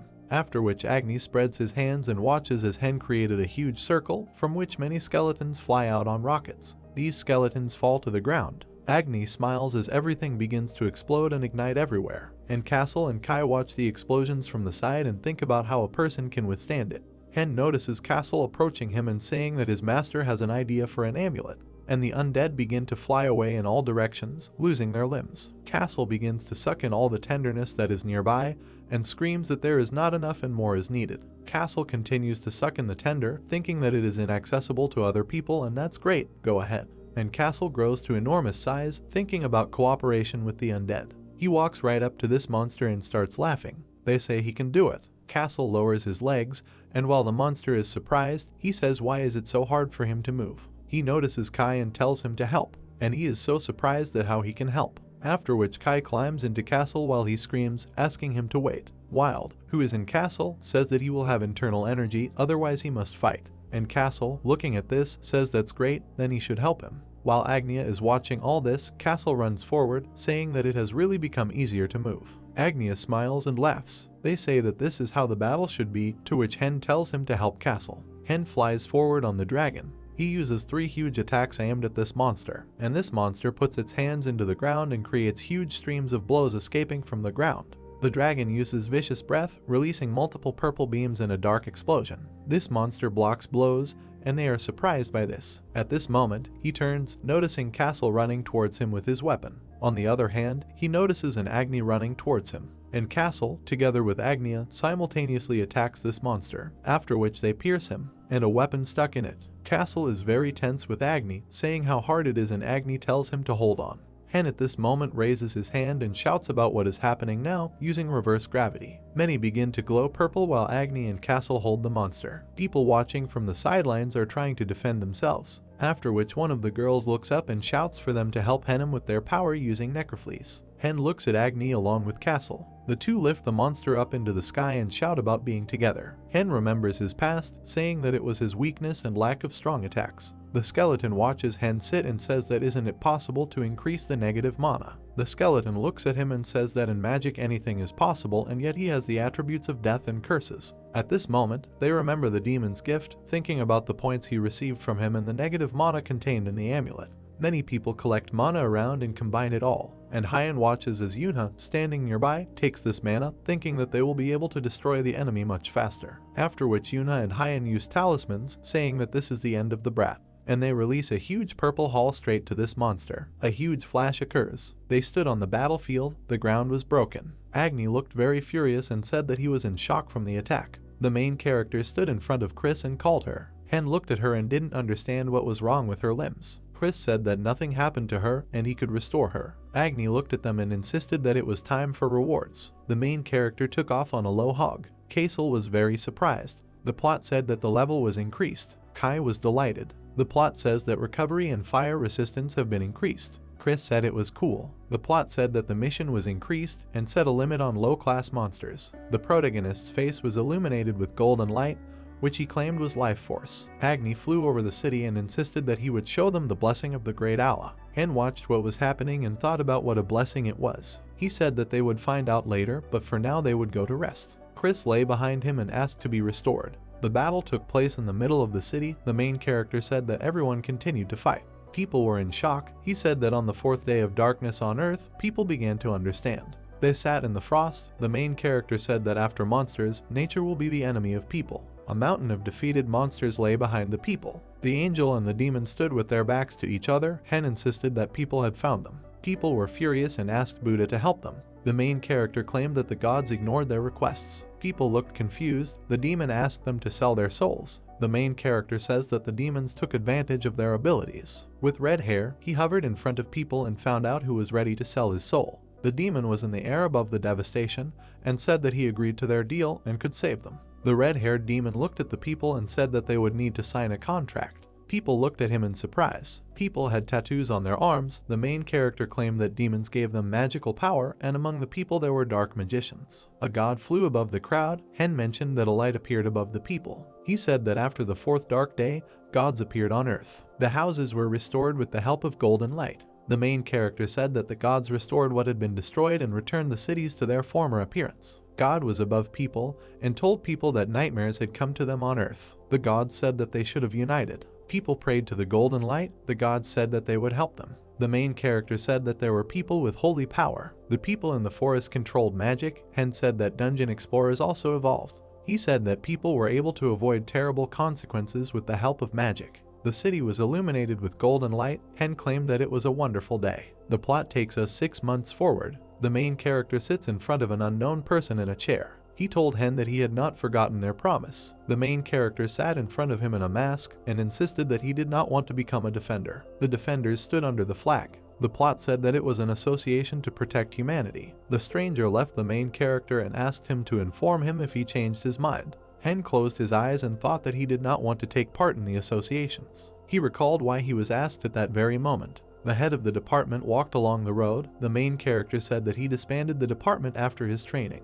People in white robes stood near the blue altar. Hen said that a great market had appeared. It was a group from another world, created out of commercial interests. People gave a standing ovation near the gray store. The main character claimed that they said that they had appeared to save them with money and goods. Red slime was on the ceiling. The slug fell to the floor. Tia sat in front of Hen and said that she had returned. The main character said that she received the abilities of slugs. Tia held her finger up and said that she saw a meeting of serious men who considered the main character a danger. Hen looked very scared and asked her if there were politicians and military people there. She said the question of its destruction was very pressing. Hen insisted that it didn't scare him. He looked at Tia and called her into the house. An unusual building stood in the middle of the city. The 5 of them stood in blue magic at the entrance to the house. Castle said their home was the best place to play. Kai stood next to the main character and insisted that he would take care of business. Hen thanked him. Chris passed by the main character and found out from him that they would be having dinner. He said that he agreed to any food from delivery. Chris said she understood him.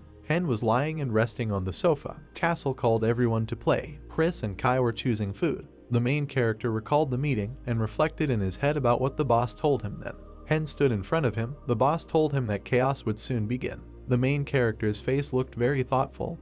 He recalled that the boss saw the future and chaos was able to come. Someone called Hen. He sat in front of the screaming tin and asked her what had happened. She answered him that an important guest had arrived. Andromalius stood in front of the main character and insisted that the main character was well built. Hen stood in front of his face and insisted that they had not seen each other for a long time. Andromalius and his team stood in front of the main character and said that he was doing well in the house. Hen insisted that everything was stable at that moment. Andromalius pointed his hand at his friend. He introduced him to Sayer. Sayer handed the black box to his Hyung and said that Andromalius told him a lot. He claimed that it was his little gift. The horn of Baphomet was in the case. Race claimed that it would be useful to the main character. Andromalius handed the rag to Hen and said that it contained mithril, which was useful to magicians. The main character held it in his hands and was very surprised. He thanked his friend and wondered if he could just accept it. He looked very confused and could not understand who was standing in front of him. The girl stood in a black dress. Andromalius said that her name was Lady Sue. The main character remembered that girl and wondered if she was the treasure of a demon. Lady Sue looked at Andromalius angrily and asked him what she was doing there. She was at a loss. Andromalius said that he had a request to Hen. He stood in front of the main character and asked to become her first teacher. Hen was very confused and asked Andromalius again. Lady Sue looked awkward. The main character stood in front of them. Andromalius asked him whether he wanted to be a teacher or not. Hen was very confused. Andromalius said that they were going to China along with the Asian Union. He continued to say that their help was needed there. The Asian Union was divided into 8 territories. It was an association that emerged after the collapse of China. The main character stood in front of Andromalius.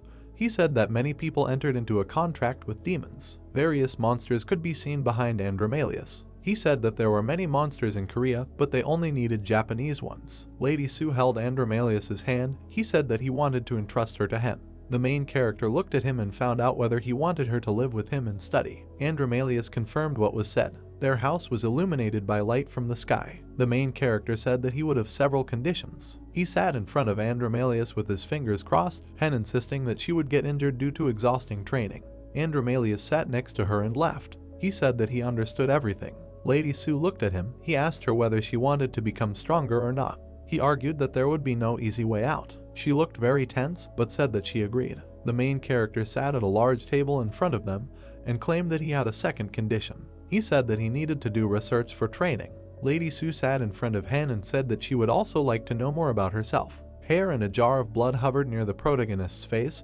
He claimed that they would be needed to summon a great demon. Lady Sue was very angry about what was happening. Hen told her that magicians are very tenacious creatures. He argued that they are ready to do anything to survive. Lady Sue stood with her head bowed. The main character stood in front of them. She claimed that she agreed. The main character looked at them and said that they would have to cover all the costs of training. Andromalius held the phone in his hands and said that he would send him an approximate amount for training. Hen looked scared with the phone in his hands and thought that the amount was too high and he should have given up on studying. He shook Andromalius's hand and thought that he would not refuse. The house was illuminated with blue light from the sky after 3 days. Hen looked confused and called Chris over. There was a pile of food in front of Lady Sue. The main character found out whether he would need to train her. Chris stated what was said. He looked at what was happening and asked her if she had relaxed too much. Lady Sue turned in his direction and said that he shouldn't have worried about this. Hen remembered in his thoughts that he didn't care about what was happening. The main character and Chris stood behind her. She asked him if he had completed all the preparation. Hen said that it was all over and they had to talk. She watched him carefully and found out what the conversation would be about. Lady Sue was lying in a green dress. Hen told her that they needed to find out her magic because she was practically immortal. Chris and the main character stood in the room in front of her face. He told her that if she ate her flesh or drank her blood, she could become stronger. Lady Sue was surprised. The main character imagined red eyes. He reflected in his head that they became stronger by taking away Behemoth's life force. He kept telling her that if you absorb her completely, you can become invincible. Lady Sue looked very tense.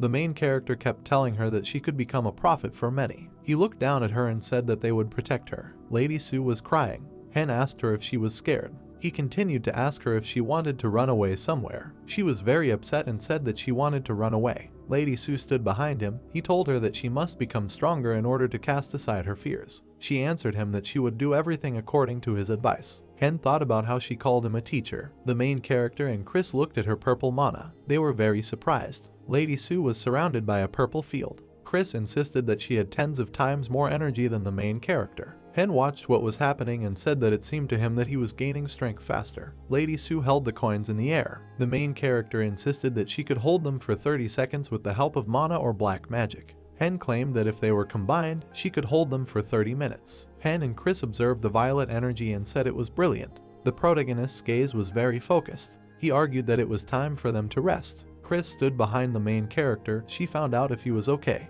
He replied that he was irritated. Hen was very tense and insisted that nothing in the world infuriates him more than the existence of a girl. Chris closed one eye and asked him why he wouldn't kill her. He clenched his teeth and said that it would be disgusting of him.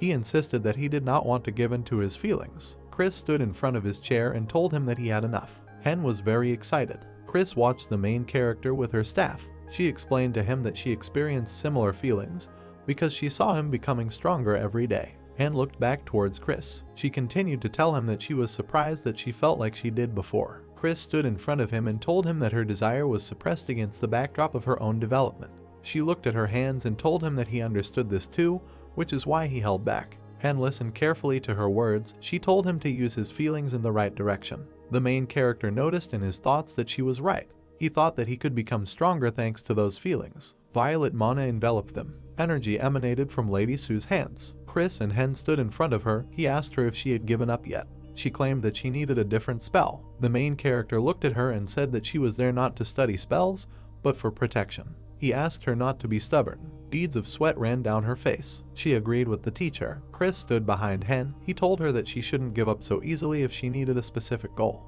Hen said that they would find good training for her. Lady Sue looked at them in surprise and at first did not believe that the training would be suitable for her. Hen clenched his hand into a fist. He thought that he should not give in to emotions. He recalled that emotions must be used to survive in any situation. The plot tells us that a group of dark magicians is located in the main headquarters of the Abyss. They sat at the table. One of them asked Tantalian about the situation. The plot introduces us to the demon Tantalian. He looked at Andromalius and stated that everything was moving into the second phase. Andromalius grinned and said that he hoped for him. He insisted that it was worth spreading information about the kidnapping of the main character. He sat with red eyes and said that he could not wait for the moment when they would react to the danger. 3 signs of the Hunters Association. People with dark faces stood on the street. Tantalian claimed that he was the leader of the associations. White light shone through the glass. He said that they were the chosen ones. His shadow was on the floor. He said that Andromalius and Sama were spotted in the Asian Federation. A dark demon wearing red magic stood in front of him. He said that informants noticed a witch. Tantalian stood in front of the desk in the office and said that he was in charge of the Korean and Japanese people who signed contracts with demons. The boss looked at him and found out what happened to the necropolis. Tantalian's face was covered with hair. He insisted that there was no information. The boss sat in front of him and said that he was hoping for good news. He talked to him and claimed that they had an excellent method for destroying great demons and their followers. Tantalian was surrounded by red mana and agreed with him. He argued that it was necessary to destroy everyone who followed the path of evil. He stood in front of the boss. He asked him how things were going with the Necromancer. Tantalian said that no traces were seen. The boss represented the main character and his team. He argued that they needed to be found because they were not the last in the game. Tantalian stood in front of him and agreed. The main character's house was in the light of the sun. Hen attacked Lady Sue. She generated a ball of purple energy in her hands and said that they didn't agree that way. Hen looked at her intently and insisted that he would give her advice. She attacked the main character with her magic. He asked her to use all mana. Hen jumped away from the attack. She watched what was happening and did not understand what was happening. Lady Song was in the purple dome. He looked at her and said that the end had come. Lady Song was receiving a green magic attack. Hen stood in front of the amazed student. He stood in front of her and said that it was only the 9th day. Hen looked at her and noticed in his thoughts that she was becoming stronger. Lady Song looked very tired. She asked him to stop and continue another time. He told her that they would begin special training. Her face was covered in bruises. She said that she did not understand anything. Castle and the goblin appeared in front of her. The goblin looked frowning. Hen asked her to kill him. He stood next to her and asked her to kill him without black magic and mana. She looked at the goblin and was in misunderstanding. The goblin sat in front of her face. She found out if she needed to kill him. Castle watched what was happening and claimed that the goblin was ready to die. Hen looked at the training field and insisted on killing him. Lady Sue was very tense. The goblin sat in front of her and made disgusting sounds. She held the blade in her hands. Lady Sue swung her katana. The goblin's blood scattered all over the room. She told him to die. Lady Sue attacked Clara's goblin and wished him dead. He screamed in death. Lady Sue stood in front of the dead goblin. Her face was covered in purple blood. Castle and Hen stood next to each other. The main character insisted that they could start training.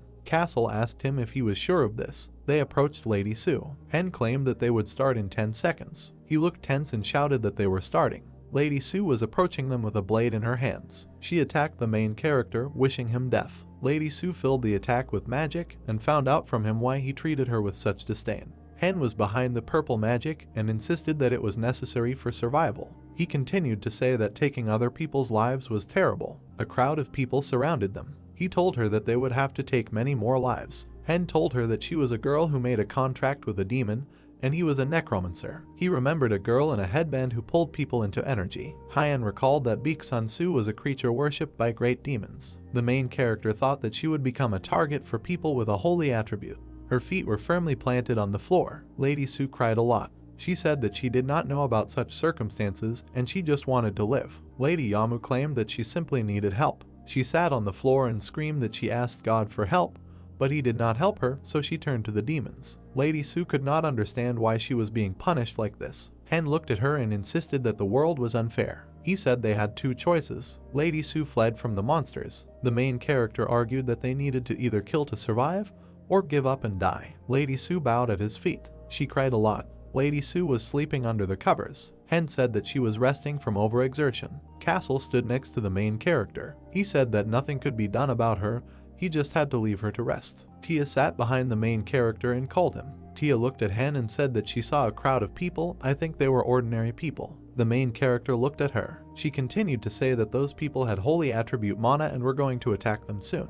Tia eavesdropped on the military man. She claimed that she heard about the army's attack. Hen was very surprised and did not understand that the army was needed there. Tia sat in front of him on the floor and said that she was leaving. Hen thanked her. Chris stood behind the main character. He asked her about protection for Baek Sun-soo. Chris told him that the protection would stop working today. The main character looked at Chris and insisted that they would test her in a real battle. People surrounded their house. Lady Sue held out the plate and asked for 3 more servings of food. She sat in front of Hen and asked for a bunch of different food. He asked her if she was eating this way because of stress. Her hand was clutching the chopsticks in her hands. She insisted that she had made her decision. There was a plate in her hands. She said that she would do everything to survive. She claimed that she became ready for murder. Hen looked worried. He reflected that he was pleased with her determination. The main character told her to rest because tests awaited them. The city was illuminated by moonlight. Hen looked at Chris and found out how things were with her. Chris insisted that she had everything prepared. She held 2 magics in her hands and said that by concluding a contract with the demons, they managed to obtain mana and the demonic power of Lady Sue.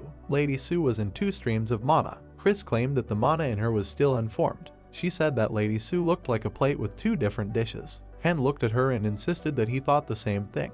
He claimed that he would compare it to paper. Chris didn't understand why with the paper. He imagined Lady Sue in water and said that if you pour water on her, she will lose her powers. Chris asked him if he wanted to check her similarity with other contract soldiers. The gods hovered around the holy Lady Sue. Hen claimed that if she had been helped, she would have been a strong priestess. The main character recalled a conversation with Andromalius. He said that 2 forces fought in her and destroyed each other. Hen approached the table where Chris was standing. He insisted that he learned more information about her from the old creature. Chris looked at him and said if it was Agni. She asked what he told him. Hen stood in front of Agni and listened to his speech. He told him that he could not tell anything about Lady Sue. Agni held purple mana in his hands and insisted that she was very strong. He claimed that by obtaining Lady Sue's flesh, one could become stronger. Chris looked into the flask with magic and said that she was very surprised, because even Agni spoke about it, so it was very strong. Hen said that he was interested in why Lady Sue was entrusted to him. Chris closed one eye and kept telling Hen what he was going to do with her. The main character and Chris heard screams. Hen looked aggressive and called out to Lady Sue. She was lying on the floor near the windows. Lady Sue cried a lot and did not understand what was happening. Hen kept telling her to go to the basement. The main character's house was on fire. He said that they began to be attacked. Hen pulled Lady Sue and Chris's hand. He thought that he didn't expect such a quick attack. The hero hurried everyone with his head. They watched what was happening on the street through the windows in the basement. Chris saw many people in white and insisted that they were saints. Behind the main character stood his team. Chris insisted that the saints were targeting contractors. Lady Sue stood behind the main character. He asked her if she understood what was happening. She said that everything was clear to her. Hen frowned at her and asked her to prepare for battle. She charged purple mana. Lady Sue wore a black dress and magic. Hen handed her the staff and insisted that it would help her control her power. Lady Sue held it in her hands and thanked him for it. Behind the main character stood his team. He said that they would deal with everyone because he had prepared everything. He watched what was happening and insisted that they could not avoid the outcome. The military attacked the house. They claimed that their target was a witch and a necromancer. The military man asked everyone to gather for the attack. Holy messengers stood before the undead and told them to prepare for defense. The undead in purple mana were approaching the saints. The priests were unhappy with this. The purple energy monsters looked vicious. Warriors fought with the undead. The undead died and said that they did not have time to kill their enemies. A skeleton with a purple eye asked the gods to give them strength. The gods raised their hands to the sky and shouted together. The undead passed into their energy. Dead monsters lay on the battlefield. A crowd of saints stood in front of the military. The army watched what was happening and decided to retreat. A huge rocket flew onto the battlefield. The military insisted that they were using a booster bunker. The rockets scattered in different directions. Explosions on the battlefield. The military watched the battlefield and insisted that they would move forward. They argued that it was necessary to monitor the house so that no one would run out of there. Masked Hen pulled Lady Sue along with him. She was very excited. The main character thought that she was not physically ready. They stood in front of each other. Hen told her that they should move carefully because if he was attacked, he would not be able to protect her. Lady Sue shook with fear and asked him whether he was leaving her or not. The masked Hen looked at her and said that he would try to protect her to the end. The main character stated that he had only one life. Lady Sue stood in front of him and asked him not to leave her because she was afraid of death. Lady Sue cried a lot. He asked her to get ready. Hen stood in front of her and told her that she needed to stop acting like a child. He asked her not to count on him. The main character looked at her through the mask and argued that only she could save herself. Lady Sue looked worried. Hen told her to try to survive or she would have to die.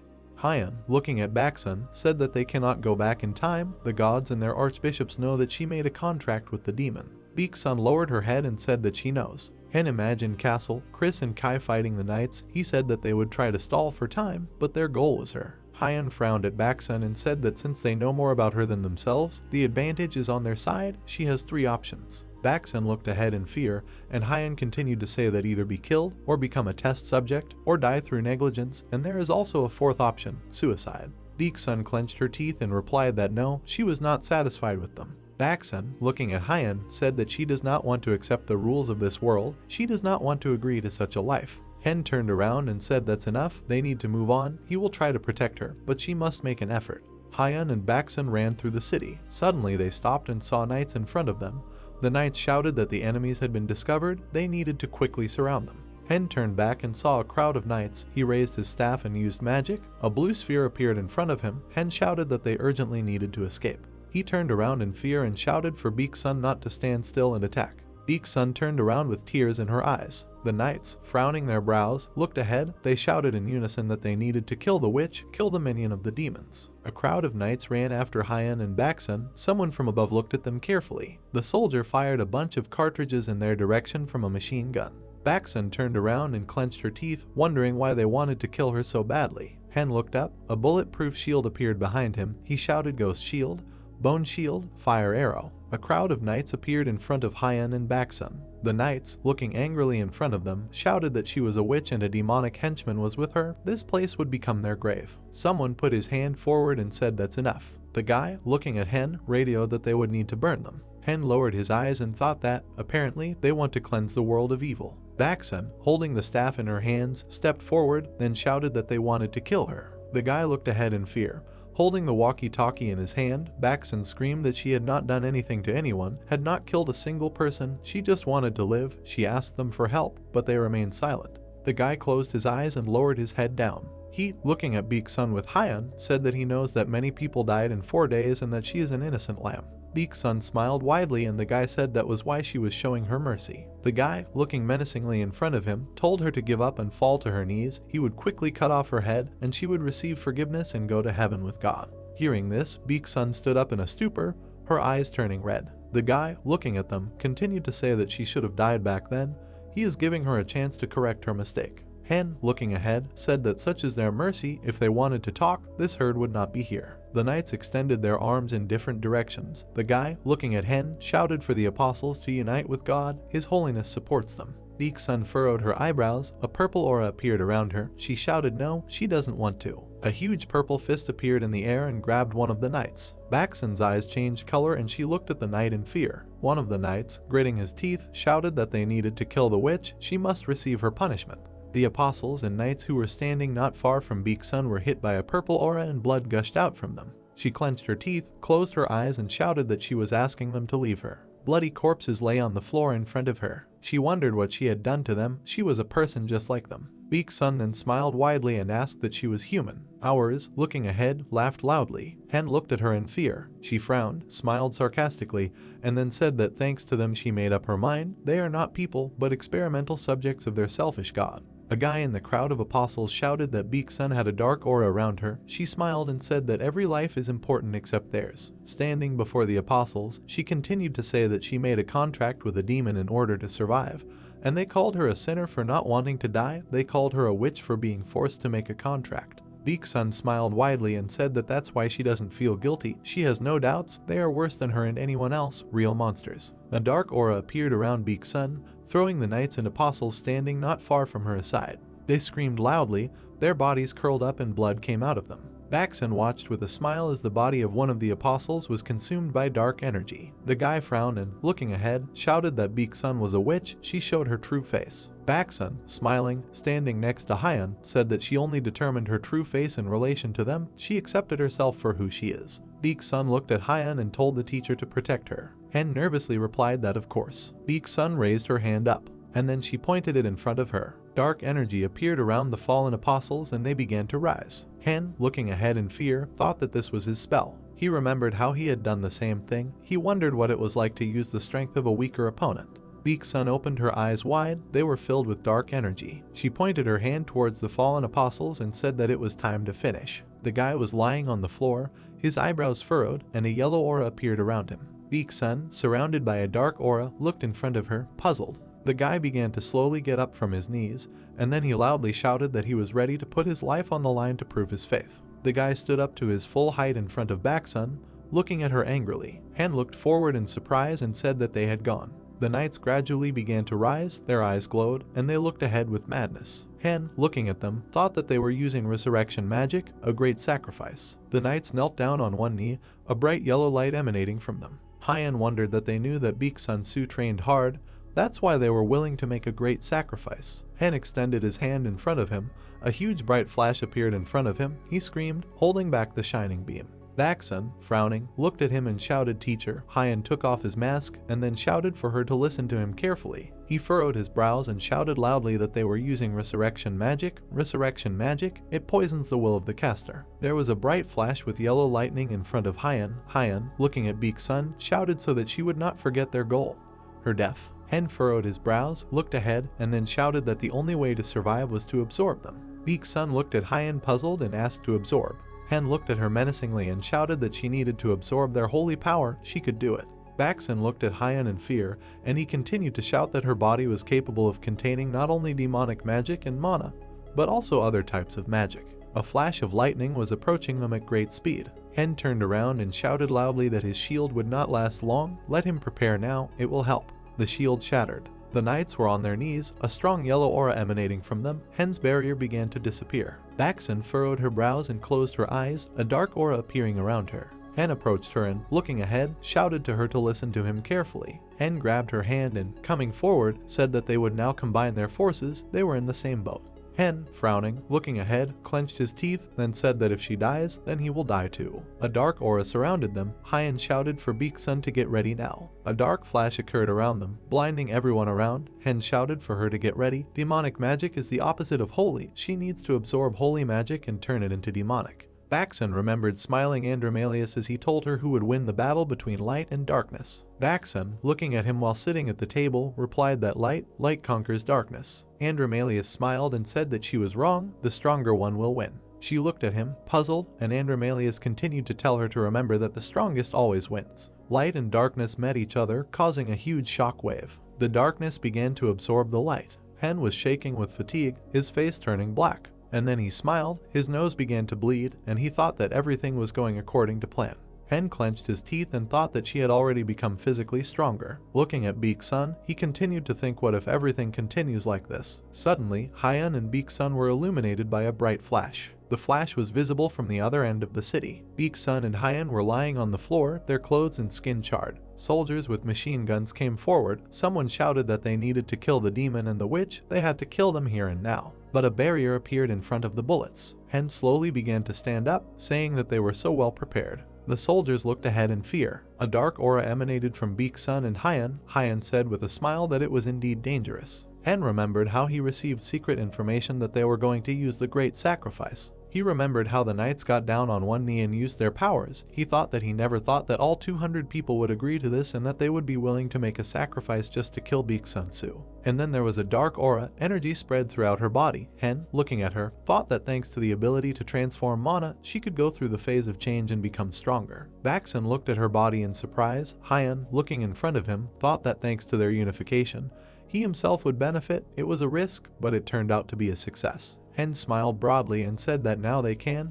A thin plasma beam appeared in front of him, which in an instant destroyed several soldiers at once. Hyan and Baxen turned around in fear. Someone said that he saw that they were already late. Andromalius appeared in front of them along with his partners. He said that Hen could leave the knights to them. Baxen said that they were great. After some time, Andromalius stood in front of his defeated enemies. Andromalius turned to Hyan and smiled, thanking him, adding that Hyan protected Beak-sun. Andromalius smiled and, extending his hand forward, said that he understood that Hen had suffered losses, but the reward would be appropriate. He would not mind going with them. Hen lowered his head and replied that he didn't have his own way. Hen thought that it would be dangerous to leave with them now. Andromalius turned around with a smile and replied that, of course, then they would see each other later. Andromalius and Beak-sun disappeared, leaving Hyan alone. Behind Hen, a bone dragon appeared from the portal. Hen said to Nidhogg. Hen turned around and said that he was leaving everything to him. Hen fell to the floor from fatigue. After some time, Kai, Castle, and Chris, riding Nidhogg, were taking him home.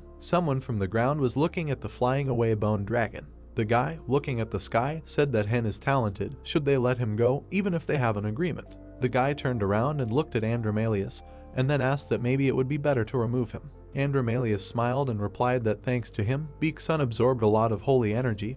How else can such a development be achieved? Andromalius continued to say, looking at the guy, that he could still be useful to them, so they shouldn't touch him. They could even develop their relationship and lure him to their side. The guy frowned and, lowering his head, replied that it was good. They all sharply pushed off the ground together and disappeared. In their place there was only emptiness. Suddenly a red liquid appeared, and then, a second later, she incarnated into a little girl. The girl, frowning, looked ahead. We are transported to a small crater in which dead priests and knights lie. Hyan thought that the mission to kill Beak-sun-su ended in failure. Almost all of God's minions were killed. Only a few soldiers and apostles survived. A monitor appears in front of us, on which we can see priests and knights. Hen thinks that the video is where he deals with them. A guy appears in front of us, holding a phone in his hands and pointing to the side. Frightened people begin to run.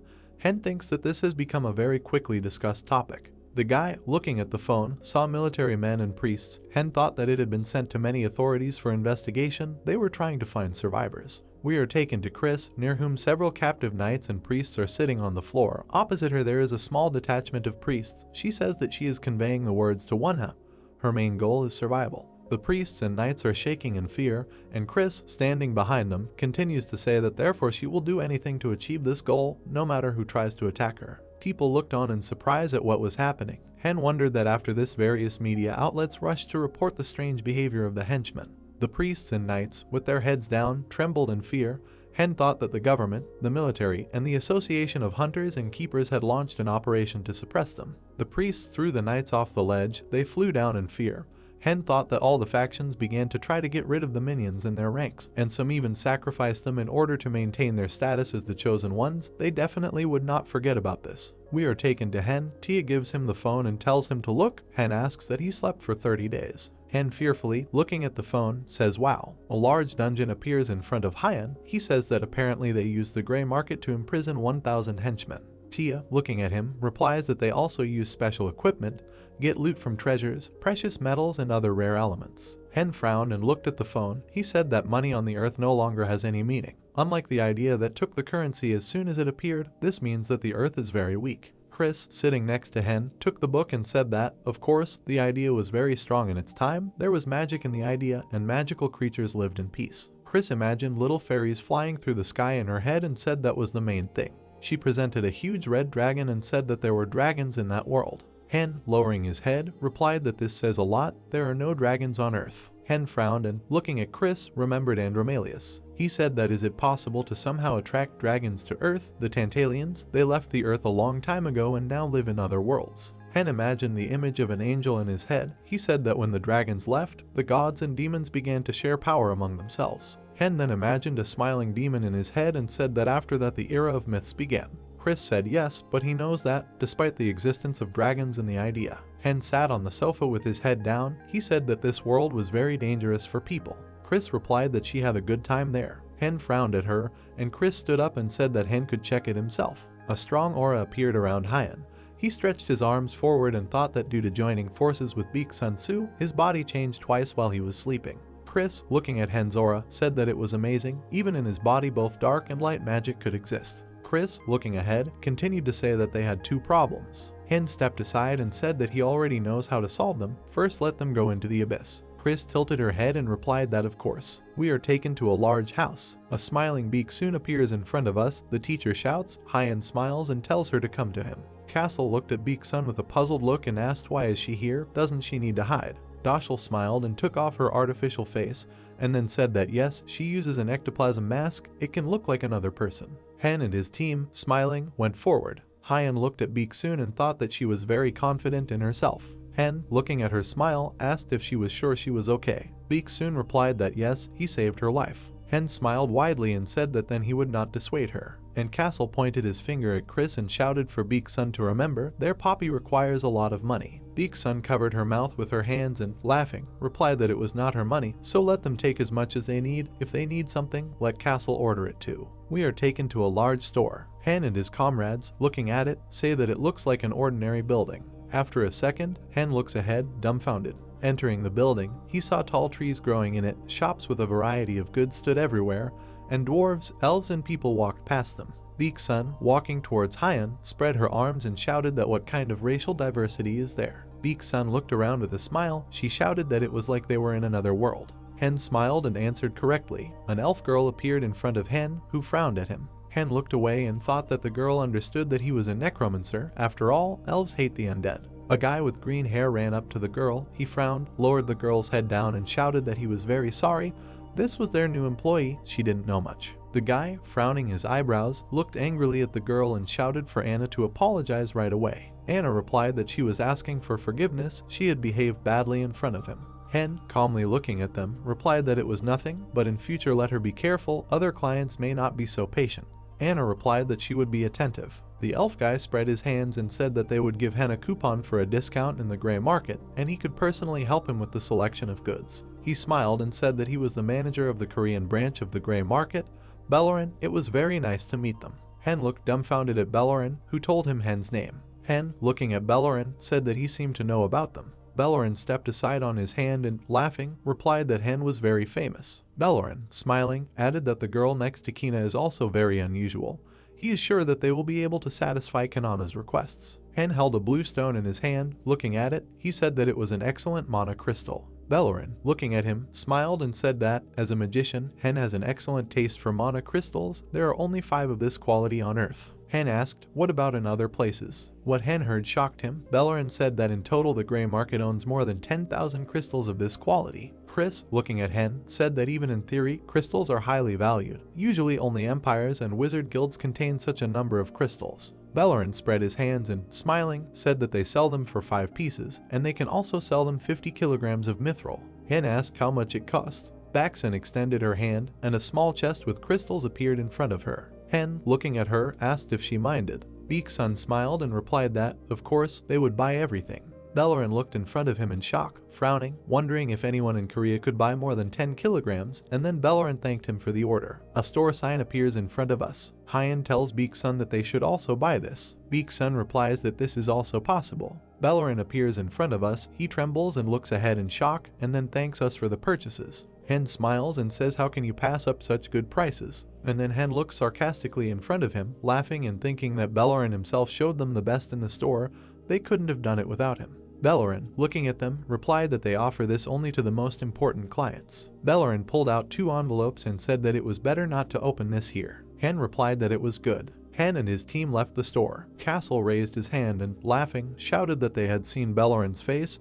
He already thought that he would faint. Hyen looked at Baxen in surprise. She unpacked the letter and then asked what, by the way, was in this envelope. What she saw seriously shocked her. Hen looked at her in surprise and asked what happened. Beaksun looked at the paper lying in the envelope. It was written that the invasion of Earth will begin tomorrow. It will be like the 4 dark days of the Earth, and they wished them luck. Hen frowned at the message. He thought that there would be another invasion. Hen, looking angrily in front of him, told Castle, Chris and Kai to return to the base with them right away. Baxen looked at him fearfully and said that she knew that Hyen would refuse, but maybe he would join them. Hen, frowning, remembered Andromalius and said that no, he would refuse. As she said, he did not trust them. Let Baxen do as he sees fit. Baxen smiled and said that nothing could be done, they would see each other again. Hen and his team were flying on a bone dragon. Flying over the city, Chris said that she thought this was not the first time the gray market had received such information. Hen replied that yes, we should dig. Hen and his team looked ahead and said that they had arrived. Abandoned buildings appeared in front of them. Hyen said that this is a country destroyed by monsters, North Korea. Hen sat down and put his hand on the floor. Energy began to flow from his hand in different directions. He thought that he needed to understand how mana behaves, feel its origins and the paths of displacement in the flow and veins. He remembered how he stood in front of Andromalius and he did the same. He wondered what if he succeeded, if he could learn to control them. A large building appeared in front of them, and he thought that this way he could become stronger. Hen, frowning, looking ahead, wondered what was under the base. He asked what was wrong. 2 red eyes were visible in the darkness. Nidhogg replied that yes, except for his condition, everything is fine. Hen asked, puzzled, what was wrong with him. Nidhogg came forward and said that Hen would be surprised to see Nidhogg come out of the darkness. His body changed. Nidhogg said that he had scales. Hen wondered that he thought the galactic flow could affect him. Hen, looking at Nidhogg, thought that this was what happened. Hen, continuing to look at him, said that this is surprising. Nidhogg is dead. Where did the scales come from? Nidhogg replied that his strength has also increased. Hen, looking at him in surprise, asked that the strength had increased. Hen pointed the phone at Nidhogg. It said that Nidhogg is a bone dragon race, level 215. All indicators have increased. Hen, looking at Nidhogg, said that it was truly amazing what else had changed. Nidhogg leaned over and added that now he was still sleeping. Hen asked, puzzled, that the undead were sleeping. Nidhogg closed his eyes and said that while he sleeps, something appears in his mind, but when he wakes up, he does not remember anything. Hen said that this is unusual, especially considering that the war will start again tomorrow. Perhaps it is connected with the dungeons. Nidhogg replied, clear. Hen, looking at Nidhogg's scales, continued to say that he would like to study its changes, but he doesn't have any time. First they at least study the scales. Hen looked at Chris and told her to take a sample. Chris walked up to the dragon and plucked a small scale from it. Hen put his hand on the floor, it glowed, and he said that they would start with the mana circle. A huge magic circle appeared under them, and energy spread in all directions. A huge stream of mana flew to the side at great speed. Hen and Chris watched as the mana formed into a large flask, and then Hen furrowed his eyebrows and Chris shouted. Mana continued to pour into the flask. Mana almost completely filled the vessel. Hen and Chris sat on the floor and looked at the large sphere of mana, and then Hen said that he was very tired. He looked at the flask in surprise, and then, smiling broadly, he thought that this is a real treasure. Thanks to this elixir you can restore mana and increase the maximum mana reserve. Dark energy flowed around the sphere. Hen stood up and, looking at it, said that he would need to prepare more next time. Nidhogg closed his eyes and slept. He lowered his head onto his paws and fell into sleep. And then suddenly Nidhogg opened his eyes and wondered why he was changing. We are transported to the mountains. The phone vibrates on the table. It contains the name of the store that Hen recently visited. Someone says what happened. Hen, looking at the phone, reads messages that this is the Abyss of the Fallen, Class S+. Hen needs to fix the leader of the group, who is a man. Hen will receive a reward at the end of the passage. The abyss will open on the ground and cause erosion. Hen, looking at the phone in surprise, said that here was their enemy. Hen frowned. His comrades stood behind him. He said that these are the former Menchiki people who betrayed the human race. This time the battle will be different. Castle lowered his head and thought, traitors. Hen, looking ahead, continued to say that the fight will be very serious. They need to try to get together as quickly as possible. A system message appeared in front of Hen that the quest is level C+, the Abyss of the Fallen until erosion is 150 days away. The maximum number of participants is 5,000 people. Currently 25 people are participating. Hen looked at the doors and thought that all these doors were connected to the dungeons, but now everything has changed. We are transported to a man who fearfully extends his hand to his daughter. A blue portal appears behind them. Hen thinks that now even ordinary people are connected to dungeons. There are many exits and loopholes to avoid danger. Hen remembered the girl shaking with fear under the blanket. He thought that there was also no punishment if you did not start exploring the dungeon. You are not forced to do so. Hen imagined the monsters coming out of the door. He wondered that since the monsters themselves could leave the dungeon. And then Hen imagined a frightened girl sitting on the floor and trembling with fear.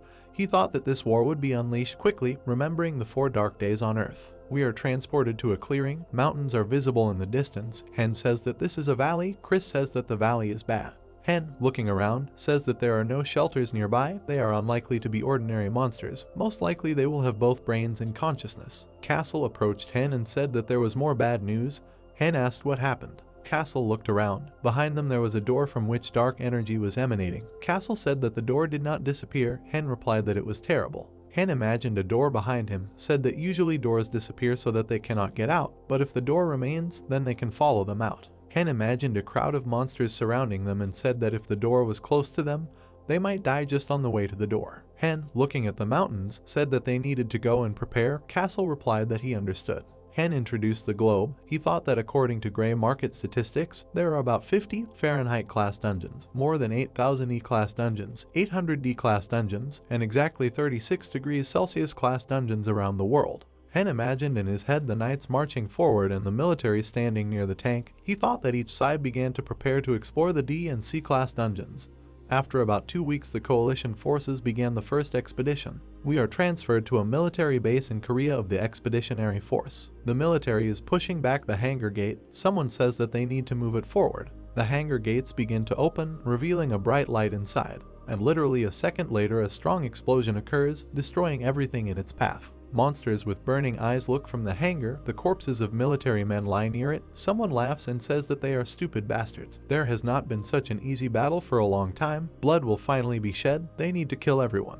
We are taken to the elite fighters and military. Someone says that 15 guardians, 15 soldiers and police hunters will be called up. There will be about 1,000 abyss. The priests, frowning, look ahead, and someone continues to say that they will call on the heavenly guard, who have light powers. A military man appears in front of us. This is the commander-in-chief of the Expeditionary Force, Kang Hyun. He says that there will be few troops in the necropolis. The commander-in-chief looks at the group of priests. In front of them stands a man in a long coat. This is the general of the Hunter Association. He says that he heard that the forces of the necropolis will move with one high. The commander-in-chief replied that everything is clear now. The general looked ahead carefully, and the commander-in-chief said that they would move forward first. The general replied that he understood. The commander-in-chief took the microphone and said that they, standing in front of a huge crowd of soldiers and priests. He continued to say that they are the elite of this country. There is little information about the enemy. They are fighting on his territory. The commander-in-chief frowned and added that they must fight and win. They must be ready to die for their country. He asks them to try and survive. The soldiers and priests, standing in an even formation, listened attentively to the speech of the commander-in-chief. The commander-in-chief continued to say that they need to stock up on weapons and supplies.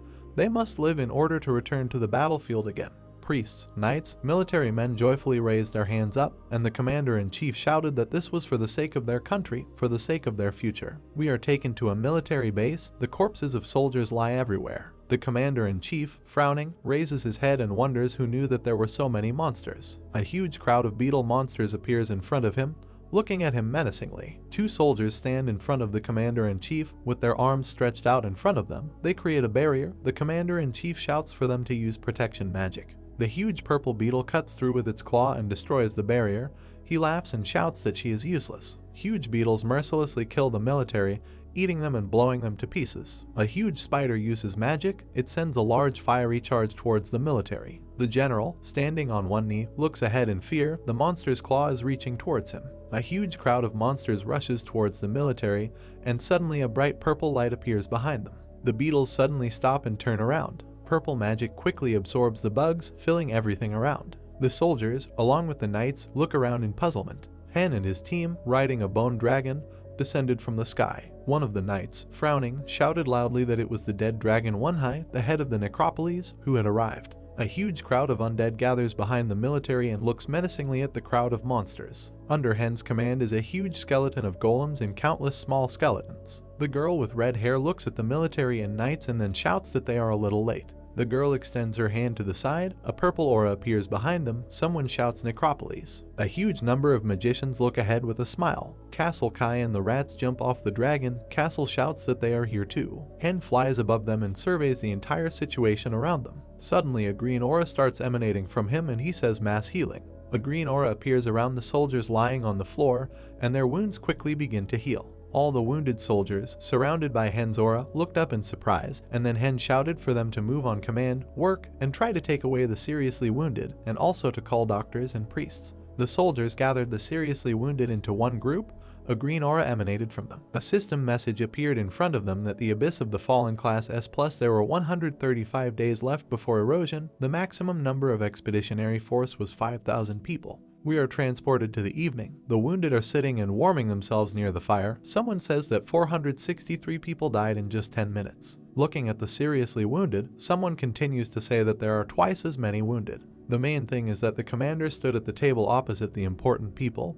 He said that as commander-in-chief he would talk to Manhwa and Jin. Jean appears in front of us. She frowns at the commander-in-chief and says that they did what they had to do. She asks for forgiveness that they arrived so late. The commander-in-chief, frowning, asked that he could find out the reason for the delay. Jin turned around and looked at Hyan, and Hyan said that he was the one who told her to wait. The commander-in-chief, along with the rest of those present, looked at Hen in surprise. The commander-in-chief, frowning his eyebrows, asked Hen that he deliberately did not come right away. Hen replied that it was true. The commander-in-chief, standing opposite Hen, said that it means Hen knew what their enemies would be. Hen replied that no, but he immediately realized that they would surround the door. The commander-in-chief, looking at Hen, lowered his head, and then asked that why Hen didn't just warn them. They could have tried to stop them. The commander-in-chief looked at Hen menacingly, and Hen replied that this was important for them. The commander-in-chief could not stand it and, looking menacingly at Hen, shouted that Hen hid such information only for his own benefit. This is a matter of national importance. If he forgot, this makes Hen a traitor to his country. Hen, calmly looking at the commander, replied that he was a traitor. Let them not make him laugh. Someone must take responsibility. This is also that the war ends in their victory. Hen remembered how he spent the night in the dungeon. He extended his hand and said that he had 2 questions. Did any of them try to find a place to sleep and eat for 4 days in the dungeon? Everyone present looked at Hen in surprise, and Hen continued to say that some of them had already eaten monsters or plants from the dungeon due to lack of food. Hen, standing opposite the commander-in-chief, continued to say that because of the war they have to do things they would never normally do. It's time for them to understand their situation. Hen imagined the wounded sitting sadly near the fire. He said that they were going to such places to stop the invasion of their world. The sooner they understood this, the faster they could use the current situation for their own purposes. The commander-in-chief frowned and answered that Hen was really trying to convince them. Hen looked menacingly at the commander-in-chief and said that no, he is unlikely to understand. The military always does not care about the opinions of others. For them, war is a common thing. The commander-in-chief remembered the military men who died that day. He said that because of Hen's beliefs they lost almost 500 people. Hen replied that there is no war without human casualties. Hen, looking menacingly at the commander-in-chief, imagined scales in his head and said that if there were more survivors in the end, he did not see a problem. The commander-in-chief clenched his teeth angrily, and then silently looked in front of him at Hen. Jin turned to Hyan and frowned and said that she shouldn't say that. She angrily looked at him and continued to say that Hen himself is a man. Why is he doing this to the others? Don't necromancers understand how valuable human life is? Hen turned to Jin and said that sometimes you need to think about benefits. Jin threw up her hands and said that if Hen continues to talk like that, the necropolis will not be able to follow him. and looking angrily at Hen, she said that the rules of Necropolis number 1, as long as there is hope, they will try to save every life. Hen, calmly looking at the Jinn, replied that these were not his rules, he was not a member of the Necropolis, they themselves called him their leader so they themselves could refuse their words. Jin, looking dissatisfied at Hen, said that everything was clear to her then, the Necropolis. Hen calmly looked at Jin, and she continued to say that he refuses to follow Hen. We are transported to the Commander-in-Chief, who looked at Hen with folded hands and said that he would grant him independence. The Commander-in-Chief calmly looked at Hen and said that he was sorry, but the content of their conversation had leaked out. The Commander-in-Chief imagined in his head people looking angrily in front of him. He said that not everyone was now ready to follow him, and some even became Hen's enemies. Hen replied that he understood that he initially did not need comrades in arms and followers. Hen, looking at the Commander-in-Chief, said that, however, he would kill anyone who encroached on his life. The Commander-in-Chief frowned and lowered his head and then said that he would remember. The Commander-in-Chief added that new soldiers would arrive tomorrow, almost all of them would be from the Necropolis. Hen put his hand under his jacket and said that it was clear to him, and by the way, he almost forgot. Hen pulled out a piece of paper in front of him and said that this information was about the dungeon, as well as a map of the area near the door. The Commander-in-Chief frowned at the map and said that it was an excellent job. Hen replied that he would contact the Commander-in-Chief if he found out anything else. Hen calmly began to leave the camp. The military and knights followed him with dissatisfied glances. Hen left the camp. He was met by Castle Chris and Kai. Castle said that he sees everything is going according to plan. Hen, looking at him, replied that thanks to the genie, information about him spread quickly. He even gained independence. The soldiers watched as Hen and his team departed. Hen said that they will start attacking soon. It will be tomorrow, and today they are looking around. Nidhogg appeared from the portal above Hyen. He said that they were coming. Hen and his team were flying through the sky on Nidhogg. Hen said that it is said that Class C dungeons are space-type dungeons. Hen looked ahead and said that Class B was Royal, Class A was Imperial, and Class C was World, and how they would explore this dungeon. Kai, looking ahead, said that, fortunately, he died before he had to explore the Class C dungeon. Castle looked at Chris and said that he also died before that time. Chris said that she did too. Hen lowered his head and apologized, saying that it was stupid. Hyen, flying over the forest, said that Pudding Sea is a quarter the size of Korea, but the rest will have to move only on foot. Hen, looking ahead, added that he was sorry that they were at such a disadvantage. Hen extended his hand down, a green light appeared from it, and he said detect vital force. Far away in the forest, a green glow appeared, and Hen said that they had found it. Nidhogg rushed at great speed towards the source of the green light. Hen continued to say that they found life somewhere after 500 meters. Hen lowered his head and remembered the monsters that attacked the military base. He said that if they destroyed them, they could avoid the attack tomorrow. A second later, what Hen saw shocked him. He opened his eyes wide and then said what it was. A huge, prosperous city appeared in front of Hyen. Hen remembered the abandoned houses and wondered why there were two such different places in one dungeon. Flying over the city, Hen saw people sitting at tables and talking with smiles. Flying further, Hen saw people cultivating the land. Hen, looking down, thought that this is not a monster, these are people who are trying to survive. He looked down and then said that this is strange. Isn't farming usually done by middle-aged people in good physical shape? Hen replied that yes, but there are only children and old people here. Hen, looking down, saw a large number of guys talking to each other. He said that it was strange that they built a city in such a place. They need to quietly get close to them and look. Suddenly, huge beetle monsters appeared in front of the farmers. The farmers put their pitchforks in front of them and shouted that they needed to protect the children and women. They needed to hold out for time. The monsters, with their mouths wide open, approached them at great speed. One of them shouted that they were damn midges. Let them disappear. The other shouted that they needed to be careful and not kill everyone. The monsters looked at the inhabitants of the city, and then the green beetle shouted that it was his. Someone laughed and shouted that they would become even fatter. The green beetle watched as the children and the old man ran away from him. He shouted that why do they even suffer there when there is food here? The huge crab shouted that there are only children and old people here. The green beetle replied that they can enjoy everything that they just see. The old man looked back in fear and shouted that they wanted to turn them into monsters. The guy turned around and told the old man to wait, they would come to save them. The huge monster hit the old man in the stomach with all his might, and he flew to the side at great speed. The green beetle, looking ahead, said that it was a mistake. Next to him stood a huge chicken, which laughed and said that they were idiots. That was her goal. The green beetle approached the old man and, grabbing him, said that this was enough. He opened his mouth wide and began to pull the old man towards him. But Castle suddenly appeared along with Kai, who were on all sides of the beetle, and it closed its mouth. Castle, looking menacingly ahead, apologized to Hyen. Hen, looking at the monsters, replied that everything was fine. He was also going to attack. The monsters looked up, Nidhogg appeared above them, he opened his mouth wide, a huge purple sphere appeared in his mouth.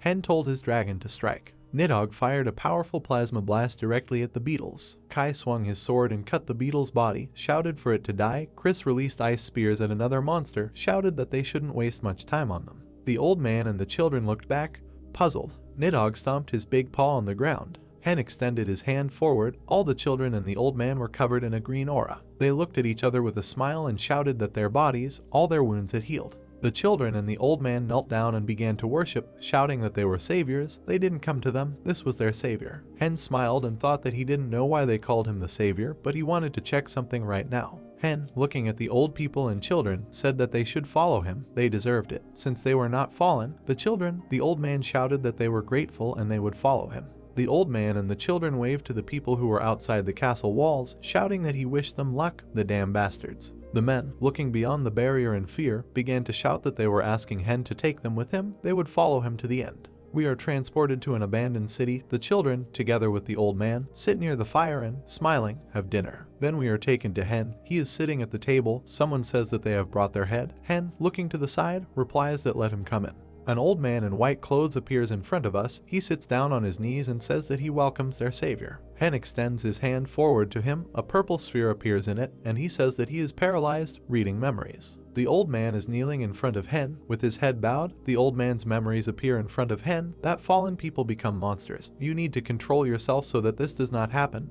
A shield can help in the village, but they need a savior, whom they have been waiting for a long time. The old man looked at Hen dumbfounded and shouted that how was he, and then he apologized and said that Hen was the savior. Hen, looking at the old man, said that he didn't need to call him that. Isn't it a fairy tale that they created? The old man furrowed his eyebrows and shouted, which Hen understood was thanks to magic. Hen replied that it was true.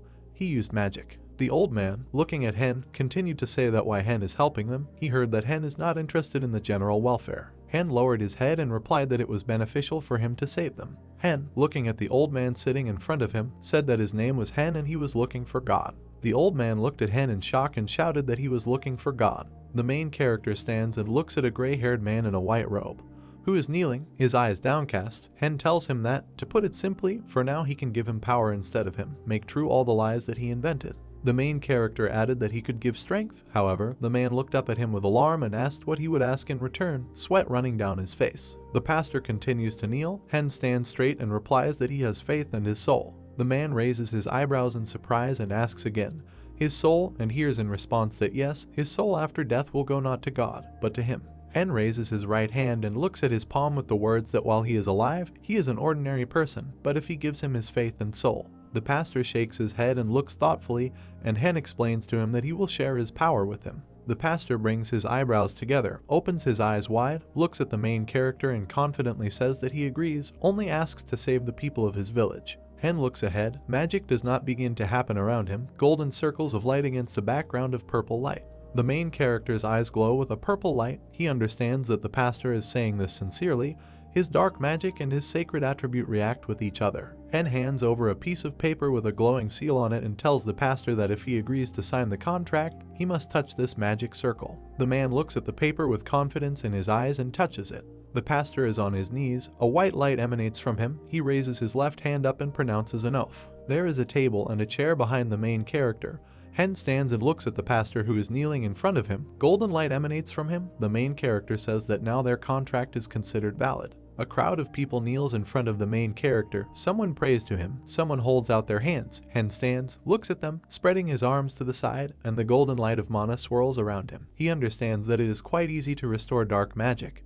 But with the light one, not everything is so simple. For this there is only one sure way, faith directed towards him. The monks stand and pray. A god sits above their head and strokes a squirrel. In the head of the main character it sounds that God becomes stronger thanks to faith in him, and then he can share his power with believers. Buddhist lamas and monks say that divine power is power emanating from the person himself. The main character sits in the lotus position.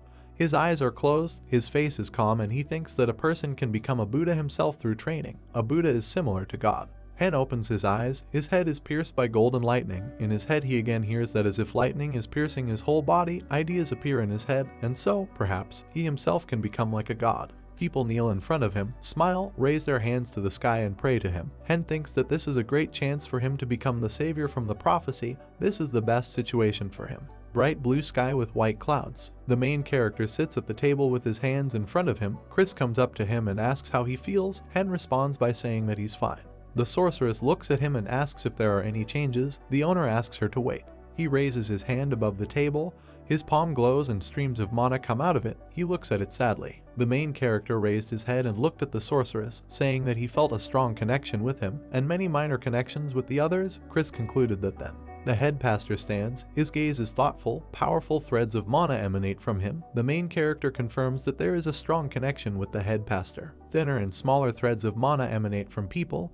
Hen says that there are easy connections with other believers. The sorceress exclaims how cool this is. Chris raised her hands with clenched fists and exclaimed that she did not think that she would be able to see a person becoming a god. The main character answers her that it is too early to rejoice. He looks up at the sorceress and says that he needs more contractors, that is, believers. Chris notes that he is even called a great seer. Hen sits at the table and looks at Chris, who is standing opposite him, and says that he will need to show them his strength for better persuasion. The sorceress smiles, looks at him, calls him a great seer, and agrees that something special needs to be shown. The main character remembers one man who was kneeling in front of him, smiling broadly and stretching out his hands to him, and decided that they were really fanatics. Well, as expected, thanks to the exchange, they quickly pumped up to the second level of magic. The eyes on the man's face are wide open and glowing blue. Hen muses that they are receiving mana, divine power, and even a little dark. How is that possible? The main character sits on a chair, looks down thoughtfully, his arms crossed on his chest. He says that this is thanks to the curse. They show the history of the village. A young man named Alan stands on the street and looks in surprise. Behind him, people are talking to each other. When Alan suddenly found himself in this dungeon, there was only one village. There is a lot of food and drinks on the table. The village was full of alcohol, food, and drugs. Monsters are beetles with red eyes. So many were killed by greed and became monsters. Knowing this, the elders decided to live outside the village, so they created their own settlement, replacing good houses with small shacks. People are standing with scared faces, and behind them there is a crowd of monsters. It is said that 32 years ago, if a person entered the village, he could no longer leave it. Since then, the number of monster attacks has increased, and the number of villagers has also increased, became monsters. The main character looks down thoughtfully and says that it will be difficult to get rid of the curse, given that the village has ideal conditions for mutation. The conditions are listed: a location located in a village inside a dungeon, people must consume food to live, the ability to make independent choices, weakening mental strength, a change in character, at least 6 months to change. People turn into monsters. Hen is surprised. It's strange that no one knows how to handle mana correctly. Didn't anyone want to become stronger to fight monsters? But if you consider that this is a mutating curse, everything becomes clear. Alan raised his hand and looks at the palm. The main character realizes that they spent mana to maintain their lives, but thanks to him they can get rid of the curse and spend mana wisely. Hen looks at the sorceress and asks her to bring one old man. He needs a really old man. The older he is, the easier it will be to get rid of the curse. A large tent stands on the ground. Behind it is a bright blue sky with clouds. The commander-in-chief sits at the table, crosses his arms over his chest, lowers his eyes down and says, "It's good that they can fight the enemy." There is a large table in the tent. Military men are sitting at it. Hunchel sits at the head of the table and asks the others if they have reports. One of the military men raises his head and says that yes, the situation is under control for now, but he is worried about the issue of food and water. The commander-in-chief furrows his eyebrows and replies that they thought of getting them out of the dungeon in case of shortage, since from the very beginning nothing but weeds grows around them. The military man looked at the boss and asked if he had contacted the main character. Hankal closed his eyes and replied that, unfortunately, there was no contact. After these words, everyone at the table's faces became very thoughtful. The guy runs into the tent and turns to the colonel. All the military men turned sharply to the entrance and looked questioningly at the guy, and he shouted, "A village!" They found a village with people. The main character sits on a box in the camp, head down. Chris comes up to him and turns to the owner with the words that the military has discovered the village. Hen answers her that in 4 weeks, not as long as he thought. Chris and Hen look down the street and see a group of people sitting around a fire. One of them has a sword in his hands. The main character thought that he wanted to make at least half of the inhabitants his apostles. 3 men stand nearby and discuss something with dissatisfied faces. Chris notices that many of them quarrel with each other, so while this is impossible, they are not embarrassed by the attack of monsters, the death of families and friends. Behind the people, the main character is sitting on a box and Chris is standing next to him. He says that they have 215 apostles for battle, 1,237 others have chosen a peaceful path. The sorceress looks at the owner, who tells her that then it's time to go. "We can't let the enemies win." Chris agreed with him. On the street, along which there are many flags, there are neat houses. Behind them you can see the mountains. The sun is shining. The guy runs and screams, "You can take as much water and food as you need. You will become a monster like them. You will see the prophet," and he laughed. The soldiers stared at the man and asked, "A prophet?" The guy turned to the colonel and said that he thought they were talking about the main character. The military man looked at his interlocutor and suggested that apparently he had been here for a long time. The commander-in-chief turned to the military and ordered them to go inside, but eat food only after a thorough check. The sky is clear blue. The colonel turned his head slightly to the side and said that they were finished. They could go. They marched out of the village as a whole army, flags flying above their heads. One of the guys turns around and is surprised by what he sees. The people of the village followed them, and there was anger on their faces. One of them opened his eyes wide, his eyebrows knitted together, his face began to turn green. He thought to himself that they forgot in their village, they are locked here forever. The muscles on his arm began to grow, his clothes began to tear, he shouted, "Kill, kill everyone." People turned into terrible monsters, and the main one continued to command that they kill all the people and the prophet who abandoned them. The military stopped and looked at the huge monsters in front of them. Monsters stand and look at people evilly. The soldiers took a step forward, one of them shouted that these were the same monsters, and the monks stood next to them. The surprised military man looks forward and hears a voice, "Long time no see." Behind him stood the main character at the head of his apostles. The commander-in-chief turned around and thought that it was him, and then asked, looking at the main character, if he was the local prophet. Hen stood surrounded by monks and people, leaned on a white staff with a purple stone, confirmed the words of the military man and said that he could explain everything later. In response, the military man agreed to discuss everything later. Hen and his men came closer to the military. The monks and military men grabbed their weapons and an order was given for everyone to prepare for the attack. The main character raised his right hand up.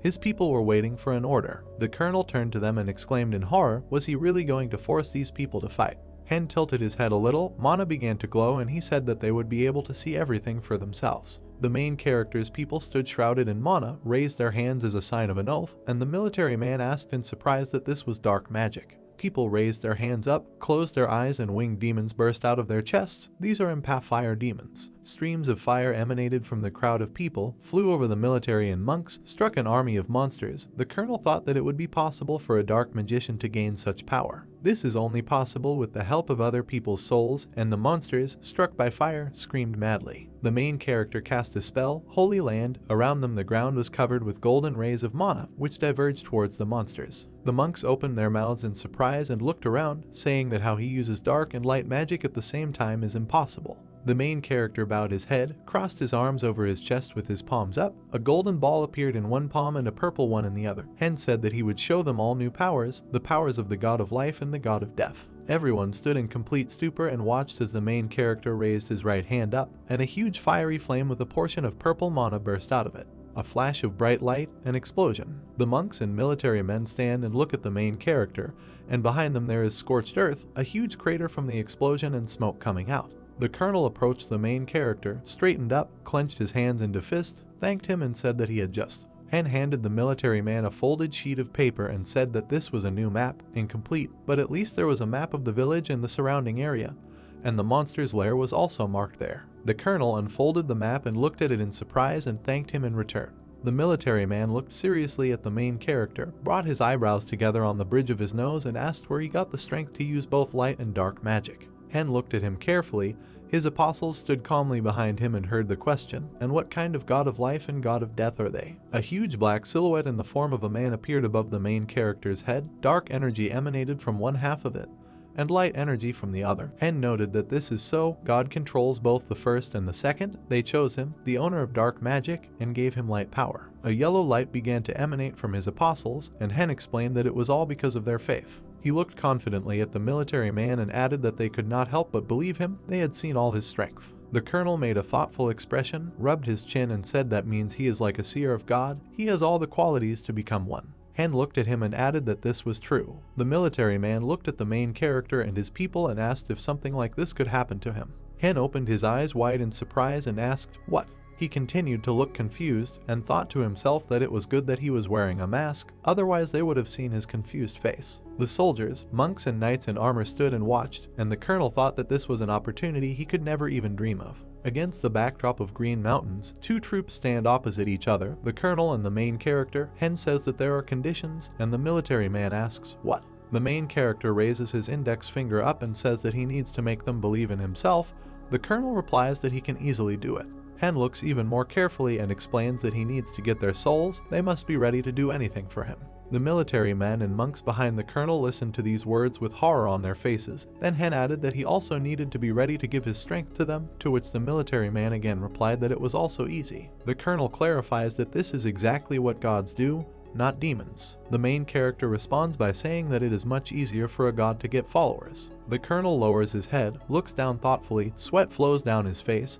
He says that these are simple requirements. Turning to the main character, he asks if he can make him a god too. Hen hands him a piece of paper and says that he agrees, only the colonel must sign the contract. The military man asks in surprise, a contract. The colonel reads the paper very carefully, and the main character explains to him, in order to prove his faith, nothing special. The military man agrees. With a bloody finger he signs the contract. Hyen takes a step forward, stretches his right palm forward and says that in this way Kang Hyen Chul has become a seer, ready to do anything for his god, even give him life and death. His army is behind the colonel, and Hyen continues to say that his followers will receive his power. Is anyone ready to swear faith in him? Henkal holds the contract in his hands. He utters an oath that he is ready to do anything for the sake of power, even asking God to give his soul, to give him his power. Yellow and purple mana begins to envelop him. The colonel watches in amazement as light and dark energies envelop him. Henchel glows with mana, kneels in front of the main character, and Hyen tells him that the contract has come into force. May his faith be eternal. The military helps him get up. He tells them that everything is fine. He was just a little surprised. Hyen looks at him with a smile and thinks it's because of this contract. Now he feels his reverence for God. The colonel looks at his hands, which are shaking, and asks, is this God's power? The followers are lined up in even rows, and the main character thinks that this way everyone will be even more convinced of his abilities, the best skill for a follower of God. Hen raises his hand and snaps his fingers. A huge bone dragon appears behind him with two open boxes in his hands, into which the apostles began to enter, as if into rooms. The main character stands straight and looks at the military, saying that then he went. The commander-in-chief looks in his direction in surprise and shouts for him to wait. The boxes are closed. The dragon grabbed them in his paws and began to take off, with the main character standing on his head and leaning on a staff. The soldiers and monks looked up in surprise. The dragon flew very quickly across the sky. Hen stands with his head down. Chris next to him holds his arm and says that he is great. The main character thanked her in response. Castle approached the owner and told him that he didn't need to try so hard. Chris warned him to be careful. Hen looked at the skeleton in response and apologized, and then added that he would be more careful in the future and suggested going home. The soldiers watched the flying dragon fly away, and behind them a head came out of the ground, surprised that there were so many of them here. Apparently it was the Necromancer. The head disappeared into the ground with the words that these problems were not enough. A slime in the form of a worm crawled up to the hole in the ground where the head was hidden.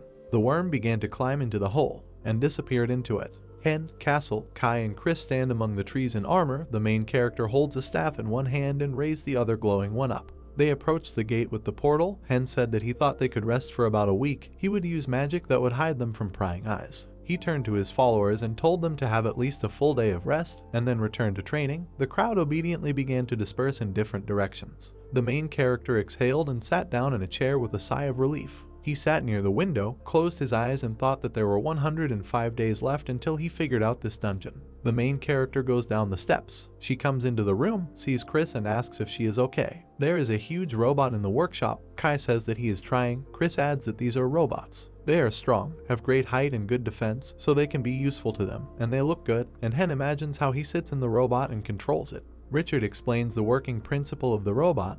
The sorceress hopes that their development will be successful. She was surprised by the chairman's knowledge in this area. Chris looked at the owner and asked if he checked his statistics. Hen answered in the negative. The main character looks at his indicators on the phone screen and sees level 189 out of 279, human race, strength 93 plus 5 out of 168, agility 112 out of 142, endurance 129 plus 5 out of 174, physical form 246 out of 312, Holy Power 246 plus 24.8, Dark Magic 246 plus 24.8, Skill 176 out of 228, remaining points 188. Hen looked at the screen and was surprised that he had Holy Power and Dark Magic.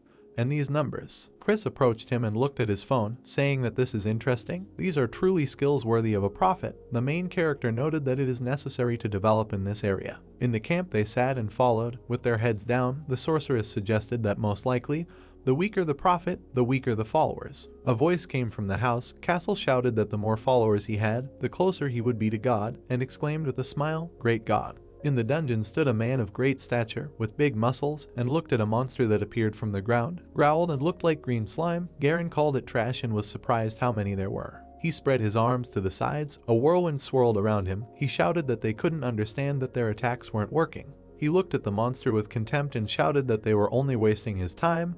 Why nothing was changing. Garen enters a dark cave and says that he needs to hold out for another 100 days. Maybe you will be able to complete all the tasks. He disappeared into the cave, and from there his voice came that he hoped time would go faster. Garen turned around. He looked back carefully and said they were going to follow him. Well, he is ready to meet guests. Tia ran up to the main character and hugged him with a smile. He praised her, and she smiled even more in response. Hen looks at the map the girl gave him and said that he knew it. This is the basement of the fortress. Bosses like to build their lairs in deep and dark places. The main character asked the girl if she knew about the structure of the basement. She opened her eyes in horror and answered that no, there were too many monsters there, she couldn't see. The sorceress and Kai in armor approached them.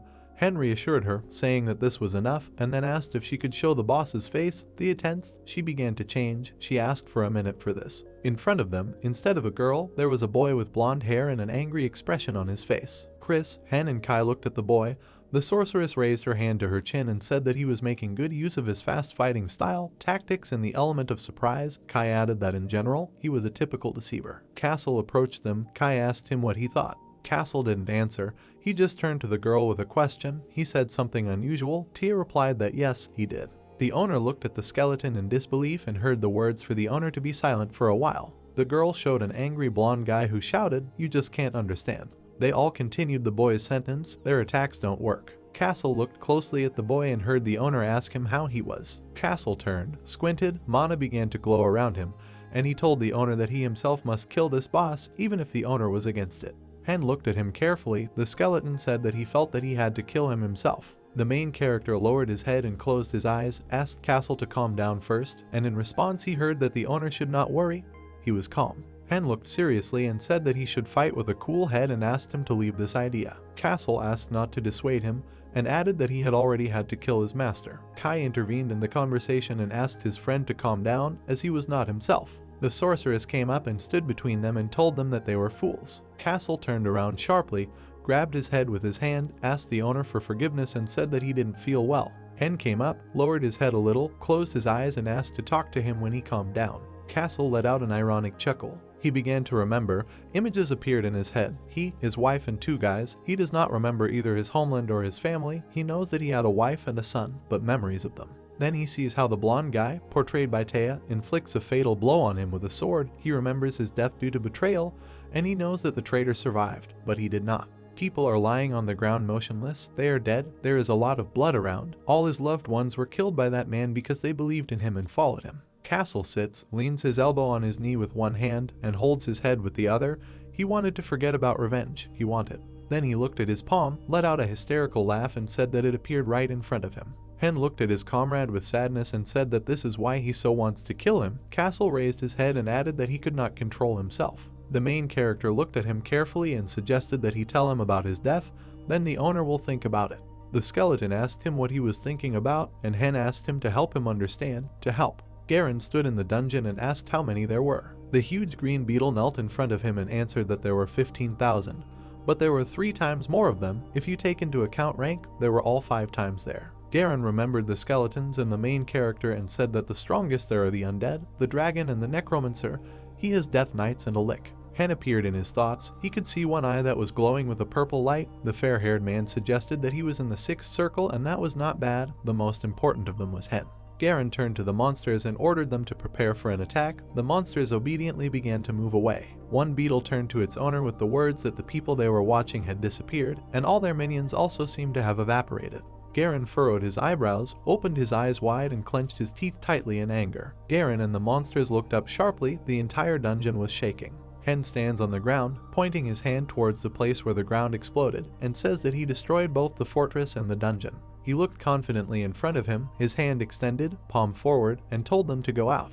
Han and Chris stand waiting. Behind them is the commander-in-chief with his people and asks that with the help of magic he can really influence the surrounding nature. The main character extended his hand forward and cast a spell of the 8th circle of magic, Earthquake. The ground began to crack. A cloud of dust rose. The colonel looked at the ground and said that Han was great, now they have something to work with. Monsters appeared from the ground and began to growl loudly. The commander-in-chief turned to his men and said that they had one thing to do, defeat these monsters, but they had to swear that they could survive. The monsters rushed to attack with wild screams. The monks and the military took out weapons and began to fight. Some had swords, some had staves, and the military had machine guns. Streams of fire appeared from behind the monsters' backs, so powerful that they flew over a long distance. Someone big stomped his foot hard on the ground. A monster appeared with the body of a man, but he had 6 dragon heads, and in each hand he clutched a dagger. The monks and military men looked at the monster in surprise, and then realized that this was the boss of this dungeon. One of the monster's heads smiled sarcastically and said that he would kill everyone without exception.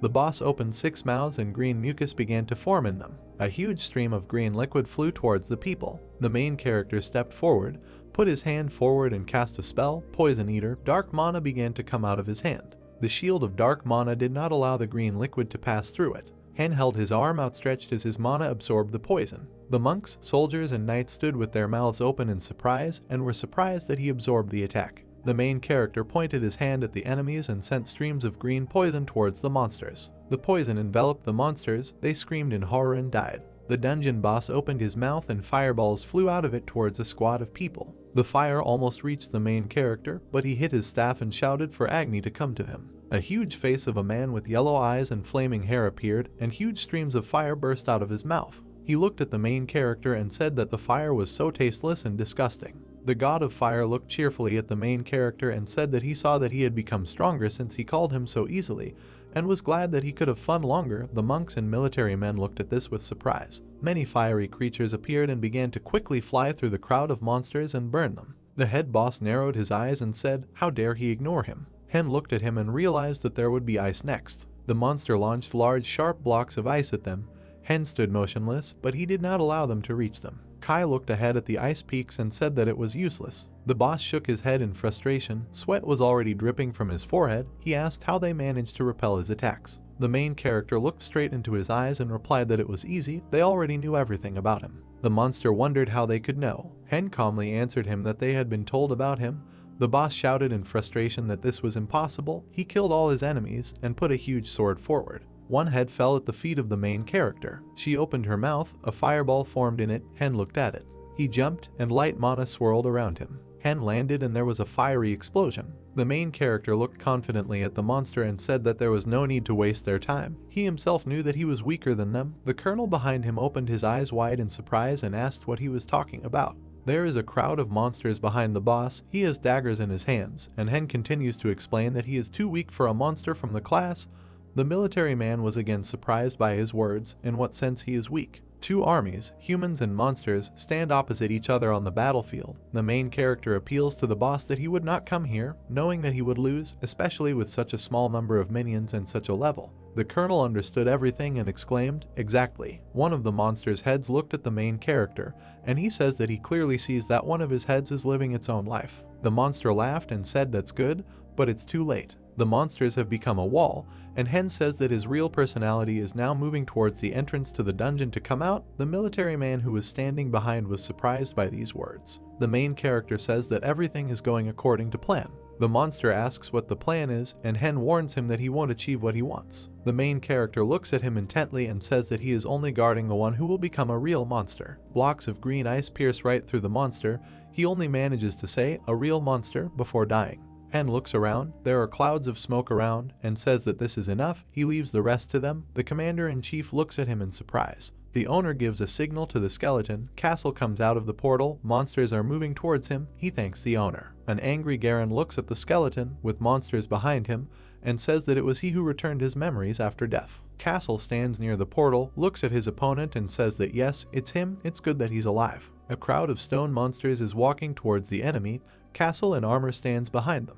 Garen laughed and said that he was going to defend himself with these toys. Castle looked surprised and said that he understood something wrong. Huge stone monsters ran and began to deliver fatal blows to the enemy. Beetle monsters fell to the ground. Garen stood with his hands clenched into fists. Garen looks surprised, sweat running down his face, and hears that he came here to kill him. The burning monsters screamed in pain. Frowning, Garen called Castle a psycho and asked how he dared to kill his servants. Standing near the portal, Castle stated that it was Garen who taught him that in order to win, one can do such things. Taken aback, he said that this voice. Looking at Castle, Garen asked if it was Glance. He began to examine the outline of Castle, shrouded in green mana. Green eyes were visible from under the helmet. Castle noticed in his thoughts that he remembered his name, his past, and his memories. Looking at the hand, he said that it was a disgusting feeling. Standing opposite the guy, Castle thanked him, noting that now he knew his name. The enraged Garen screamed that it was definitely him. He remembered the face of the stranger who was lying on the ground and asking why. Garen remembered how he held the blade in front of him and told Castle that without it he could achieve anything. Veins appeared on the guy's body. He called Castle trash and said he would kill him again for what he did to him. He turned into a green monster. They made eye contact. Castle said that this is why he did not become a dragon, but an ordinary wyvern, and even during his life he was trash. Garen, in the guise of a wyvern, asked him to shut up. The wyvern swung its tail at the crowd of golems. Castle raised his sword above his head. A golden stream of energy appeared above him. Golden mana began to concentrate in the air. Raising his head, the monster asked if this was light magic. Castle replied that it was a gift from his master. He presented the image of the main character and said that the name of this gift is Judgment. The wyvern and other monsters were enveloped in golden mana. The burning monster screamed that Castle was a fool for using them as bait. He grabbed the monster's head with his paw. The wyvern began to eat the golems who were screaming for help. Watching this, Castle stated that it was reminiscent of the past. The enraged monster began to scream, calling out to Castle, and asked where the undead got their sacred magic. Several powerful magical blows flew at the monster. Looking at the wyvern, Castle said that this was the power of his master, noting that even the undead were capable of such things. Standing over him, the wyvern declared that he was definitely finished. Many explosions were heard near his body. He extended his paw towards Castle. His eyes filled with red mana. The monster declared that he had finally caught Castle. Castle launched a series of blows at the wyvern. The enraged monster asked why his attacks weren't working. Watching the wyvern, Castle cried out that he was weak and since he was the boss, he should try. Raising her head, the wyvern said that this was not the end. Red streams of energy appeared around the wyvern. Looking at Castle, the wyvern asked if they wanted to take the inhabitants of his village for themselves. Holding the sword in front of him, Castle replied that this was so that they would not become monsters like him. Garen hit him. A powerful blow hit Castle. Taken aback, he cried out that this was not the end. Castle's hands were enveloped in pink energy. He dealt many blows to Garen. Powerful energy emanated from Castle's hands. The monster struck him several times. Castle's helmet is cracked. He fell to the ground. Garen looked at the lying Castle and exclaimed with a laugh that he had won. Standing over him, he asked about the taste of losing and death. A powerful purple explosion sounded near the monster. Garen's body was enveloped in energy. He asked about what was happening. Castle said with a grin that it was checkmate. He remembered standing in front of the main character, who told him that they didn't need to fight one-on-one and if Castle would do it. Pointing his finger, Hen stated that he would place a death curse on Garen, which is caused by an explosion when the received life force meets the original one. The main character looked at Castle and noted that if this is the Garen he knows, then he will definitely die. Garen began to transform into a human. Falling to the ground, he asked Castle to spare him. Looking at him, Castle agreed with this and noted that he forgave him. Smirking, Garen cried out that this was great. Castle, exuding violet energy, stated that the glance inside him would not allow this to happen. There was a powerful explosion. Having hit Garen with his head, Castle said that his head alone could handle him. Looking up at the blue sky, Castle said it wasn't bad. Green eyes were visible from under his mask. He noted that else. Closing his eyes, Castle thanked Hen. He remembered the angry face of the main character, who told him that he should not give up and must survive. Castle began to remember the image of his comrades. Castle opened his eyes. Lying on the ground, he noted in his thoughts that he could not die so easily. Violet energy came from under his helmet. Castle began to rise into the air. His mana began to spread. While flying Nidhogga, Hen asked him to speed up. Looking at the angry protagonist, Chris asked what happened. Purple energy emanated from Hen. Watching this, Chris reported what it meant. The main character's eyes began to glow. He replied that this was so and that something had happened to Castle. Flying through the thick of the forest, Hen stated that Nidhogg could take his time. The main character said that he felt that Castle was alive. Castle watched as the dragon flew towards him. Taken aback, Hen asked how this happened. Surprised, Kai asked if it was true Castle. Smiling, the main character replied that he looked different, but it was definitely Castle. Watching him, Hen asked if this meant that the undead could become human. Chris had glasses on her face. She said it was interesting. Looking at her, Hen asked her to control herself, noting that she could explore him later. Standing in front of them, Castle asked if they were discussing him. Smiling, Castle said that if it weren't for the owner, he would definitely have died. Hen said that he forbade him to die, noting that he would work for him forever. Stunned, Castle shouted that he forbade any experiments on himself and now he looked like a human. Standing in front of him, the main character noticed that inside he was still undead. A notification about a C+ class dungeon popped up. It was said that the main character was able to return the henchman to human form and the attack was completed. Hen introduced the planet and said that of the 36 C-class dungeons, only 28 were known. The main character noted that humanity has suffered greatly. The screen showed the military standing next to the knights. The news said that the first C-class dungeon had been successfully cleared. Hen said that one piece of news shook the whole world. A crowd of people gathered. The main character noted that it was news that South Korea had successfully cleared a C-class dungeon. The military man was sitting at the table. Hyan said that Kang Hyan-chul also told the world. A lot of people looked at the main character. Hyan noticed that the military man reported about the Necromancer one, who received help from God, and he said that one can use both dark and light magic. Many people walked towards the blue portal. The main character said that the soldier also told about the inhabitants of the dungeon. Hen noted that the news that some dungeons have no restrictions on the number of players has spread around the world. The main character presented the Statue of Liberty, which was illuminated by the rays of the sun. Hyan said that news quickly emerged in America that Korea was successfully clearing C-class dungeons. Sitting at the table, the main character congratulated Richard on the phone. Richard thanked Hen and noted that he also congratulated him. The main character introduced huge monsters and said that he was surprised to see Goliaths. Hen asked if this meant that they could be produced in America. Richard said that with money anything is possible. Laughing, Richard noted that it was too early and they were too expensive. He emphasized the fact that setup takes at least 10 minutes, so he's not sure they'll be that good. Hen asked if Richard could share such important information with him. Sitting in front of the computer, Richard replied that it was. He asked if the protagonist was going to tell their enemies about their technology. Hen asked if Richard was offering cooperation. The main character introduced a white robot and noticed that Goliaths were very different from his toys. Hen noted in his thoughts that toys move thanks to external control, and Goliaths are easier to control, but they are not as developed. Looking away, the main character imagined a huge monster behind him. Hen emphasized that there is a big difference, so technology could be exchanged. Smiling, Richard said that he heard that the main character copied the movements of enemies and that's cool. He invited Hyan to exchange technology. The main character asked with a grin if America would allow it and stated that he would have a condition for the exchange. Richard said with a satisfied look that he would agree to do anything to win this war, so they would fulfill his every wish. Hen was sitting at the table opposite Richard. The main character said that after this he officially began cooperation with America, and after signing the contract, the American government held a press conference. Behind the man was an American flag. He said that the United States is ready to accept refugees from other worlds if they prove their right to do so. Hen noted that this meant they agreed to his terms. People sat in front of pots of food. The main character reported that 15,000 people were saved from the dungeon. Hyan noted that they previously lived in North Korea. People sat on bags with plates in their hands. The main character noticed that South Korea happily accepted them. Richard held a sign in front of him and shouted his welcome to the States. Hen said that America also actively contributed. Richard stood opposite the main character and stated that he was glad he came. He asked if it was Hen's robot. The main character replied that this is so and he is testing it. Approaching Hen, Richard asked to show it to him. Stretching out his hands, the main character agreed, noting that he should not be touched. Hen asked me to pass this on to everyone. A lot of people were surprised. People lay in front of the robot. The main character assumed that they tried to touch. Taken aback, Richard asked if everything was okay with them. Hen replied that this is so, but curiosity will not lead to good, adding that this action is a curse. Richard asked about the curse. Frowning, the main character said that there are weak ones, these are nightmares and insomnia. Hen said that there are strong curses, which are the absorption of life force, hair loss, and infertility. Frightened, Richard said it was worse than death.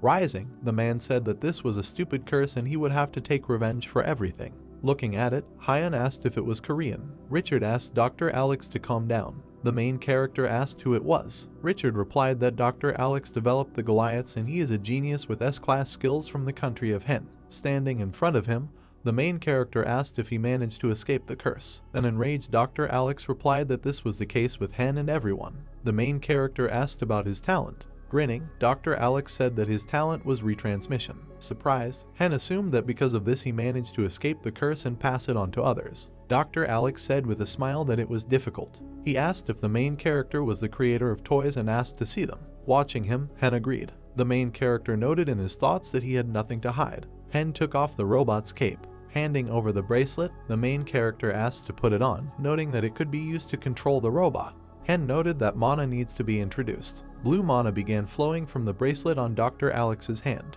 He and the robot performed a kick. He ordered the robot to lunge, roll, and punch. Looking at the main character, Dr. Alex said that it was done crookedly. Chris's skull appeared above Hen. She stated that it was rude and she would not forgive him for these words. The main character called out to her. An enthusiastic Dr. Alex asked if she had invented it, noting that it looked strange. He noticed that it was cool. Dr. Alex started talking about remote control, mana injection, defense, and attack. Pointing his finger at himself, he said that he could do much better and just needed time and people. Hen watched Chris, who suggested that maybe he could do it. She suggested discussing everything. They stood in front of each other. Dr. Alex said that only for Chris herself to be convinced of his abilities. Chris asked if he had said everything. Stunned, Richard and Hen watched their dialogue. Looking away, the protagonist asked if this was spatial erosion. Frowning, Castle said that he had memory lapses, especially when it came to spatial erosion. With a wave of his hands, Castle declared that Glance's memories were not so important and that he was now Castle. Standing nearby, Hen said that this was true, calling him an eternal servant. Castle asked the owner not to say that. They were suddenly taken aback. Turning around, Hen asked what it was. Their gaze fell on the knights who stood in front of the blue portal. Looking at the phone, the main character read about the application update. Hen's gaze fell on the notice, which asked to prepare for the second C+ class raid. The main character read about the Lord of Uninhabited Territories. The number of participants was many times the limit, and the remaining time was 300 days. It was said that if you failed, the second erosion would continue and the third quest would begin. Taken aback, the main character said that he didn't think it would happen so quickly. Stunned, Mike called out to Richard and Hen. He was trying to catch his breath. Richard asked what happened. Frowning, Mike announced that they had received a new map of the terrain in Nevada. The main character imagined Nevada glowing red on the map. Hen was surprised. Many people were sitting at the table. Richard, holding the documents in front of him, read that in places where spatial erosion has occurred, devices become inoperable. Taken aback, Richard said that the power of superpowers had been weakened by about 5%.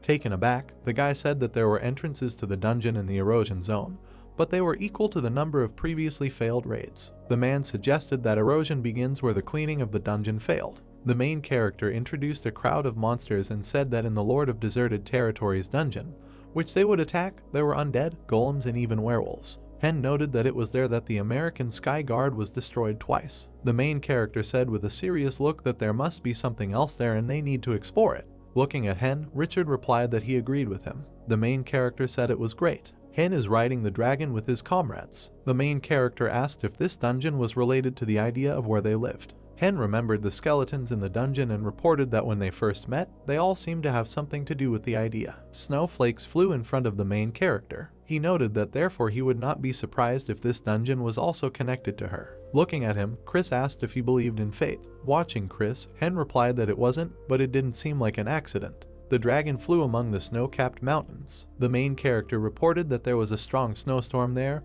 as stated in the report. Hen assumed it was snow magic. Chris's blue eyes were visible from under the hood. She said that it was now clear to her why the heavenly guards were destroyed. They stood in front of a snowy area. Chris stated that she clearly felt negative energy and the snow and wind made it difficult to sense it. Hen extended his hand, from which violet energy emanated. He said it couldn't be better for a necromancer. Turning around, the main character suggested returning. Kai turned to him and said what was there. Kai looked at the map. Hen asked what happened and if there was anything on the map. Looking up, Kai said that he didn't know why, but this card seemed familiar to him. An enthusiastic Castle asked if it was Kai's turn now. Looking at them, the main character asked if Kai remembered anything. Putting his hand to his head, Kai replied that this was not the case and he just felt that this was an important place. Surprised, Richard asked if that meant dungeons could be copied from or modeled after another world. Watching Kai, Richard noticed that it was good that he was somehow connected with this place. He noted that they still have time, so they need to try. Raising his head, Kai replied that he understood everything.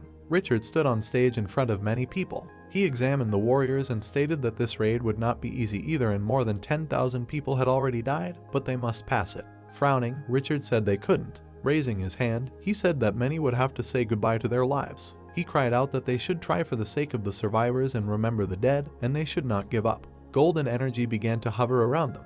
Looking at the people, Hen noted in his thoughts that this was excellent and the new psychic power that Richard acquired after the battle with Angie. Richard had a smile on his face. The main character noted that this ability connects allies in a certain area with Richard. Hen emphasized that there is no better psychic magic on the battlefield than this. Turning around, Richard asked why the main character did not unite. Looking at him, Hen replied that he was closely associated with the undead and dark magic, so it was not worth it. Richard said that he understood everything and there was nothing to be done. Turning away, he said that they were already ready and we had to go. People were leaving the portal. In front of them was a horde of monsters. Taken aback, Richard said that they were welcomed and should be responded in kind. The turrets began to be aimed at the monsters. The soldiers stood behind the cannons. Hen noted that this is a special weapon, the Juggernaut. Powerful shots rang out. Explosions were heard on the battlefield. Frowning, Richard said that this was their warm greeting. The main character raised his staff above his head. Hen said with a calm face about the inferno. Bright mana concentrated in the air. A pillar of flame headed towards the monsters. People were frightened by what they saw.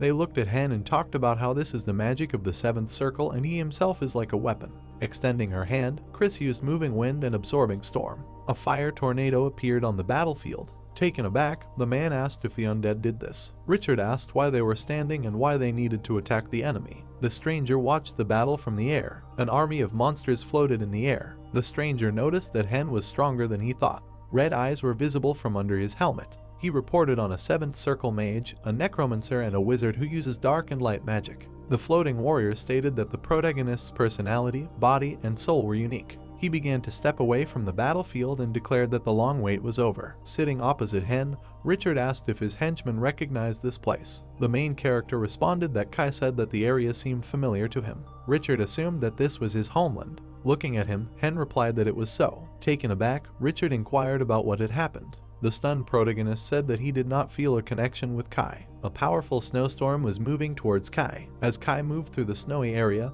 he noted in his mind that he remembered who he was. He emphasized that he was a high-ranking nobleman who had lands and a large estate. Walking through the snowdrifts, Kai noted that his family had a lot of land. He wondered why his homeland had become a C-class dungeon. Snowflakes flew around him. Kai assumed that the boss of this dungeon was a traitor. Stunned, Kai wondered if it was possible that he was from his family. He noted that this needs to be checked. Kai stood in front of a stone mountain. Putting his hand to the wall, Kai asked about how one could betray a family member. He stated that this was impossible. Kai went into a cave where there was a lot of gold. He stood in front of a pile of jewelry. Kai fell to his knees. Standing in front of the wall, Kai asked how. Someone called out to him. Kai was taken aback by what he heard. He looked at Hen and his comrades. Watching Kai, the main character asked him to return if he was still his master. The stranger watched them from the sky and asked who allowed him to come there. Hen's gaze fell on the knight. The stranger asked how Kai dared to go against his family. Kai swung his blade. The knight reflected the flow of energy. The warriors rushed at him. Kai was surrounded.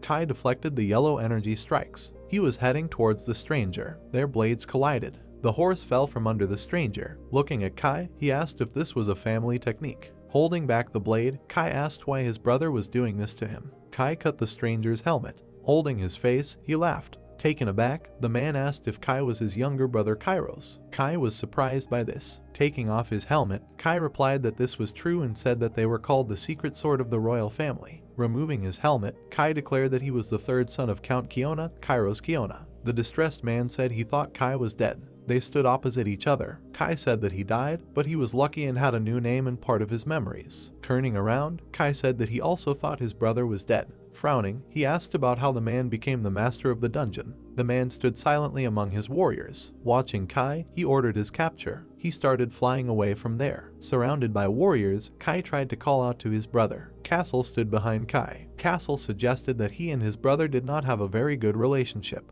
Hen raised his staff above his head. Golden energy appeared above him. The main character said that what gives the grace of life to all things. Hen stated that what purifies is impure and conquers darkness. A huge cloud of mana appeared above the main character. A bright light began to spread throughout the area. The main character used the rising sun. Ash began to spread throughout the area. Kai watched what was happening. Frowning, Kai stated that he didn't think his brother would turn out like this. Looking at him, the man asked Kai not to be angry, noting that he would not kill him. Kai was tied up by the warriors. Taken aback, Hen called out to him. He ran after Kai and shouted that he would free him. Stunned, Kai called out to his brother. Pointing his finger, the man said that he was confident that Kai would catch him. A huge stream of pink energy appeared in the air. The man used mass teleportation. The stunned main character called out to Kai. Looking at Hen, Chris said that she could feel Kai's progress. Chris presented a snow-covered castle and said that Kai was in the Lord's estate. Sitting opposite, Castle asked what they should do. Frowning, the main character replied that he wanted to believe in Kai. Looking away, Castle said he died because of his faith. Looking at Hen, Chris said that she understood him. She suggested at least being ready. Closing his eyes, the main character agreed with this. Hen turned to Kai in his thoughts and stated that he should be fine.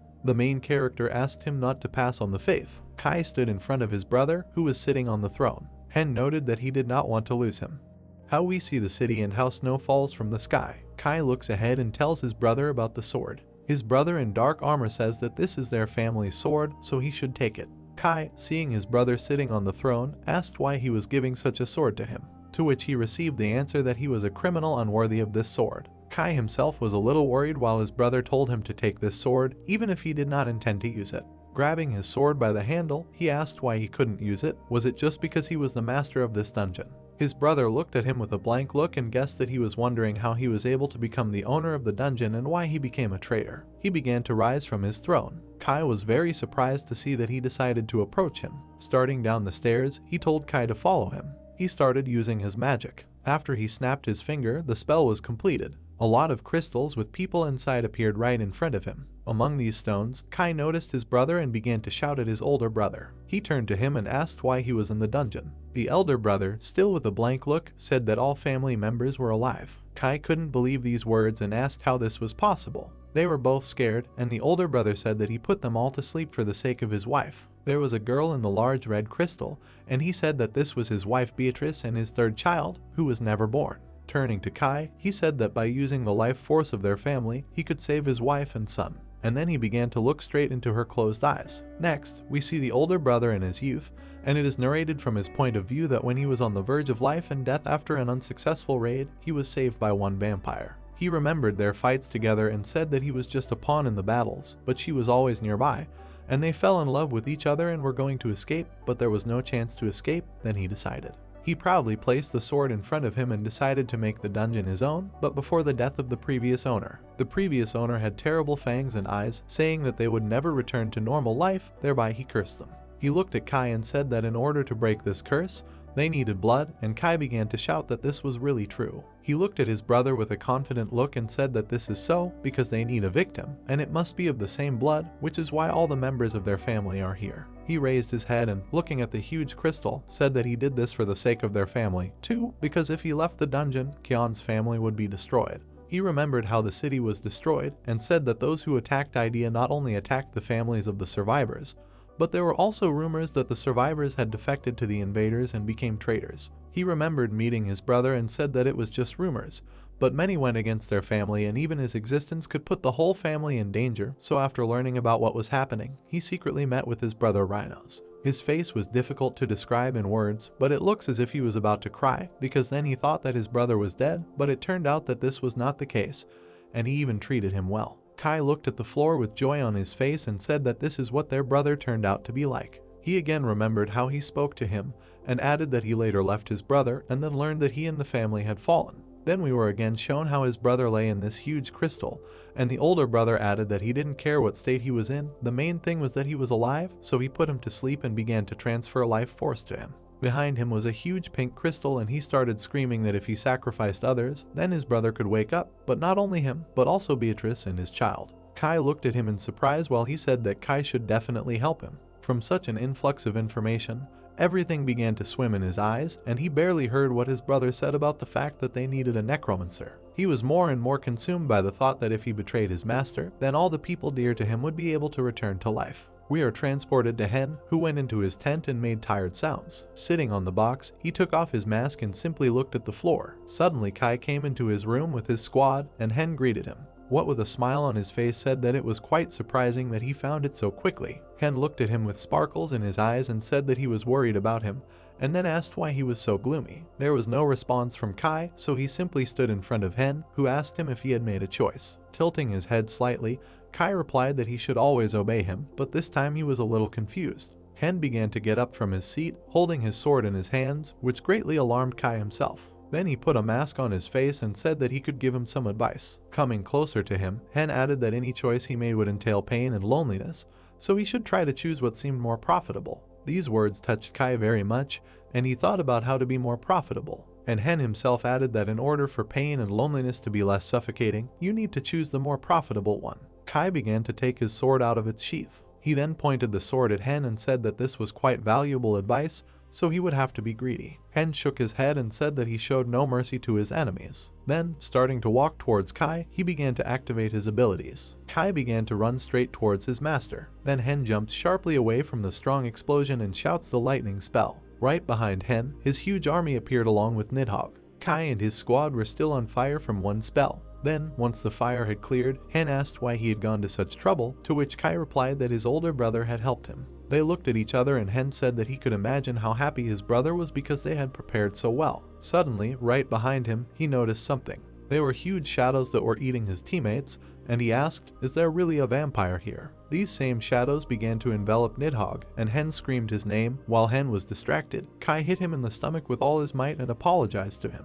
Hen looked at all this with great surprise, and Kai seemed upset. After Hen fell, Kai's fighters destroyed all of his master's associates. A man with orange hair started running towards them, shouting for them all to run away. He saw how Kai controlled his pawns and was very surprised by it. But then Kai turned around at his cry and apologized. By that time, Hen was already flying to the ground with his eyes closed. At that same second, Kai teleported somewhere from the battlefield. The man with orange hair started shouting at Nidhogg, why couldn't he protect his master? Castle began to tell him that Nidhogg doesn't do anything he's not asked to do, so he'd better be angry at their enemies. To which he began to shout that he wasn't worried about his master. Castle looked at him with a wary look and told him to think better about what would happen next and how they would save him. The man with orange hair started showing his teeth and getting angry, shouting that they needed to kill them all. We are transferred to the same tower to Kai's older brother. Kai carried Hen in his arms and called his brother. He looked at him with a very upset look while the older brother said that it was a difficult choice for him, and then he apologized for the fact that Kai had to frame Hen because of him. Many knights began to approach Kai because they were ordered to take Hen. He took out his sword and told them all to stop and not touch him. He said that he made a choice, but this person is still his master and he is a top-level magician, so he should be treated accordingly. His brother moved his head and answered with a blank look that he was right, but added that he should not forget that this guy was very dangerous. All the knights began to lower their swords and grab Hen's arms. Kai put his sword behind his back and his older brother asked if he now understood, to which he received a positive answer. His brother closed his eyes and bowed his head, saying that they should drink to their victory then.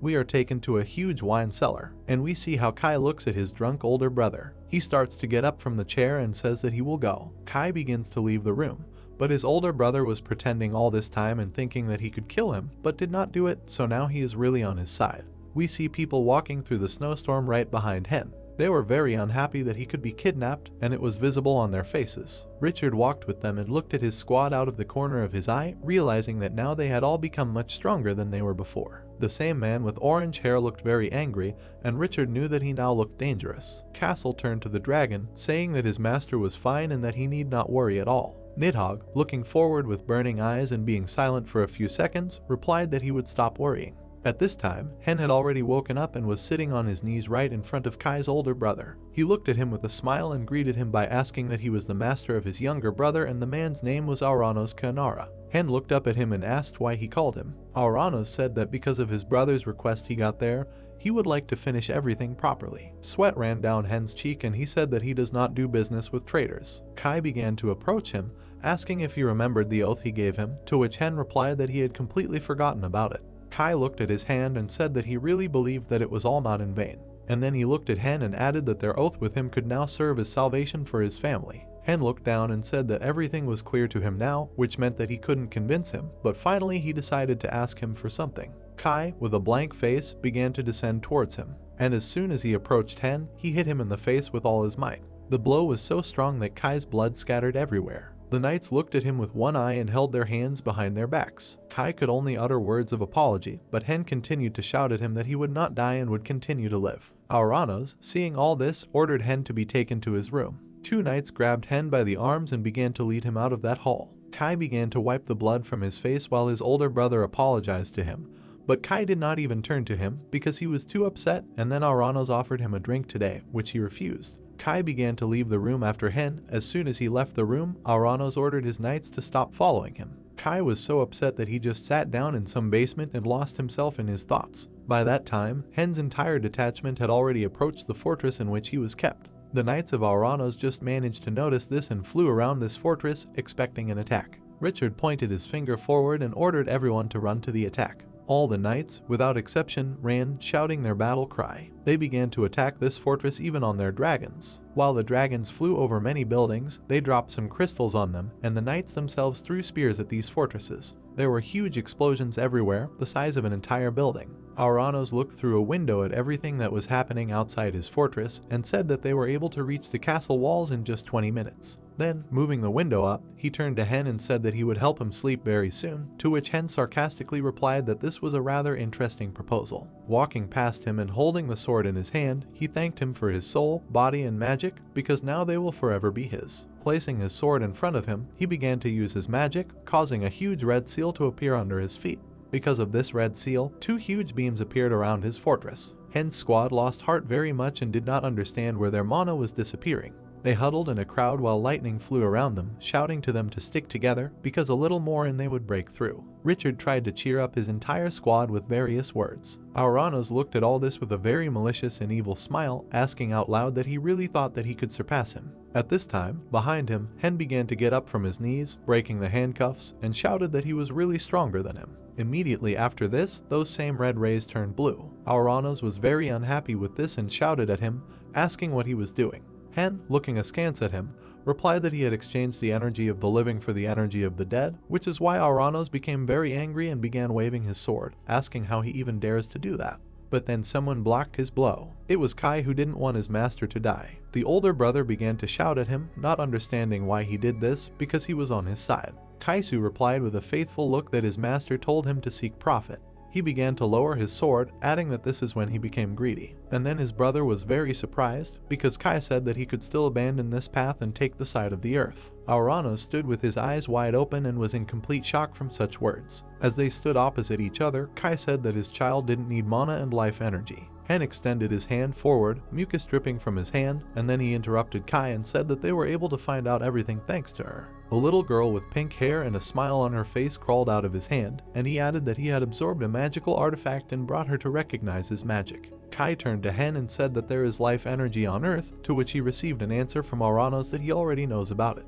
But then they stood opposite each other, their swords drawn, and Aranos said that he was not going to become a traitor. Aranos was trembling with fear and said that they did not understand anything, and even he was just a grain of sand in this huge plan. If he dares to betray them, he will be in trouble at all. Kai looks forward with a very confident look, and then slowly begins to say that they have already met opponents of this level. Aranos was very scared after Kai started listing all the enemies they had encountered. He remembered this same girl with the bear and said that she uses souls, burying them in the sand, and controls the name. Aranos had sweat running down his face and asked if they had ever met her, to which Kai replied that all those monsters scared them too. Clenching his fist and looking at him, Kai said that they continued to fight because he had already died once and was going to take revenge on them. Aranos tilted his head and said hopefully that he really hadn't thought about the consequences. Raising his head and with a very angry tone of voice, he said that he thought that Kai could really help him. His gaze was full of fear and hatred while Kai told him to wake up because nothing would come of it, when suddenly something explodes right behind him.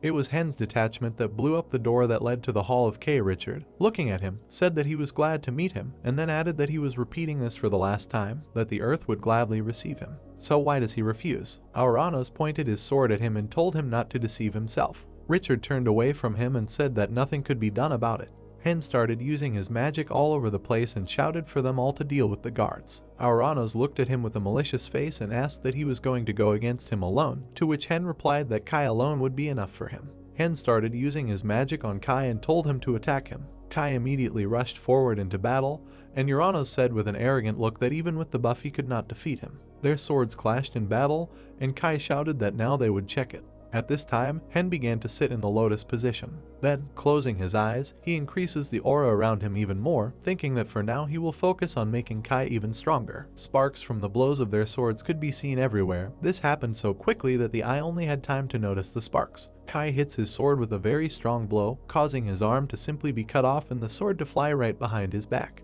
But Auranos was savvy in battles, which is why he was still able to grab the sword flying behind his back with his other hand. Sparks shone from Kai's eyes and he attacked him, screaming. Auranos again began to say something in an arrogant voice. Then, with a sharp lunge, he cuts off Kai's hand and says that he really dared to think that he could defeat him with such skills. After such a sharp blow, Kai was confused, which is why Auranos was still able to cut off his body. Kai fell to the floor as blood poured from Auranos' hand. Coming closer to Kai, he pointed his sword straight at him and said that this was the last opportunity to go over to his side. The same blood that flowed from his shoulder began to take the shape of his once former arm, and Kai said that he was not going to give up because he had to win. Auranos closed his eyes and clenched his teeth, but remained silent. Then, holding his sword up, he said that becoming a hero would not hurt him anymore. But as soon as he lost his grip, Kai launched his hand into him thanks to magic. After such a blow, all his body parts grew back together and he was ready to fight, saying that Auranos had really forgotten that he was already undead.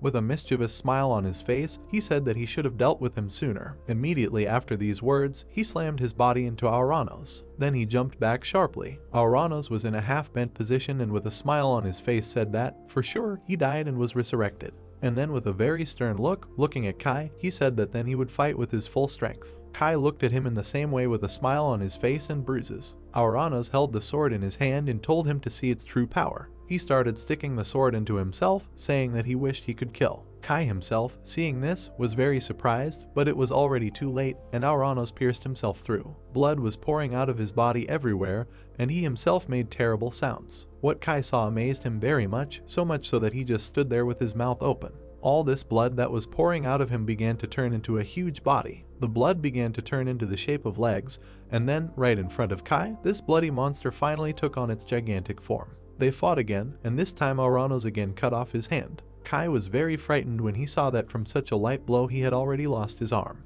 Out of desperation, he began sending huge waves of mana at him, trying to somehow inflict damage. These waves of mana did almost no damage to him. Kai was very surprised, thinking that this was only part of his strength. Auranos decides to strike again and spreads his blood everywhere, washing away many knights. This blood also approached Kai, but the wave of blood completely covered him and brought him pain. Kai looked forward with a very frightened look and thought that everything could not end like this, he could not die again. And at that very second, a huge ice wall appeared right in front of him, protecting him from this blood. The blood that got on his body began to evaporate, and Kai himself laughed awkwardly. With a fighting spirit and a smile on his face, Hen told him that at this rate they would lose, to which Kai replied that if his words were true, then he would be able to find the right solution. Then a blue fire lit up in his eyes, and he looked forward, standing in front of this ton of blood, and the evil Auranos asked him if Kai believed in him, to which he received an affirmative answer. This blood continued to pour directly onto Kai. Kai looked up with a very surprised look,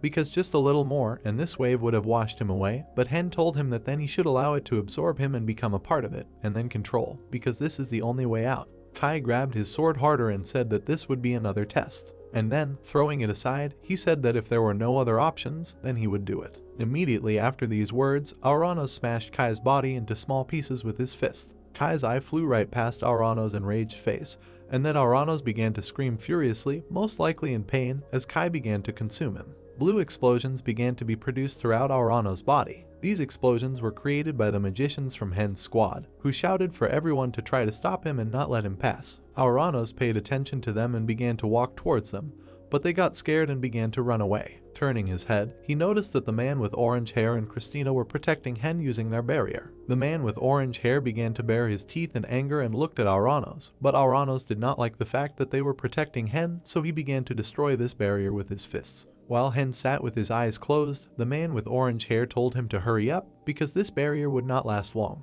The barrier began to crack little by little, and Christina screamed that it was close to breaking. She looked up using her magic and said that it would be difficult for her to maintain this barrier. Auranos, with a very angry face, continued to destroy this shield with his powerful blows, when suddenly the shield turned yellow, and Christina began to say that they could no longer hold it. Auranos noticed this and immediately began to deliver a crushing blow. As his hand flew towards them, it began to tremble a little. Suddenly his hand stopped as Hen walked up to him and said that they were almost finished and he was glad that Kai was able to handle him. He looked at him with a confident look and said that Kai is a master level Death Knight and he is much stronger than the cursed soul. Auranos' entire body began to become covered with cracks and purple light, and Hen continued to say that thanks to Richard, he was able to penetrate inside him and swallow him, and now he can call him back. Immediately after these words, Aranos began to scream furiously in pain and move in very strange positions. That same huge bloody body disappeared somewhere, and in its place the previous body of Aranos appeared, but it was still covered in cracks. From lack of strength, he simply collapsed on the floor face first, and Hen said that they won this fight. Blood continued to flow from Aranos' back and fly upward. This blood began to form some kind of body. Hen looked at him with a very surprised face and said that Kai was great. Kai emerged from the blood, standing with his eyes wide open. First of all, Kai began to worry about his brother and, turning his head, he called out to him. At this time, Aranos' body began to gradually evaporate into the air, and Kai shouted that they needed to help him somehow. Kai turned to him with a very dissatisfied face because Hen said that this was impossible since he was already dying. But Kai started shouting at him that it all happened because of his interference. Kai turned to his brother again and began to call him out of internal pain. Aranos, with his eyes closed, continued to evaporate and said that this is the price of his curse, and this curse makes him move. He imagined himself looking down with his hand with many white effects flying around it and continued to say that the curse makes him move towards achieving his goal and makes him stronger, but even one loss destroys his soul. Immediately after these words, he evaporated more and more, and Kai almost cried from this. They took each other's hands, and Aranos told him not to be sad, because he saw with his own eyes what loyalty means, and Kai continued to shout that he must move on with his life. Pieces of his body were flying around the room, and his last request was for him to absorb his soul and body and then use the power. Well, I looked after his daughter. Kai was very surprised and alarmed by such a request. Han also watched him and simply remained silent. Half of Aranos' face had already disappeared, but the look in his eyes was as if he was happy. Kai continued to get angry, baring his teeth, and accepted his last request. Hen looked at him and saw that his aura became stronger than it was before, and Aranos' aura began to evaporate. Finally evaporating, Aranos said that he must be happy, and he said this with a smile on his face. Everyone who was in this castle began to tremble as soon as his body completely evaporated. Hen turns his head sharply and asks what is happening, and Christina replies that the castle is starting to shake. We see some kind of huge fireball flying down from the sky. Following him, several more balls fly, which evaporate in the atmosphere of the planet. Hen looks to the side in fear and says that the castle itself is beginning to change, when suddenly he notices something that surprised him very much. It was the same wife of Aranos who was able to get out of that crystal. She made a very scared face. Falling to the floor right next to Kai, she began to scream, calling for her husband. Kai bowed his head and said that he was very sorry that this happened, because he really did not want such an outcome. She raised her head and said that she knew everything because she had seen everything. He took her hand and began to lift her from the floor while she was shaking all over. Hen began to approach them while Kai asked very worriedly if she was okay. As soon as Hen approached her, she cut off his head with a lightning strike. Kai was very surprised by this, and Hen's blood covered his armor. That same wife began to laugh furiously, shouting that he had finally been caught. Kai approached her anxiously, while she added that she felt very better after this, and her distraction technique worked. He started yelling at her, asking if it was all because of this child. With a very creepy look and a creepy tone, she said that she never needed him. With her arms outstretched and her voice frantic, she said that she would kill this useless creature, and everyone too. Suddenly her stomach began to swell, and it scared her very much. It was clear from her face that she was really very scared and screamed why her stomach was moving, because this child was not supposed to be born yet.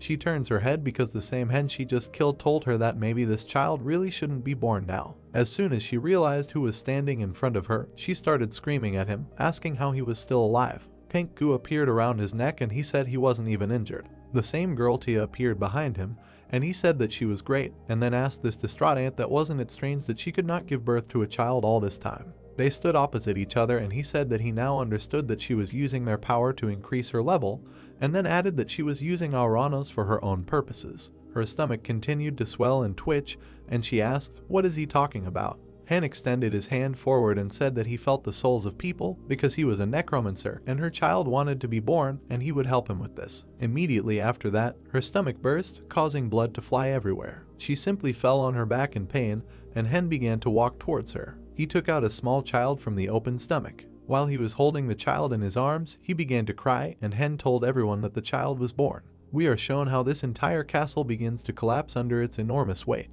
The guys, noticing this, begin to shout that they need to run away from this place as quickly as possible. They flew away from there riding Nidhoga. Suddenly Kai returned, apparently feeling something. He felt another dragon flying after them. This dragon was furiously screaming for them all to die and that they were all finished. Hen stood next to Kai, said that, apparently, this is his second stage, and asked the question of what they should do about it, to which Kai replied that he would deal with it. As he jumped off Nidhogg and flew down, he heard that he was told that it would be difficult to fight him alone.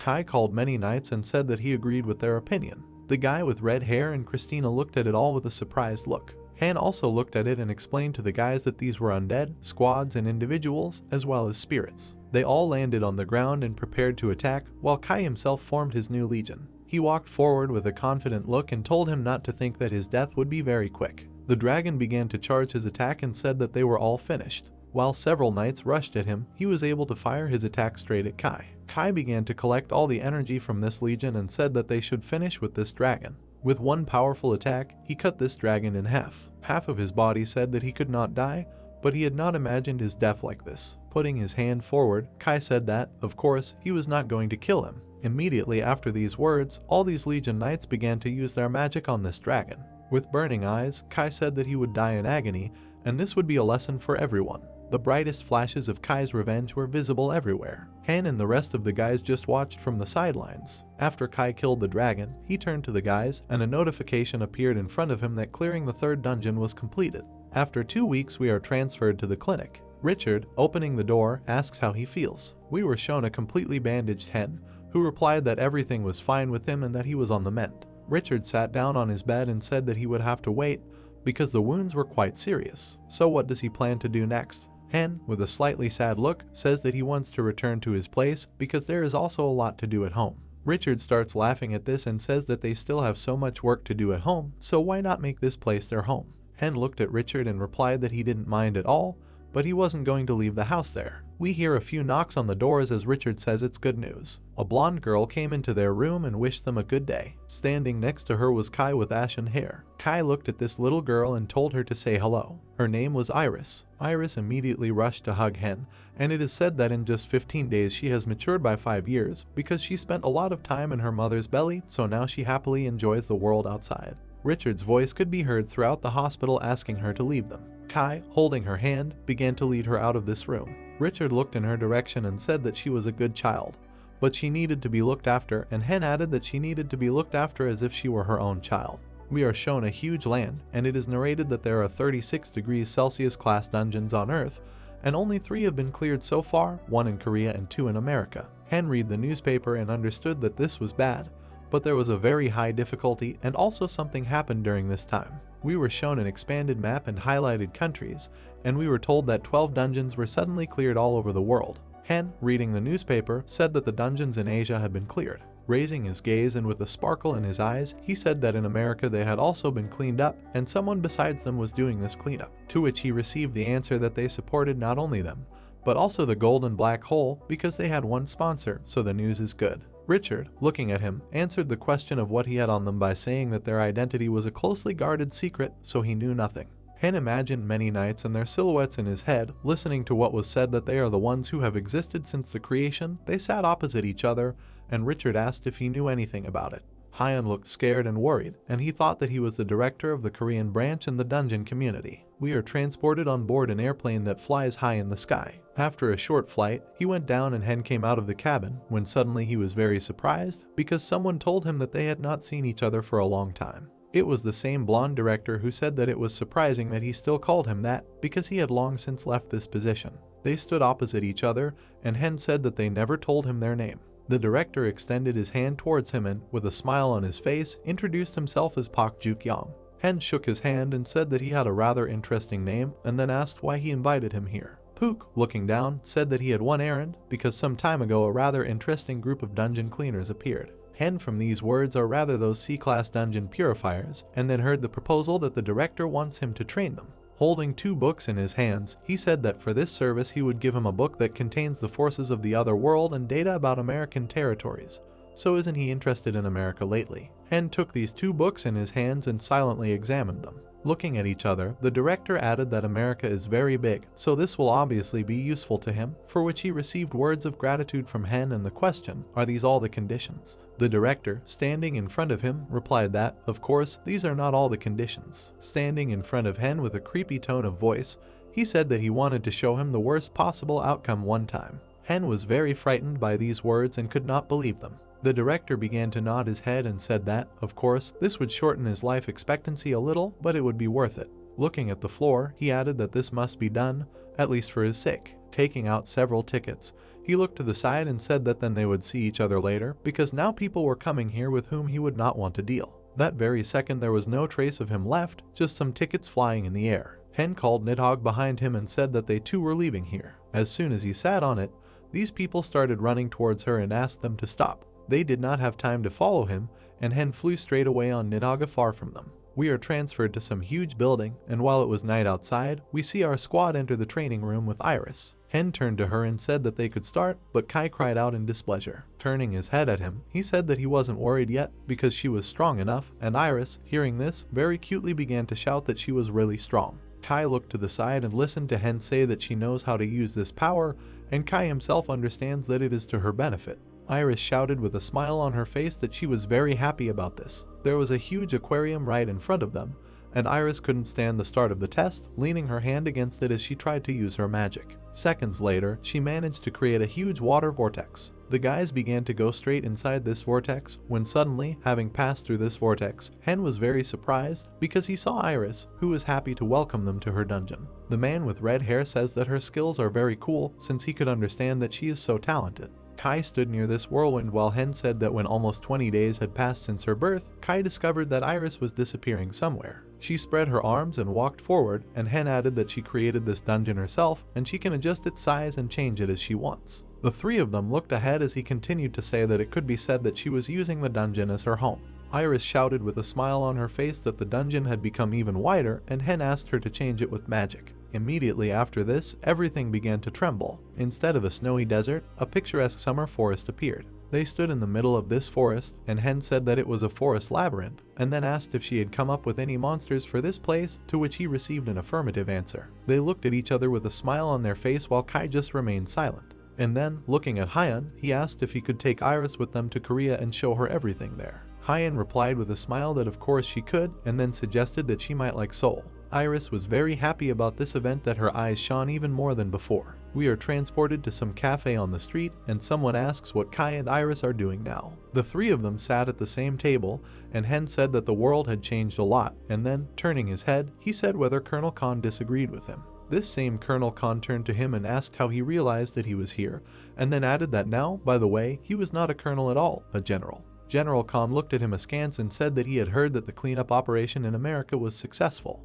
Hen put his hand on the back of the chair and replied that this was all thanks to the help of his faithful associates. Turning his head to the side, Khan expressed his envy to his loyal allies. Hen, with a strange look, said that he most likely had some problems, and Kan, closing his eyes, replied that it did not matter, because thanks to the victory over the fanatics and successful missions in America, he was promoted, but now they are being watched even more carefully. Rising from his chair, he asked if Hen was going to work for his homeland. Kang said with a smile on his face that he knew that Hyan would refuse. The man with red hair asked why he accepted it so easily. Wasn't it an order? Khan, closing his eyes and bowing his head, said that it was okay because he himself did not like this idea. He could not believe that in their world they were calling for patriotism. A strange cloud appeared behind Hen, and he said that he was having a pretty hard time, and he hoped that they would take pity on him.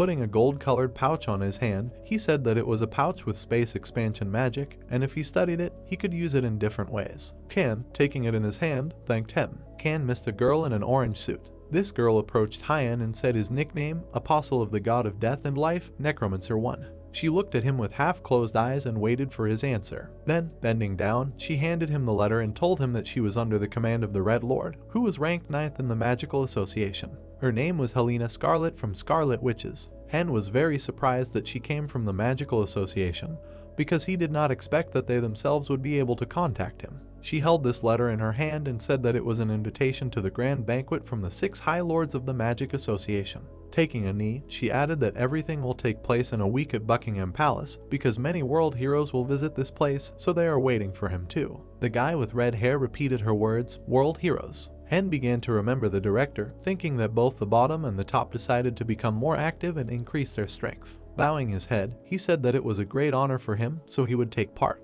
She simply got up from her knees and walked away from him. The guy with red hair started scratching his chin and with a smile on his face said that it means that they are waiting for them. To which Hen added that this woman seems to be a very good magician, so it will be interesting for him to meet other magicians. They were in a coffee shop, and at that moment they already decided to leave there. We were shown the flag of England, and it was said that the banquet was held in Britain, because the adventurers who managed to conquer sea-level dungeons around the world and those who played an important role in clearing the dungeons were invited here. Iris, with glowing red eyes, shouted that it would be her first time at such a banquet. Hen, with a smile on his face, said that it was better for her not to expect anything special from this place, and she asked why that was. Turning his head, he said that most likely something would happen here, so she should be near him. The rest of the guys confirmed Hen's words that she was very beautiful today. Then they all decided to head forward into the hall. Hannah entered a large, beautiful room, the walls of which were decorated with gold. She smiled widely, her eyes shone with joy. She told the mentor that they had not seen each other for a long time.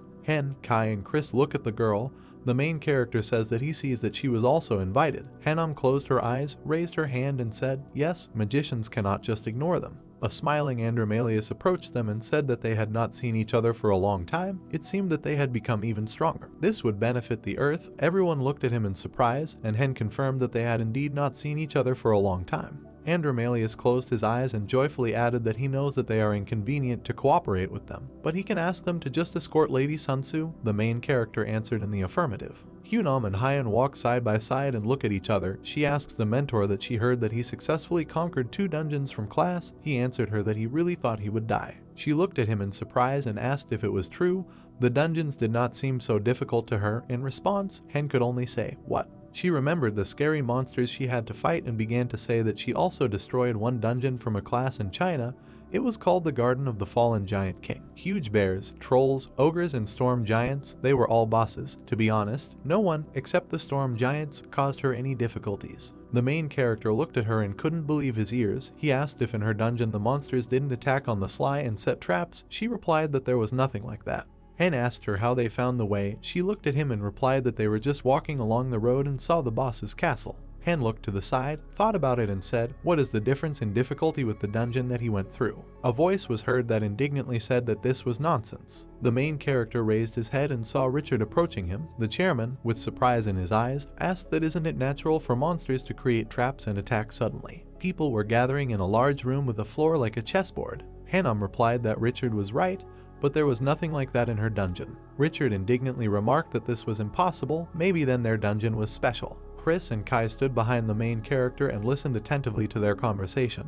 Hen said that he didn't think that was so. Richard suggested that she was just lucky. The main character agreed with him. A man in a long red robe with a long blue cloak entered the room. Hen noticed that the host of the party had arrived. The man stood near the stairs, raised his hands high, and greeted everyone with the words that his name is Arista Crowley. He is the first magician in the Magical Association, and they call him Arista of Space. He looked at the assembled people and added that starting tomorrow, other high-ranking magicians would also be present at the reception, hoping that they would enjoy the party they had prepared. There was a small explosion and he disappeared. Everyone froze in bewilderment and looked at the place where he had just stood.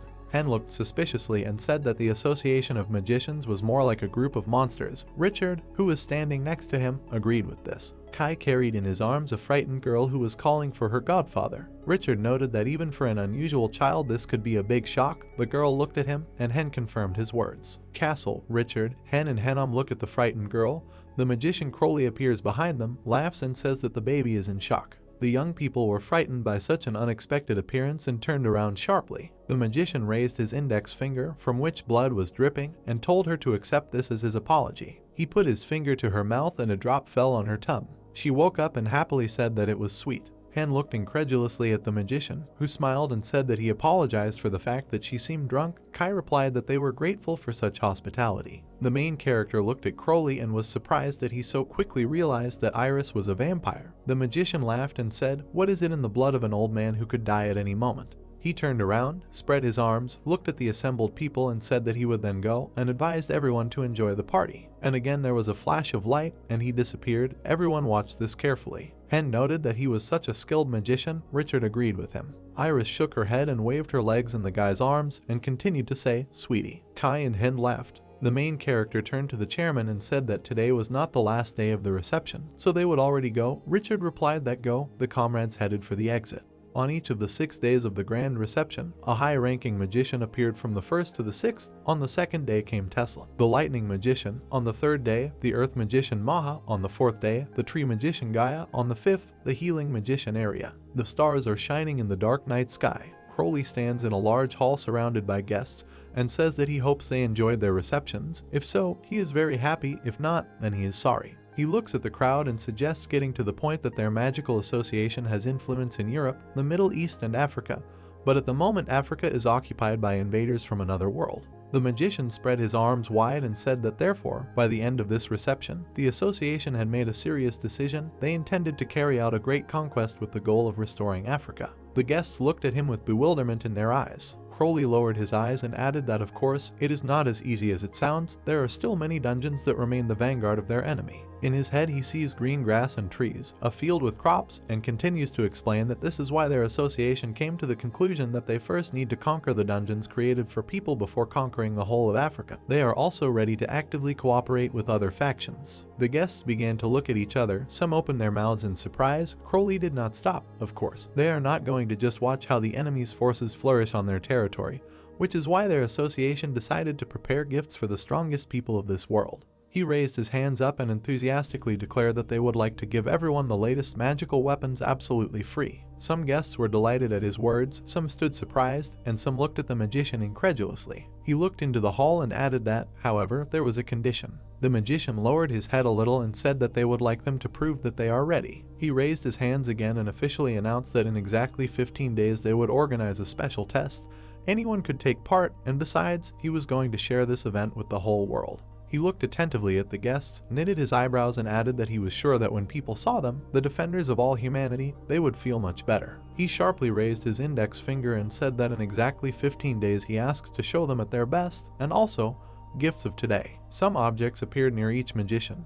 They looked at them puzzled, and Crowley explained that this is an object containing the magic of subspace, lightweight, and stabilization. He hopes that it will be useful to them. The magician suddenly disappeared. Castle smiles and tells the owner that now there is no need to create problems. Hen tells him that he didn't even think that something like that would be prepared for them. Castle asked if the owner would take part. The main character replied that of course, he received an invitation and it would be a good experience. The guests headed for the exit. Hen leaned over to his comrade and said that then they should go get ready.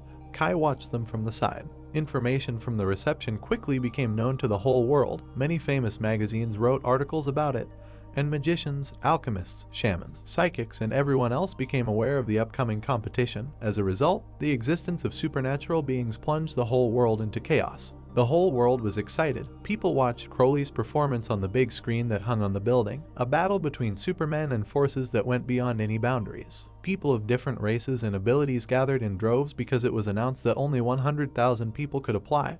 A second wave of panic began. This was also a great opportunity for superhumans to show off their strength. Blue sky with clouds. 1 month has passed. Huge ships and planes were moving in the same direction. Transport to the venue of the competition was organized by the Association of Magicians, but if it was possible to arrive separately, then the coordinates were simply given out. Large ships sail on the sea. Someone on it is indignant that it is just the sea and there is nothing here. Hen stands on board the ship with the other mages and looks ahead. A big wave arose. Everyone looked in one direction in surprise and couldn't believe their eyes. The ship sailed to a huge base on which a huge tower rose. The main character exclaimed that he could not imagine this. Kai, Hen, and Hunam look at the structures. Suddenly, a projector lit up against the background of the tower and Crowley appeared, who thanked everyone who had arrived. With a joyful expression on his face, he invited them to Atlantis, the city of magic and science. The ships were quickly approaching the city, which stood right on the water. There is a 2-story house and a beautiful green park with ponds. Everything around is very beautiful and neat.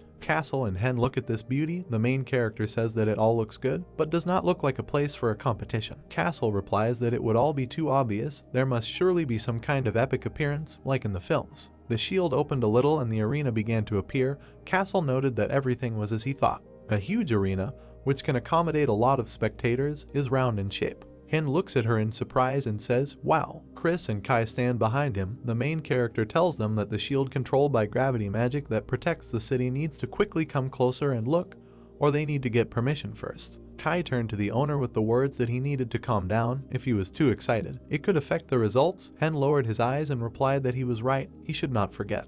White door of a VIP room in the Atlantis Hotel. In a large room near a large window, Hen and his goddaughter Iris are sitting on the sofa. Chris and Castle are standing next to him. The main character scratches his head and says whether it is possible to get permission to explore the building. Iris asks him to give up already. Kai comes in and tells the owner that a man just arrived from Crowley. Hen turns his head and asks why, and Kai tells him that the magician is calling them for dinner. The main character remembers how the magician gave a drop of blood to the girl, and noticed that Crowley behaved very friendly with her, so that in the worst case scenario, he would decide to kidnap her. A beautiful door with wrought iron decorations opened, and behind it you can see a tree. In a beautiful large gazebo there is a table with treats, a magician is sitting behind it. A bridge leads to the gazebo. Crowley saw them and invited them to come in. They approached the table. Hen said that his room looked like a huge garden. The magician explained that as you get older you want to be closer to nature. He smiled joyfully and said that he had to work hard to arrange this room, and invited them to sit down at the table. The comrades sat down at a table full of treats. Crowley threw up his hands and said that he did not know their preferences, so he prepared his favorite dishes.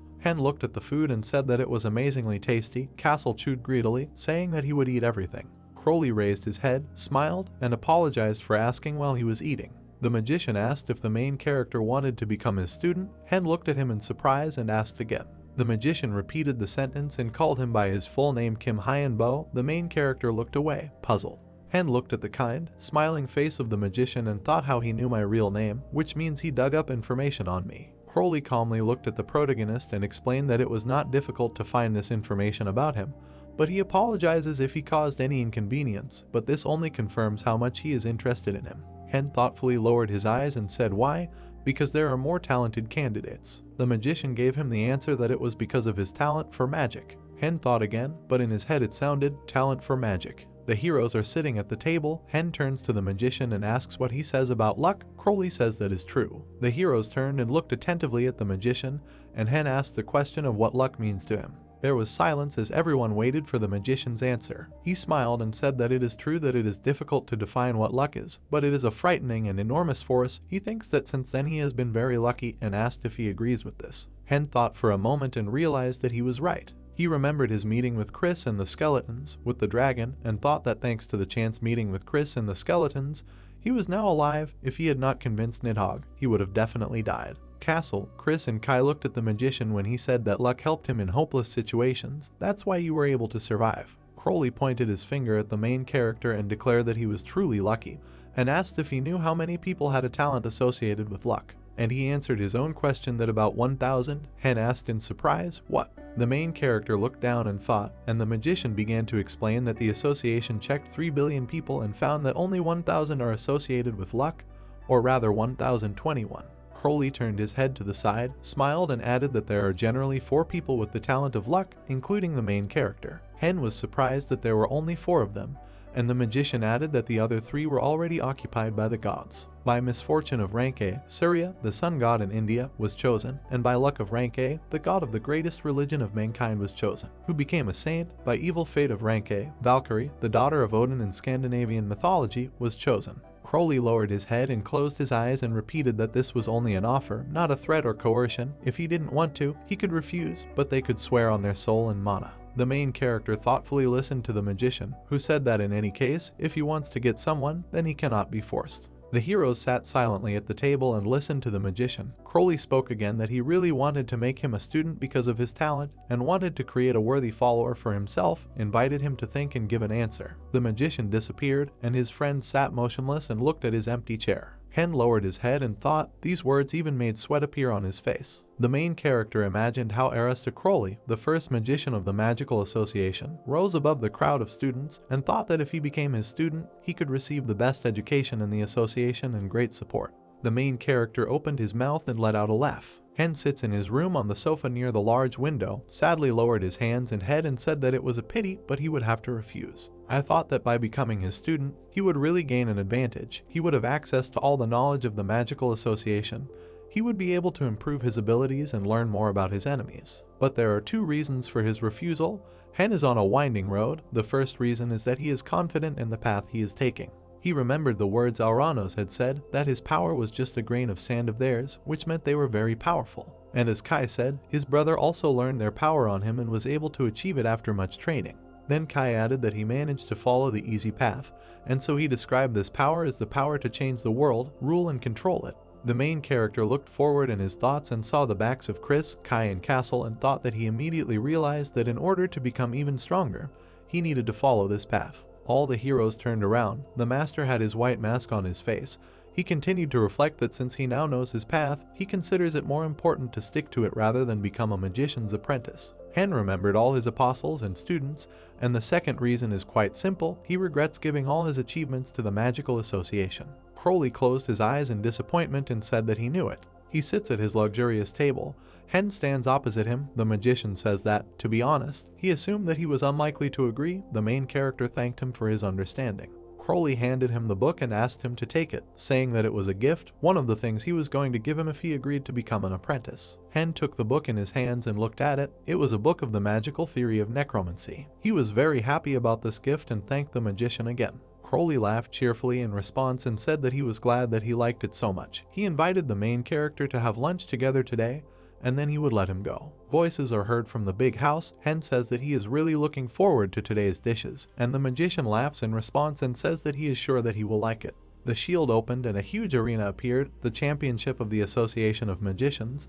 The rules of the competition are very simple. In a room with pillars, participants sit on sofas and wait. The rules state that depending on the number of participants, both individual and group competitions will be held. Any forceful methods can also be used, but it is forbidden to attack the enemy before or after the fight. Hen holds the phone in his hand and studies the rules. They say, only this: even if someone dies during the competition, the organizers will not bear any responsibility. After these words, the main character brought the phone even closer to his face. Hen sits and carefully studies the rules. There is also a damage absorption system. This is a system that takes a certain amount of damage instead of those who should have been hit. A picture appeared on the screen in which a person gets hit by a fireball and falls, and the rules say that thanks to the system, if you take too much damage, you are automatically eliminated. The main character put down the phone and joyfully said, "This is great, they can win all the competitions." Castle invited the owner to try. Kai stands behind them and smiles. In the room, Hen and the girl are sitting on the sofa.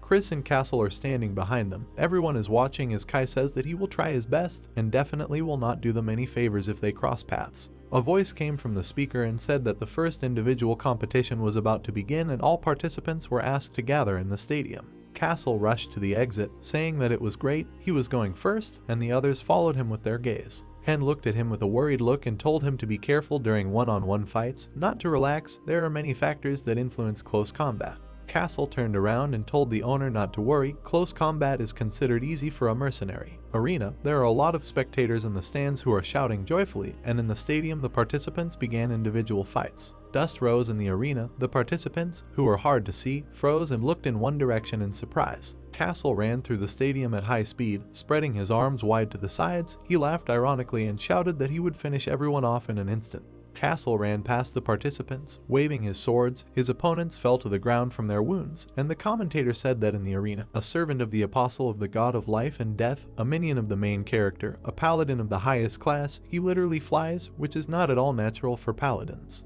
Han and Chris watch the competition on TV. The screen shows Castle striking the participants. The main character is surprised that he was introduced as a paladin. Han asks in surprise since when Castle became a paladin. Chris remembers how Castle was sitting at the computer and began to explain to the main character that they began to call him that after he became an apostle of God. And Castle is quite popular on the internet and often sits there, so he is obsessed with this. Castle continued to strike with his swords. Splashes of his opponents' blood scattered across the arena. Castle stopped and looked forward. The bodies of the opponents he had defeated lay on the ground. He furrowed his eyebrows and smiled evilly. Castle enters the room with a sword on his shoulder. The owner tells him that he is doing well, and he replies that it was a piece of cake. Hen turned to the TV screen and said that it seemed that the second group was starting too. Castle smiled in response. A dark-haired guy entered the arena, knitted his eyebrows and laughed, shouting for others to attack. He would finish them all at once. He made an angry expression on his face, clenched his teeth, and Hen noticed that it seemed his name was Hercules. Chris looked at the TV screen and said that she saw that he had a blessing. Hen asked if she really thought that was it. Hercules stands in the arena. Opponents punch him, but he doesn't even move. Chris says that God's blessing, even when attacked, it remains with the player, and added that this is downright dishonest. Hercules raised his hands up joyfully. He won. Hen, who was watching this on TV, noted that he was not able to go through the round faster than Castle did. In response, he smiled and said that it goes without saying. A voice comes from the speaker again, saying that the 9th round of the individual battle is beginning, asking the participants to enter the field. The main character stood up, lowered his head and said that it was his turn. Castle and Chris encouraged the owner and said that they would wait for him. Kai and Iris approached the main character. Kai said that they would root for him. The girl asked her godfather not to get hurt. In response, Hen turned around, smiled and said, "Good." The main character in a mask entered the arena, and the commentator began to introduce him: a world-famous Superman, a necromancer, the owner of a skeletal dragon, an apostle of the god of death and life, a great conqueror. All participants turned and looked at the main character. Some were horrified, some were surprised, some looked with a grin. The commentator said that all the participants in the 9th round had gathered. It was time to start the fight. There were a lot of people standing on the field. The main character approached the opponents. Fire was flying on one side of him and ice on the other. Hen shouted a spell, bone freeze, bones intertwined with fire and ice. The competition participants stood in shock. One of them shouted that why was he so strong? The second added that it was unfair. The main character stood surrounded by opponents. Dark energy poured out of him and he shouted a spell, bone explosion. After his words, someone from the crowd shouted for everyone to run away. Hen looked at them and said that he could.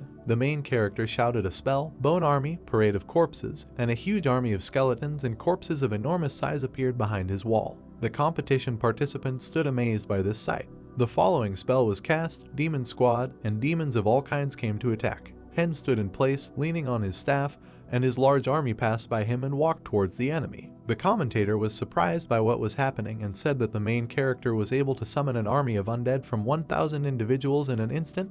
The army continued to move. Hen stands with his hands clenched into fists, and behind him is an army of skeletons. The commentator says that only one person can do this, and that is Hen. The main character looked at the participants, his eyes glowing with purple light. The competitors looked in fear, but one of them said that we need to try, we won't die anyway. He spent too much energy, so he won't last long. Hen looked at them intently with glowing eyes. He quickly closed his eyes. The next moment, everything in the stadium caught fire, lightning, black smoke, ice were flying, and the main character stood and thought that this was the expected ending. Such a result is natural with such an army. The shield began to close. The preliminary round consisted of 30 individual competitions that took place over the course of one day. 6 hours later, the competition opened to the public, with people all over the city watching on their computers and phones. A room in which many people are sitting and looking at computer screens. There is a large TV on the wall, on which they show the victory of the main character. Hen says that of course it's not bad that their video has become so popular, but now the enemy can find out more about their techniques. The main character asks Chris what she thinks they will do. The sorceress answered the owner that they will find out about this over time.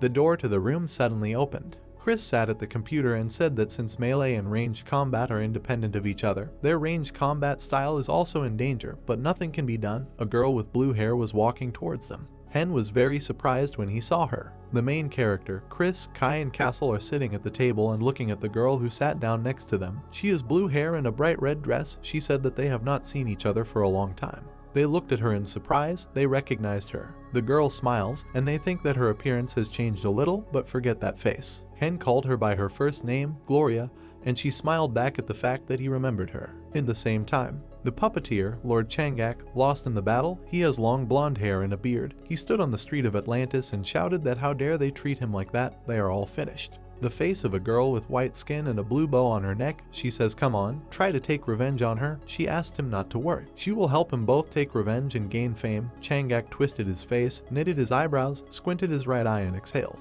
He looked very carefully with one eye. He looked at the large screen, which showed the main character with an army of skeletons and corpses behind him. Then he looked away, smiled mysteriously and said that here he was, the man. She had finally found him. Hen, Chris, Castle, Iris, Kai are sitting at the table and looking at the girl with blue hair. She sits confidently with her arms crossed over her chest. Gloria studied the little girl carefully. Iris looked at her, eyes wide open and trembling, and Gloria said that it was unusual. She looked like that bag of blood, and the skills were the same. Hen looked at the girl in surprise and asked what the blood bag was. Gloria looked at him, smiled and said that the girl looked like the vampire emperor. She was once in his dungeon. Gloria assumed that it was the emperor's child, and Kai jumped up from his chair and shouted at her that he would kill her. The owner looked at him angrily and asked him to stop. Kai looked down at him, and Hen continued to tell him that everything would be fine, asking him to trust him. If something happened, he would decide everything himself. Gloria looked mockingly at Kai, who answered the owner that he understood. Hen turned to the blue-haired girl and asked why she was here. She narrowed her eyes a little, looked at him carefully and replied that she was bored and that she missed him because he was special to her. The main character's eyes lit up. He looked at her in disbelief and said, "Really?" Gloria laughed and said that, to be honest, she thought that after their meeting he would quickly die, but he had grown up quite well. They continued to sit at the table. Gloria turned to the main character and told him to continue to grow, to bend everyone else, and then he would be on a par with her, as an enemy of course. She sadly closed her eyes and said that she did not have enough worthy opponents, she was too strong. Everyone looked at her in surprise after these words, and she continued her speech that it is not so easy to be strong, there are no good opponents. There is nowhere to grow further.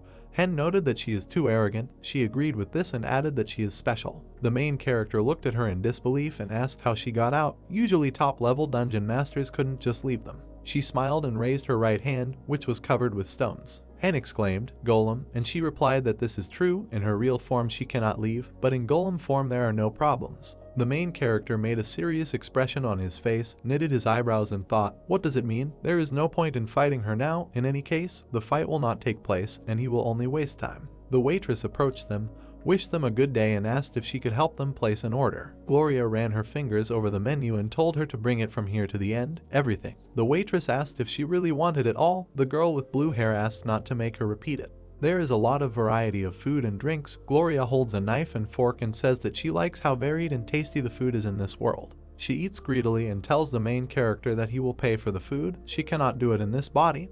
Hen agreed irritably. Gloria said that in return she would tell him something important. He looked at her questioningly and asked what. Gloria remembered the girl in the black mask and said that not only she got out, but also the bug he kicked was also here. The girl with blue hair closed her eyes and added that that girl was very angry with him.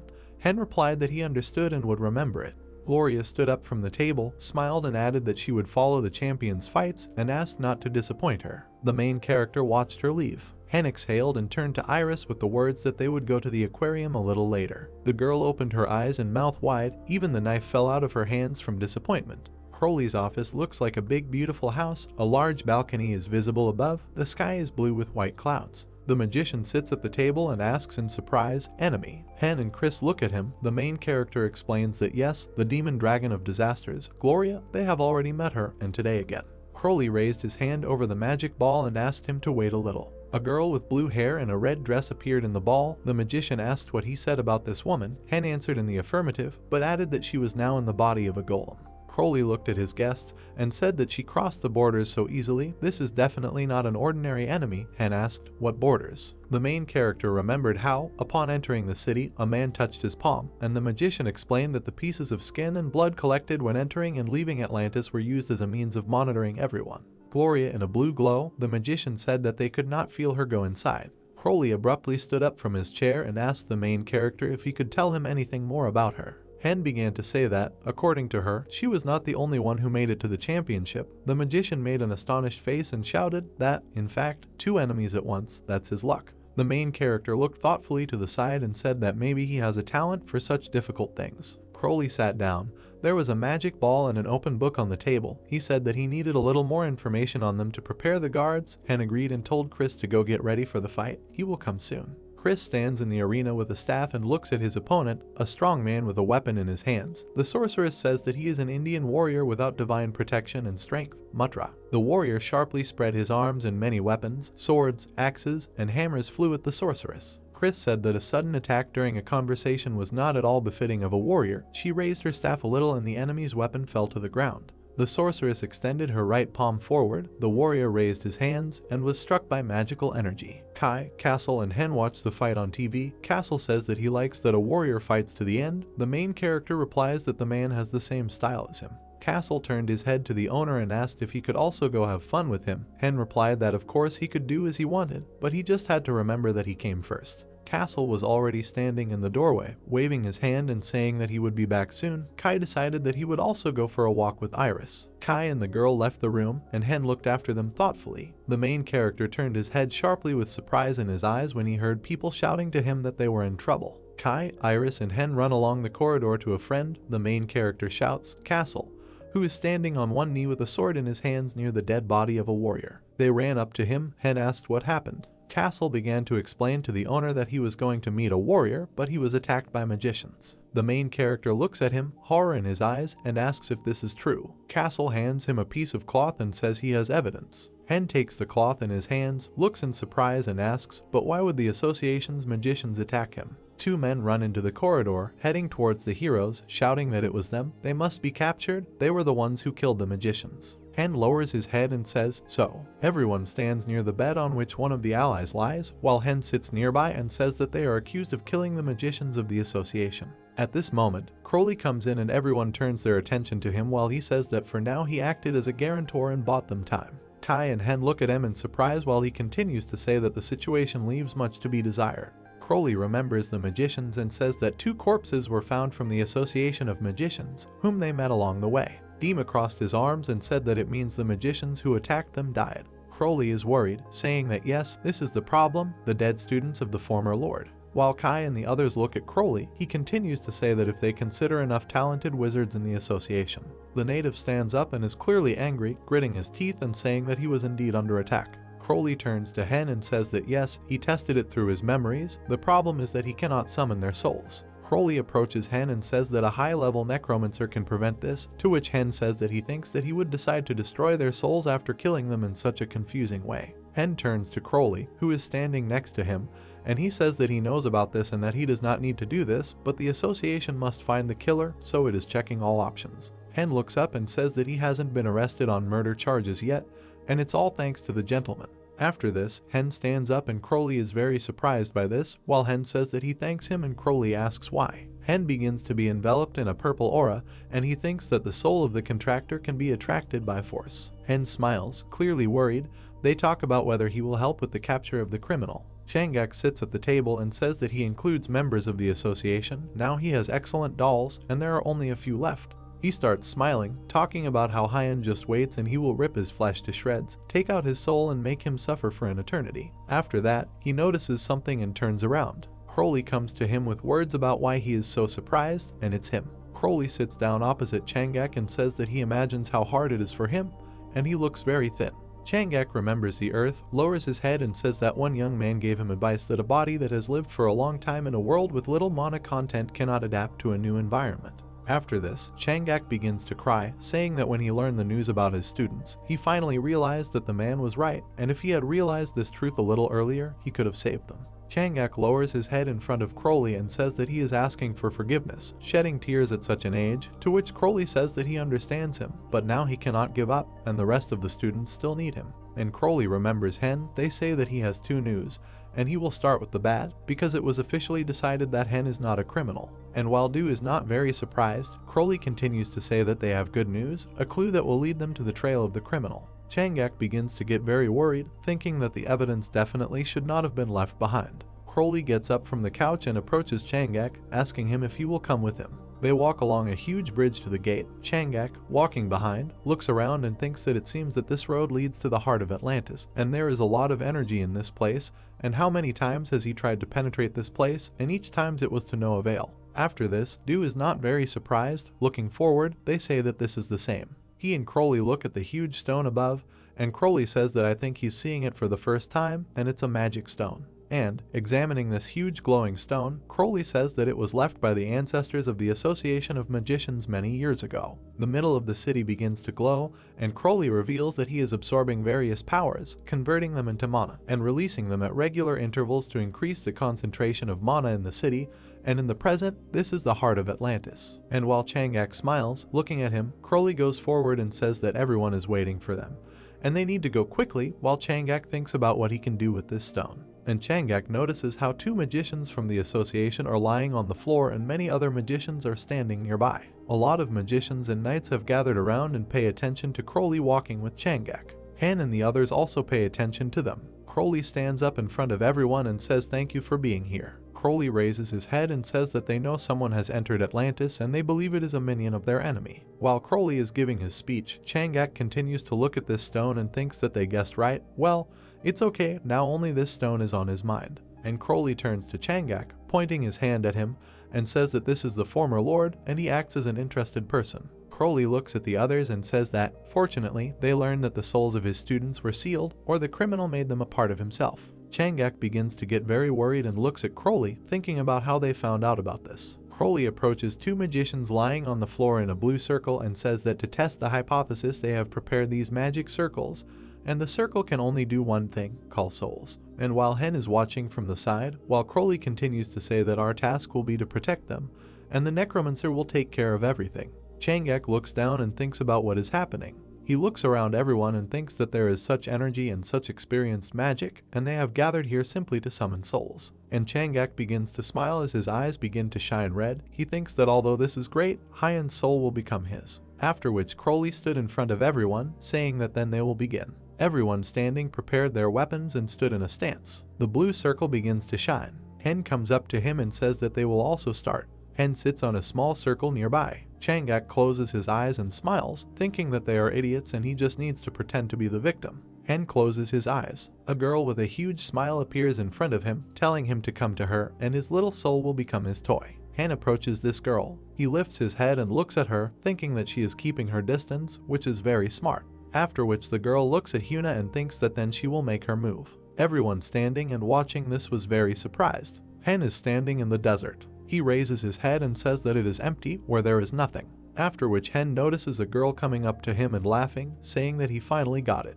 This girl smiles, shouting that this is her spiritual world and he can defeat her here. After which many soldiers appear from the sand. And from Hen's side, many different undead appear, from horses to soldiers and orcs. Hen looks at her and says that he has questions. What is her name? She starts laughing in response, shouting that it's good, she'll tell him. She is Injit, the mistress of dolls, a commander without subordination, the queen of a country without a people and the future mistress of his soul. Hen takes out his staff, looking at her, and says that he doesn't know if she will become his mistress, but remember, the queen of a country without people. Undead Hina fights Angid's soldiers, and Jid's sand soldiers are pushing back the undead. The sand soldier standing in front shouts, die and disappear. Hen, watching all this from the side, thinks that in my squad they only use force, but it is the very soul that it controls that is used. After which one of Hen's soldiers tears off a piece of his arm.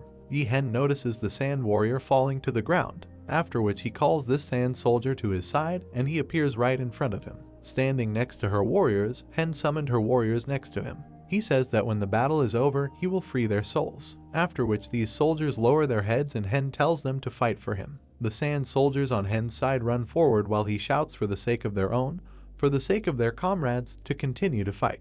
Angid gets very angry, gritting his teeth and shouting that how dare he steal her toys. Hen lowers his head and thinks that power is important in the mental world. He looks ahead and thinks about how he will die if he loses control, and if he can take the souls that she has already absorbed. After which one of the undead strikes the sand soldier on the head, and Hyan thinks he will have a chance to win, and Jeet lets his head go and says she will finish. After which more sand soldiers appear from the sand, and all of Hen's wars watch as these sand soldiers begin to fuse together and create a huge creature. Hyan watches as a huge sand soldier appears in front of them. This soldier throws a kick and she screams about how this is the end of the scum. Hen looks up and says yes, they should finish. After which this soldier explodes. Everyone watches from the side as a huge explosion occurs and sand scatters in all directions. Angie looks at Hen's army and shouts at him, what is he doing? Hen looks forward. Cracks appear all over the sky, and Hen watches Injit approaching her and telling her that during a mental battle, the world opens up to the one who takes the initiative, and she finally moved on to him. After which Hen's huge army marches forward, and he shouts for them to enter his world. And Hen calls one of his soldiers, saying that everything is going exactly according to plan. And suddenly Chang'e appears along with his students, who are very surprised at what is happening and shout to the mentor, saying that they have died. Hen turns to them and says that these are the souls of life that Injid took away. She gets very angry watching this and screams that he is a bastard, what is he doing? A huge castle appears behind Hen, and he goes forward. They say that he only brought back those whom she killed. He raises his head and says that he knew the bait to lure her here and used the connection between her and Chang'e's students. And, looking at Kai, Hen says that he managed to penetrate her soul, and he attacked her, saving those whom she had absorbed. After which Kai goes forward, and many turquoise knights appear behind him, and Hen says that only Kai and the legionnaires can pull this off. Hen looks at Kai and talks about how many souls he pulled out of her. He turns to Hen and says that it's less than 10%, but there were still 300 million of them. And Jit gets very angry, naturally, with teeth, shouts at him about how he dared to do this. Hen senses an overwhelming aura and begins to worry. Crowley, watching from the side, tells Hen that he really managed to wake up. Hen comes to his senses, and Crowley stands in front. They talk about what must be. Hen is tired, and so he will help defeat him, and the enemy is furious. Many warriors try to break the huge hand that appears while Crowley talks about how it is trying to penetrate their world. This hand begins to disintegrate and the soldiers retreat back. Hen and Crowley, watching from the sidelines, talk about how they should start, and Hen says no, he doesn't think it will be necessary. And a girl appears in front of Crowley and Hen, walking forward. She smiles, looking at what is happening, and says that they have not seen each other for a long time, insects, and they shout to her about Gloria, what she forgot here and how she could betray him. She smiles and says that it means betraying, and it was he who sent her here. Angel gets angry, gritting his teeth and talking about how this is so. Gloria opens her mouth and creates a magic ball, saying that no matter how angry she was, she had to restrain herself. But she's a bug, there's nothing to be done. Grief then releases a huge magical explosion towards Angel. A huge hand of sand flies everywhere as Hen and Crowley watch, and Gloria tells her to remember the pain she felt today and learn patience. Gloria begins to unravel, turning to Hen, and says that until she starts fighting, and today the victory is theirs, the people, but do not forget about their strength, and if they do not become even better, they will lose. After which she completely disappears, and only her clothes remain. Hen grabs his face with his hand, thinking that this is the end, but still, he takes off his mask and breathes heavily, thinking that the enemy still did not fight at full strength. The townspeople on TV look at the hand that appears from the ground, and it is said that all those who stood by the engine were brought to justice. Chang'ek stands with his students and says that the operation ended well, and all the souls that engine captured returned to their bodies. Han and his teammates sit at the table, but because they were considered suspects, they had to remain in the finals and were unable to take part in the group competition. Kai sighs, saying that seriously, they would have won if they had participated. Hen smiles, turning to him, not saying that at least they can take part in a power battle. To what do they tell him that the owner or he is confident that they will be able to enter the battle with force. Yunha looks down, they say that the usual limit of participants is 500 people, but there are only 5 of them. And shouldn't I be able to? And while Kai points his fingers at himself and Hen looks at Yunha, he says that they even have a legionnaire who is worth 1,000 souls, and Kai confirms this by saying that yes, you have me. And Hen looks at the girl standing in the distance, thinking that he doesn't want to turn on Iris, but he remembers how she, holding her fists forward, shouted that she was a difficult child, and her godfather and uncle were too protective of her and continue in the same spirit, and she would run away. Hen looks at her and thinks that yes, if the scouts are warriors, then everything will be fine. Yunha looks at Hyunwoo sitting at the table and says that they are not weak, but the strength of the majority cannot be ignored. That's why he insists on a large number of participants, and Hen says that if his goal was to win, he would do so. Hen looks at Kai, who says that they can't fight to win. Yunha lowers his head, they say that's it, and he wants to test his limit in this match, and they are guaranteed safety, so this is a great chance to test their limits. After which Hen watches him leave and says that then he should be fully prepared. And Hen looks at how Kai and the others lower their heads, saying that they will go too, and you can't always just have fun, and everyone agrees. Hen is left alone in the room, sitting at the table. He looks ahead, closes his eyes. He opens his eyes, and he sees the director appear in front of him, saying that he has been meditating for too long, and while he was waiting for him, he already drank a glass, and it's okay. Hyan looks at him and says it's you. There is a lot of alcohol on the table, and the director says that this association of magicians is impressive with so many excellent alcohol. Hyan looks at the director and says that he came later than he thought, to which the director says that he was busy and apologizes. Hen looks at him with a serious face. They say that he prepared a contract, to which he replies that, of course. The director smiles and lays out the talisman. They say that even though he made it himself, even he won't be able to break it. Hen takes this contract and reads it, thinking to himself that the content couldn't be simpler, and it will destroy organizations and show him the worst possible futures. And Hen says that these 4 organizations are Asgard, Argonaut, Onmyo-ri, and Murim. Hen recalls all these organizations, talking about why he removed the Heavenly Demon Clan, to which the director says that they do not have the players he needs, and there is a very complex class system. Hen sees the signature at the bottom of this contract and asks the director what it means he only needs to destroy them, and he agrees with him. The director stands in front of Hyan and says that the mission will be completed on the last day of the year and he will go to his base. And Hyan agrees. In the huge Coliseum, the Magicians Association announced another news to the whole world, and now the power battle is matches of 5 teams, not 3, and all teams fight without preliminary matches. A lot of people are watching this with great enthusiasm, saying that they welcome all the teams that will participate in the power battle. People wearing blue and red robes with a dragon on them come out, saying that meet the Dragon Association from Murim. The next people come out with beards and helmets, saying that Asgard is coming out of Northern Europe. And many samurai come out. They say that this is the country of samurai and ninjas, the great power of the East, Onmyo-ri from Japan. The next to emerge are people with Greek inclinations and those who inherited the names of the heroes of Greek mythology, the Argonauts. And one of the men with the lion helmet notices Hina while people are shouting his name, Alexander. And Hen comes out with his group. They say that the latter is the only team consisting of 5 people, the Necromancer, the Lord of Life and Death, and Hen's team. Hen hits with his staff. A bone dragon appears behind them. People watching Hen smile and say that it will be cool to see the dragon during the fight, which is very surprising.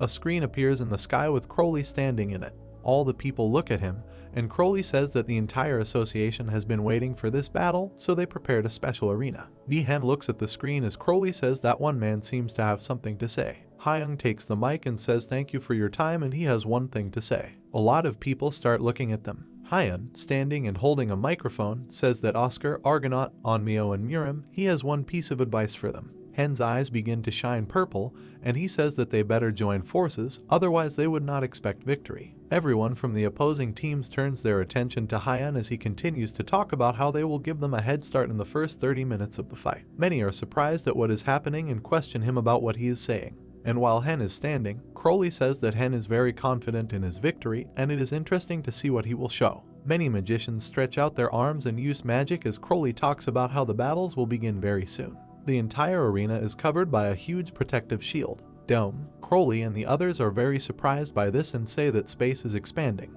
and an oasis appears in front of them along with the forest. Crowley smiles and closes his eyes, saying that the match has no time limit and it is a battle royal that lasts until the last team wins, and then they begin. Hen and the others walk through the forest. A man from the Japanese team watches Hen and says that the captain's target is moving in that direction. Their captain with long brown hair says he got it, and a lot of monsters come straight towards them. The captain lowers his head and tells him to come here, idiot. And many monsters from Japan, along with the captain and the others, go forward, and Hen tells them that the boys should stop, and he will give them advice. The captain and the others are very surprised by this, and Hen says that they should find the enemy and learn about his capabilities. And a lot of undead skeletons appear around them. Hen lowers his head and says that he can summon more than 5,000 low-level undead and more. Hen then summons huge skeletal golems, and the Japanese team notices how many knights shining in turquoise appear above them. The captain begins to get very worried as Hen tells him that she is the first team to fight him, so if they don't last 10 minutes, they will be given a second chance. And the team from Japan begins to take fighting stances and defend themselves from the skeletons attacking them. Samurai with a mask, they attack these skeletons, killing one by one.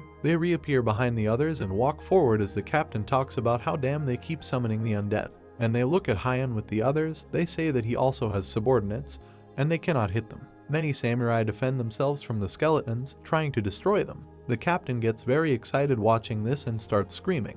Hen comes up to him, showing his watch. They say that I'm sorry, but time is up, and they lasted even 15 minutes. After which he notices how all these soldiers from Japan fall to the ground from fatigue, and Hen says that they are great. Hen extends his hand and uses golden-colored magic. It is said that as he promised, he will continue the battle. People from the Japanese team get to their feet while they are enveloped by Hen's magic. They are surprised at this and talk about how he can really heal wounds and restore. The dragons appear behind Hen and he says that it's a great fight and they'll see each other later, but next time they won't take pity on them. And everyone from the Japanese team watches as Hen flies away on the dragon. The captain calls one of his subordinates to him. He gets very angry and tells them to start searching, and their target is the other team. And the man with long blonde hair and one eye is the commander of Asgard, Magnesium. He talks about everyone joining forces. They look at the man from the Argonauts, Alexander. They talk about how they can't believe it. They were afraid of a team of 5 people, and it seems so great, but in reality there is not a drop of courage. And Magnesium comes right up to Alexander, telling him to disappear, being a coward. Magnesium begins to get angry and his eyes turn red. He says that he would love to destroy him, but he cannot destroy the player in the form of a lion, and he is lucky. In response to this, Alexander also looks at him furiously with red eyes, and Kai calls out to both of them, saying hey. He points his finger at them and smiles. They say that, apparently, the alliance did not work out, then he will allow them to help, and the owner can deal with them himself. He thinks that then they will find another team. And Magnesium, despite Kai, is very surprised, saying that he really is. And while Kai takes out his weapon, Magnesium, he looks at him and says that is he really going to fight them alone. Kai is very surprised, looking forward. Magnesium and the others watch as Kai is lifted up by the thorny vines. Magnesium, despite this, shouts that he doesn't care about the fight and they should just kill him and send him to the ground. Kai uses fire and breaks free from his bonds. Kai lands and sees Magnesium running towards him, saying that the roots are too weak and he is overprovided and he needs to work on this point. After which Kai dodges the Magnesium strike. Kai is enveloped in fire. He smiles and says that it was dangerous to combine the two tactics and this is not a joke to them. After which Magnesium and the others watch how some of the sodium is divided. One is fiery, the second is icy and the third is foggy, shouting that this is a division into 3 bodies. and the smiling Kai runs forward, attacking the Magnesium, shouting that they will now have fun. Magnesium and the rest are on the floor, and everything is on fire. Magnesium sits and looks at the floor, calls Alexander to him, and he asks him what. Magnesium lowers his head, saying that his offer is still valid, and Alexander agrees. After this, Magnesium and Alexander and his guild of Argonauts go forward. They stop near a skeleton holding a note. The note says that the boys are the last warning, they will move further than the sign and they will consider them enemies. But if someone can find it, they will give a special gift. Magnesium is very angry, clenching his teeth and fists, saying that this is very infuriating for him, and he will definitely blow his head off as soon as he meets him. One of the soldiers standing behind calls Atlas to him. He looks up with the girl, saying that there are a lot of magical and mechanical mines here, so they should open the way for them. After this, he sits on his knees and begins to pray. He closes his eyes and says that Poseidon, brother of Zeus, great god of the seas, help him to allow the use of the ship that blessed him, Hera, and appear, Argo. Everyone notices a huge ship behind him, and he continues to pray, saying that it is the legendary ship, the Argo. This ship flies forward, disarming all the magical mines ahead, and everyone is told to move out. All guilds behind the ship begin to move forward, and the people on the ship notice many skeletons with weapons. These skeletons get into position and start shooting at them, and these guilds, who ran after the ship, begin to receive bullets. Several soldiers appear in a certain white room, looking at each other in surprise, and one of them says that it seems they were moved due to the damage system, and damn it, they couldn't do anything and just dropped out. And many sand golems appear near the ship. The remaining people running after the ship smile and shout that these are legendary giants. Legendary heroes will be able to defeat them. Go ahead. After which they jump on these golems and attack them. Hen is breathing heavily. He watches this ship and the people walking forward, standing behind their skeletons, and thinks that there are still 900 people left and already less than half of the original 2,000. Hen raises his staff and says that, as you can see, he is starting to get tired, so he just wants to win and finish everything quickly. After which Hen hits the ground with his staff and says that he announces a special rule, and they must try to knock him out, and then they will end the battle and retreat. The sand begins to rise under Hen, and one of the warriors turns to Charon and says that his turns indicate that he knows. And a man in green clothes jumps from the ship. He runs straight towards Hen, who is covered in his sand. He destroys Hen's monsters, one by one, shouting that he will kill them all and the angel of death will never come for them and they will simply disappear. After which many monsters jump towards the sand ball. Kai hits, laughing, and they talk about what is not allowed, for someone to forget about him. Magnesium and Alexander appear in front of him with their weapons and he is surprised at this. Kai is very surprised and raises his head, saying that they still can't win the guys, and they tried. After which Cain attacks Alexander's Magnesium, shouting that now everything will be different. They attack each other, enveloping everything in fire and magic. Yuna looks at other people. They say that the owner, of course, allowed it, but this is complete chaos. They fall on Yuna, talking about him dying. Lots of shuriken are flying towards him and he talks about using lightning. Many people watch from the sidelines, are very surprised by this, open their eyes, and say that, damn, something else is needed. After which everyone notices how purple hands appear under their feet, trying to pull them down. And a girl, climbing out of the purple void, screams and smiles, saying that there she is. A girl with a bow jumps from her ship and starts shooting everyone with arrows. Yuna looks at all this and uses lightning, evaporating those arrows, landing on the ground, and says that almost. Yunka looks at her and says that he hears the voice of a man from heaven, but it is transparent, and only one. And a man appears next to the girl, and Yuna says that this is the hero Perseus, while he replies that it is problematic to be so famous. He lets his head go. They say that he knows he had a sword with which he beheaded the Gorgon. After which Yuna watches as they surrounded him, and Perseus says that means he understands that it will not be so easy with him. A samurai is trying to jump onto a sand ball. He is surprised and tries to strike with his weapon. After which the samurai notices Hina flying in the sky. Hen looks at this samurai. They say that he is great for reaching him, and this is worthy of praise. Charon, watching this, shouts that the head of the underworld, meet Charon. And behind Charon a three-headed red Cerberus appears, and he says that he is a fool and still called him. And the chorus shouts to this Cerberus, while he raises his head, that his opponent is an apostle of a being who claims to be the god of life and death, and that's why he was called, to which Cerberus says that then he did the right thing.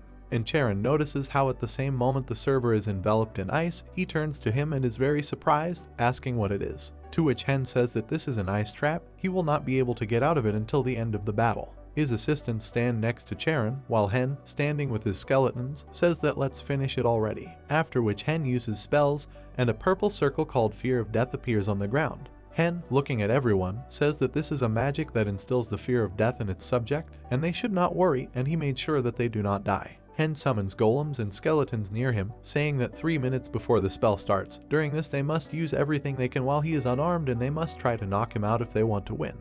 The two knights opened their mouths wide, looked carefully in front of them, and shouted to the guy named Jason that he could rely on them. The huge fleet sailed quickly through the clear water. One of the knights raised his spear and took aim. Then he sharply threw his spear and shouted to go forward. The spear flew into a huge stone and broke it. The spear quickly pierced the stone and pierced the protagonist standing inside. The knight looked forward with a happy face and shouted that this was excellent. Hen began to slowly raise his gloomy head and noticed that this was the last warning. The main character looked sharply at his squad of the living dead and huge golems, and noticed that they should not believe the words of the enemy. He had no need to tell him the truth. Honor, this is what you can rely on. A huge, dark seal and a loud sound appeared. Crowley looked directly attentively and noticed that there was no point in continuing the battle. It was time to end it. From a huge, dark hole, shouts were heard that the battle was over. Win, One High's team. The crowd opened their mouths wide, then their eyes, and said that they lost to a team of 5 people, but this is a superpower. The main character and his squad walked slowly and confidently through the arena. The crowd of clerics in white looked closely at the main characters, and after the end of the battle they heard that the Holy Throne was winning the team battle. 2 musicians sat with downcast faces. One of them turned his head sharply. These are bards, poets who did not participate in the Asgardian battle. A crowd of people in dark robes looked carefully in front of them and stretched out their hands. These were the minor troops of the Holy Throne, supplying them with buffs. The main character looked carefully in front of him and thought that if they also took part in the battle of power, he would not be so confident in his victory. Hen looked carefully at the gray-haired man in the cape and added in his head that the championship gave experience to the strongest of this world, and the association also announced that it would distribute magical items according to activity level. A dark-haired blacksmith sat in the tool-making workshop of a master named Venian and asked with a gloomy look what item he needed. Hen and Chris looked at him carefully, and the protagonist replied that if he needed something, he would do it himself. The man looked at them carefully and laughingly noted that he knew it, which means he came for the necessary ingredients. Hen abruptly approached him, saw the bag that he held out and heard that here they were. He used subspace magic, so there would be no problems with the item, and addressed him as Henbo. The main character opened his mouth wide, looked at the man and asked in shock how he knew his name. The man turned his eyes sarcastically at him and, having examined him, said that he needed to step away and talk. There was a mug of tea and cake on the table, and the man asked if he knew what dragon sinews were. The main character sat opposite him on the chair and asked again, looking carefully. Stone runes appeared in the man's head, and, looking carefully at the protagonist, he replied that in the west the veins of the dragon are called a sanctuary, a hidden sacred place, Stonehenge, one of them. The man looked carefully at the main characters and added that they were priceless, so he wondered how he was going to use them if he found them, and Hen and Chris listened to him carefully and did not look away. The protagonist then looked at him carefully and replied that he could simply use them as an item to save mana. The dark-haired man smiled broadly and replied that everything was clear to him, even simpler than he thought. Hen began to stand up sharply and, looking at the man, noticed that next time he would prepare and suggested something else, and the bearded man replied that he would wait. The main characters left the building and began to confidently walk down the street, and Hen began to think that this old man was trying to extract information from him, the feeling that someone was constantly eavesdropping on them. The main characters walked down the street. Chris sharply turned her head at a stone flying in the air, and Hen added in his head that this Venom was up to it. We need to check if these materials are also magical. Behind the protagonist, Chris stopped abruptly and carefully examined an incomprehensible object in the air, and Hen sharply lowered his head and, covering his eyes, made a mental note to rely on it.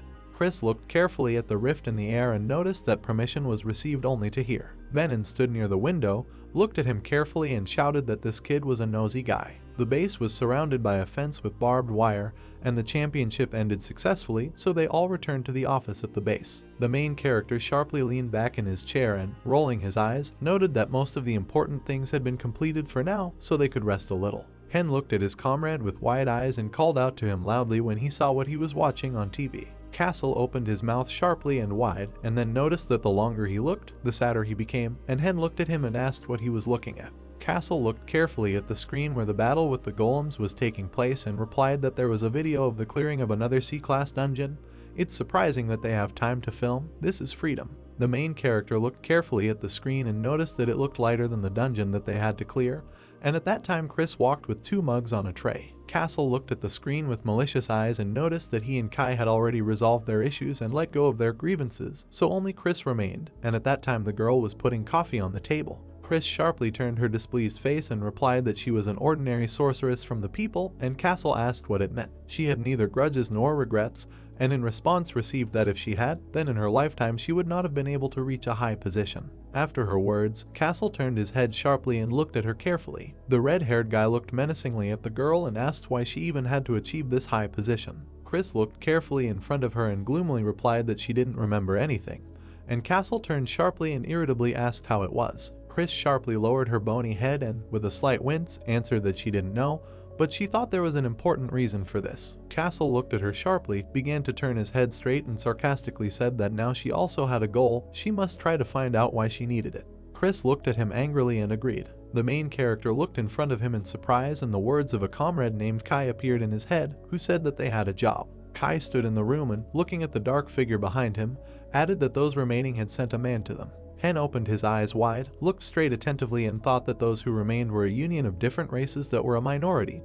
But why to him? A moment later, the main character got all nervous and asked that maybe it was all because of Iris. Kai looked carefully at the unknown man in the hat and told the protagonist that he was thinking about it too.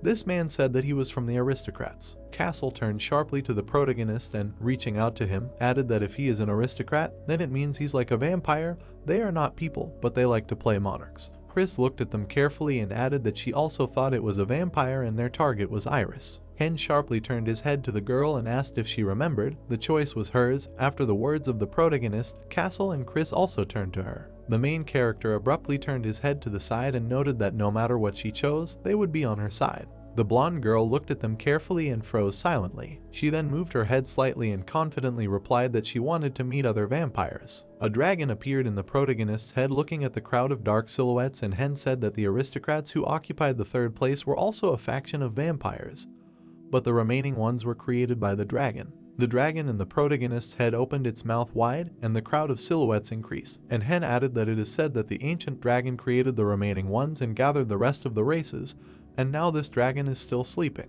In the protagonist's head, the dragon laid his head on the void and fell asleep, and then Hen said that 3 factions of aristocrats came to them. 4 people stood behind the man sitting on the chair, who was looking carefully straight ahead, and the protagonist noticed that this was a faction of ancient blood. The main character smiled broadly and, covering his eyes, introduced himself and said that he was Iris's guardian and godfather. The old man tensed slightly and noticed that he did not even apologize, although he made the guests wait. Hen was sitting opposite, his team was behind him. He looked carefully at the old man and replied that they were not entirely welcome guests, so he wouldn't even have come if it wasn't for Iris, and the gray-haired man asked where Lady Iris was. After his words, the main character sharply shouted for her to come here. She suddenly appeared next to him, and the old man was frightened by this and gasped loudly. Iris abruptly took the protagonist by the hand, looked to the side with fear, and heard that they were just very happy to see her. Hen looked carefully at the old man and asked why he wanted to meet with Iris, and the old man sharply turned his head at him and stared with interest and answered to get her blood. After his words, Iris looked at him in horror and began to get nervous. Kai began to quickly take out his sword and look angrily at the old man, but Castle looked at him and stopped him. The old man sharply extended his hands in front of him, asked for forgiveness, and noted that they only needed part of her blood. Their real goal was survival. The planet Earth appeared in the old man's head, and he added that he was Galleon, the only one from the ancient blood faction who was able to awaken. They are in a terrible situation due to the decrease in mana on Earth. A memory appeared in his head of how he was lying on the bed unconscious, and the young vampire was holding his hand, and added that the concentration of mana in people's blood had dropped greatly, so their gene also became weaker. The main character looked at him carefully and listened without interrupting. Iris and Kai looked at the old man in horror, and Hen, with a calm face, heard that he had learned that they could regain their power if they got the blood of another ancient vampire. Kai suddenly opened his mouth wide and shouted with rage in his eyes that there was no reason for Iris to sacrifice herself for them. Castle began to quickly draw his sword and furiously noted that it would be easier for them all to simply die out, and Chris twitched slightly and added that this was a great chance to get materials for experiments. After their words, Iris turned on them in anger and shouted at them to wait. They just came up with their own way to solve this problem. The main character looked at the old man without moving a muscle, and Iris added that he needed to listen to them first. The old man suddenly became nervous and added with fear that there was another way so that not she, but they, would sacrifice themselves. The old man sharply lowered his head and noticed that she could absorb him and he would become part of her blood, and Hen and Iris looked at him with great surprise.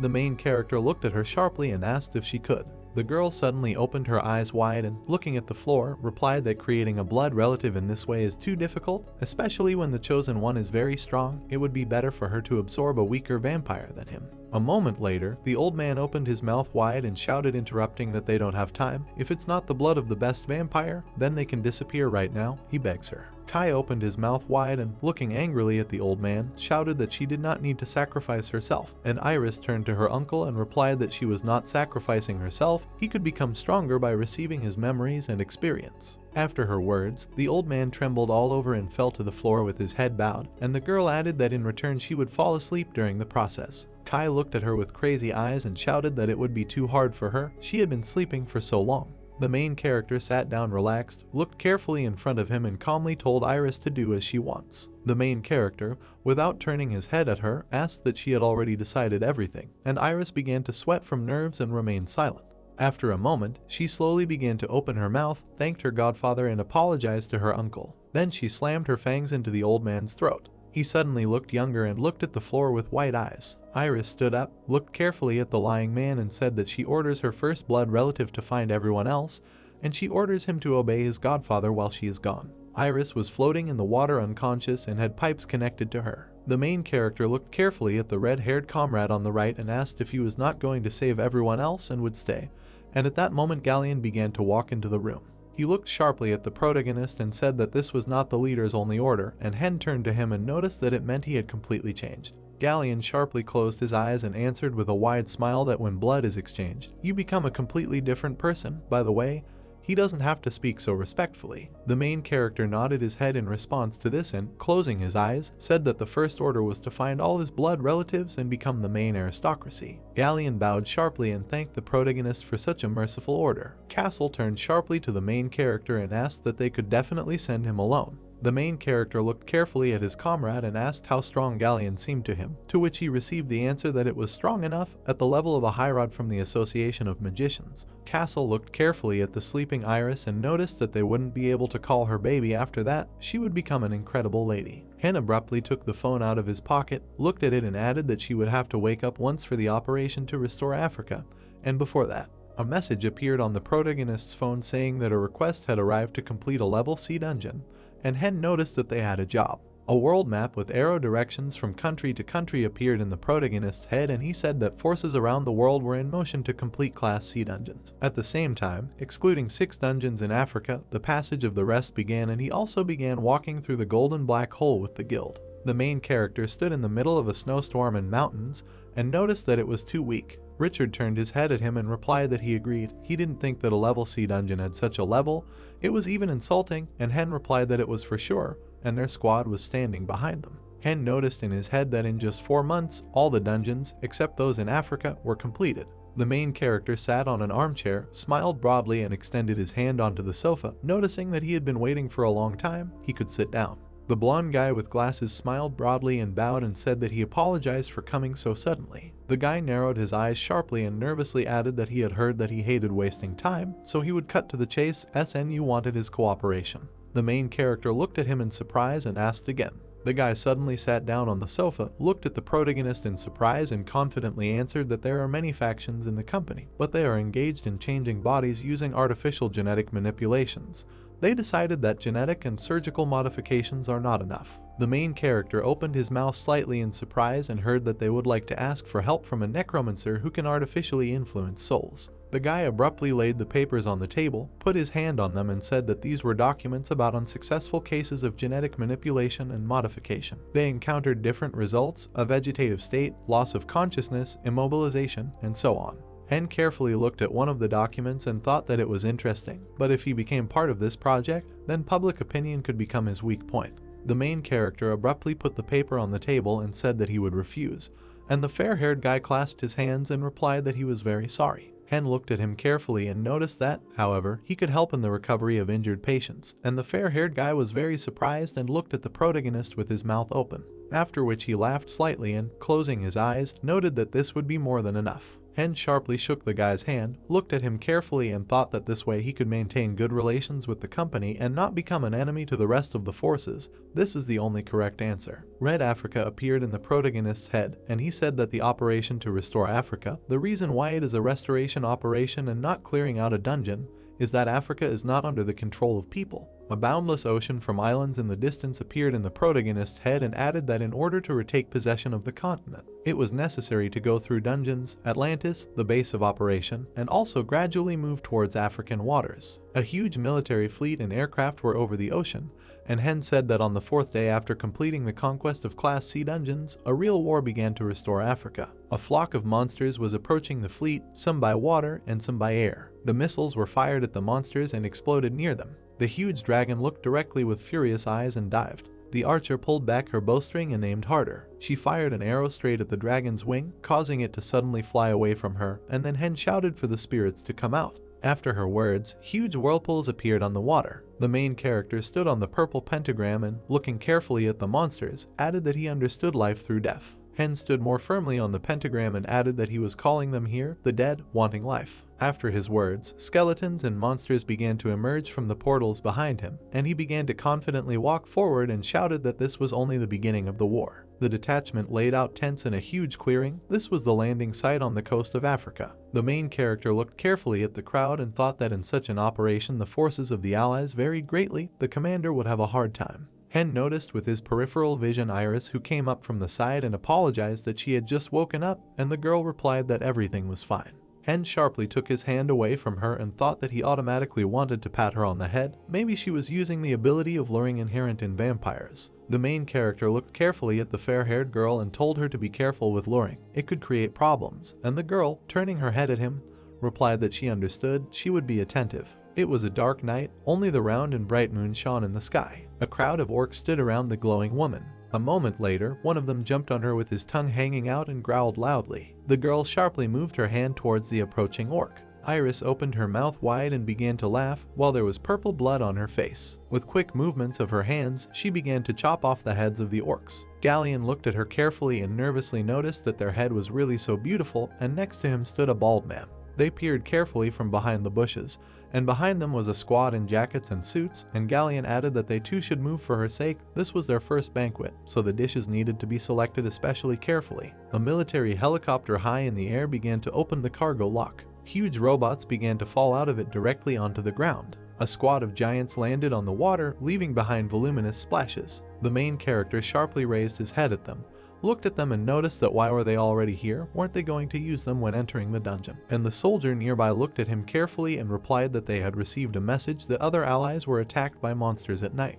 The sergeant turned his head sharply, looked serious and added that that was why he had to use a detachment of giants earlier than planned, and the protagonist noticed that he understood everything. The entire army of soldiers with the giants looked confidently and walked straight. And then the sergeant asked what he did to prevent them from attacking them, and Hen replied that it was all thanks to the masters of the night. The soldier looked at him carefully and asked what he was saying about the remaining ones, and he answered positively, and the sergeant noted that it was good that they were now on their side. Iris quickly spun around people in jackets, all covered in purple blood, and laughed loudly. A moment later, the main character looked up after hearing the voice of the bone dragon in his head, and then asked what was wrong with him. Out of the blue, he suddenly decided to speak. The main character walked confidently next to the army of soldiers, and Nidhogg asked him to join the battle. He wants to test his strength in a place called Earth and something is bothering him. The dragon sharply clenched his teeth in anger and his eyes began to glow bright red.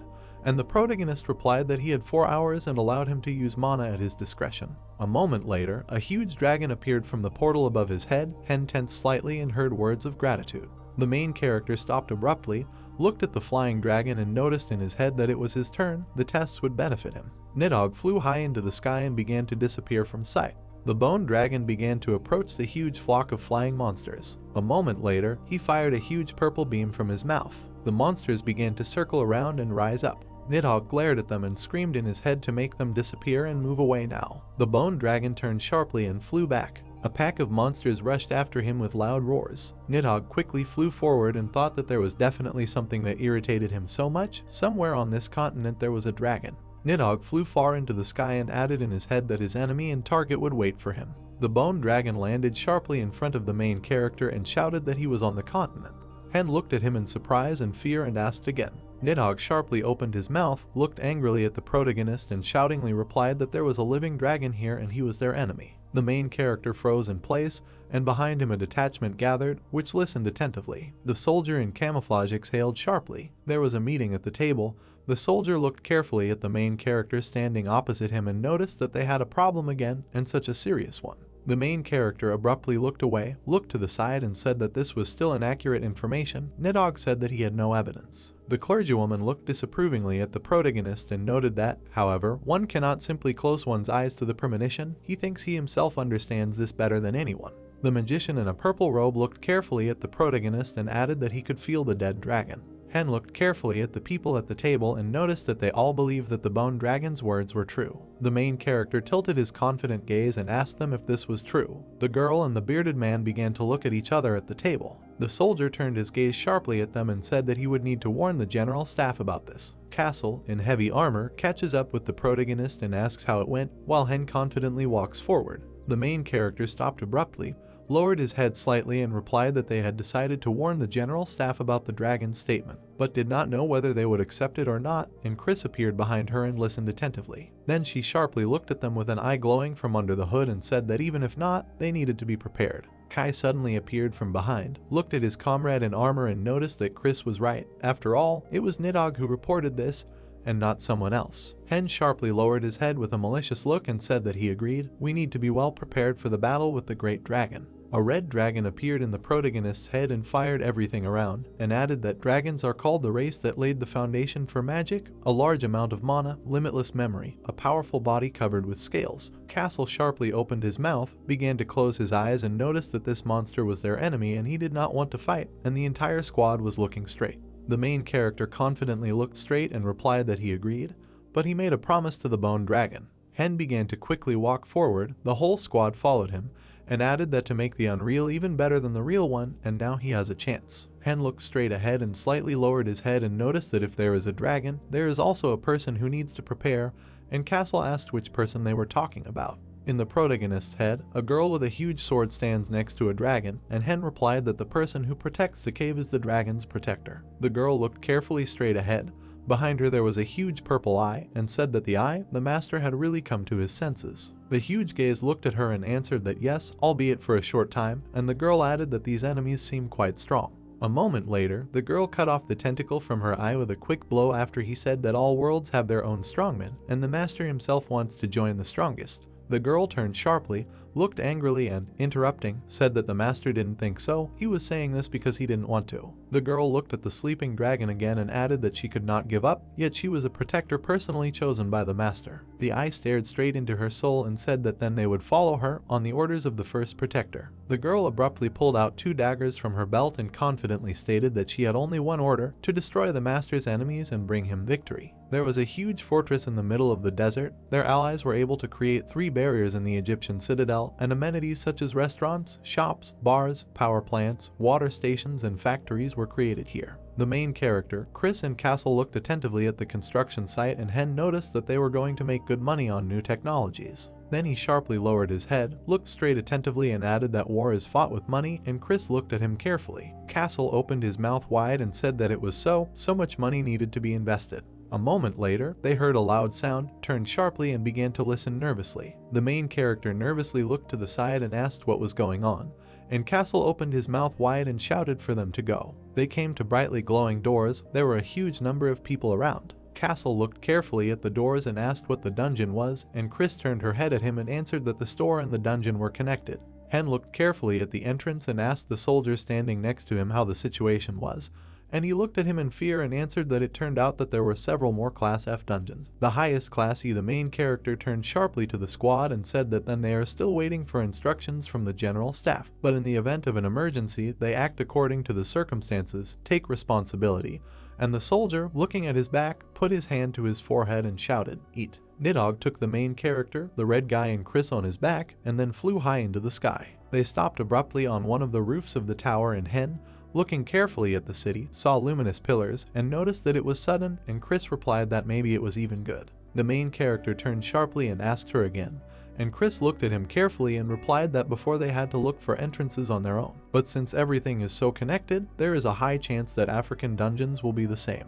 Hen looked at her carefully and noticed that there was definitely something there. Castle turned his gaze sharply at him and noticed that they would first go to headquarters, and the main character looked at him and agreed. A detachment of the main one sat on the table and discussed, and the main character spoke at the meeting, where there were representatives of each faction. A discussion began on the expected issue, but opinions were divided. Some wanted to watch what was happening, and some wanted to quickly start going through the dungeons. The main character looked carefully at the pillars of light and said that even though they were going to start cleaning up, they needed to suspend work for now. Castle looked carefully at the city and folding his arms across his chest added that no one could do this faster than them. Hen turned his eye to his comrade, looked at him carefully and said that their team was stronger than all the allies combined, so this was a given. Castle began to leave and said offendedly that he should stand aside like that, and the main character became slightly annoyed and noticed that they were just waiting and it would be better to get together. Castle turned his head sharply, looked carefully at the owner and asked what he thought so. The main character looked carefully at the red-haired guy and noticed that he was thinking correctly. A loud noise was heard in the middle of the forest camp.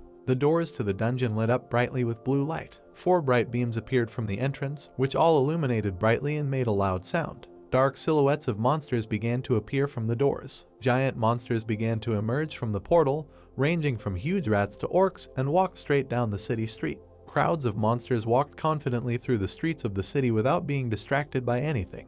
Hen abruptly grabbed the radio and ordered the second type of magic to be activated. A moment later, a purple pentagram appeared in the middle of the city. The protagonist's skeleton warriors emerged from the pentagram and stared furiously at the squad of monsters. Then the tanks began to fire at the monsters from the side and the soldiers shouted to attack and not be afraid to destroy buildings. One of the soldiers turned his head sharply at the commander and shouted that there was an urgent report from the third barrier, and the commander opened his mouth wide and loudly replied that the military operation could be continued. The main character quickly walked along the third barrier, looked carefully at the city and noticed in his head that now it was their turn. In the distance, the protagonist saw a bright, blinding flash. He saw a bright and hot flame in the distance and thought that it was the breath of a dragon. Then I saw dragon-like monsters flying up the wall. Hen saw a green dragon spewing fire and noticed in his head that these were drakes and dragons. A moment later, the main character extended his hand in front of him, then cast a reflective shield spell, and a huge, purple shield appeared in front of him. Then a pentagram appeared in front of his hand and purple curls of mana flew from it.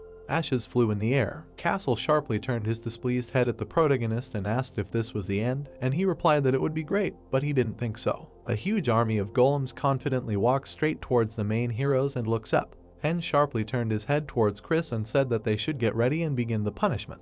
The main character stood on the third barrier. Behind him were luminous wars and people in white robes, and said, "Let them look carefully at the one who controls the life and death of all creatures." A moment later, a golden pentagram appeared above the golems, and the main character shouted a punishment spell. After the spell, all the golems fell into small pieces. Chris looked at this carefully and noticed that the synergy between will and sacred power was amazing. Hen looked straight ahead and muttered something, and behind him Castle rushed to the side. The red-haired guy suddenly jumped up to the girl standing next to him. Then he looked at her carefully and noticed that this was impossible, and Hen stared at him from behind. Castle carefully examined the blue woman and noticed that he was so cool. He liked the scars on her body, and the dragon protector looked at him carefully. Castle opened his mouth wide, looked at her carefully and added that they might drink tea, but he did not guarantee that she would be able to drink it with her own hands. A moment later, 2 huge, blue magicians appeared between the third barriers. The girl opened her mouth wide, looked at them carefully and screamingly asked why Duran and Henry were here. One of them looked at her carefully and replied that their plan had failed, and the other slightly looked away and added that they urgently needed to retreat. There was a legion of vampires on the enemy's side. Kai and Iris confidently fought in the square killing monsters, and the knights stood around. A huge purple eye hung over the main characters, looked straight attentively and ordered them to retreat. The main character got a little nervous, and his eye looked at the protagonist and began to leave faster. Hen turned sharply and trembled all over. A moment later, the stranger and other people were gone. Castle looked angrily in her direction and shouted that it was a pity he could have caught her right away. The main character sharply turned his gaze towards the city and noticed that they would deal with the rest of the monsters first. Representatives of the factions sat at a table on which there was a projector and looked in one direction, where a voice came from which said that many already know. Galleon bowed respectfully to them and said that he was one of the remaining vampires. The commander-in-chief looked at him with disbelief and said that he wanted to ask one question. The vampire is really on the side of the people. One of the representatives looked incredulously and said that monsters cannot be on the side of people. His subordinates are dying because of vampires, as proof of this. Galleon closed his eyes and began to explain that this had nothing to do with them. He was sure that, thanks to them, many more people were able to survive. The representative jumped up from his chair and ordered the vampire to shut up and called him a monster. Galon calmly answered him that wasn't it because of this monster that he was alive. The main character sat at the table and watched what was happening, and then said that he understands why they don't believe them, but they have existed since the creation of the earth. Hen lowered his eyes and added that he could guarantee that they were on their side, now they were more important. The projector turned on in the eye, the skeletons Durin and Amri, and their boss Sela appeared on the screen. Hen began to say that they were all at grade level. The commander-in-chief looked at the screen with excitement in his eyes and said, which means the battle will be difficult. Everyone looked at the screen. Cielo was there. Hen thought that if they were the subordinates of the main boss, could he really be a dragon? They knocked on the door and apologized. A vampire entered the room, and next to him stood a girl in a business suit. Galleon said that the death priest from the nest had arrived. The girl looked in front of her and asked if it was really them, the necromancer and his people. Hen looked at her questioningly and confirmed her words. They stood, looked at each other, and the main character thought that this woman is not a person. He does not feel the energy of life at all. Her energy seems to be the opposite of what people have. The girl looked seriously and said that she had come to invite them by order of her master, the head of the nest, and then asked if they would follow her. Hen looked down thoughtfully and said that before that he would like to ask a question. The priest agreed and told him to ask. The main character, surrounded by his people, looked at the vampire and the girl. Hen asked when he could return. She replied that the fastest was 30 minutes. The latest was 24 hours. The main character thought that he would definitely, but said out loud that this was great, they could go right now. The girl began to tear off her left arm. Metal parts instead of a shoulder became visible. Hen and Chris look at what is happening in surprise. The sorceress says that she knew that it was a robot, but that it was an auto-robot. The priest waved her severed hand. A portal appeared in that place, and she offered to go through it. All the heroes headed towards the portal, and the vampire stood bowing. They found themselves in a large room. The priest approached the boy, who was sitting on the sofa in front of the TV, on the screen of which it was written that the game was over. He shouted that he had died again. There were figurines of soldiers on the shelves. In glass boxes there were figurines of magicians and various creatures. The priest looked at the boy and said that she had already told him that the limit on the game was 6 hours. According to the rules, now the limit would be halved, 3 hours. The fair-haired boy turned to her, looked with eyes full of tears and asked Otto to take pity on him. Hen thought that this was really a silver dragon. The boy looked in surprise and remembered that she said that she would bring guests. He raised his hand and snapped his fingers. Objects, cans of drink that were on the table, caught fire. The room was filled with a light of energy, and Hen stood amazed by it. The main character fell to his knees and lowered his head, and his people watched with surprise in their eyes as their master knelt. The boy turned around, grinned, and said that it was good to feel his energy so quickly. Castle looked in surprise, then said that if dragons are all like this, it means Gloria did not use her full power. Kai also couldn't help but be surprised and said that this is impossible. This is a dungeon-ranked creature. The boy continued to sit on the sofa and look at the screen, and then said that there is a dragon in Africa. They are the same creatures, so he clearly feels it. Chris asked in surprise if it means he is also a dragon, and heard the answer that yes, but he is not an adult yet. The boy rose from the sofa, turned to them and cheerfully added that at the moment he was the only living dragon on Earth. The main character continued to kneel. Castle and Kai held swords in their hands. The rest simply watched as Hen asked that all dragons were as strong as him. The boy replied that they were not, since he was special. The boy looked at the main character and said that dragons left this world to survive, so he is the last. Otto clarified that, however, he is still a child, not an adult dragon, so he cannot do much. The boy remembered the main character's battle with a light girl, 2 skeletons and an eye, and said that the guys they met were the dragon's guardians, and so far they did not have enough strength to defeat them. The boy spread his arms, looked at his guests, and said that he could give them a chance to increase their strength if they became his guardians. The main character looked to the side questioningly. Hen began to rise from his knees and said what would happen if they refused. The boy raised his hand up, closed his eyes, and told them not to worry. This is an offer, not a condition. He began to pace around the room and explain that there are many advantages of being with a dragon, the first of which is life expectancy. He can live 5 or even 20 times longer. The second advantage is that he is physically 5 times stronger. After these words, Castle smiled joyfully and said that he wanted it too. Hen looked down, thought, and said, and the third advantage was apparently the treasures left by the dragons. Chris, who stood behind him, was surprised that treasures really existed. The boy looked at the shelf with glass boxes, turned around a little and said that yes, if they became guardians, he would share this power with them. The heroes stood motionless and listened to the boy's words that the fourth advantage was that he would share the dragon's body with them. Hen asked in surprise, the body. The boy presented the skeleton of a dragon and explained that their blood and meat are the best ingredients for elixirs, and bones, the best ingredients for weapons. He thinks that they will definitely need it. He extended his hands forward, a bright blue light began to emerge from them and said that the fifth advantage, he would share his protection magic with them. The main character looked seriously and asked to give them time to think. The boy agreed and asked Otto to accompany them. Hen sits on the sofa, lowered his head and thinks. His comrades stand next to him and wait for his decision. Everyone watched as Castle smiled widely and said that, to be honest, this was a great chance. Chris says that she thinks this is a really good offer. Kai confirms her words, not bad conditions. The main character with a sad expression on his face says that he will refuse. Everyone stared at him with looks full of misunderstanding, and Chris asked why. This is a great chance for a magician. Hen, without raising his head, began to explain that he became strong in order to survive. Chris exclaimed loudly that this was even better, and in response she heard that this was the problem. The main character continued to say without raising his head that he was really afraid that he would relax because of his protection. He remembered his enemies whom he defeated and said that when he gets stronger, he always thinks that maybe this will be enough, but this is not the case. He needs to become stronger and stronger. Hen looks at one point and says that if they get this power for nothing, then will they be able to subsequently find a way to become stronger than their enemies? His people look at him knowingly, and the main character continues to say that he is afraid and cannot allow him to feel such security. But he does not force anyone, they are free to make their choice. Hen sits sad, leaning on his knees, and says that this is his order for them. Castle looked at the owner and confidently said that he was loyal and wanted to keep their contract as it was. Kai also looked at the owner and seriously said that he had fulfilled his wish, so he would follow him. The main character opened his eyes and thanked them with a smile. Hen stood up, straightened up, looked at his comrades and said that they were leaving the room, and invited them to make a choice for their own sake. Chris and Iris looked at him in surprise. The main character is sitting on the sofa, with Kai and Castle standing next to him, who asks what he will do if the other three decide to become guardians of the dragon. Hen replies that for now he has a specific plan, but they will need to replenish their strength. The door opened slightly. Iris, Chris and the boy entered the room. Hen suggested listening to their decision, and then we'll think about what to do. Nidhogg appeared and asked the owner to say something. Hen allowed him. The main character looks at the dragon, who tells him that his master told him that he would allow him to become better than a real dragon, and he wants to do just that,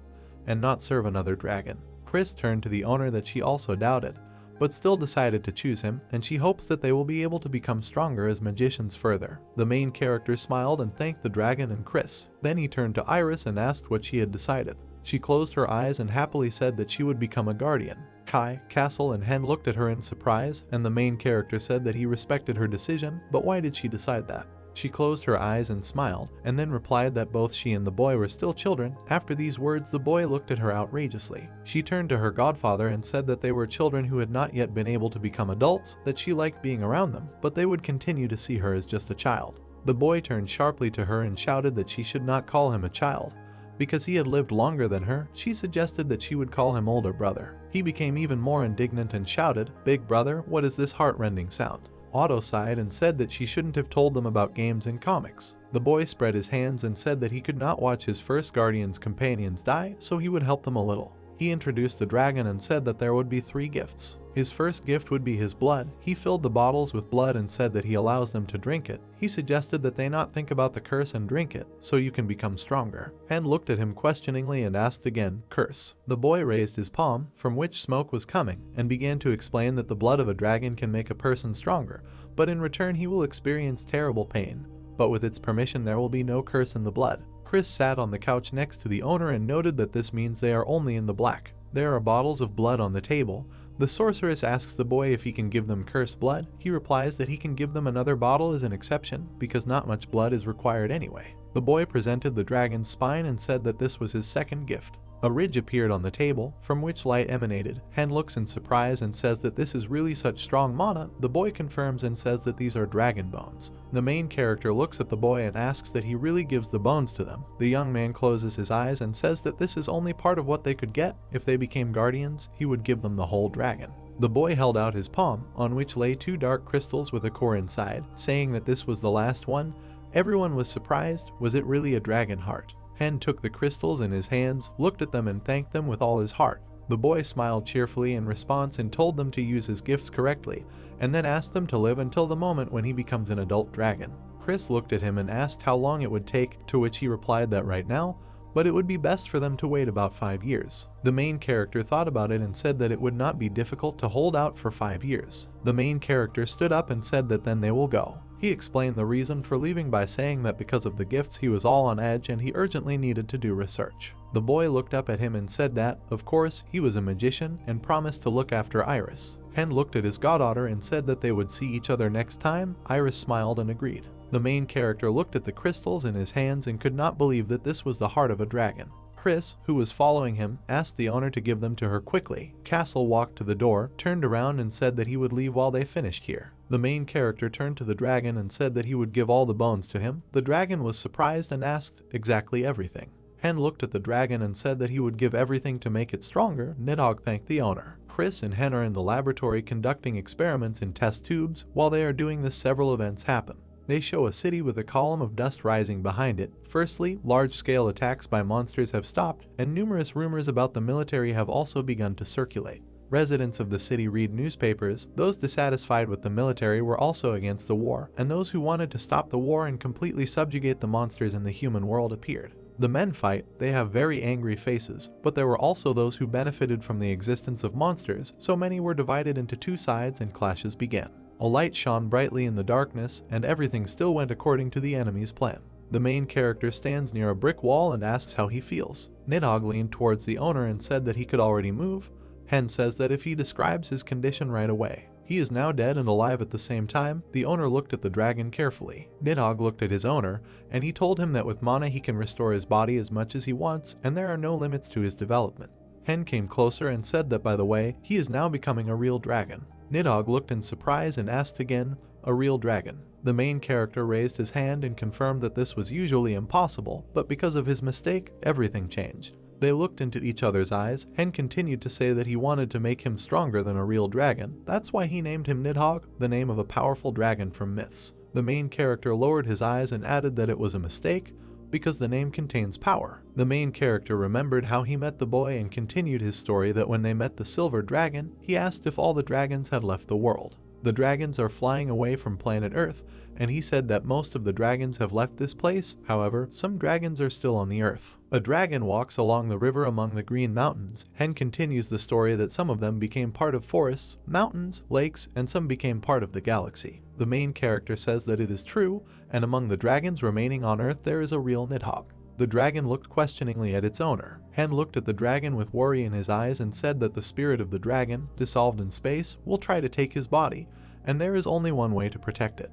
The dragon bent down a little and continued to listen to what the owner was saying, that he must become strong and win. The dragon confidently replied that he would definitely not lose. Hen was delighted by these words and invited the dragon to go check his body so that he would become stronger. Hen took out his phone to look at his statistics and was surprised that he was already in the 8th circle. On the screen it was written that he had level 28 out of 429. Race superior human, strength 148 out of 318, agility 171 out of 292, endurance 183 out of 324, sacred power 255 plus 400, demonic power 501 out of 700, dark magic 255 plus 400, mastery 260 out of 378, points remaining 328. He remembered Chris saying that there were less than 30 historical records of the idea. Hen looked at the phone screen and thought that the dragon's blood had increased his limits, and his team's statistics had also increased well, but Nidhogg had not drunk the dragon's blood yet. The main character watches how fast the dragon flies and thinks that he already has the highest limit among them.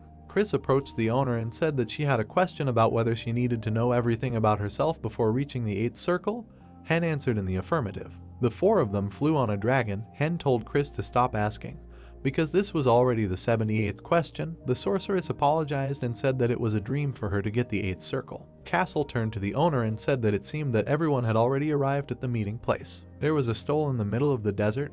They sat in it. One of them said that they were told that they could get to any place in this stole. I wonder what that means. The stole began to take off. They fly over the sand. Castle says he didn't think he could fly. They flew for a long time. Night came and the full moon came out. Finally, the stole landed on the grass in the city. The heroes got out of it and walked. A blonde guy, the director, came out to meet them and said that they had not seen each other for a long time. Hen confirmed his words. The director noted that the main character was already on the 8th round, but there was a 90% chance of not getting it. They climbed the huge staircase that led to the house. The director turned around and told the main character that he was already here and all that was left was to wait a little. Then he congratulated him on taking another step towards becoming a top-level magician. Hen looked at him and thanked him. The blonde guy spread his arms to the sides and asked what he thought would happen to the world in the future, and he himself answered this question that he thinks it will only get more complicated.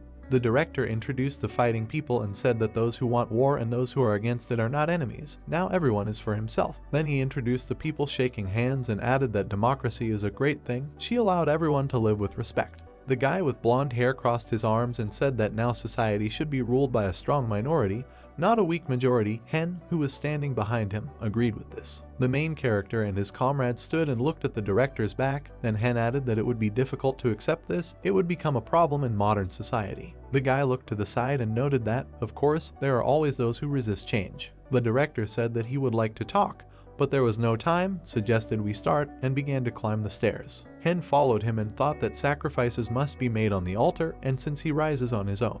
The guy began to tie the rope around his wrist, turned to the main character and said that the price for the opportunity to see the future was very high, and asked him to tie his hand. Hen took the rope in his hand, looked at it and said thoughtfully, "What does it mean you will have to stand?"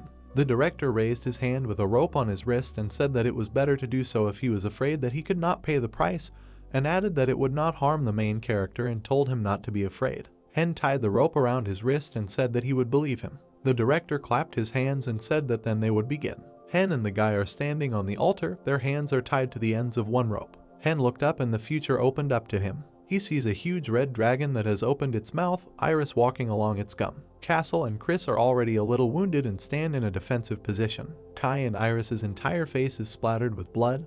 Their clothes are torn. Kai raised his sword and looks forward angrily. The dragon opened his mouth and shouted to everyone to die and become part of his soul and body. A huge magic ball began to form in his mouth. He released a stream of mana at the heroes, damaging them. Hen knitted his eyebrows and wondered, is this destruction or absorption? And then he realized that the dragon was destroying everything. The protagonist's face was covered with bloody scratches. Chris, Castle, and Kai defended themselves with all their might. Hen, in clothes torn from the battle, stands and thinks that everything will really perish in the fight with Nidhogg, who managed to take away the dragon's body. The main character opens his eyes in horror, there are deep wounds on his cheeks, and then he realizes that this is a terrible version of the future. The blonde guy looked at the main character, who still continued to think that even if they pumped up so much, it was still not enough, they needed to become even stronger. The director's nose was bleeding. Kai and Chris began to call the owner, who stood with his head down, and Castle added that they were so scared when the owner stopped moving. Hen looked at them in surprise and asked again, did he stop moving? The blonde guy told him not to worry, that while his soul was looking through the future, it simply did not react to what was happening here, and then added that he hoped that the main character would be able to cure him, because the price was damage to his internal organs. Hen agreed to help him, extended his palm forward and launched healing mana at the director. The guy was glowing and his nose was still bleeding, but he told him not to forget that the future he saw could always change. Hen replied that he understood this and asked Castle to help the guy, and then suggested that they return and discuss the future he saw. The White House stands under the night sky. A fair-haired guy is sleeping in the bed, and the phrase sounds in his head, horror, they will all die. Hen is sitting on the sofa, his head down, his comrades are standing next to him and looking at him. The main character says that this future is inaccurate for now, they must prepare so that it does not come. Chris looked at him and said that they would have a lot of work. The owner agreed with this. Hen stood up, pressed his hands to his sides and confidently said that first they would do the things they had been putting off for so long. Chris asked what he meant by using glasses. Chris looked at the owner and asked to be first. She explained this by saying that she did not have such a breakthrough as the others, and in this state she would simply be a hindrance. Hen replied that he understood this, but thought to himself that this is true, now the weakest link is Chris. Streams of mana began to appear around the sorceress. Hen looked at the phone screen, which showed Chris's statistics, level 201 out of 274, mutated lick race, strength 92 out of 122, agility 92 out of 119, endurance 180 out of 210, magic 345 out of 464, mastery 310 out of 350, remaining points 199. Hen enthusiastically announced that Chris had received the 7th round. Castle danced and congratulated her. The sorceress smiled and scratched the back of her head, said that she was still not as good as the others. Castle replied that she had received the 7th circle, and Kai said that on the continent there was almost no idea of magicians of the 7th circle. Chris looked at them and said that she thanks them for the congratulations anyway. Castle looked at the owner and said that now it was his turn to increase the statistics. Hen took the phone and asked what exactly he wanted to increase. Castle replied that everything except sacred power and dark magic. Mana began to envelop him, and his statistics were updated on the screen. Level 412 out of 435, Gray Spirit Race. Strength 471 out of 542, Agility 402 out of 447, Endurance 617 out of 725, Sacred Strength 491, Magic 541 out of 681, Dark Magic 491, Skill 292 out of 302, points left 161. Hen was surprised at his race, Gray Spirit. Chris and Kai stood near the owner, and Castle was waiting for the result. Hen said that the indicators were very high. Kai looked at the owner and said that now it's his turn, he only wants to increase his magic. Kai stood with a serious expression on his face while the mana enveloped him. His indicators were updated on the screen. Level 442 out of 492, Legionnaire Race. Strength 492 out of 630, Agility 503 out of 660, Endurance 509 out of 545, Magic 1000 out of 1041, Skill 392 out of 502. Hen noted that in addition to endurance, his indicators are higher. Castle turned to the screen and shouted in displeasure that he had lost. Kai looked at the owner, who told him that his magic was very high. Kai explained that this was because he was a legionnaire. The main character stood opposite his comrades and said that they could lose to their enemy anyway, but they themselves knew about it. Hen looked to the side thoughtfully and added that this is why you need to prepare to win in order to survive. Castle, Kai and Chris looked at him and shook their heads in agreement. In his head, the main character imagined people fighting each other and noticed that people do not know that time is not on the side of humanity, so fighting with each other is the biggest tragedy. The main character thought that maybe he should become the keeper of the silver dragon. A boy appeared in his head, and then he thought that maybe he should become Crowley's student. The image of a magician appeared in his head. Chris, Kai and Castle stand in front of him in armor. The main character proudly thinks that in the end he chose the battle alone, along with his comrades. No one forced him. It was only his decision. Hen sits on a chair and holds his chin with his hand, and a thought is in his head. He knows what he must choose. He thought a lot and came to a conclusion. Opposite him are his followers. He thinks that everyone considers their choice to be correct. His enemies, the Eye, Durin, Anri and Sela appear in his head. His next decision is that survival in such a dangerous world can only be achieved through self-confidence and battle. And whatever their worst future may be, he imagines himself standing with a staff and looking forward. A red dragon flies towards him. The main character sees his reflection in its eye and boldly says that they will fight and win. That's how this video ends. If you have sat through to the end, please don't forget to press the subscribe button and leave feedback. See you in the next video.